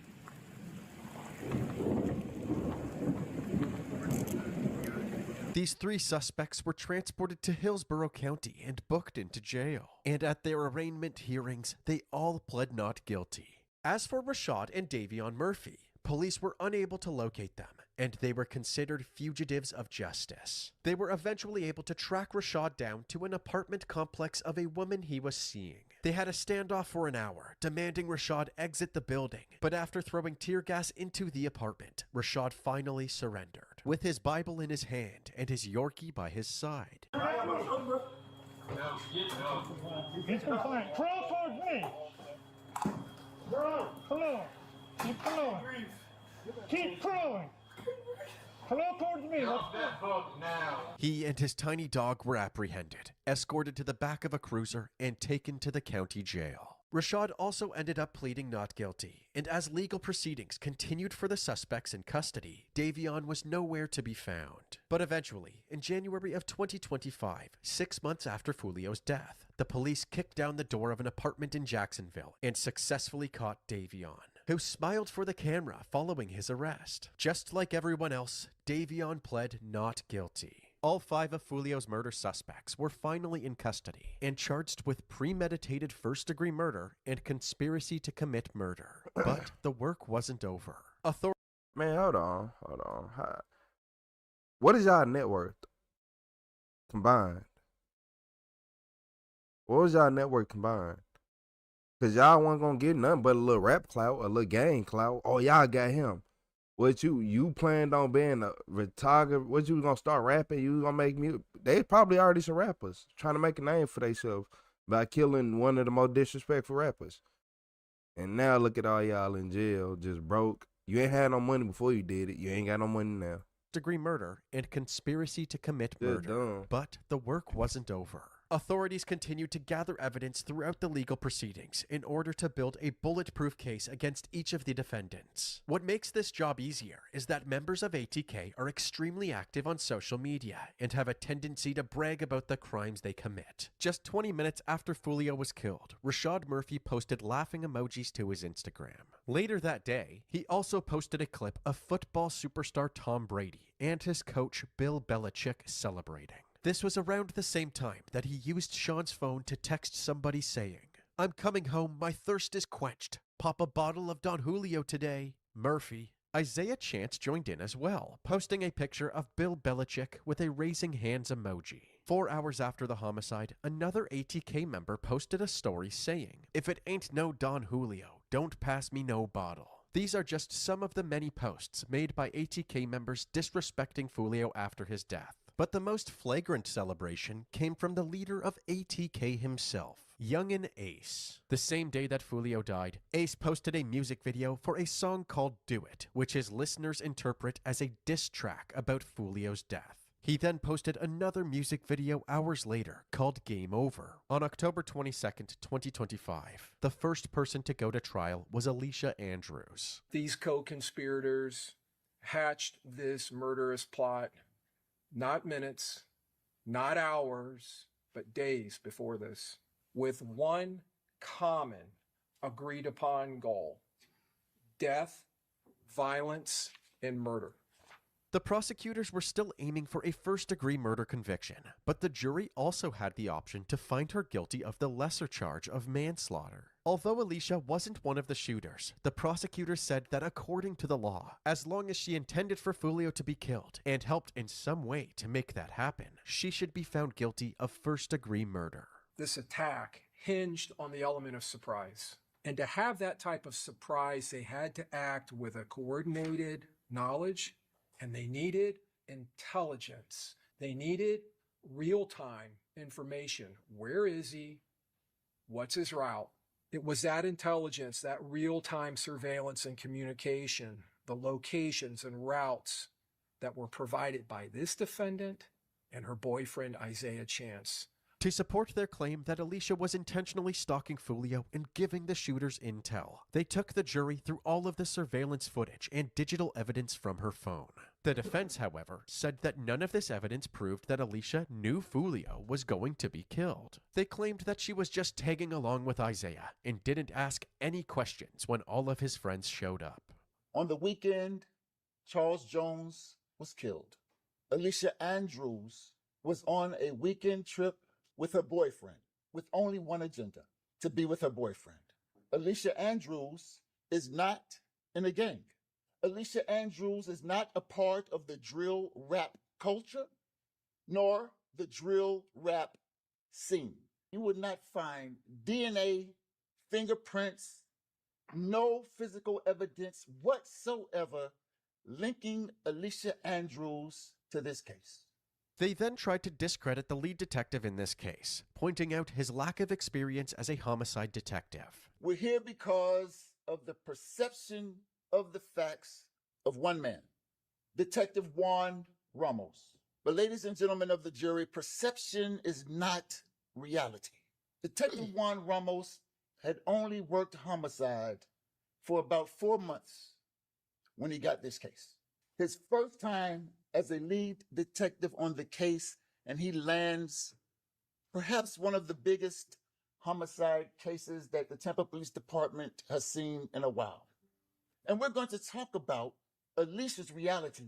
The defense then went into Alicia's backstory, saying that she was in beauty school to become an esthetician and working as a substitute teacher on the side when she started dating Isaiah Chance. They claimed that she didn't know he was part of ATK. She just thought he was a rapper and got his stage name Gutta tattooed to her chest to support his music career. But apparently, as their relationship developed, Isaiah became abusive towards Alicia. According to the defense, if Alicia made Isaiah upset, she would face heavy consequences. Everything Alicia did leading up to the murder was due to Isaiah's controlling nature, and Alicia's only agenda was to go along with whatever he wanted to do. This included so what was supposed to happen was they were supposed to kill him, get paid for it, get clout off of it, and she was supposed to be a part of that success. You not finna play with me. Nah, it ain't no, I was a victim in all this.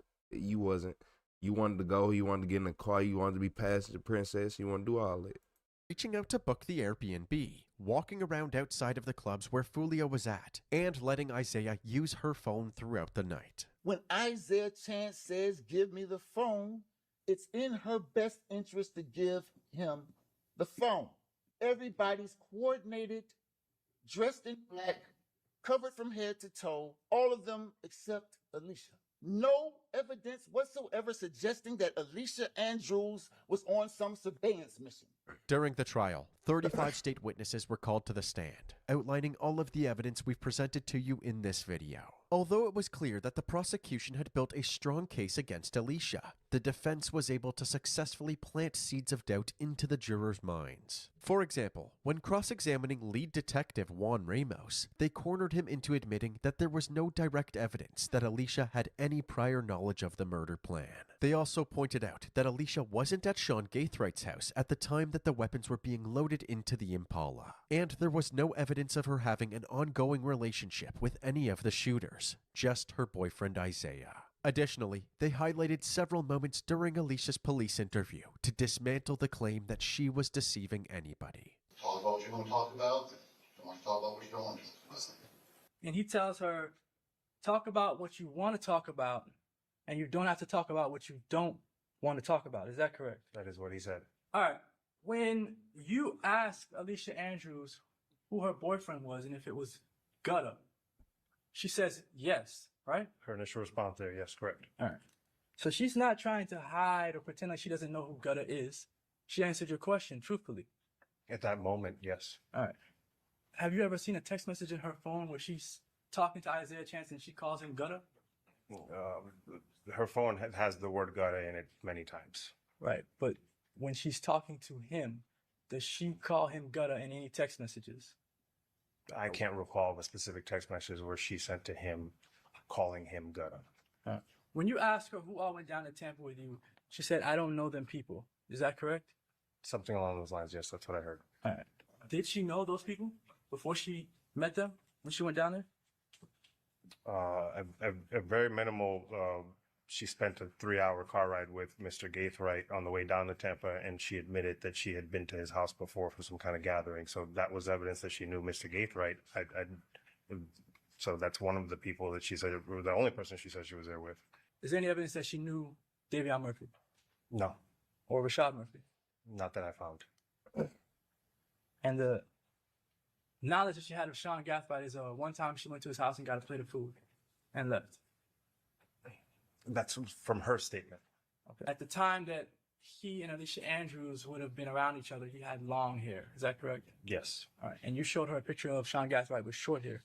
That's the only photo I had. Right. In one final effort to convince the jury of their client's innocence, the defense called Alicia herself to the stand. Did you know that Charles Jones was going to die on June 23rd of 2024? No, I did not. She went into detail about the grip Isaiah had on her due to his abusive tendencies. In the beginning, it was good, I would say. And then he changed over time. I mean, once we got comfortable with each other, he started to be a little more controlling. Like as I got older and I would want to go out, he didn't like that. Like he would tell me what to post, what not to post, or if he didn't want me to take something down, or don't wear this, don't wear that. Did Isaiah Chance ever put his hands on you? Yes, back in like 2021, we were arguing over the phone. Like he wanted my phone and I wouldn't give it to him. And that was the first time he ever like snatched it and he ended up hitting me. According to Alicia, Isaiah had even hit her just days before the murder because he got jealous about her talking to one of her guy friends. He drove me to like a park and he stopped and he was like, "Let me see your phone." And I said no. But he ended up grabbing it. He was telling me to unlock it and I wouldn't unlock it. And that's when he repeatedly hit me to unlock the phone. This incident left Alicia with her eyes bruised and her phone screen cracked. So Isaiah, he was a lame too. Not only is you over here mad and doing all that, she should have left immediately, but she ain't innocent either. Yeah, she not telling the whole truth. Everything she said, do y'all really believe her?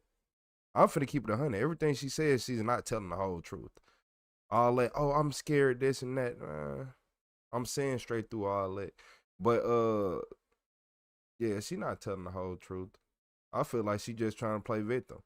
She probably did get swung on the other day, but he saying something in that phone, and he lame enough to still be with you after that. So that goes to show what kind of character he is. Like if a dude to stay with a female at she cheat, he'd do stuff to impress other men. I'm not gonna lie to y'all. This is just one of the several examples the defense showcased of what would happen if Alicia questioned something Isaiah asked her to do. Alicia then gave her perspective of the trip to Tampa. Isaiah suggested that they go to Tampa as a way to make up for hitting her, and his little brother, Sean, would be tagging along. As they picked up more of Isaiah's friends along the way, Alicia didn't question who these people were or why they were picking them up in order to avoid any backlash from Isaiah. Since Isaiah was the only person she knew, she stuck to him the entire trip and let him use her phone whenever he asked. You knew what you were there for. She the one who had the IG. She the one who had fully on IG to be able to say, oh, he heard. You the one who had his IG. Man, stop playing. Why you? For a fact, all them couldn't get none of them locations.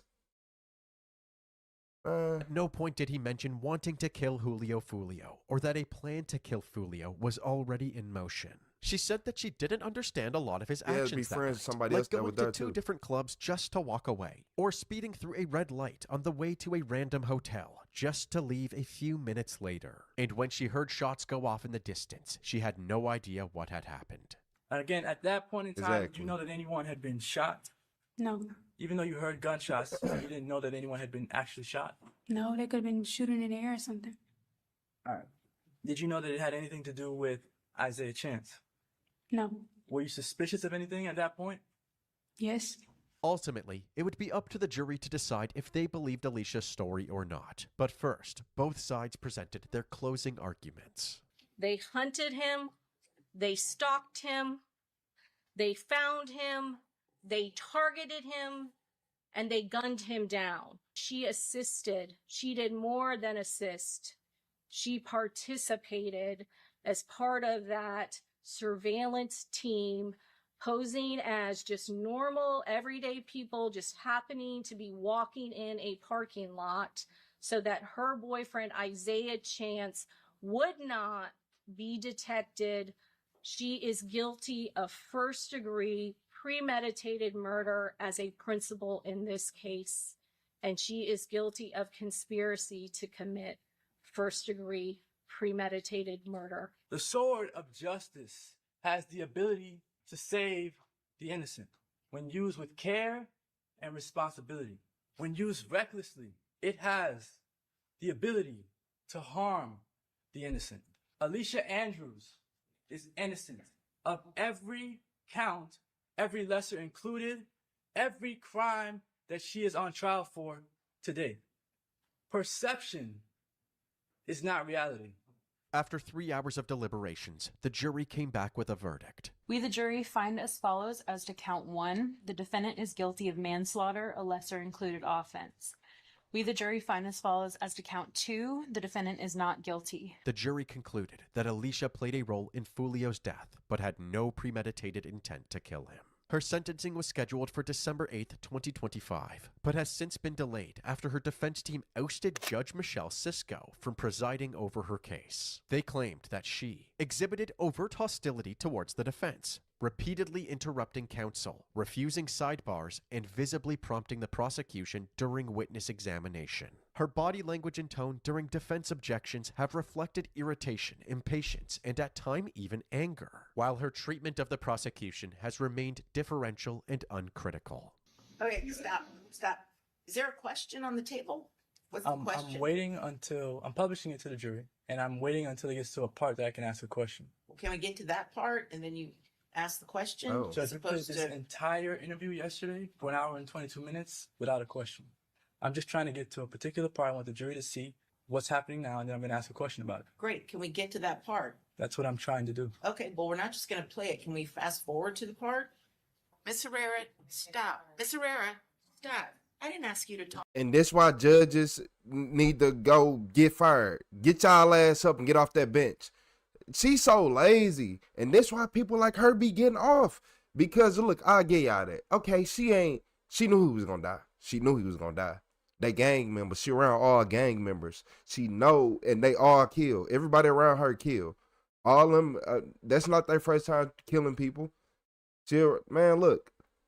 She around a whole bunch of gang members that's known for killing. She knew somebody. She knew he was going to die. Y'all know that ATK don't like them. You know. It's ATK, KTA, one of them. But y'all know Fulio people, the rapper that y'all killed, didn't mess with y'all at all. And you know what kind of time y'all was on. So, no, you not finna play with me. Don't she listen to music? That's what, man, let me shut up for the judge get some, well, I mean, defense get some ideas. So, you listen to music, right? So, if I go through your music, I ain't gonna find you listening. What? It ain't guilty by association. She is associated. Like, you are laying up with one of these gang members. If I'm in a gang and I got a female and my girlfriend or somebody and they laying up with me, we going out and doing stuff, she's a part of the gang now. If you are helping the gang, you are a part of the gang. Simple as that. If you can help us, you're a part of us. I didn't know I had to ask. Yeah, you do. You do. Stop, Miss Herrera, you need to stop right now. Because you know what? You've been making faces throughout this entire trial. This entire trial, yeah, you have been. Okay. And everything's been caught on video. I know. And also that the court has caught and noticed all of the gestures and the tone, which was addressed yesterday to this date. But it's fine. No problem. I will do my best to. Please, do your best. Yeah, and your attitude is very disrespectful. I'll note for the record.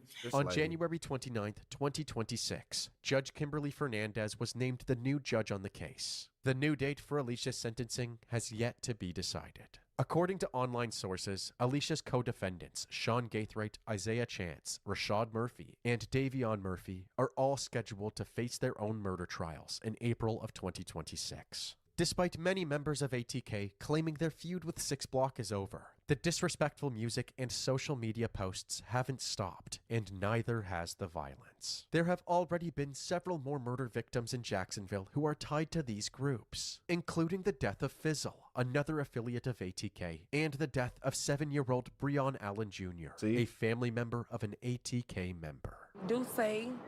Duce just loved to have fun. He loved to go outside. A happy kid that played tag with his cousin Angel. You say I know him since I was even born. Everybody loved you. Our family is torn. Yeah, we lost a 7-year-old innocent child to senseless guns violence. So we may look all right, but we're not okay. We're gonna fight for justice until we take our last breath, because he did not deserve to die that way. God did not call him home. He was killed senseless.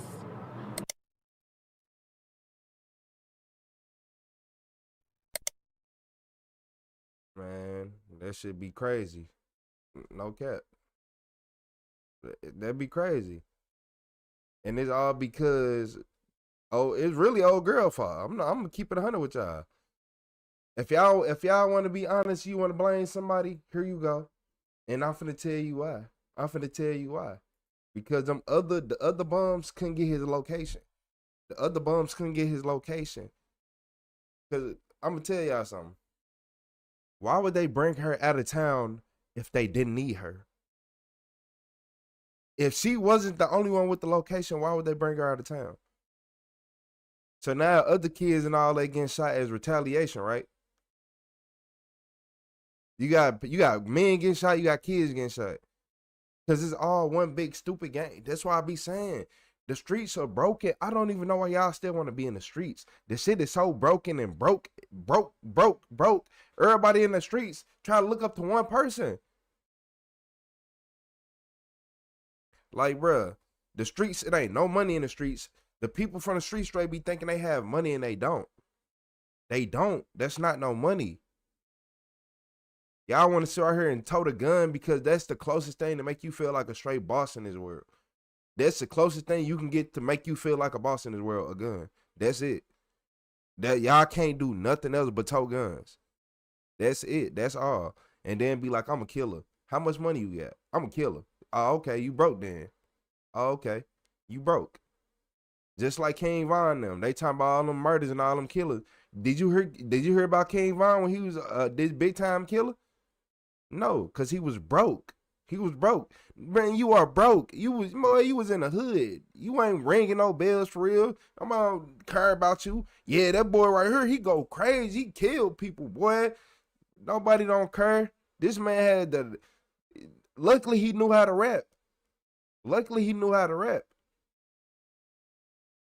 The hell, like, do y'all not be hearing these interviews and listening to these rappers? A lot of these rappers who be like, man, this is the first time I ever had $5,000 at once. Like, bro, you 28. Hold on. This is the first time you 24. You ain't never touched $5,000? Because you was in the streets too much. Yeah, boy, you was in the streets too much. Of course. Like, y'all don't be, man, this shit's stupid. I don't say fuck the streets for the reason everybody else do it. I done lived through the streets. I done been looking at games like, bro, I would never join y'all. You can't trust, y'all don't even trust each other. Y'all don't trust each other for real. Boy, you go to jail, boy, you gonna be shitting bricks thinking about what the next dude doing. Like, bro, I wonder, that's you gonna be wondering. Cause you know you can't trust none of them. But for her to sit right here and be like, I ain't know what was gonna happen. So Lil Durk and NBA Youngboy making music going back and forth, right? So what, you know, if they got closer, one of them got the drop on the other one, and the female was involved, or they associates did it, female involved. What make it make sense? You know, make it make sense. Cause females, it's always the females. If Fulio, man, if he would have went to the crib, not posted on IG or not even added everybody trying to be a normal person, he'd have been cool. But hey, this will come with it. Then it's consequences. It's still gonna be more and more going on. I ain't gonna lie, it's gonna start to die down. Why? Because them boys going broke. All them drill rappers and all that, y'all are going broke. Are y'all hurting? And I'm watching. Because one thing I learned how to do is this. I learned how to read some numbers. I learned how to read views. And I learned how to read when, hey, y'all ain't making as much money as y'all was. Nobody ain't listening to them songs no more. Motherfucker clicking off within 1 minute. Boy, you can pay $3 per 1,000 views. $4. Nobody not listening to these songs no more. Shit, if you even getting that. And I'm gonna keep it 100 with you. That's if you're getting that. Why they not bumping this music no more? Your highest paying stuff probably $10. But I don't care. Like, come on. The streets over with. The streets gone. No cap. The streets are over with. The streets is dead. There ain't none of that. Y'all in a losing battle. For real, motherfuckers don't understand. That's a losing battle. Being in the streets all day, you're not gonna ever win. You're not gonna ever win. Not even a little bit. Streets is for broke people. All them people, dudes that you be saying, like, bro, look, I got all these racks. I swear to God. If they sell drugs, they didn't re-up yet. They didn't pay their bills. They didn't do none of that. They car need this, need that. Like, that's what people fail to realize. Like, everybody want to try to glorify the street life, but street niggas be doing the dirtiest shit. Like, street niggas don't be getting their oil changed on time. Street niggas don't get their brakes changed when they need to. So, man, what? Street niggas can't even get their car fixed every time they need to. Y'all ever heard that my car in the shop joke? Where you think it came, man? You better stop playing. Came from broke niggas on the streets. My car in the shop. Why you lying? Like, just lying.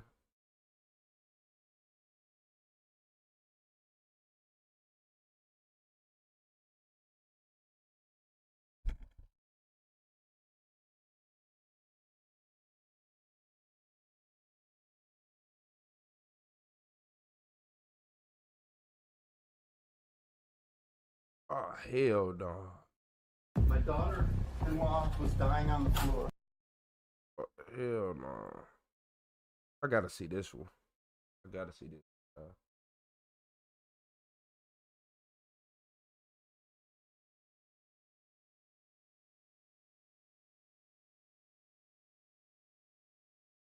Oh, look, man.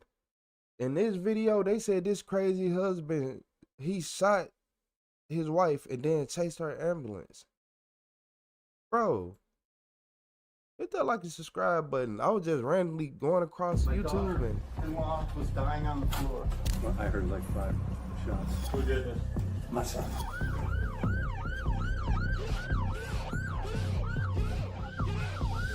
Wednesday, April 17th, 2024, St. Petersburg, Florida. Police received an urgent 911 call reporting that a man had shot his wife multiple times. The caller said immediate help was needed to try and save the victim's life. Units from the police department along with EMS were dispatched to the scene right away. Time became critical and they had to reach the victim before it was too late. But they needed to track down the suspect. The question is, could they do both? I'm Tyler, and this is your daily dose of crime. Shout out the daily dose of crime, yo. Let me see your hand. I need, sorry? Let me see your hands, okay? Okay. Yeah, they're right here. We need, who all here? My daughter-in-law got shot. New subscriber. My daughter-in-law's on the floor shot. Anybody else in there? Daughter-in-law. My son. And some dogs. Hopefully they... Who did this? My son. I know it broke his heart to have to say his son. Careful. The other officer, is the other officer in here? My going crazy? daughter-in-law was dying on the floor. And my wife. He's gone. When officers arrived, they were met by a visibly distraught man who said his daughter-in-law had been shot and that his son was the one who had did it. His voice was shaking and the entire scene was full of tension and heartbreak. Paramedics began providing emergency care to the victim, and meanwhile, officers started collecting the information they needed to move forward with the case.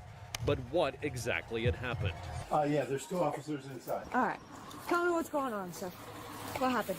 My son lives in D.C. His wife lives in, and son live in Detroit area. Okay. She runs Ulta Beauty Outlet up in Detroit area, so they had a big function at Disney or Orlando somewhere. Okay. He picked her up, brought her back, and they were arguing. Do you know what they were arguing about? No, they just don't get along. Okay. She'll know everything. Can you close that door just so we don't lose dogs? Okay, so you don't have any idea what they were arguing about? No, they always argue. Okay. They come back from Orlando tonight? Today, during the day. Today, okay. About what time did they get back? It's before I got home from work. Okay. What time did you get home from work? 5:30. 5:30? Okay. Were they arguing when you got home? They weren't home. They weren't home? Yeah, they came back, and I was getting ready to leave, and he had thrown her phone out the window on the way back so they were arguing on the way back from Orlando. Okay. The witness told officers that his son and daughter-in-law had come to Florida to visit him and his wife after returning from a trip. He said that earlier there had been an argument, and his son, Devin Hansen, had apparently thrown the victim's phone out of a car window. He didn't know what had caused the fight, and while the couple had argued before, no one thought that things would I know what to make a man throw a phone out the window, but I ain't gonna say nothing until I hear the rest. Escalate to this level. They talked about going, but waiting hours end at 7. So. Okay. I'm gonna kind of sidetrack us. The car that he left in. It's a CTSV, an older black Cadillac hot rod, very loud. CTSV. Any like bumper stickers or? It's got a magic plate that says V card. A magic license plate. It says V dash card, CARD. 740. Told me she's gonna make it. Did she kind of give any idea of what might have? He's just being belligerent. He gets that way. He's. Any history of violence between the two of them? Oh, no, not violence, no. He's just, I don't know what I'm trying to say. He doesn't know how to treat a woman. Doesn't know how to treat his wife, like his wife. He doesn't know.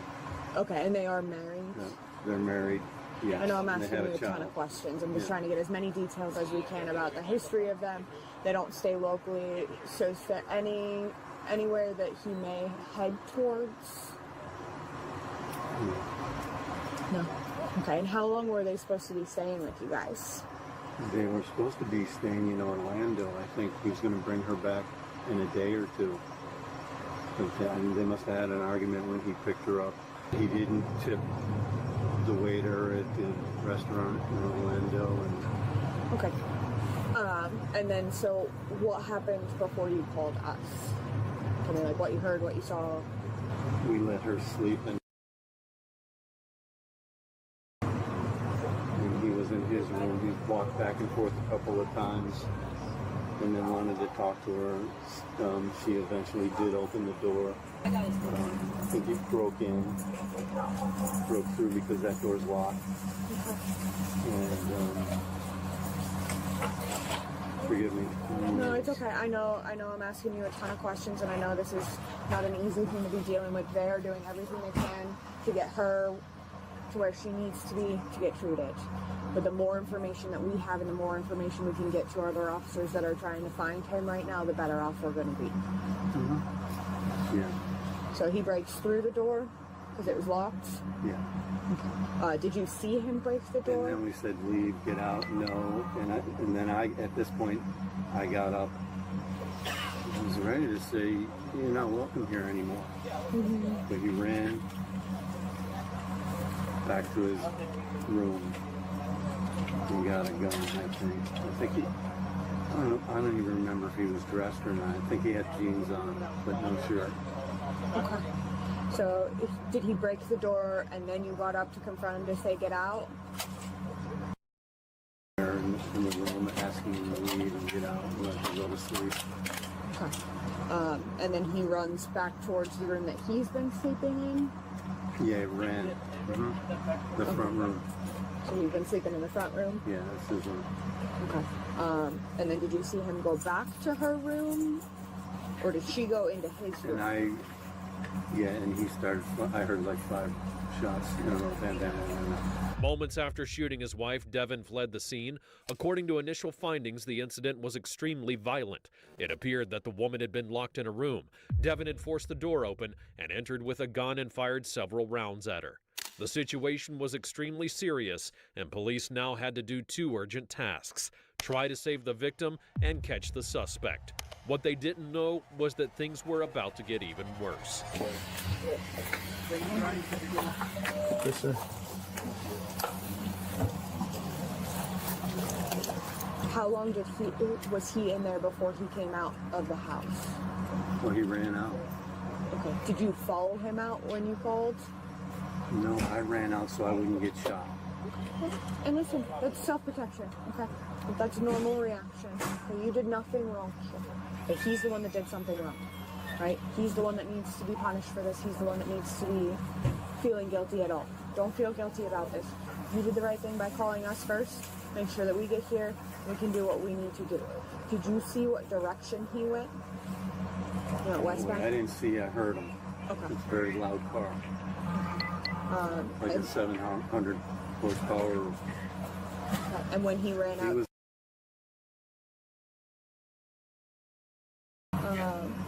when he ran out, did you see the gun with him? I didn't see him run out. I ran around to the back door because I wanted to see what happened, what was going on. If he, my reaction my thought would be, he was just showing off, shooting it into the butt. But you guys were the only ones in the house? Do you know if he has any other weapons? No. Nothing being taken with him that we know of? I don't know. They don't live locally, they're here visiting. Oh, just visiting. But yeah, so just hang tight here. I'll go fill them in. Take a couple deep breaths. Like I said, I know that this is hard. I know we're asking you a ton of questions. I know that this has been a whirlwind of an evening, okay?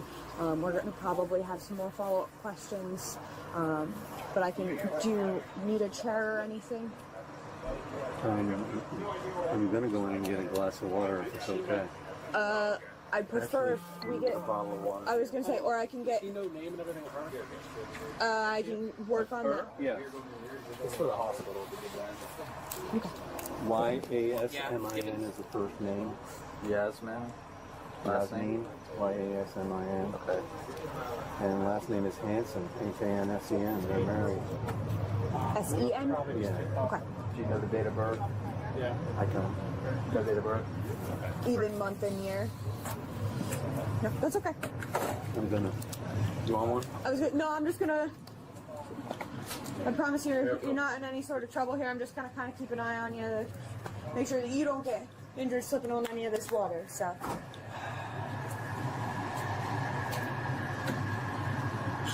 He said I can get you a chair. They police be making it so way more uncomfortable than what it already is. I'm just going to make sure you don't slip on any of this water. Just say you don't trust me and you want to watch every single movement in my house because somebody just got shot and you might think I'm the suspect. Once we get these initial interviews, sit together and we'll keep you guys updated as much as we possibly can, okay? Be safe. So you think that's where the water's coming from? Oh, definitely. I shut off the water. Okay. Yeah, leave that. Like I said, I'm gonna have you come back out to. Stepped on it. Yeah, it's okay. We'll document that. The victim was in critical condition. Paramedics were doing everything they could to keep her alive. Back at the house, the witness told officers that he had run when he heard the gunfire, saying that he felt guilty for doing so, and the officer reassured him that he wasn't at fault. Time kept passing, the victim wasn't showing signs of improvement, and the air was thick with anxiety. No one knew what the outcome would be, and the mood was grim as officers began to prepare for the worst. While en route to the hospital, an officer riding in the back of the ambulance noticed something strange. A black Cadillac matching the description of Hansen's car was following them on the interstate. The officer alerted dispatch. Patrol units attempted to stop the vehicle, but the Cadillac sped off within seconds. A pursuit then followed, and it ended when the suspect's car crashed into large landscaping rocks on 54th Avenue South. He's crazy out of his mind with a 700 horsepower Cadillac.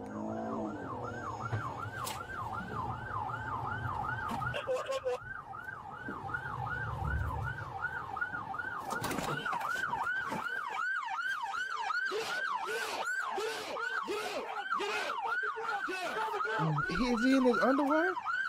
Oh yeah. He tripping.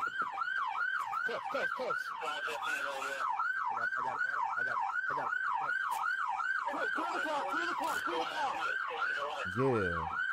Something off about him. He took something. He owned something, or there's something wrong with him. That boy is driving. First off, look. Where's my mouse at? Okay. So look, first off, y'all. Yes, he was driving with no pants, no clothes on, just underwear. I don't even think he had socks or shoes on. So I think he just had underwear on. Driving a 700 horsepower car. I love my car as much as the next person, but I would never go that far. He off. He probably took something. He probably on some salts or something. He took some, and it wasn't. Hey.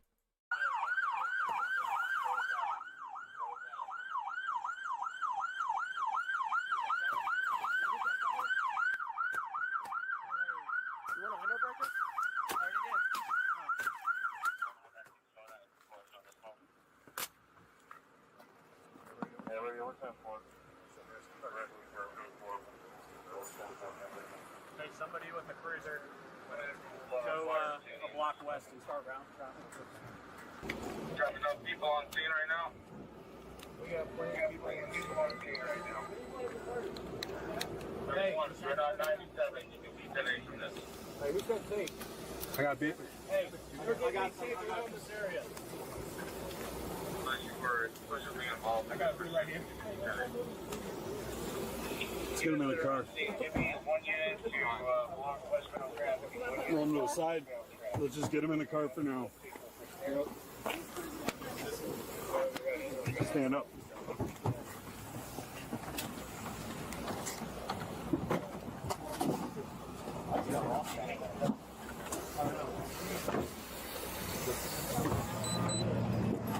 Hey man, you mind if we take you to the hospital in the car and not the ambulance? You're going to the hospital either way, right? Yeah, it's fine. Do you think you can loosen these just I'll take a look at those in a second, all right, boss? All right, they're really Okay, no worries. But we're going to take you to the hospital, okay? All right. So what's the I'll talk to you in a bit. All right? Talk to me a bit? Yep, give me a sec. Listen, what'd you have to say? I'm sorry. I'm sorry. What was the reason for the traffic stop? Why'd you guys let me up? I don't know anything. I didn't light you up. Okay, who'd let me out? I don't know. Okay. All right, sir, can you do me a favor? Just go ahead and step on out.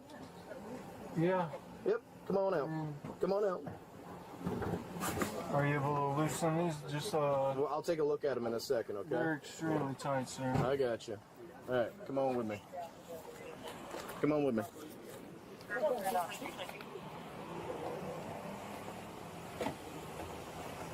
You find the Yes, sir. What'd you say, sir? What's up? Nothing. You said, did I find something? Did you find something?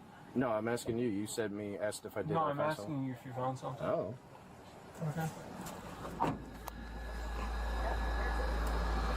As officers suspected, the driver of the Cadillac was Devin Hansen. What surprised them was his behavior. He claimed not to understand why he was being arrested, showed no emotion, was blank, detached, and completely expressionless.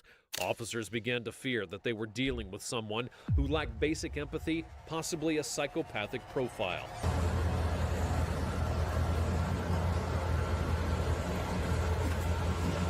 He was blank. He was very blank. Right. Here. That's an gnarly Take a mustache, step dude. outside for me, sir.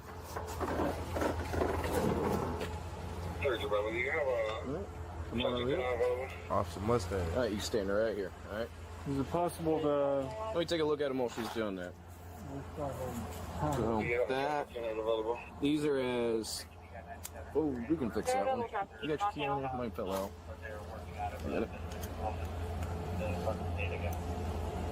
He got that Mr. Eggman or Sonic mustache. That's good. I know he just be like. Double. That's loose. That is loose, sir. Not a Yoda.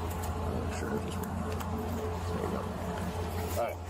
H in your lip.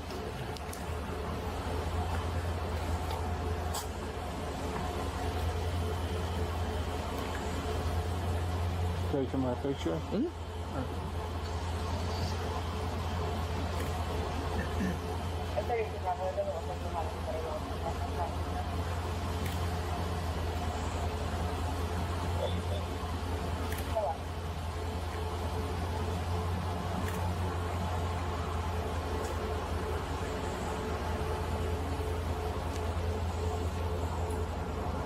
Shoulder? Yep. Are you taking pictures of the damage? Yep. You got a bump on your head, so hold still. You should probably lift the hair out. I can see it from here. Can you tilt your head down though? You're kind of tall.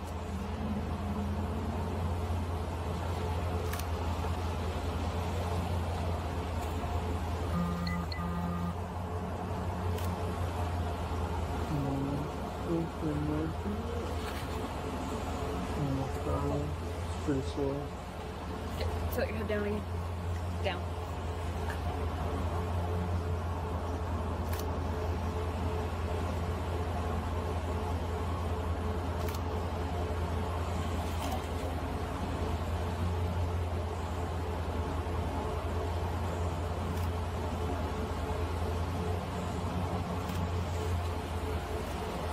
I think there's a little inside, maybe.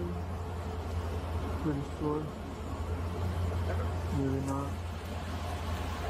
Hurts.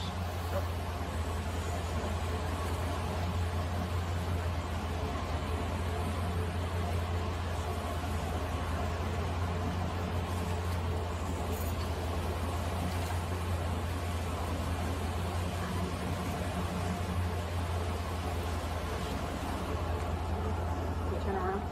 Yeah.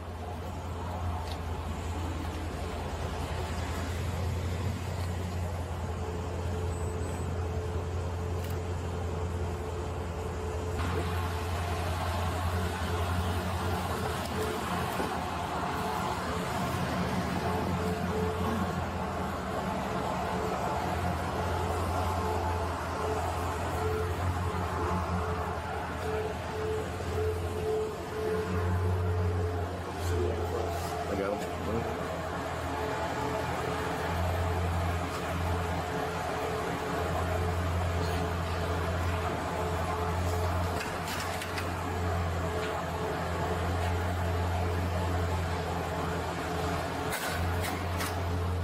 Thank you.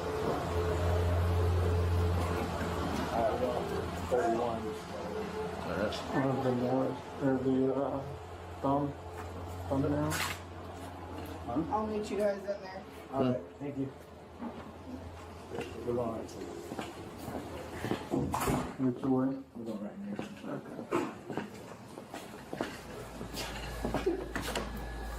Okay.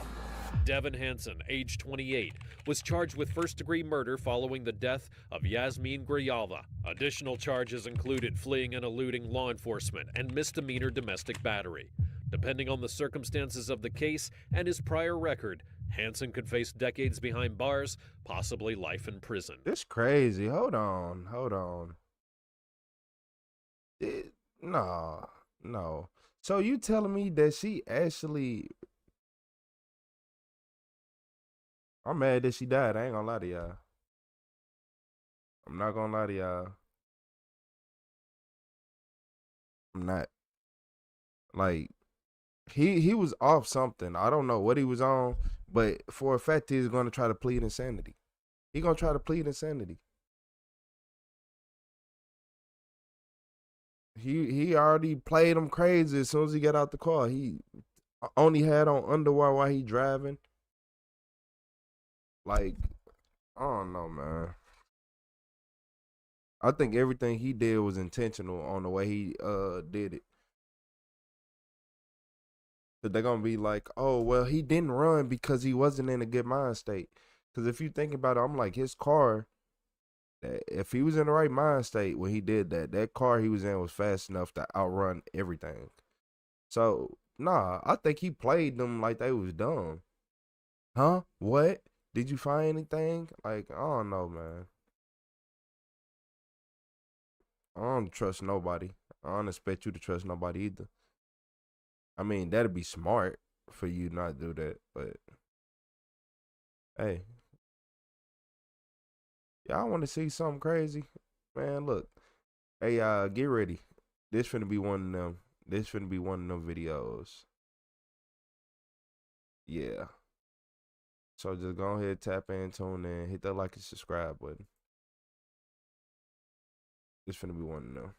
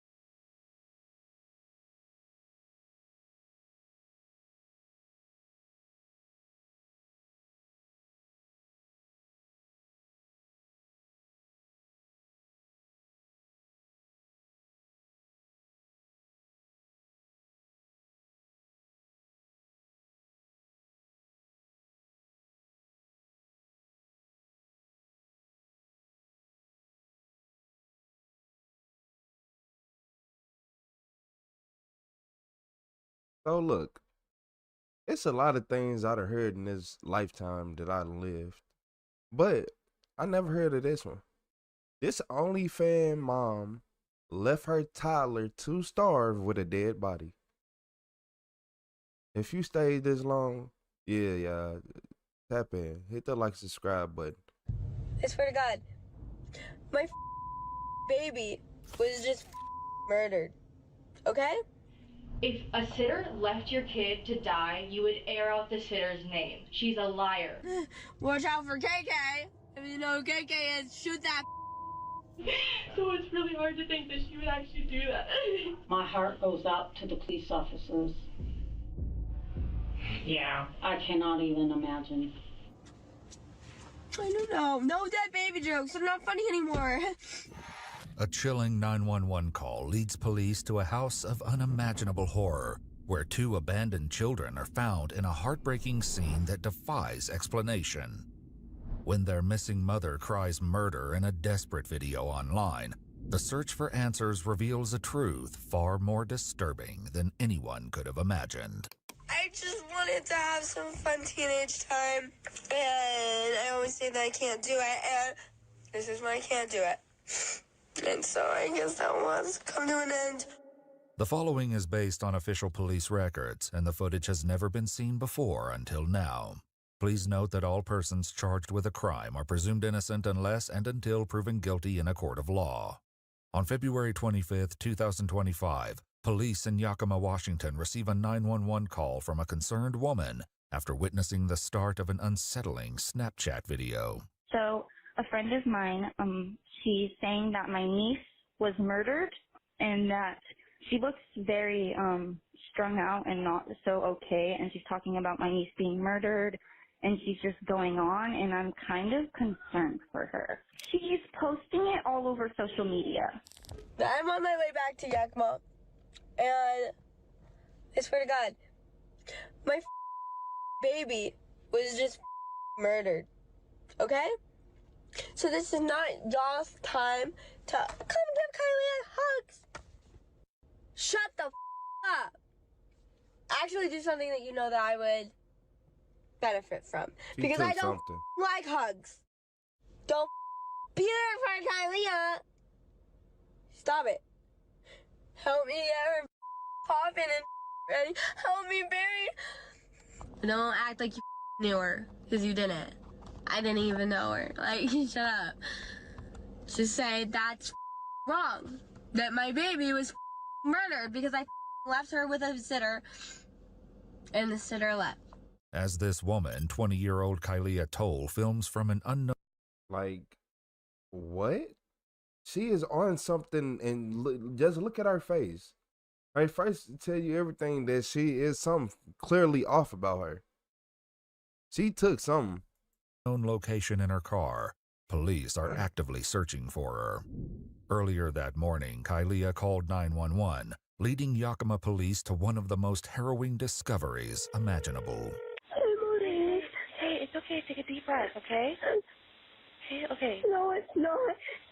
No, it's not. What's your location? I need the officers to go to my house. There's 2 babies. My 2 babies. Ma'am, listen. Hey, can you hear me? Can you hear me? Yes.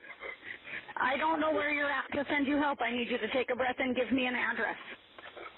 No, I don't care about I'm really right now. I'm going out everywhere. I can't live with myself after this.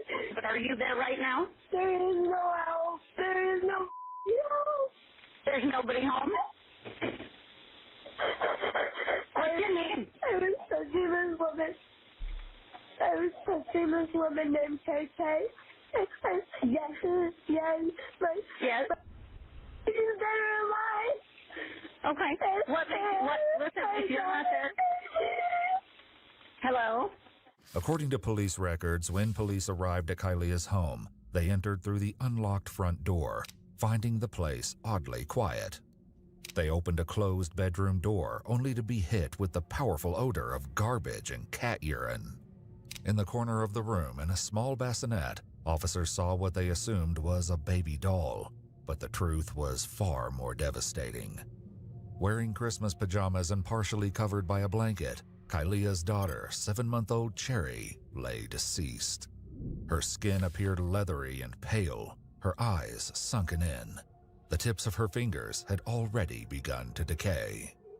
Y'all that didn't really know Sherry that well better be there for the people who did.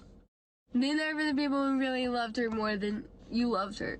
Dude, like, you know, I swear to God, I'm not even gonna try to look good. She can't even This talk. is not about me. It's not about me. It's the things that you can do to help, genuinely. Like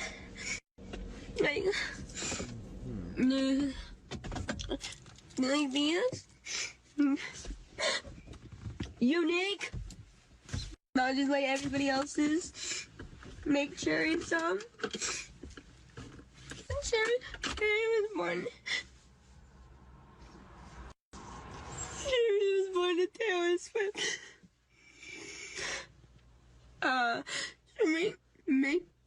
Make her things. If you have a space with a cherry tree or space to plant a cherry tree, you can make her a little hat. Something. As officers continued their search of the girl's bedroom, they heard the soft cries of Kylea's 2-year-old daughter coming from her crib. Miraculously, she was still alive, though she could barely stand. The toddler appeared severely malnourished. The bedding beneath her was soiled with dark stains. Her hair and face were caked with a thick mucus, affecting her ability to open her eyes. With no way to know the last time she had water or food, she was rushed to the hospital for emergency care. Give me a warm meal. Give me help if I go to jail during. So y'all can pick up you can pick up a phone, but you can't go pick.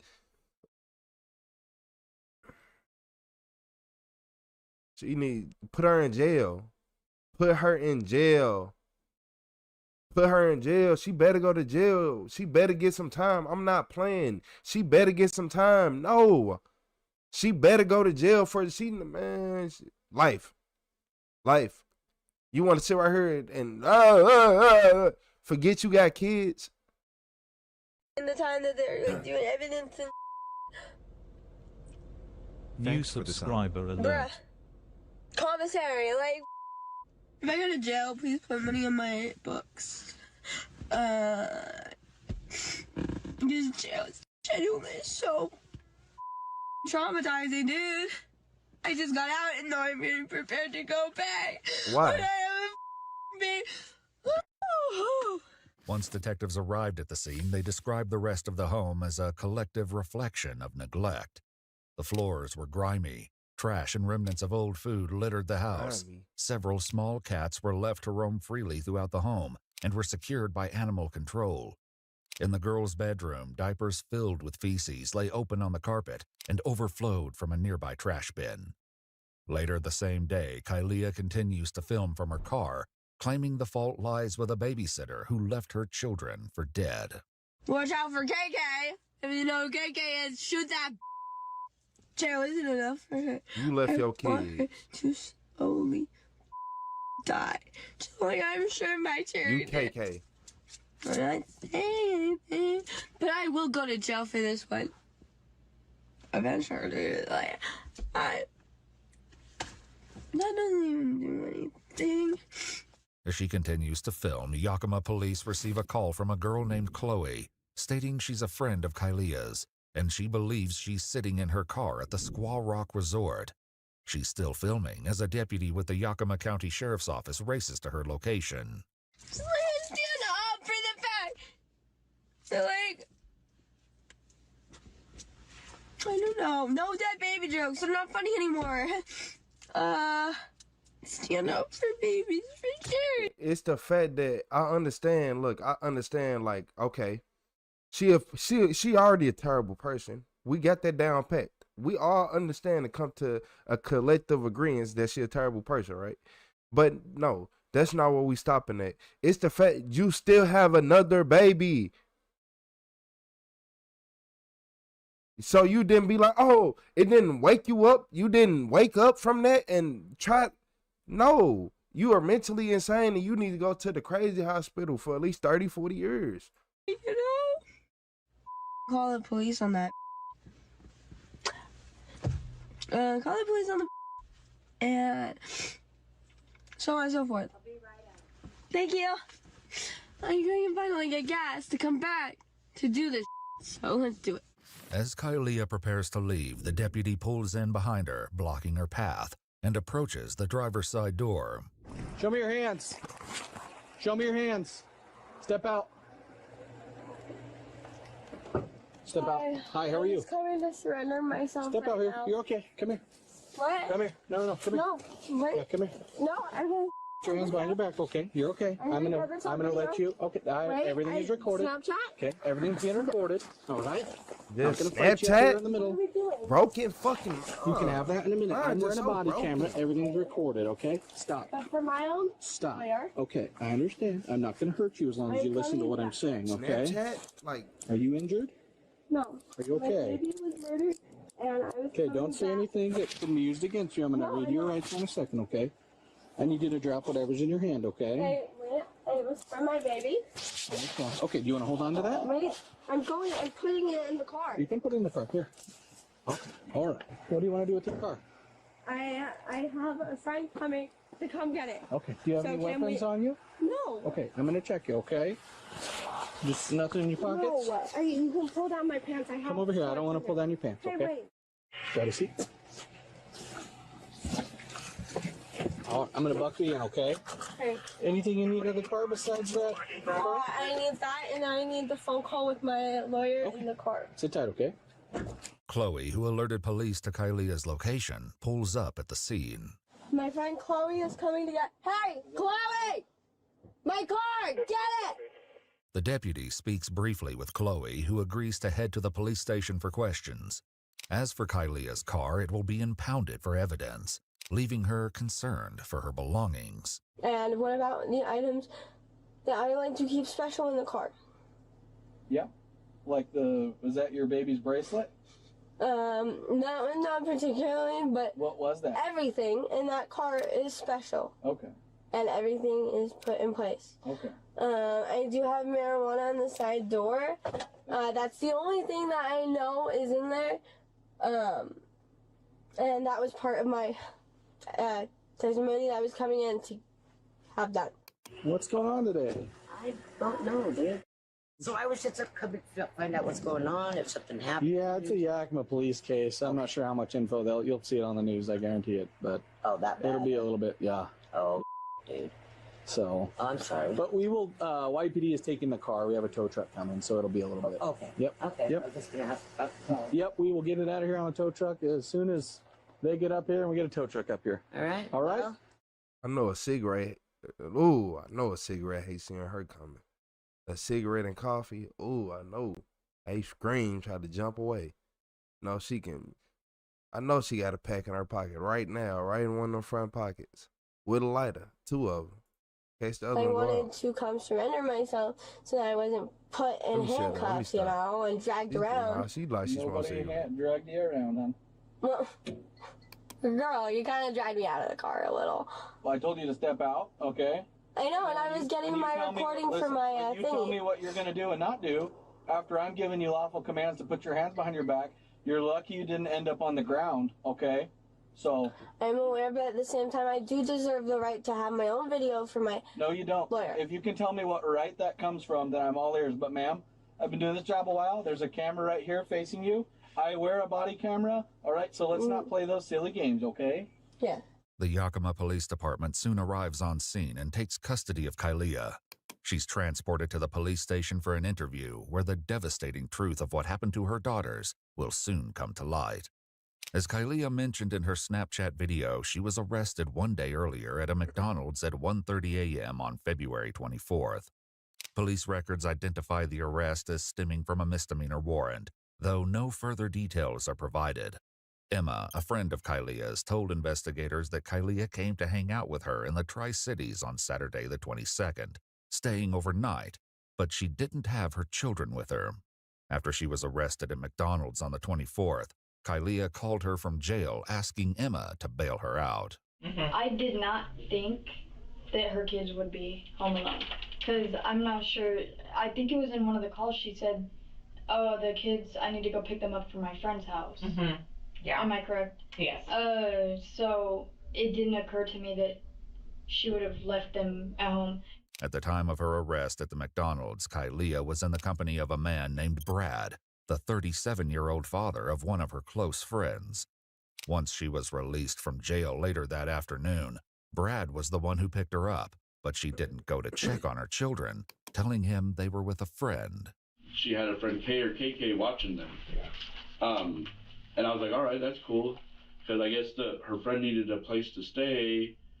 So she had her watching them for a little while so she can breathe again and like get out and be able to do stuff with her friends and stuff like that. Brad explains he and Kylia spent the evening together at his hotel room, but at some point she left, and when she returned, her demeanor drastically changed. She came back and she was hysterical. Like, she wouldn't complete a sentence. Like, her eyes were all just wandering across carpet and stuff, and I was like, what is going on? You are different. But she goes, I can't tell you. And then she's like, can we just leave? And I was like, leave to where? And she goes, can we just go? Then, like, she just kept talking about she wanted to kill this chick K or KK or something. But neither Brad nor Emma knows of anyone by that name. The next morning, Kylia drove to the Squaw Rock Resort, where she began recording her Snapchat video.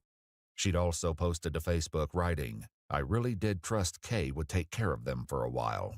I you guys New subscriber alert. I made the Facebook post that I made. I don't think. Oh yeah, someone shared. I'm not real savvy with social media, but New subscriber bothered alert. me that people were just like, what's going on the forest? Maybe he was murdered there, but ultimately that's what it was. I just did wrong. New subscriber alert. By just running. But Kylia's friend Sophia isn't convinced by her story. She says there's a I'm not sitter. convinced I think either. it's ridiculous that she says there's a sitter. I don't believe that. I don't believe there's a sitter. Because she said on some Yakima post, I'm not going to air out the sitter's name. If a sitter left your kid to die, you would air out the sitter's name. She's a liar. There was no sitter, she just left her kid. okay. Do you know who her sitters were? She said her sitter was named Kay. K-A-Y. I have no idea who that is. Never heard of the person, never seen the person, never seen an Instagram, never seen a TikTok, never heard of them, never seen a video of them, nothing. That's why I don't think this person exists. Okay. I think it's something Kylie thought of because she found her baby dead and she felt remorse after a second. She was like, oh my God, what did I do? Investigators also spoke with Kylia's parents, who adopted her when she was just 2 years old. I just feel like I just entered an alternate universe. I mean, this is just... I'm so sorry for your loss. Never had anything happen like this in my family in general, and it's like, oh my God. According to her father, Kylia did have a female friend staying at her home recently. I don't know who that person was, but because when she said the name, I'd never heard that name before. No, I guess she doesn't say her name. Does the name K or KK sound familiar to you? Okay. Would she leave them home by themselves? I don't think she would leave her kids there by themselves. Okay. If there was somebody else at the apartment, I can see her doing that. Okay. But quite honestly, I think she's capable of anything. Okay. If she selfishly really desired to go do something with somebody, I wouldn't put anything past her. Okay. We do not trust our daughter at all. Kylia's mother also fails to recognize the name KK, but wonders why her daughter didn't simply ask her to watch the girls instead. We've always told her, you need to reach out to us. We will come get the girls. It doesn't matter. Call us day or night. We will come get the girls, always. How did I wish I would have went to my mom then? Because I knew how to mom. I didn't have to overthink it. I was having so much fun. While it remains to be seen whether someone named KK truly agreed to watch the children, only to then abandon them, detectives must also... She was just young and on drugs and thought she was having fun. You were just on drugs the whole time. Oh my God, life is lit. You're 20 years old on drugs. You don't know life yet. You haven't lived life yet. You're not alive yet. I got 2 kids, so you're 20 years old. Who cares? You haven't lived life yet. You're not old enough to have lived life yet. Consider the grim possibility that Kylie never left the girls with a babysitter in the first place. According to her friend Chloe, Kylie often ignored the girls even when they were in her care. I don't know, like, how she died, but Kylie never took care of them like she should have. Kylie was a very negligent mother. When I lived there, cry. Almost, I think she's 2 now. She doesn't cry, and she didn't when she was a baby because she knew Kylie wouldn't come get her. So the baby never made a sound. Kylia's friend Sophia, who hasn't seen the girls since January, shares a tragic observation. They always seem to have diaper rash, and I know it's Kylie just doesn't change them. Okay. Like, and it's just, I don't know, because I get told that she changes them, and then it seems like that they keep coming back with diaper rash. Like, the parents get rid of it, like the grandparents. Like, they keep the girls for a little bit, they'll get rid of it, then Kylie gets them back, they get diaper rash again. So it's like, it feels like they're not being changed enough. We have some ointment that we would use over the weekend, and by the end of the weekend, it'd pretty much all be cleared up. You know, just a little bit left, but I mean, it was horrific. I mean, to where it was, you know, open bleeding, kind of horrific. Yep. The lack of diaper changes was so severe that on one instance, Sophia offered to change the toddler herself. So then she gave me a diaper, and it was like so much pee. There was no poop, but it felt like there was more than just one Did she have like pants on? Or yeah. You could feel the pants were wet. Okay. The pants were wet. When investigators visited the surviving 2-year-old girl in the hospital, what officers observed was beyond heartbreaking. The child had peeled skin on her leg, as well as blisters and sores around her backside and genitals. And I tried, like, every time I would hang out with her and, like, give her food, she was fine. But then, like, if I took it away, she'd get mad. But to be fair, any kid would get mad if you could take away food. Yeah. But, like, I gave her, like, a pack of fruit snacks, and she, like, was, like, crying. I was like, oh, do you want more? And I was like, that's so many fruit snacks. And then Kelly just kept giving her, go-go squeezes. And I was like, doesn't she need real food? And Kelly was like, she's good on go-go squeezes. Once a detective arrives, What? Kylia is... She good on go-go squeezes. That's like applesauce, y'all, if you didn't know. For the people who not parents. But what? I wish I would get my kids some go-go squeezes and be like, oh yeah, you good. What? That is a little small snack. Mirandized, and she agrees to answer questions. To understand more about Kylia's care of the girls, the detective asks about their eating habits and feeding schedules. Though the questions are simple, Kylia's answers are difficult to follow. Started out with these like little stupid bottles, and then she went to the 4-ounce bottles, and then she went to the 8-ounce bottles, and then she went to the big 8-ounce bottles. She got a hold of herself. And then when she got to the big 8-ounce bottles, how many of those would you give her a day? Oh my god! Oh my god, so many. She was having like 1 every 2 hours. Okay. Like she is a good eater, like good eater. And that was something that was different. It was like give her bottles. I put pumpkin spice in them. Like you can find in my cupboard like pumpkin spice. Chloe was able to explain some of what she witnessed while she was temporarily staying with Kylia. Who would feed the baby? She or the children? I think she fed some, like at dinner. I knew that for sure. She would sometimes get breakfast. It all kind of depends. Like it's whenever Kylia wanted to wake up, depending on what she did the night before. Like I sleep trained them too, so they split through the night from like 8. Nah. Man, I ain't gonna even lie. Big Bertha right there might have to get locked up too. Cause now she got me, boy, don't play with me. Cause you over here knowingly knowing that she not feeding these kids. But look at you. Look at you. Did you miss a meal? Man, nah. Cause look, you can't explain what the kids was eating either, and you live there. If I'm living with somebody, I could tell if your kids, hey, I'm finna look at your kids and be like, here, you want this, her. And then I'm finna call the peoples on you. As soon as I get enough money to leave, I'm calling the peoples on you. But I'm finna feed these kids and make sure they good every day I'm here though. But nah, you got, no. So y'all knew that she wasn't taking her kids right. Y'all want to be friends with her still? Exactly. She kept kicking it with her. No. Y'all want to still be friends with her and she don't take, okay. All y'all guilty to me. The night before, like. I sleep trained them too. So they slept through the night from like 8 o'clock to, you can even ask my parents, this, like 8 o'clock at night to like 8 o'clock in the morning, 9 o'clock in the morning. I'm living my best life. My kids go to sleep. I leave parties for a couple hours. I go to sleep. My version of party, by the way, is like I would smoke some weed. I would like watch movies, play Call of Duty, like just that you don't normally do like when you're a baby. Mm-hmm. It was great. At a mere 16 pounds, the 2-year-old girl showed noticeable signs of malnourishment, with her ribcage visible and severe plaque buildup on her teeth. Sophia adds that the child's hair was never brushed and was often in horrid condition. And so like that was kind of weird to me, but I'm like, parents don't always brush their kids' hair all the time. I'm like, okay.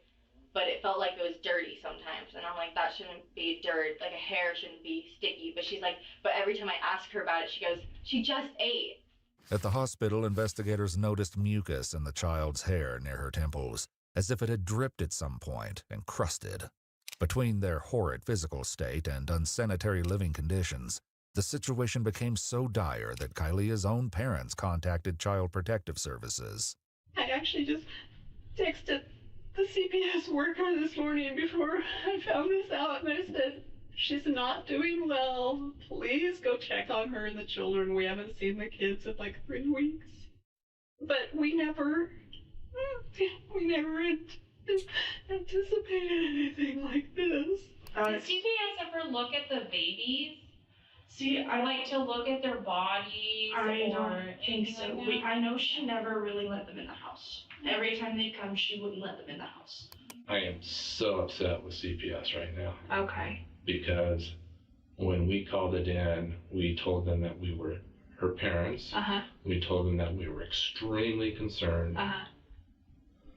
And the person that's the case manager went over, saw the apartment, and he tells us that, well, there's not much that we can do because, I've been to the apartment, it's a low-risk situation. I go, what in the world's going to make it a high-risk situation? Till one of them dies? I literally said that. He explains they had an agreement with Kylia to take the girls every other weekend. Just 2 weeks earlier, they were scheduled to have them for Valentine's Day, but Kylia decided to keep the girls instead. If the grandparents had the girls would be okay. So grandparents did a pretty good job with it? Yes. If the grandparents, I wish the grandparents could have taken the girls, but Kylia was the one who was like, no, I can take care of them, I can take care of them, I can do it myself. And I think that's why she was like, no one can watch my kids, I can do it myself.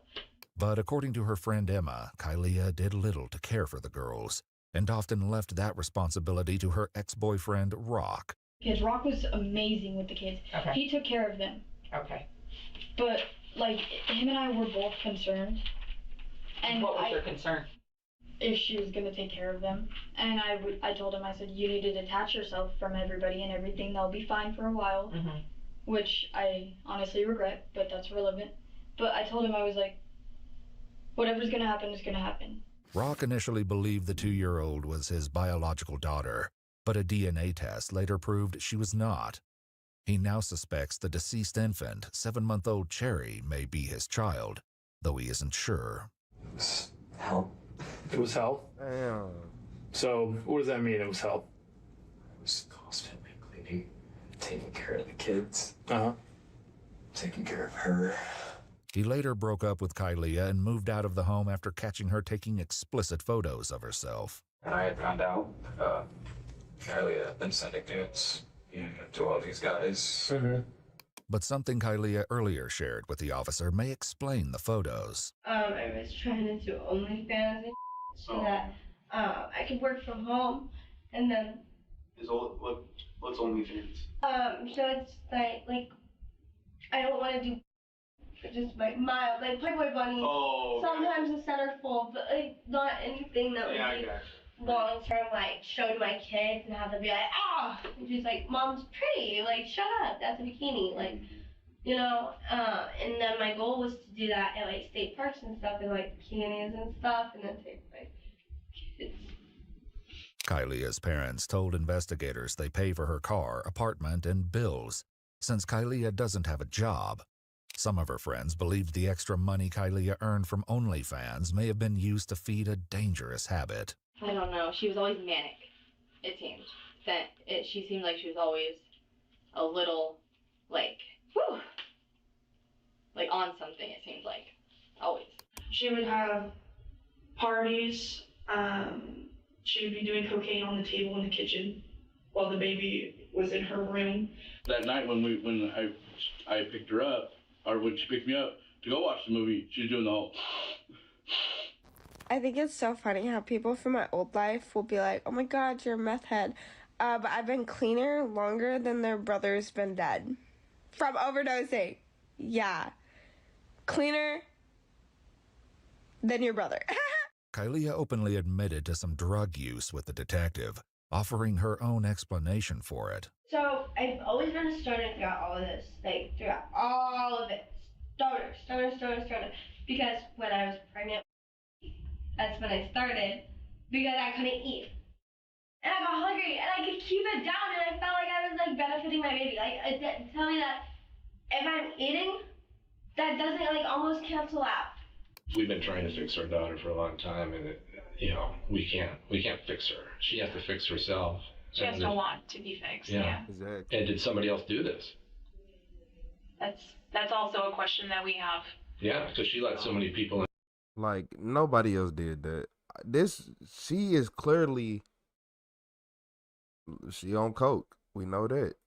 Under her home. That's all I need to know. That that we have no idea. Yeah. But the question remains, did Kylia truly abandon her daughters, or did she leave them in the care of someone named KK? I don't know who this K person is. I don't know. I don't know if this K person killed. I don't know if she neglected. I don't know what is going on. I don't know if the girls have been with this K person and not even at the apartment. I don't know. Who's KK? KK. What's KK's name? Is a neighbor man that I met through my other neighbor.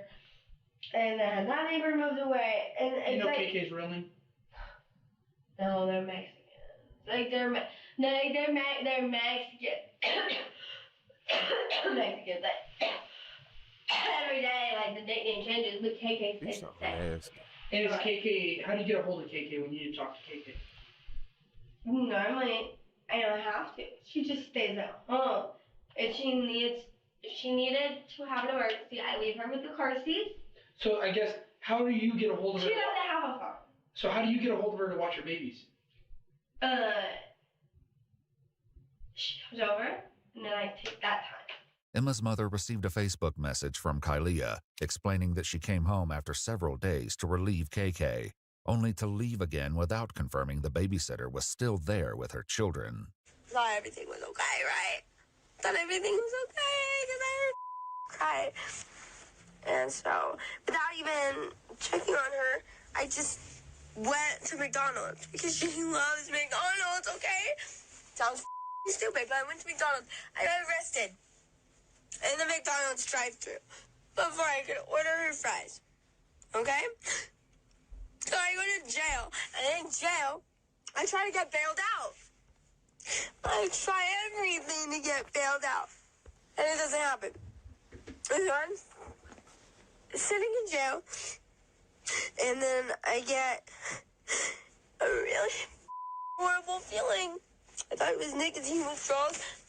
Now I know it wasn't, because I was banging my head on the wall and saying, I need my babies. I need my babies. I have babies to go home to. She then claimed she went home, only to discover 7-month-old Cherry was deceased in her bassinet. Sweat and cold and dead. And I tried my hardest. Which I shouldn't have because I knew I was going to push him in too far, but I wanted to hold my baby. And she was wet and cold and slimy, and so I tried and I screamed. Emma also received a similar message, which she plays for the detective.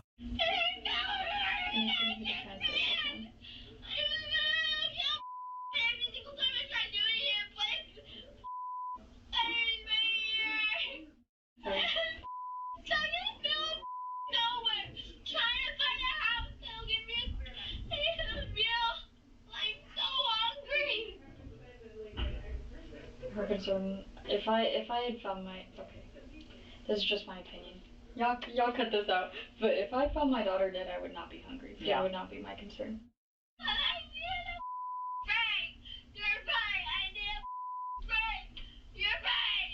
In one of the messages, Kylia appears to consider the one child she has left alive and what to do with her next. I'm really thinking about the other one because I'm kind of stuck in my head about being a bad mother and having a dead child.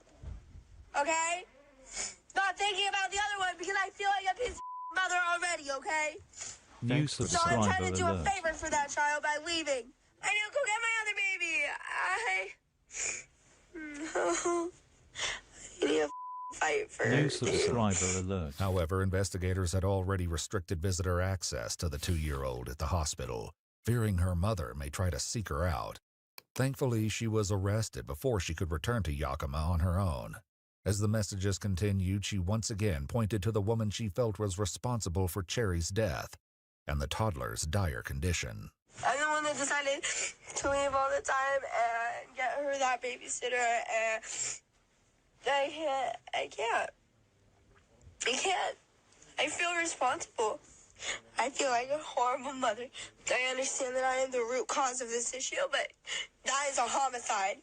In an effort to paint a complete picture, investigators asked Kylia to explain exactly when she left the girls with KK and what she's been doing ever since. However, establishing a timeline is far easier said than done. I don't have. You want to look at a calendar? No, that won't help. Do you know what day today is? That won't help. It's the 27th today, right? 26th. Today's Tuesday. Yeah, the 26th, right? 25th. Oh, okay. So I was very close. I make it day by day by day by day. Yep. I don't take it like 28, 29, 30. Yep, That's not how I'm thinking of my next days. I'm thinking next day, next day, next day. Day after the next, the day after the next day. Kylia asks for a piece of paper so she can draw out a timeline, but what she writes is incomprehensible. Instead of continuing down a futile path, the detective instead turns to what happened on the day she discovered her daughter's decaying body. Did you check at all? This girl is mentally insane. Like, she might really be mentally insane. I don't think she playing. She having withdrawals from the drugs she doing. It's man. I tried. That's why I ran. Is because I went. Can I? I went like that, and then that's all it's for. I went and I immediately. I've never touched a dead body. Okay, I know how to say it, but I'm not like an actual hood rat. So at that point, how did you know he was dead? Cause and traumatizing face. You know a dead face when you see it, when you know your child's face. How long have you been? I don't know. I do not. No, I saw it. I saw it dead. Did you check? I heard her crying like right here. She was standing. So you heard her crying and you still left? So Okay. you said nobody was home with Mary. Nobody was home. Okay, so what do you think would have happened if she would have stayed there a little longer and nobody would have found her? That's why I was trying to get that. And then I had lasers on me, so I thought you guys had got there. And then I was being pinned for all of this because I just left without doing anything. You know what I mean? Like that genuinely, I was I felt guilty. Like, you know what I mean? Like, I felt guilty that I had left, and I wanted to hold my baby. Despite this, Kylia chose not to seek help for her suffering 2-year-old daughter and didn't call 911 until the following morning, delaying the toddler's rescue. After all that, I tried to overdose. Yeah. But it didn't After work. all of what? After you I found dead and I reported it, and I was already like gone. What were you overdosing on? I had got some cocaine. So When's the last time you did some cocaine? I did it all in one go. I did a 50, and I thought I would die. When was that? That was the night when I thought the police were there. The night that you found. Yes. Given that Kylia chose not to report the grim discovery right away or call for help for the toddler, the detective remains unconvinced that Kylia ever left them in someone else's care to begin with. In a shocking twist, while interviewing friends of Kylia's, investigators came across a woman named Kara, whose answers to their questions finally reveal the truth of KK's identity. Were there times that you watched her kids? There was one time that she had me watch her kids, and it was in like the middle of the night, and they were sleeping. Okay. But they were both alive then. Yeah. Did you ever what name did you go by when you were? My name. Yeah. They call you anything else? Yeah, KK. KK. Okay. However, this interview took place at the Yakima County Jail, where Kara has been in custody for the last 3 weeks. So here's a silly question. I'm going to ask it anyway. You were arrested on the 4th, right? You haven't left here, right? And so you didn't go out for a weekend and come back? Okay. So you didn't watch your kids last weekend? No. Okay. Just making sure. This revelation tears apart Kylia's story that she ever left the children in KK's care. Disturbingly, further investigation reveals that Kylia may have been aware of the girl's condition and intentionally hid it from those closest to her. According to her parents, they visited Kylia at her house on Sunday, February 23rd, just 2 days before the girls were discovered. But before they arrived, she sent her mother a text. I'm sorry, I don't know why my hand's shaking. No, you're okay. She said, okay, I was in bed, she was tired, so the kids are asleep, basically, and not verbatim, but you can read the text if you want. According to police records, the text message reads, "She just took herself to bed and cried at the door for me until I let her into her crib and then she laid down. That was really just out of the usual and sweet." Kylia's parents arrived at the apartment and visited with her for 10 to 15 minutes. But as the children were supposedly asleep and Kylia wasn't behaving out of the ordinary, they never once entered their bedroom. If I had had an inkling of any problem, if I would have had to bust the bedroom door down, I would have. There was nothing. There was nothing. The grandparents had no idea that one granddaughter was physically decaying in her bassinet, while the other was slowly wasting away behind the closed bedroom door. I'm so mad we didn't take those girls. It's difficult. Oh, God. You assume the best. No, you would have known this. The detective lays out a photo, forcing Kylia to confront the images of her 2-year-old daughter's emaciated body. Don't.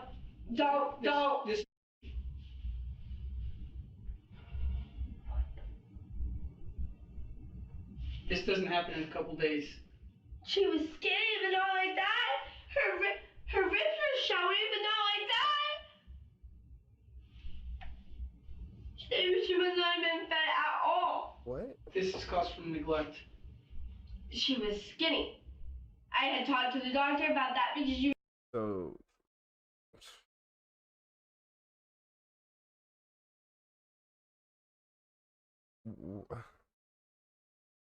Like, where do I start?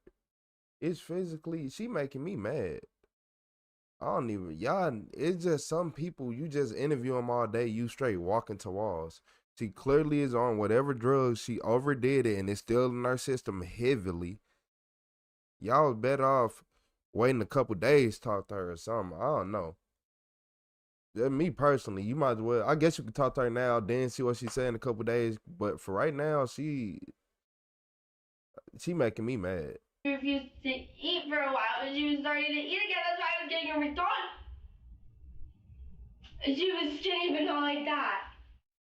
She had diaper rash down there. The diet was. I don't want to see that baby. I want to see my baby. I'm not gonna show you that baby. That she wasn't changed at all from. That she wasn't changed at all from my dad's inspection when I came home and everybody was sleeping. That is what I thought. That's what I thought, and now I'm scared. Now I'm scared. It was maybe dead then because I didn't hear her cry. Yeah, this happens over I know. weeks, not days. I know. That was not that bad. While they were in your care. That was not that bad at all.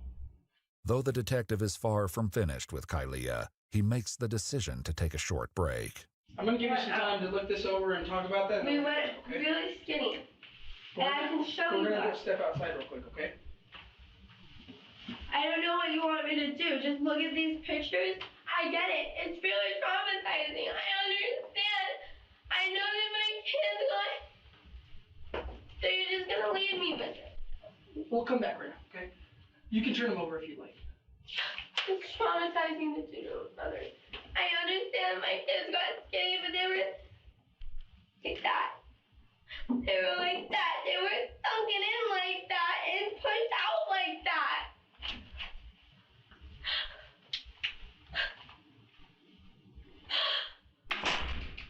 With the images face down on the table, Kylia continues the conversation alone. That's why I didn't want to look. I was scared of seeing that. After seeing a dead child. Traumatizing. Dragging in the camera at this point, I don't know what to do. What am I supposed to do with that? Like, no. Right. I was scared seeing that. I don't want to be here right now. I want to shelter. You know? As the horrifying truth sets in, Kylia's abandonment of the girls comes as no shock to her ex-boyfriend, Rock, who drops a bombshell admission, revealing that this isn't the first time Kylia's actions have led to the death of a living being. After we broke it up, I got news that she let the dog start. In December of 2023, police were alerted to 2 dogs left abandoned at Kylia's home. One was severely malnourished to the point her bones were visible. She was tangled in a pink harness with a part of the cable embedded into her neck and had to be cut free before being rescued by animal services. The other had already starved to death. When Kylia was questioned, she claimed the dogs belonged to her ex-boyfriend, and after they broke up, she stopped providing the dogs with any food or water, claiming they were not her responsibility. Now, 2 years later, her own 2 children face the same tragic fate. What do you think happened? In my eyes? If you let a dog just starve in your care, you are a killer in general. I'm not gonna lie to you. Like, it's physically, I feel like they should have investigated her back then from that. Like, let me look at your kids. Your kids cool? Because I done seen people who hate animals. If the animal is within reach and they be like, you know what, they let them outside, you know. But man, nah, that CPS, count y'all days, cause y'all like to look. The crazy part about CPS is they'll go mess with the person who actually doing right by their kids, but not the ones doing wrong. Y'all always trying to get the ambitious one to go in the wrong direction, right? I think she snapped. I don't exactly find it hard to believe that she just walked out and never came back. I really don't want that to be true. During Cherry's autopsy, the infant was determined to have been severely malnourished and dehydrated, to the point that her fingers appeared mummified. But how long she's been deceased is still in question. When detectives return to speak with Kylia, she continues to cling to the impossible story that she left her girls in KK's care. To narrow the timeline of Cherry's death, they briefly entertain the claim asking how long ago she believes she left the children with the babysitter. It would be 6 days. And I didn't mean to make it 6 days. I went to jail. Her admission aligns with statements made by the neighbors, who confirmed the last time they heard the baby cry was approximately a week ago. We've talked to multiple people who said they've constantly heard your kids crying every day, and they haven't heard your kids crying for over a week now. Do you know how long a week is? Yes. Their diapers weren't changed. Nobody was watching. Horrible. Nobody And was that watching doctor. them. And I up. And it's my fault that I trusted her.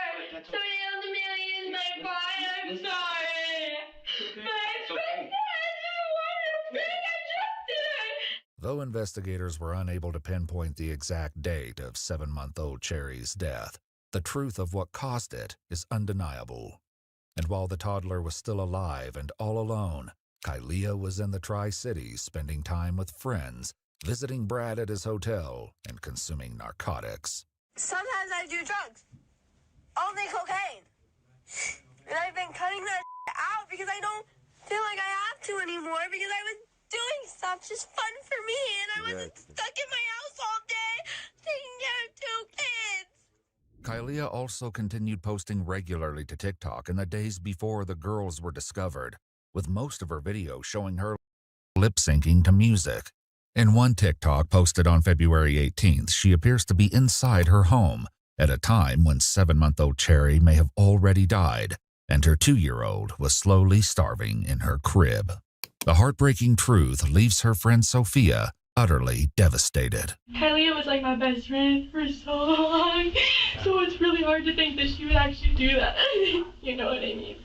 Emma's mother, who received the Facebook message from Kylia, shares her own thoughts on the matter. You know, just don't have you don't have the room to feel sorry for the mother when she has done this and it ended up with a deceased child.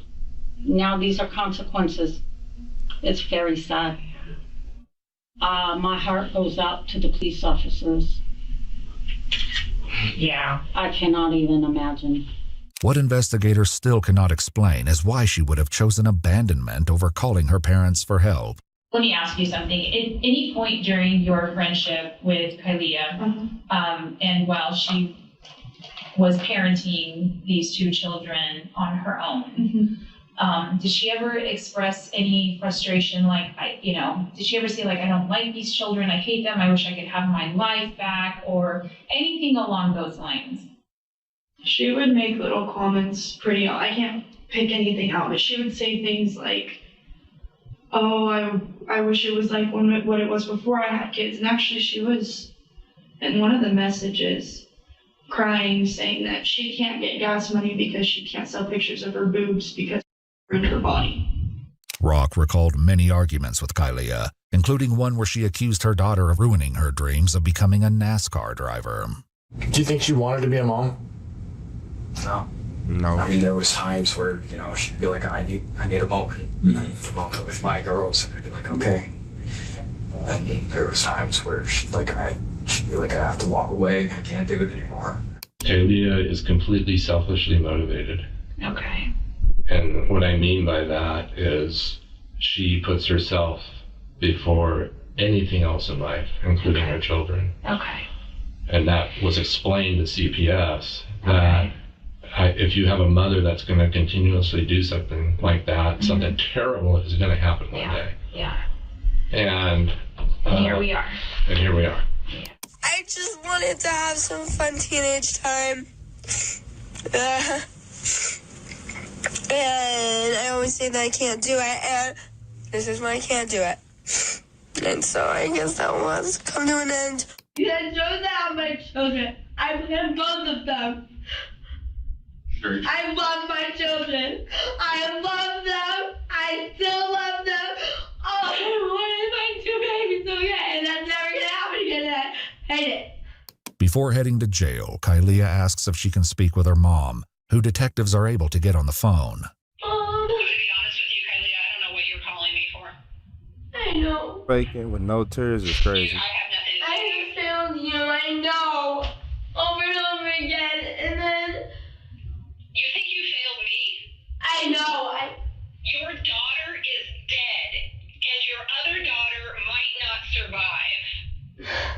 trash. And what can you possibly say? Kevin, I'm sorry. You are a smart person. No, she not. And all you had to say was, I need help. But no, you chose to let your children starve to death. Who does that? She was on the If bender. you're looking for comfort, you are not going to get it here. Shout out to Mom. You're just not going to get it from me. In February of 2025, 20-year-old Kylia Toll was formally charged with first-degree manslaughter, 2 counts of family abandonment, and 2 counts of first-degree criminal mistreatment. She was also later charged with 2 counts of animal cruelty for the 2 dogs who were left abandoned in 2023. In both cases, Kylia entered a plea of not guilty. A jury trial is scheduled for June of 2026. No public information has been released regarding the 2-year-old's placement or condition, beyond confirmation that, against unimaginable odds, the young girl survived. If you'd like to see select new videos, I appreciate y'all. So look, I'm gonna keep it this simple. She is the worst mother ever of all time. And she was on some heavy drugs and she was on a bender. She didn't care about her kids because she didn't remember them. She probably still didn't remember. She is under the influence right now. It's not going to hit her. She didn't get hit until a few days later in jail. That's when everything snapped into place and fell into place. She was like, oh. But now I appreciate the mom saying, like, stand on business with her. I'm not going to lie. I do appreciate mom standing on business with her. Because I hope they're not putting nothing on her books and let her starve. Yeah, let her starve in jail. You said just one more streamer stealing content from other creators. What's up, Zug Zog?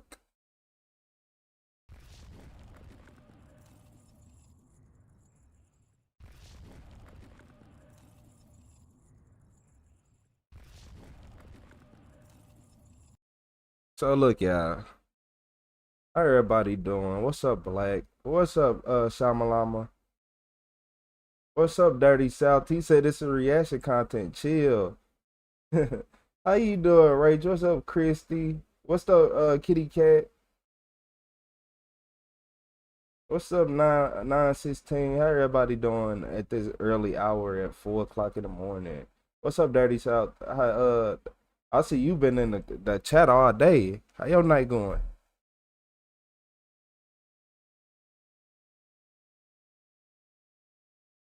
What's up, Brandy?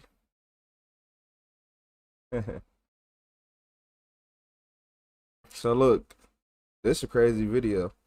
What's up, Yami?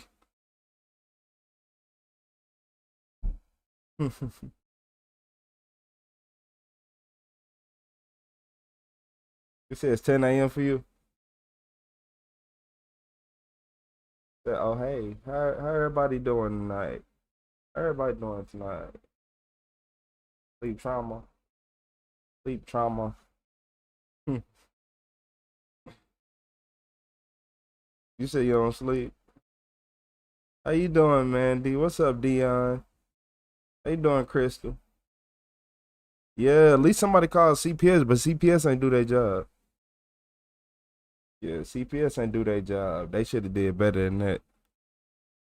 All these stories make me mad. I ain't gonna lie to y'all.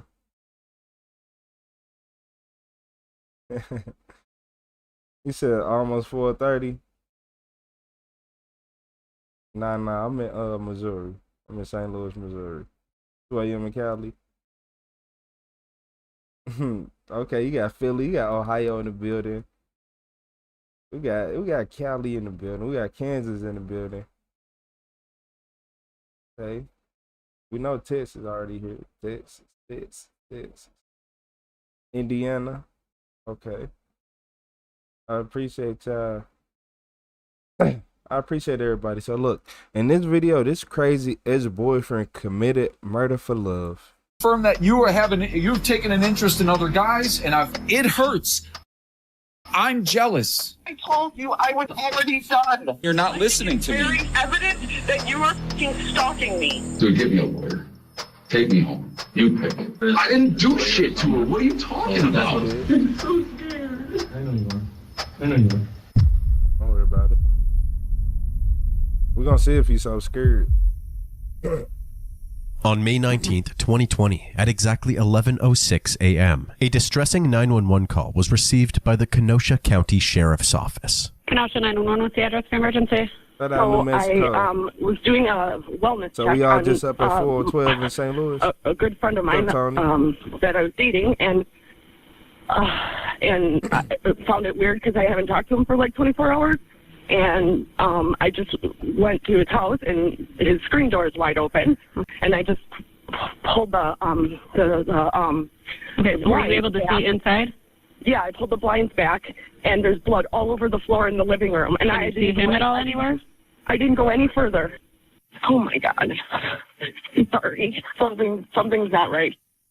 That's not normal. Patrol officers were first to arrive at 3709 15th Street in Kenosha, Wisconsin. They were met by Sadie Beecham, the same woman who had called 911. Sadie told them that this was the residence of 40-year-old Rosalio Gutierrez, her new romantic partner. She had met Rosalio through Facebook's online dating feature a few months earlier. The last time she heard from him was a text message that he had sent 2 days before, on the evening of May 17th, saying that he had planned on stopping by a friend's house. After 2 days of radio silence, she decided to check up on him to make sure he was okay. When she arrived, she noticed that both of his vehicles were parked in the driveway and that the patio door was wide open. She called for Rosalio, but he did not answer. She then peered through the door and noticed a large pool of blood on the living room carpet. She immediately dialed 911. When asked if there was anyone she knew who would want to hurt Rosalio, she outed her ex of 12 years and father of her children, 41-year-old Zachariah Anderson. The two had been broken up for 6 months, and Zach had been stalking her ever since. Once Sadie provided her statement to the police, the officers then proceeded to enter the house through the patio door. There was blood all over the room, even on the ceiling. While inspecting the blood on the carpet, investigators noticed that the stain was oddly shaped. Right in the center, where the carpet should be the most saturated, there was no blood. Detectives considered the possibility that the victim's body might have been wrapped in an area rug and then carried out of the residence. There were no apparent signs of a forced entry and no valuables missing from the home, suggesting that this was not a burglary, but rather a personal attack. Police made efforts to track down Rosalio's phone, but it appeared to be turned off. Additionally, there had been no recent transactions recorded on Rosalio's bank cards. At around 4:30 p.m. on May 19th, the same day that Rosalio was reported missing, Sadie was brought to the Kenosha County Sheriff's Office for an interview. Sadie explained that when she told her daughter Olivia that Rosalio was missing, her immediate reaction was to divulge several shady secrets about her father, Zach.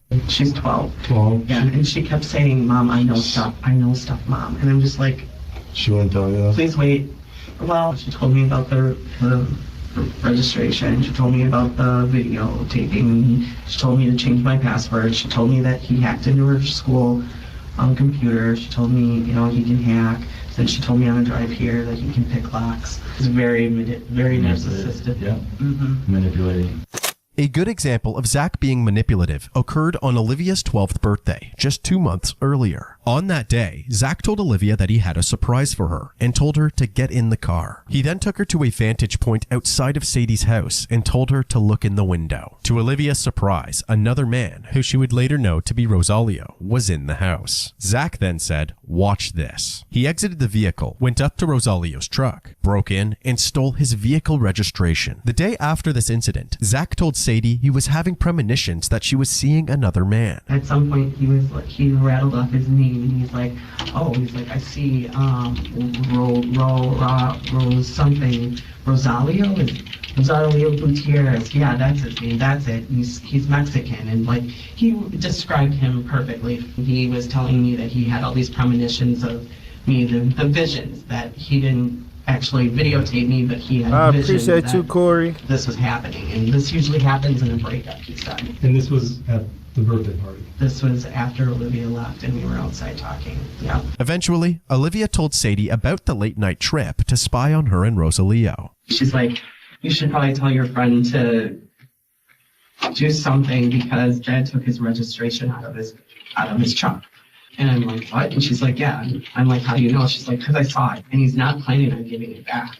And he said he was going to maybe have him followed for fun or something like that. So then I told Rosario, but now he knows where you live. And he's like, well, I'll just probably keep my doors locked. Sadie spent the rest of this interview giving multiple in-depth anecdotes of Zach's controlling behavior, including a time that he recruited Olivia for an espionage operation against her mother. We all went over to my friend Becky's house. As we were leaving, I lifted up the blanket and I find the burner phone next to Olivia. And I'm like, what are you doing with that phone? And she's like, well, you're not supposed to know that I have it. It's like, why? What? And she's like, well, Dad wanted me to record you. I'm like, doing what? She's like, anytime you got upset or you yelled or anything, he wanted me to record you. I appreciate He's that. trying to take us from you, Mom. I'm like, okay. At this point, Olivia was allowed to enter the room to see her mom. This is too much. This is way too much, babe. This is way too much. Why don't we call Dad? Because he wants me to check in with him every day. And what if there's like background noise that we can hear something? Mom, but it's a good idea because then if someone is in the background, then you can hear like them going, or you can hear them scream or something. I don't think Dad is with him, sweetheart. What do you think he is? Don't know.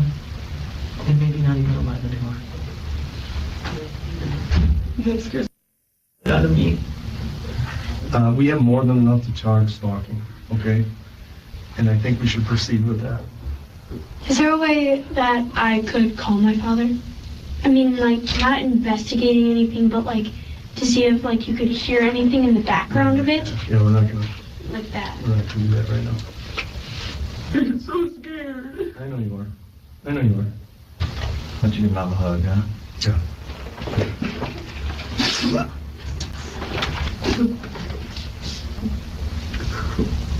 Following this interview, authorities arrested and charged Zach for stalking and harassment, as well as coercing a minor. They confiscated his phone and he was brought into the interrogation room for questioning. So we're investigating a case of stalking involving your children's mother, Sadie. Sure. All right. So that's what we want to talk to you about. Okay. Can you kind of tell me? Anybody who just wear a pair of thong flip-flops just because, I'ma automatically assume you up to no good. Yeah, anybody with a pair of thong flip-flops on, yeah, they usually up to no good. Especially if you a man. Any man that wear thong flip-flops, I automatically assume that you up to no. Come on. What good could you do? You can't grill in those. Nah, you can't grill in no thong flip-flops. Yeah, man. I don't. You said new boyfriend wants into their home and knew he was being the homewrecker. What you mean by that? Gotta see. All I see is thong flip-flops right now. Let me I know all y'all see is a flip-flop. Let me get his head in the screen for y'all. My bad. What's going on? What's up with your guys' relationship? What's been happening, going on? Zach told the detectives that Sadie had always been a great partner and mother up until about 6 months ago. Out of nowhere, she became a wild card, going out to bars, making major accusations against Zach, and dating a plethora of random men. He then admitted to going over to her house one night and personally seeing her with one of these men. Okay. How did you know there was someone else there? Premonition or weird feeling when I talked to her. You know. What they mean by plethora? I know the definition, but the last woman, they counted hers. She had 4 plus her husband. So, you know, how you doing, Shannon Shenanigans? I appreciate you for the finger heart. Thank you. Thank you for supporting the stream. I appreciate you. Who was it? Huh? Who was it? Oh, some Mexican guy. Did you take pictures? No. You take video? No. Take audio recording? No. Nothing. No. So you had the same bullshit accusations? No, I didn't. What did you hear? Nothing. I heard, saw them laughing, saw them, doing their thing or whatever the hell, and okay. They had the music on and they're doing whatever they do. The detectives started confronting Zach with some of the claims Olivia and Sadie made about him, but he seemed to have an answer for everything, even making his own accusations against Sadie. Sadie was slapped in the face to discipline her when she was yelling. She stands the boys up against the wall and hits them on their arms and legs, so it looks like they're fighting, and stuff like that. And then she calls me and she's got the boys in the background, owie, owie, owie, getting hit by mom. And I'm like, I'm not hitting them. I'm not taking their blankets away at night. If I put my kids to bed, What does this whole thing have to do with putting a cell phone somewhere that night?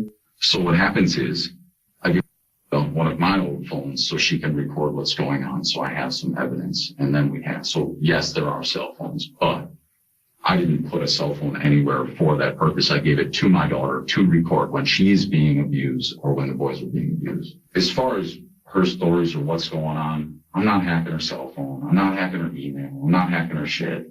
I'm not stalking her. There's some things that I check. I would love to catch her, getting high with her boyfriend just so I could say to the court, I deserve custody of my kids because this is how she spends 3 days a week. My kids shouldn't be taken to the bar. And it's just a bloody mess, As Zach worked to paint Sadie as an abuser and his own daughter as a pathological liar, the detectives felt that his claims weren't adding up. They then asked him to recount his activity over the past 48 hours, a question he seemed to struggle with. I'm tired as fuck, man, and you're asking me and I'm trying to not blur the days. You remember everything in detail for the last 4 months, dude. No, I don't remember everything. I remember some things. I remember the gist of things more than anything. I'm not a detailed guy. I gotta write things down, keep a little journal and shit. Where's that? It's on my computer. What computer is it? The Apple, notebook, iPad, anything like that.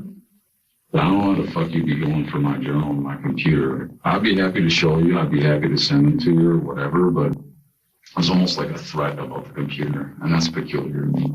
Dude, get me a lawyer. Take me home. You pick it. This is crazy. This is fucking nuts. I didn't do shit. I don't know what you want from me. This is crazy. I don't think I crossed any fucking lines. I appreciate you, Jay Bryce. So what's happening is they're also going to take you over across the street. 40 hours, you'll have preliminary hearing. For what stuff? Office. I didn't do shit to her. What are you talking about? That's what's happening tonight. This is fucking bananas, you guys. All right. For stalking? Get the fuck out of here. What the fuck? Following this interrogation, officers went through Zach's phone and quickly discovered conversations. This his phone?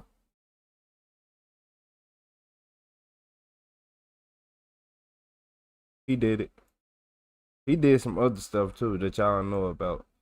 Yeah. Between him and Sadie that were recorded without her knowledge or consent. I just told you, it hurts. I'm jealous. I've confirmed that you've taken an interest in other guys, and I've painfully enough, I've already done. Yep. When I told you I was. Yep, you're done. Great. And the guy that stole the mother of my child. Buddy, he didn't steal anything. Yeah, all right. And I wasn't yours to fucking steal. Wasn't yours to steal. You're not listening to me. Evidence that you were fucking stalking me. I'm not stalking you. You did. Here, in the middle of the fucking night. You're lying to me. Along with this audio recording, they also found a video from the night that he and Olivia saw Sadie and Rosalio together. You take pictures? No. You take video? No. Zach had blatantly lied to the detectives about taking this video. If he was willing to lie about this, perhaps he was willing to lie about having Rosalio's belongings as well. Authorities were able to obtain a search warrant for Zach's property in Mequon, Wisconsin, which was executed on May 21st, 2020. A still smoldering fire pit was found on the property, with burnt pieces of clothing, bleach bottles, and a pair of boots inside. While it's possible that these items belonged to Rosalio, there was no blood or DNA found on them, so there was no way to connect them to the crime. Zach's minivan was also discovered on the property. Upon inspecting the interior, they immediately noticed the smell of bleach, and that a section of the carpet from the back of the vehicle had been cut out. Also, on the rear doorpost, they found a minuscule speck of what appeared to be blood. Additionally, on the floor at the front of the vehicle was a Walmart receipt which indicated the purchase of several items the morning after Rosalio's disappearance. These items included several personal hygiene products, 3 cans of sardines, 2 packages of hefty 13-gallon garbage bags, 2 boxes of latex gloves, and 2 containers of Clorox bleach wipes. The minivan was also transported to the Wisconsin State Crime Lab for forensic analysis. While investigators awaited the results, they visited the Walmart location found on the receipt. The store's surveillance footage confirmed that Zach had visited the Walmart during the early morning hours of May 18th. This footage shows Zach arriving at the store around 8 a.m. He is then seen walking up and down the aisles collecting the items from the receipt. After making his purchase with cash, he is seen exiting the building and running a stop sign as he drives away from the parking lot. Using Zach's cell phone GPS data, Police confirmed that he traveled from the Walmart to a work site in the village of Cedar Grove, where he spent 3 hours working. Apparently, after that, all they know is that Zach claims to have stayed at his new girlfriend's house that night. His whereabouts between Cedar Grove and his girlfriend's house during this gap was unknown. Coincidentally, his work site is about 5 miles away from a tree farm that his family owns in Random Lake, Wisconsin. Investigators suspected that this is where Zach went after working in Cedar Grove, potentially to bury Rosaleo's body. This led police to obtain another search warrant, this time for the tree farm property. In order to thoroughly search such a large property, authorities brought in a plethora of reinforcements, including a K-9 unit, ATVs, the FBI, and drones. The dogs were quickly able to find another burn pit, and inside this burn pit were bone remnants. Unfortunately, this wasn't the bombshell evidence that investigators initially thought. The bones were examined and turned out to be the remains of a pig. Although the search team had hit a dead end, the crime lab was hard at work, and on May 29, 2020, the results were in. The results confirmed that the blood at Rosaleo's home and the speck in Zach's vehicle matched Rosaleo's DNA profile. This was a major breakthrough for the investigation, but without a body, prosecuting Zach would be especially difficult. So, police continued their investigation over the next 7 months, making a disturbing discovery along the way. On Zach's laptop, they found a folder labeled Rosalio Gutierrez. This folder contained photos of Rosalio, screenshots of online court records about him, photos of his business information, and electronic maps of his residence. With the mounting evidence against Zach, authorities felt confident proceeding with murder charges against him. On December 11, 2020, Zachariah Anderson was charged with the murder of Rosalio Gutierrez. Zach spent just over 2 years in prison leading up to his trial, and on February 28, 2023, his trial began. The prosecution came out swinging, delivering a captivating opening statement that told the jury exactly why they believed Zach was a calculated killer. They focused on Zach's controlling behavior, his history of manipulating his own daughter, and his obsession with Rosalio. On the other hand, the defense argued that the prosecution was portraying Zach as the bad guy, relying on weak evidence and withholding important details in order to support their narrative. They reminded the jury that there was a very limited amount of substantial evidence. There was no body, no weapon, no fingerprints, no witnesses, and ultimately no way to directly tie Zach to Rosalio's death. They also suggested that the investigation was botched because detectives honed in on Zach the entire time, instead of investigating several other reasonable leads. After the opening statements, the prosecution called a man named Marquand Washington, a fellow inmate of Zach's, who claimed that Zach had actually confessed to him. I was laying there and I was reading my book and I heard him shout in his sleep before he woke himself up. And what did he shout that you heard? He said, "Die, die, die, motherfucker." I told him to look me in my eyes and tell me that you didn't do it. And he jumped down from the bed and he looked me in my eyes and he said, "I did it." He said, "That's the reason I have the nightmares. I'm unable to sleep at night because I think about it all the time." At some point, what nickname did you hear people address the defendant with occasionally? A lot of times people would say Houdini or Zach Houdini or, just telling me about who my cellie was. And did the defendant talk about why people were calling him Houdini and describe, what that was about to you? Yes, he said they called him Houdini because of his case, basically because he made a body disappear, they say, and everybody called him Houdini because of it. What did the defendant tell you about how he committed the case that he's charged with and what the circumstances were? He said that he had seen this person, and he said he stabbed him, and he blacked out. He said he stabbed him, and I just blacked out. And he said he eventually wrapped the body up in garbage bags and got rid of the trash. He threw the trash out.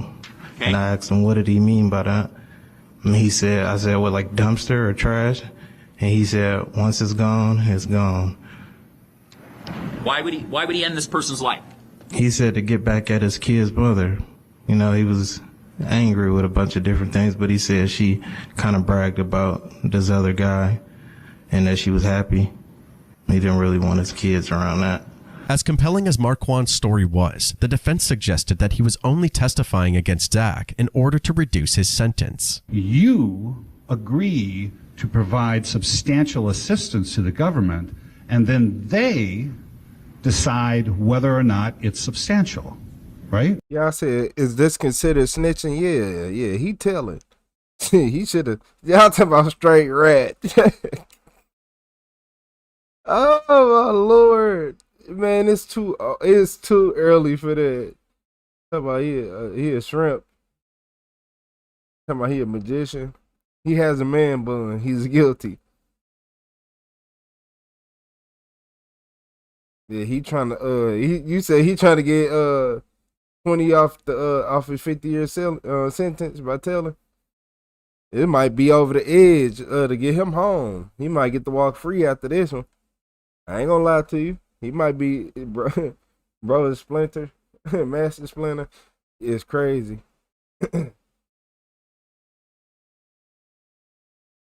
Talking about worldwide on him probably. He said defendant trying hard not to laugh. See you later, Andrew. Hey, y'all are hilarious. Y'all are hilarious. I believe so.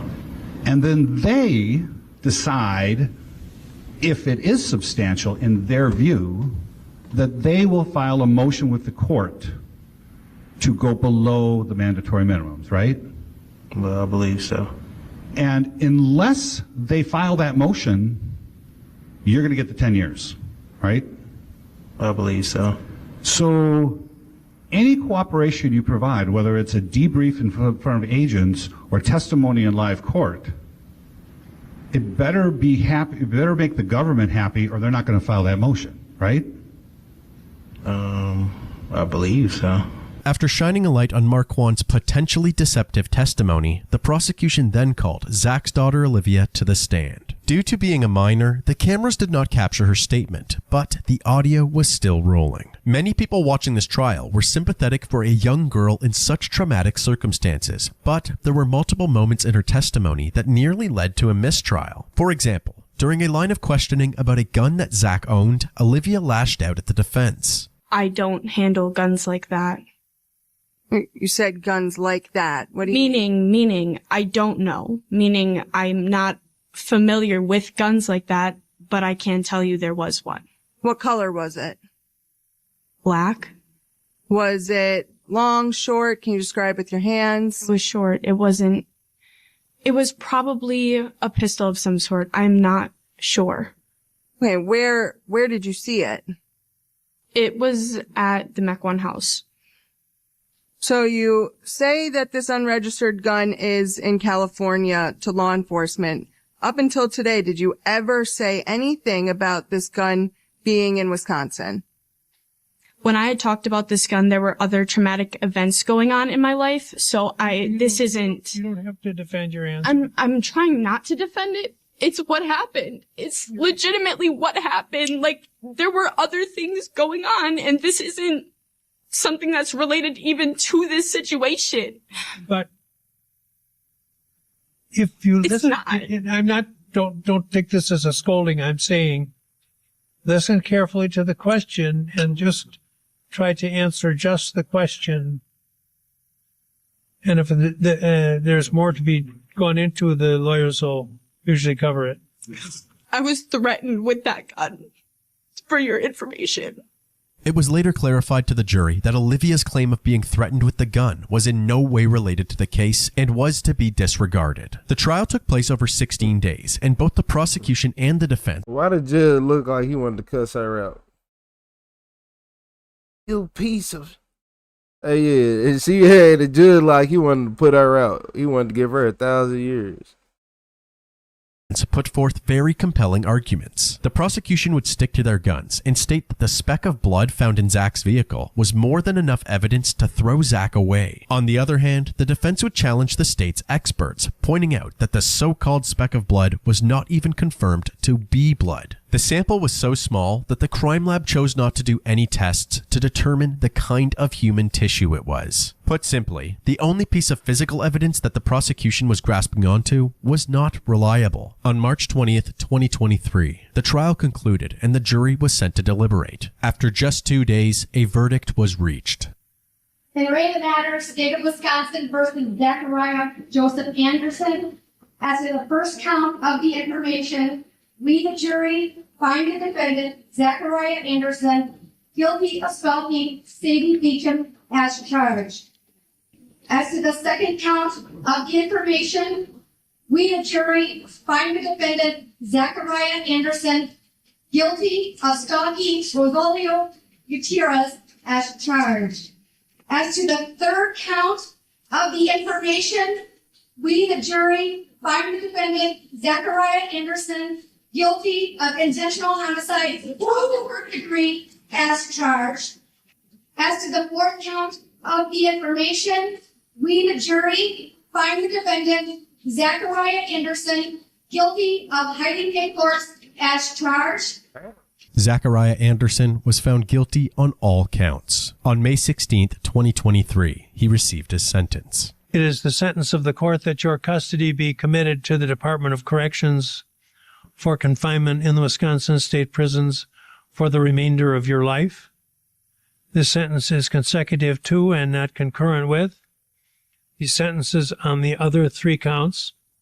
While the majority of people tuning into this trial were happy with the outcome, there is a considerable amount of people who sincerely believe that Zach is innocent. For example, here is an excerpt from freezachariahanderson.org. His guilty verdict was a true miscarriage of justice created by a multi-layer system of failures, including a false accusation, a poor police investigation jaded by confirmation bias, a corrupt district attorney, a media campaign to taint the potential jury pool, a judge unfit to stand trial, and a handful of witnesses willing to perjure themselves for their own gain. Zachariah Anderson is currently appealing his conviction. He resides in the Department of Corrections, Wisconsin State Prison. The Kenosha Police Department continues to look for the remains of Rogelio Gutierrez. As of today, there is a $10,000 reward for anybody who helps find him.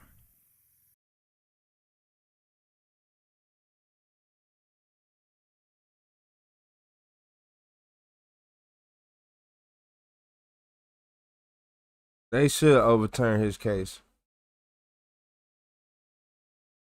Then give him 1,000 years.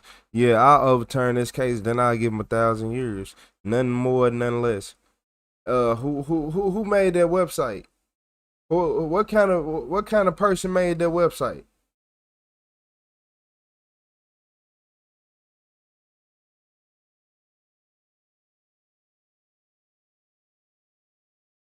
Yeah, what kind of person made that website?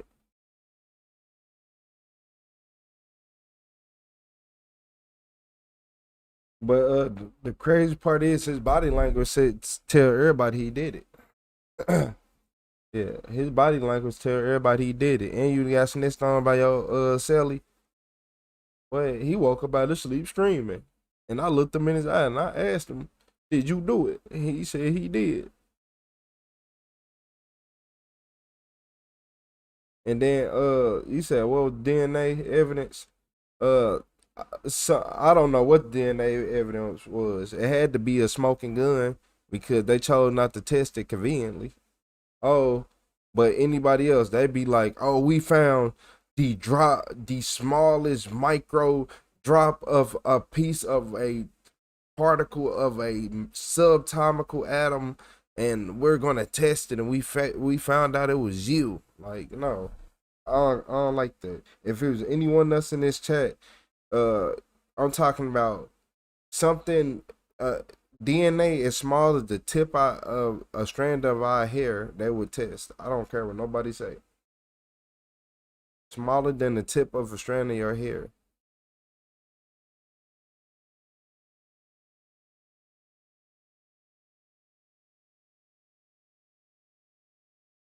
Also, I appreciate you, Miller boys. Hey, so we got one more video before we gotta end the live because YouTube don't like people going live more than 12 hours. Look, I'm gonna tell y'all why. I ain't gonna even lie. So easy to be YouTube channels out here. They used to run live 24/7, right? And do 24-hour lives and all that. And like, say if you go live for 24 hours, say you go live for a week, right? And then you get 100 million views, you get 50 million, 40 million views, right? whenever like that video upload, people be like, "Oh, he got 400 million views," so everybody most likely gonna click on that video, which gives you more money, right? So YouTube thought it was unfair that people can go live for 2-3 weeks, 1 month at a time, and get paid like whenever like the live just ended, like they just got paid way more than everybody else. Yeah. So now the cutoff time is 12 hours. Um, yeah, I ain't gonna lie to y'all. Yeah, people abused it. It was people making hundreds of thousands of dollars a month just being live 24/7.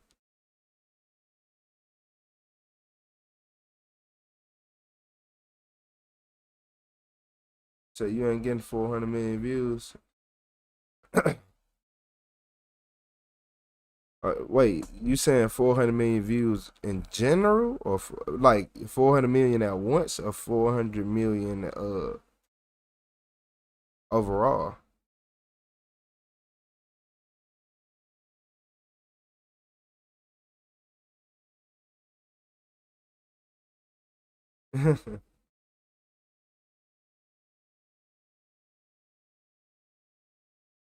You said people strain themselves sleeping. You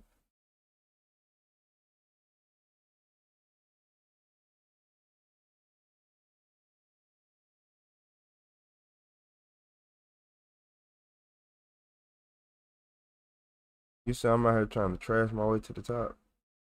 I don't even think you understand, Dre. This is like this channel is my bored channel.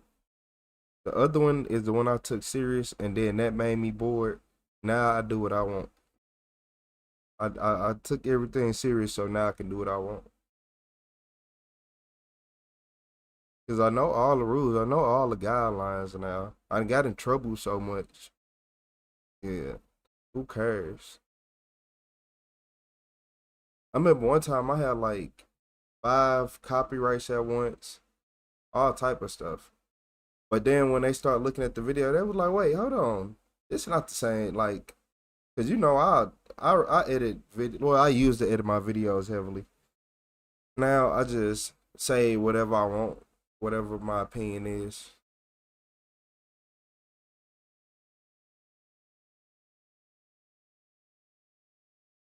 Thank you, Dre. I mean, if you feel that way about my second my well, this really the first channel. This is CEO, so this really the first channel. The Suit Villain release second channel, but I put more hours on the Suit Villain.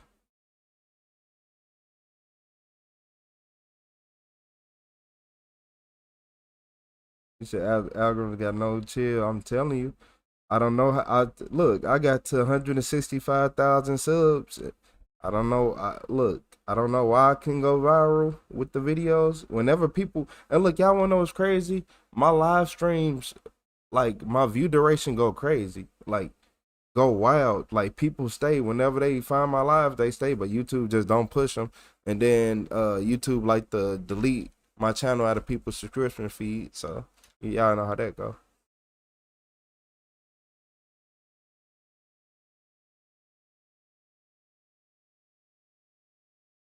You said one person trolling on multiple accounts.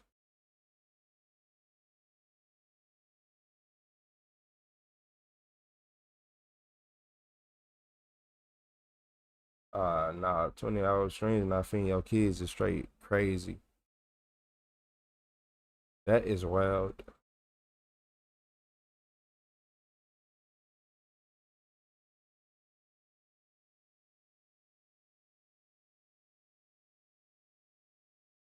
He said show 7.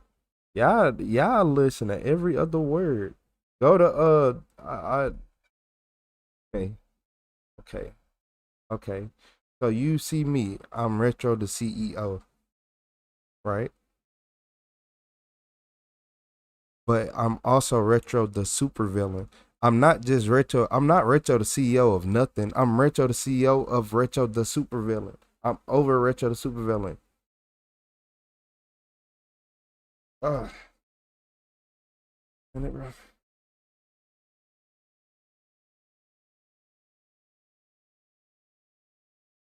Y'all get it? Do y'all not? Are y'all not reading these these loading screens? It says Retro the Supervillain. It don't say Retro the CEO. Like just.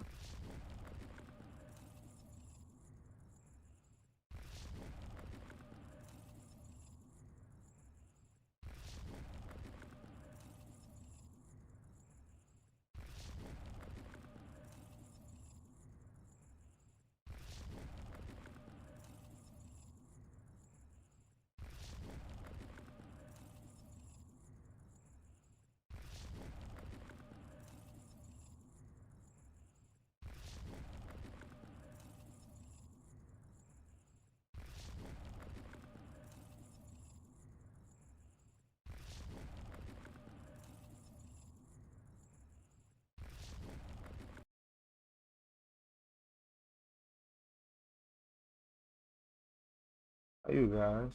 So if you want to show support to my other channel, you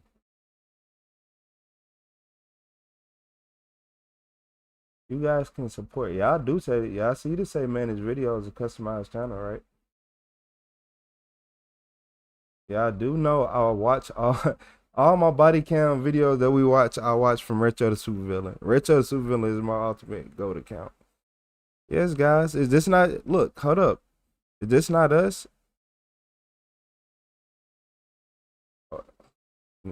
I told y'all can find videos over here. But this really, I use this mainly for shorts. Now, I use it mainly for shorts. It's saying retro. I have 2 channels, guys. This is Retro the Supervillain. This is Retro the Supervillain. Have you guys seen this?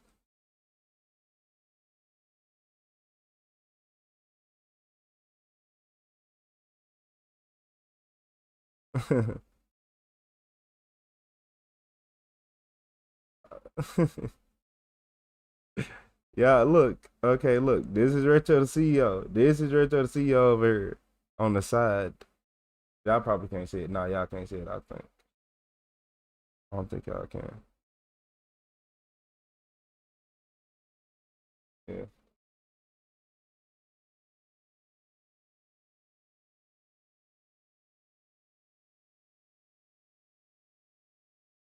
Nah, I'm just chilling because we only got 1 video left before we hit our 12-hour mark. So, it's a little funny one. Yeah, but if you guys ever wonder what channel logo y'all see, it's this one. I'm from St. Louis, Missouri. How you doing, Mandy? Forward. Yeah.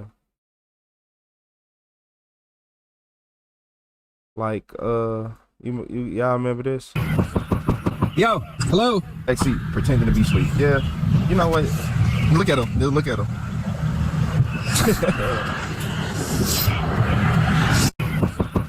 Yo, hello. Actually, pretending to be asleep. Yeah. You know what? Look at him. Look at him.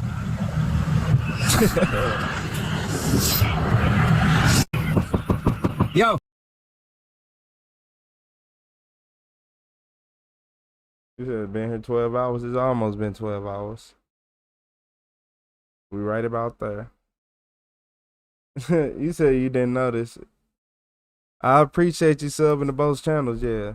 Because people always say, why are you the CEO? Why are you the CEO? And nobody know about the supervillain.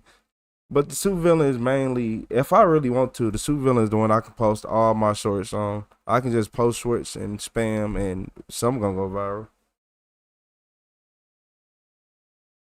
But it ain't, well, I won't say spam. Don't spam.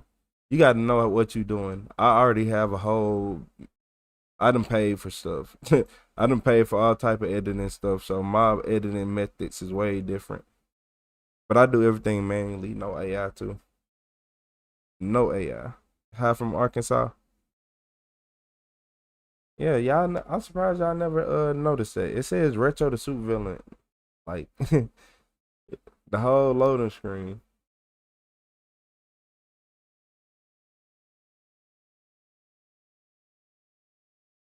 Hell yeah, Jeff.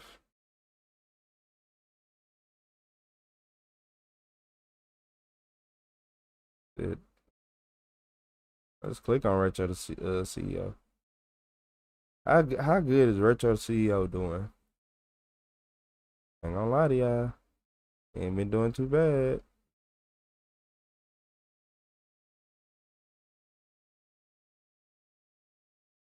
I know.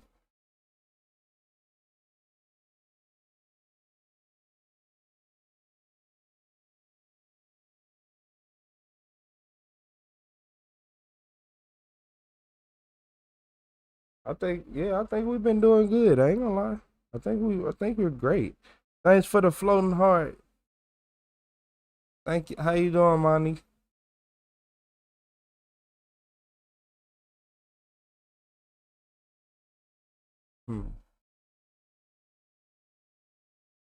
Alright, I'm done trolling with y'all now.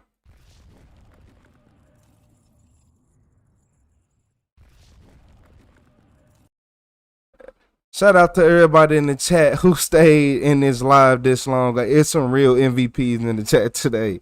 We've been here. It's almost a 12-hour mark. And in celebration of us having to get off live, yeah, I'm finna get off live. Go to sleep and I'm getting back on. You said, y'all botted viewers? Oh, my Lord. We just lost a lot of them, so I don't think they bots.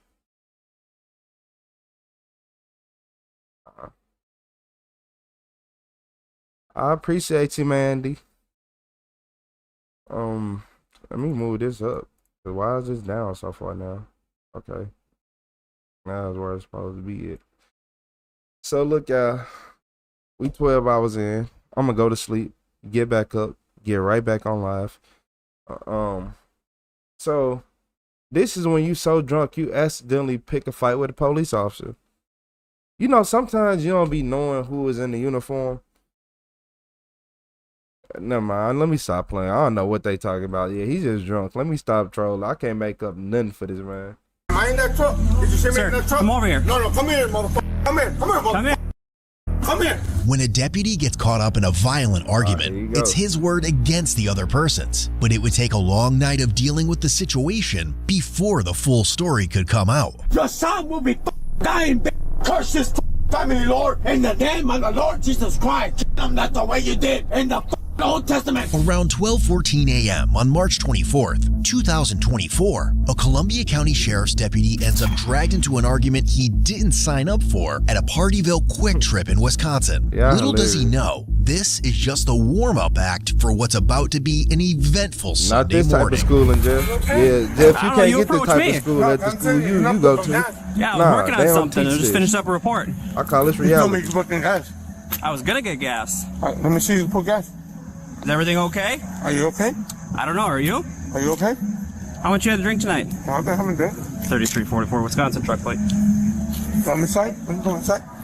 No, you approached me and it started causing issues. You're telling me you pumping gas. I don't like that bullshit. I'm Marcos. Wisconsin truck plate. Union X-ray 9380. Union X-ray 9380. He's confrontational. Come on. Go in the video. I'm trying to figure out what's going on. What is wrong with this man? Come here. Sir. No, come here. For what? Come here. Am I in that truck? I'm not in that truck. I'm in the truck. Whose truck is it? Hey, Moon does. Come here.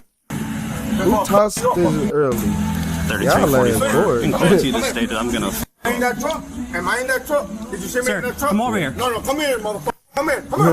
Come here. No, you come here. You know, people wake up in the morning just want to listen. No, you come here. You're telling me you're putting gas. You're putting gas. Get your ass over here, motherfucker. Come on here. No, you come on here, motherfucker. Come on here. No, you're telling me I'm not in that truck. Come on here. Come here, motherfucker. Hey Jeff, you went to the school he went to. Yeah. Yeah, you and him went to the same school. Shit, probably classmates. Shit. What's wrong with this man? I ain't never seen nobody get this aggressive with the police for no reason. He walked up, you pumping gas? What you doing? Why are you pumping gas? You pumping gas in my city? What you doing? Come in the store. Step in there. Step in the ring. Step out here. We can leave them. Come out here. No, I'm not coming out. You Step coming out here. here. I'm not in that truck.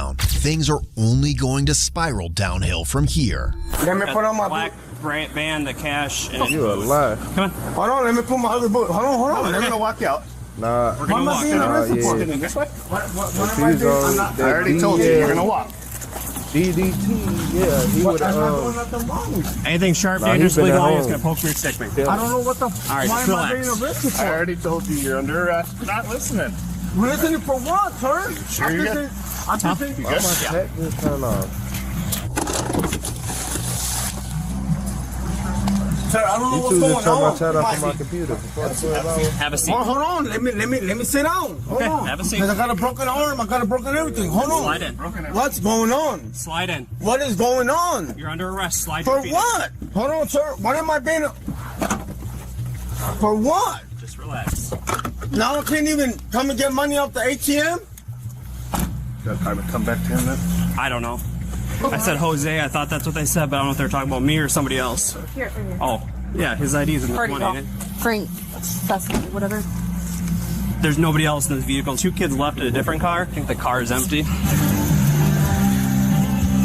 Open intox. And he crashed into the pole. I ain't hit a pole. Still cold. I got a receipt for a Bush Light Pack 30 pack that was from tonight, just before 8 p.m. No, you go right ahead. Yeah, corridor. I mean, I get paid by the hour, so you take your time. I appreciate everybody hitting that Don't subscribe sound button. me. Had to do my, He hit it, but I don't back think after he's. this. Yeah, it's. There's no damage. Hell, doesn't look like there's actual any damage, you though. two We didn't do a been traffic 12 stop or anything. He hours. just came up and started yelling at me, so. Right on. Yeah. Thanks for standing by. Yeah. I didn't know where that was going to go. I just didn't want him taking off. I just didn't want him going back here, so. Yeah, just work on that. We'll get that from you when we can. And You got it. all right. Well, thanks for the assist.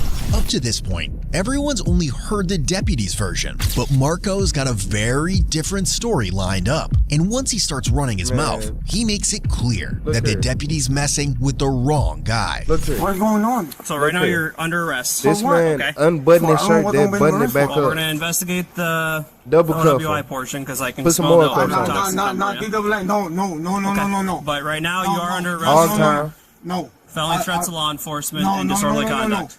No, I don't know what I'm Wrap being his arrested. I'm not legs. even driving the truck. Wrap his No, legs. for what? No. Be fair with me because I would beat you guys in Marco. court. I just came in and got a donut. I was walking. Okay. And why did you come with me with putting out the gun and everything? It was a taser. I had a taser out. No, your gun. Were you trying to check for drugs? I don't have drugs. I know what you're doing, man. All because he asked the cop why he pumping I know gas. what you got drugs. Put it on the camera. I'm gonna For shut the what? window. I got you, man. Y'all going down. Why you doing this to me, man? Why? Because y'all hate me? Because you're white? Racist? For sure.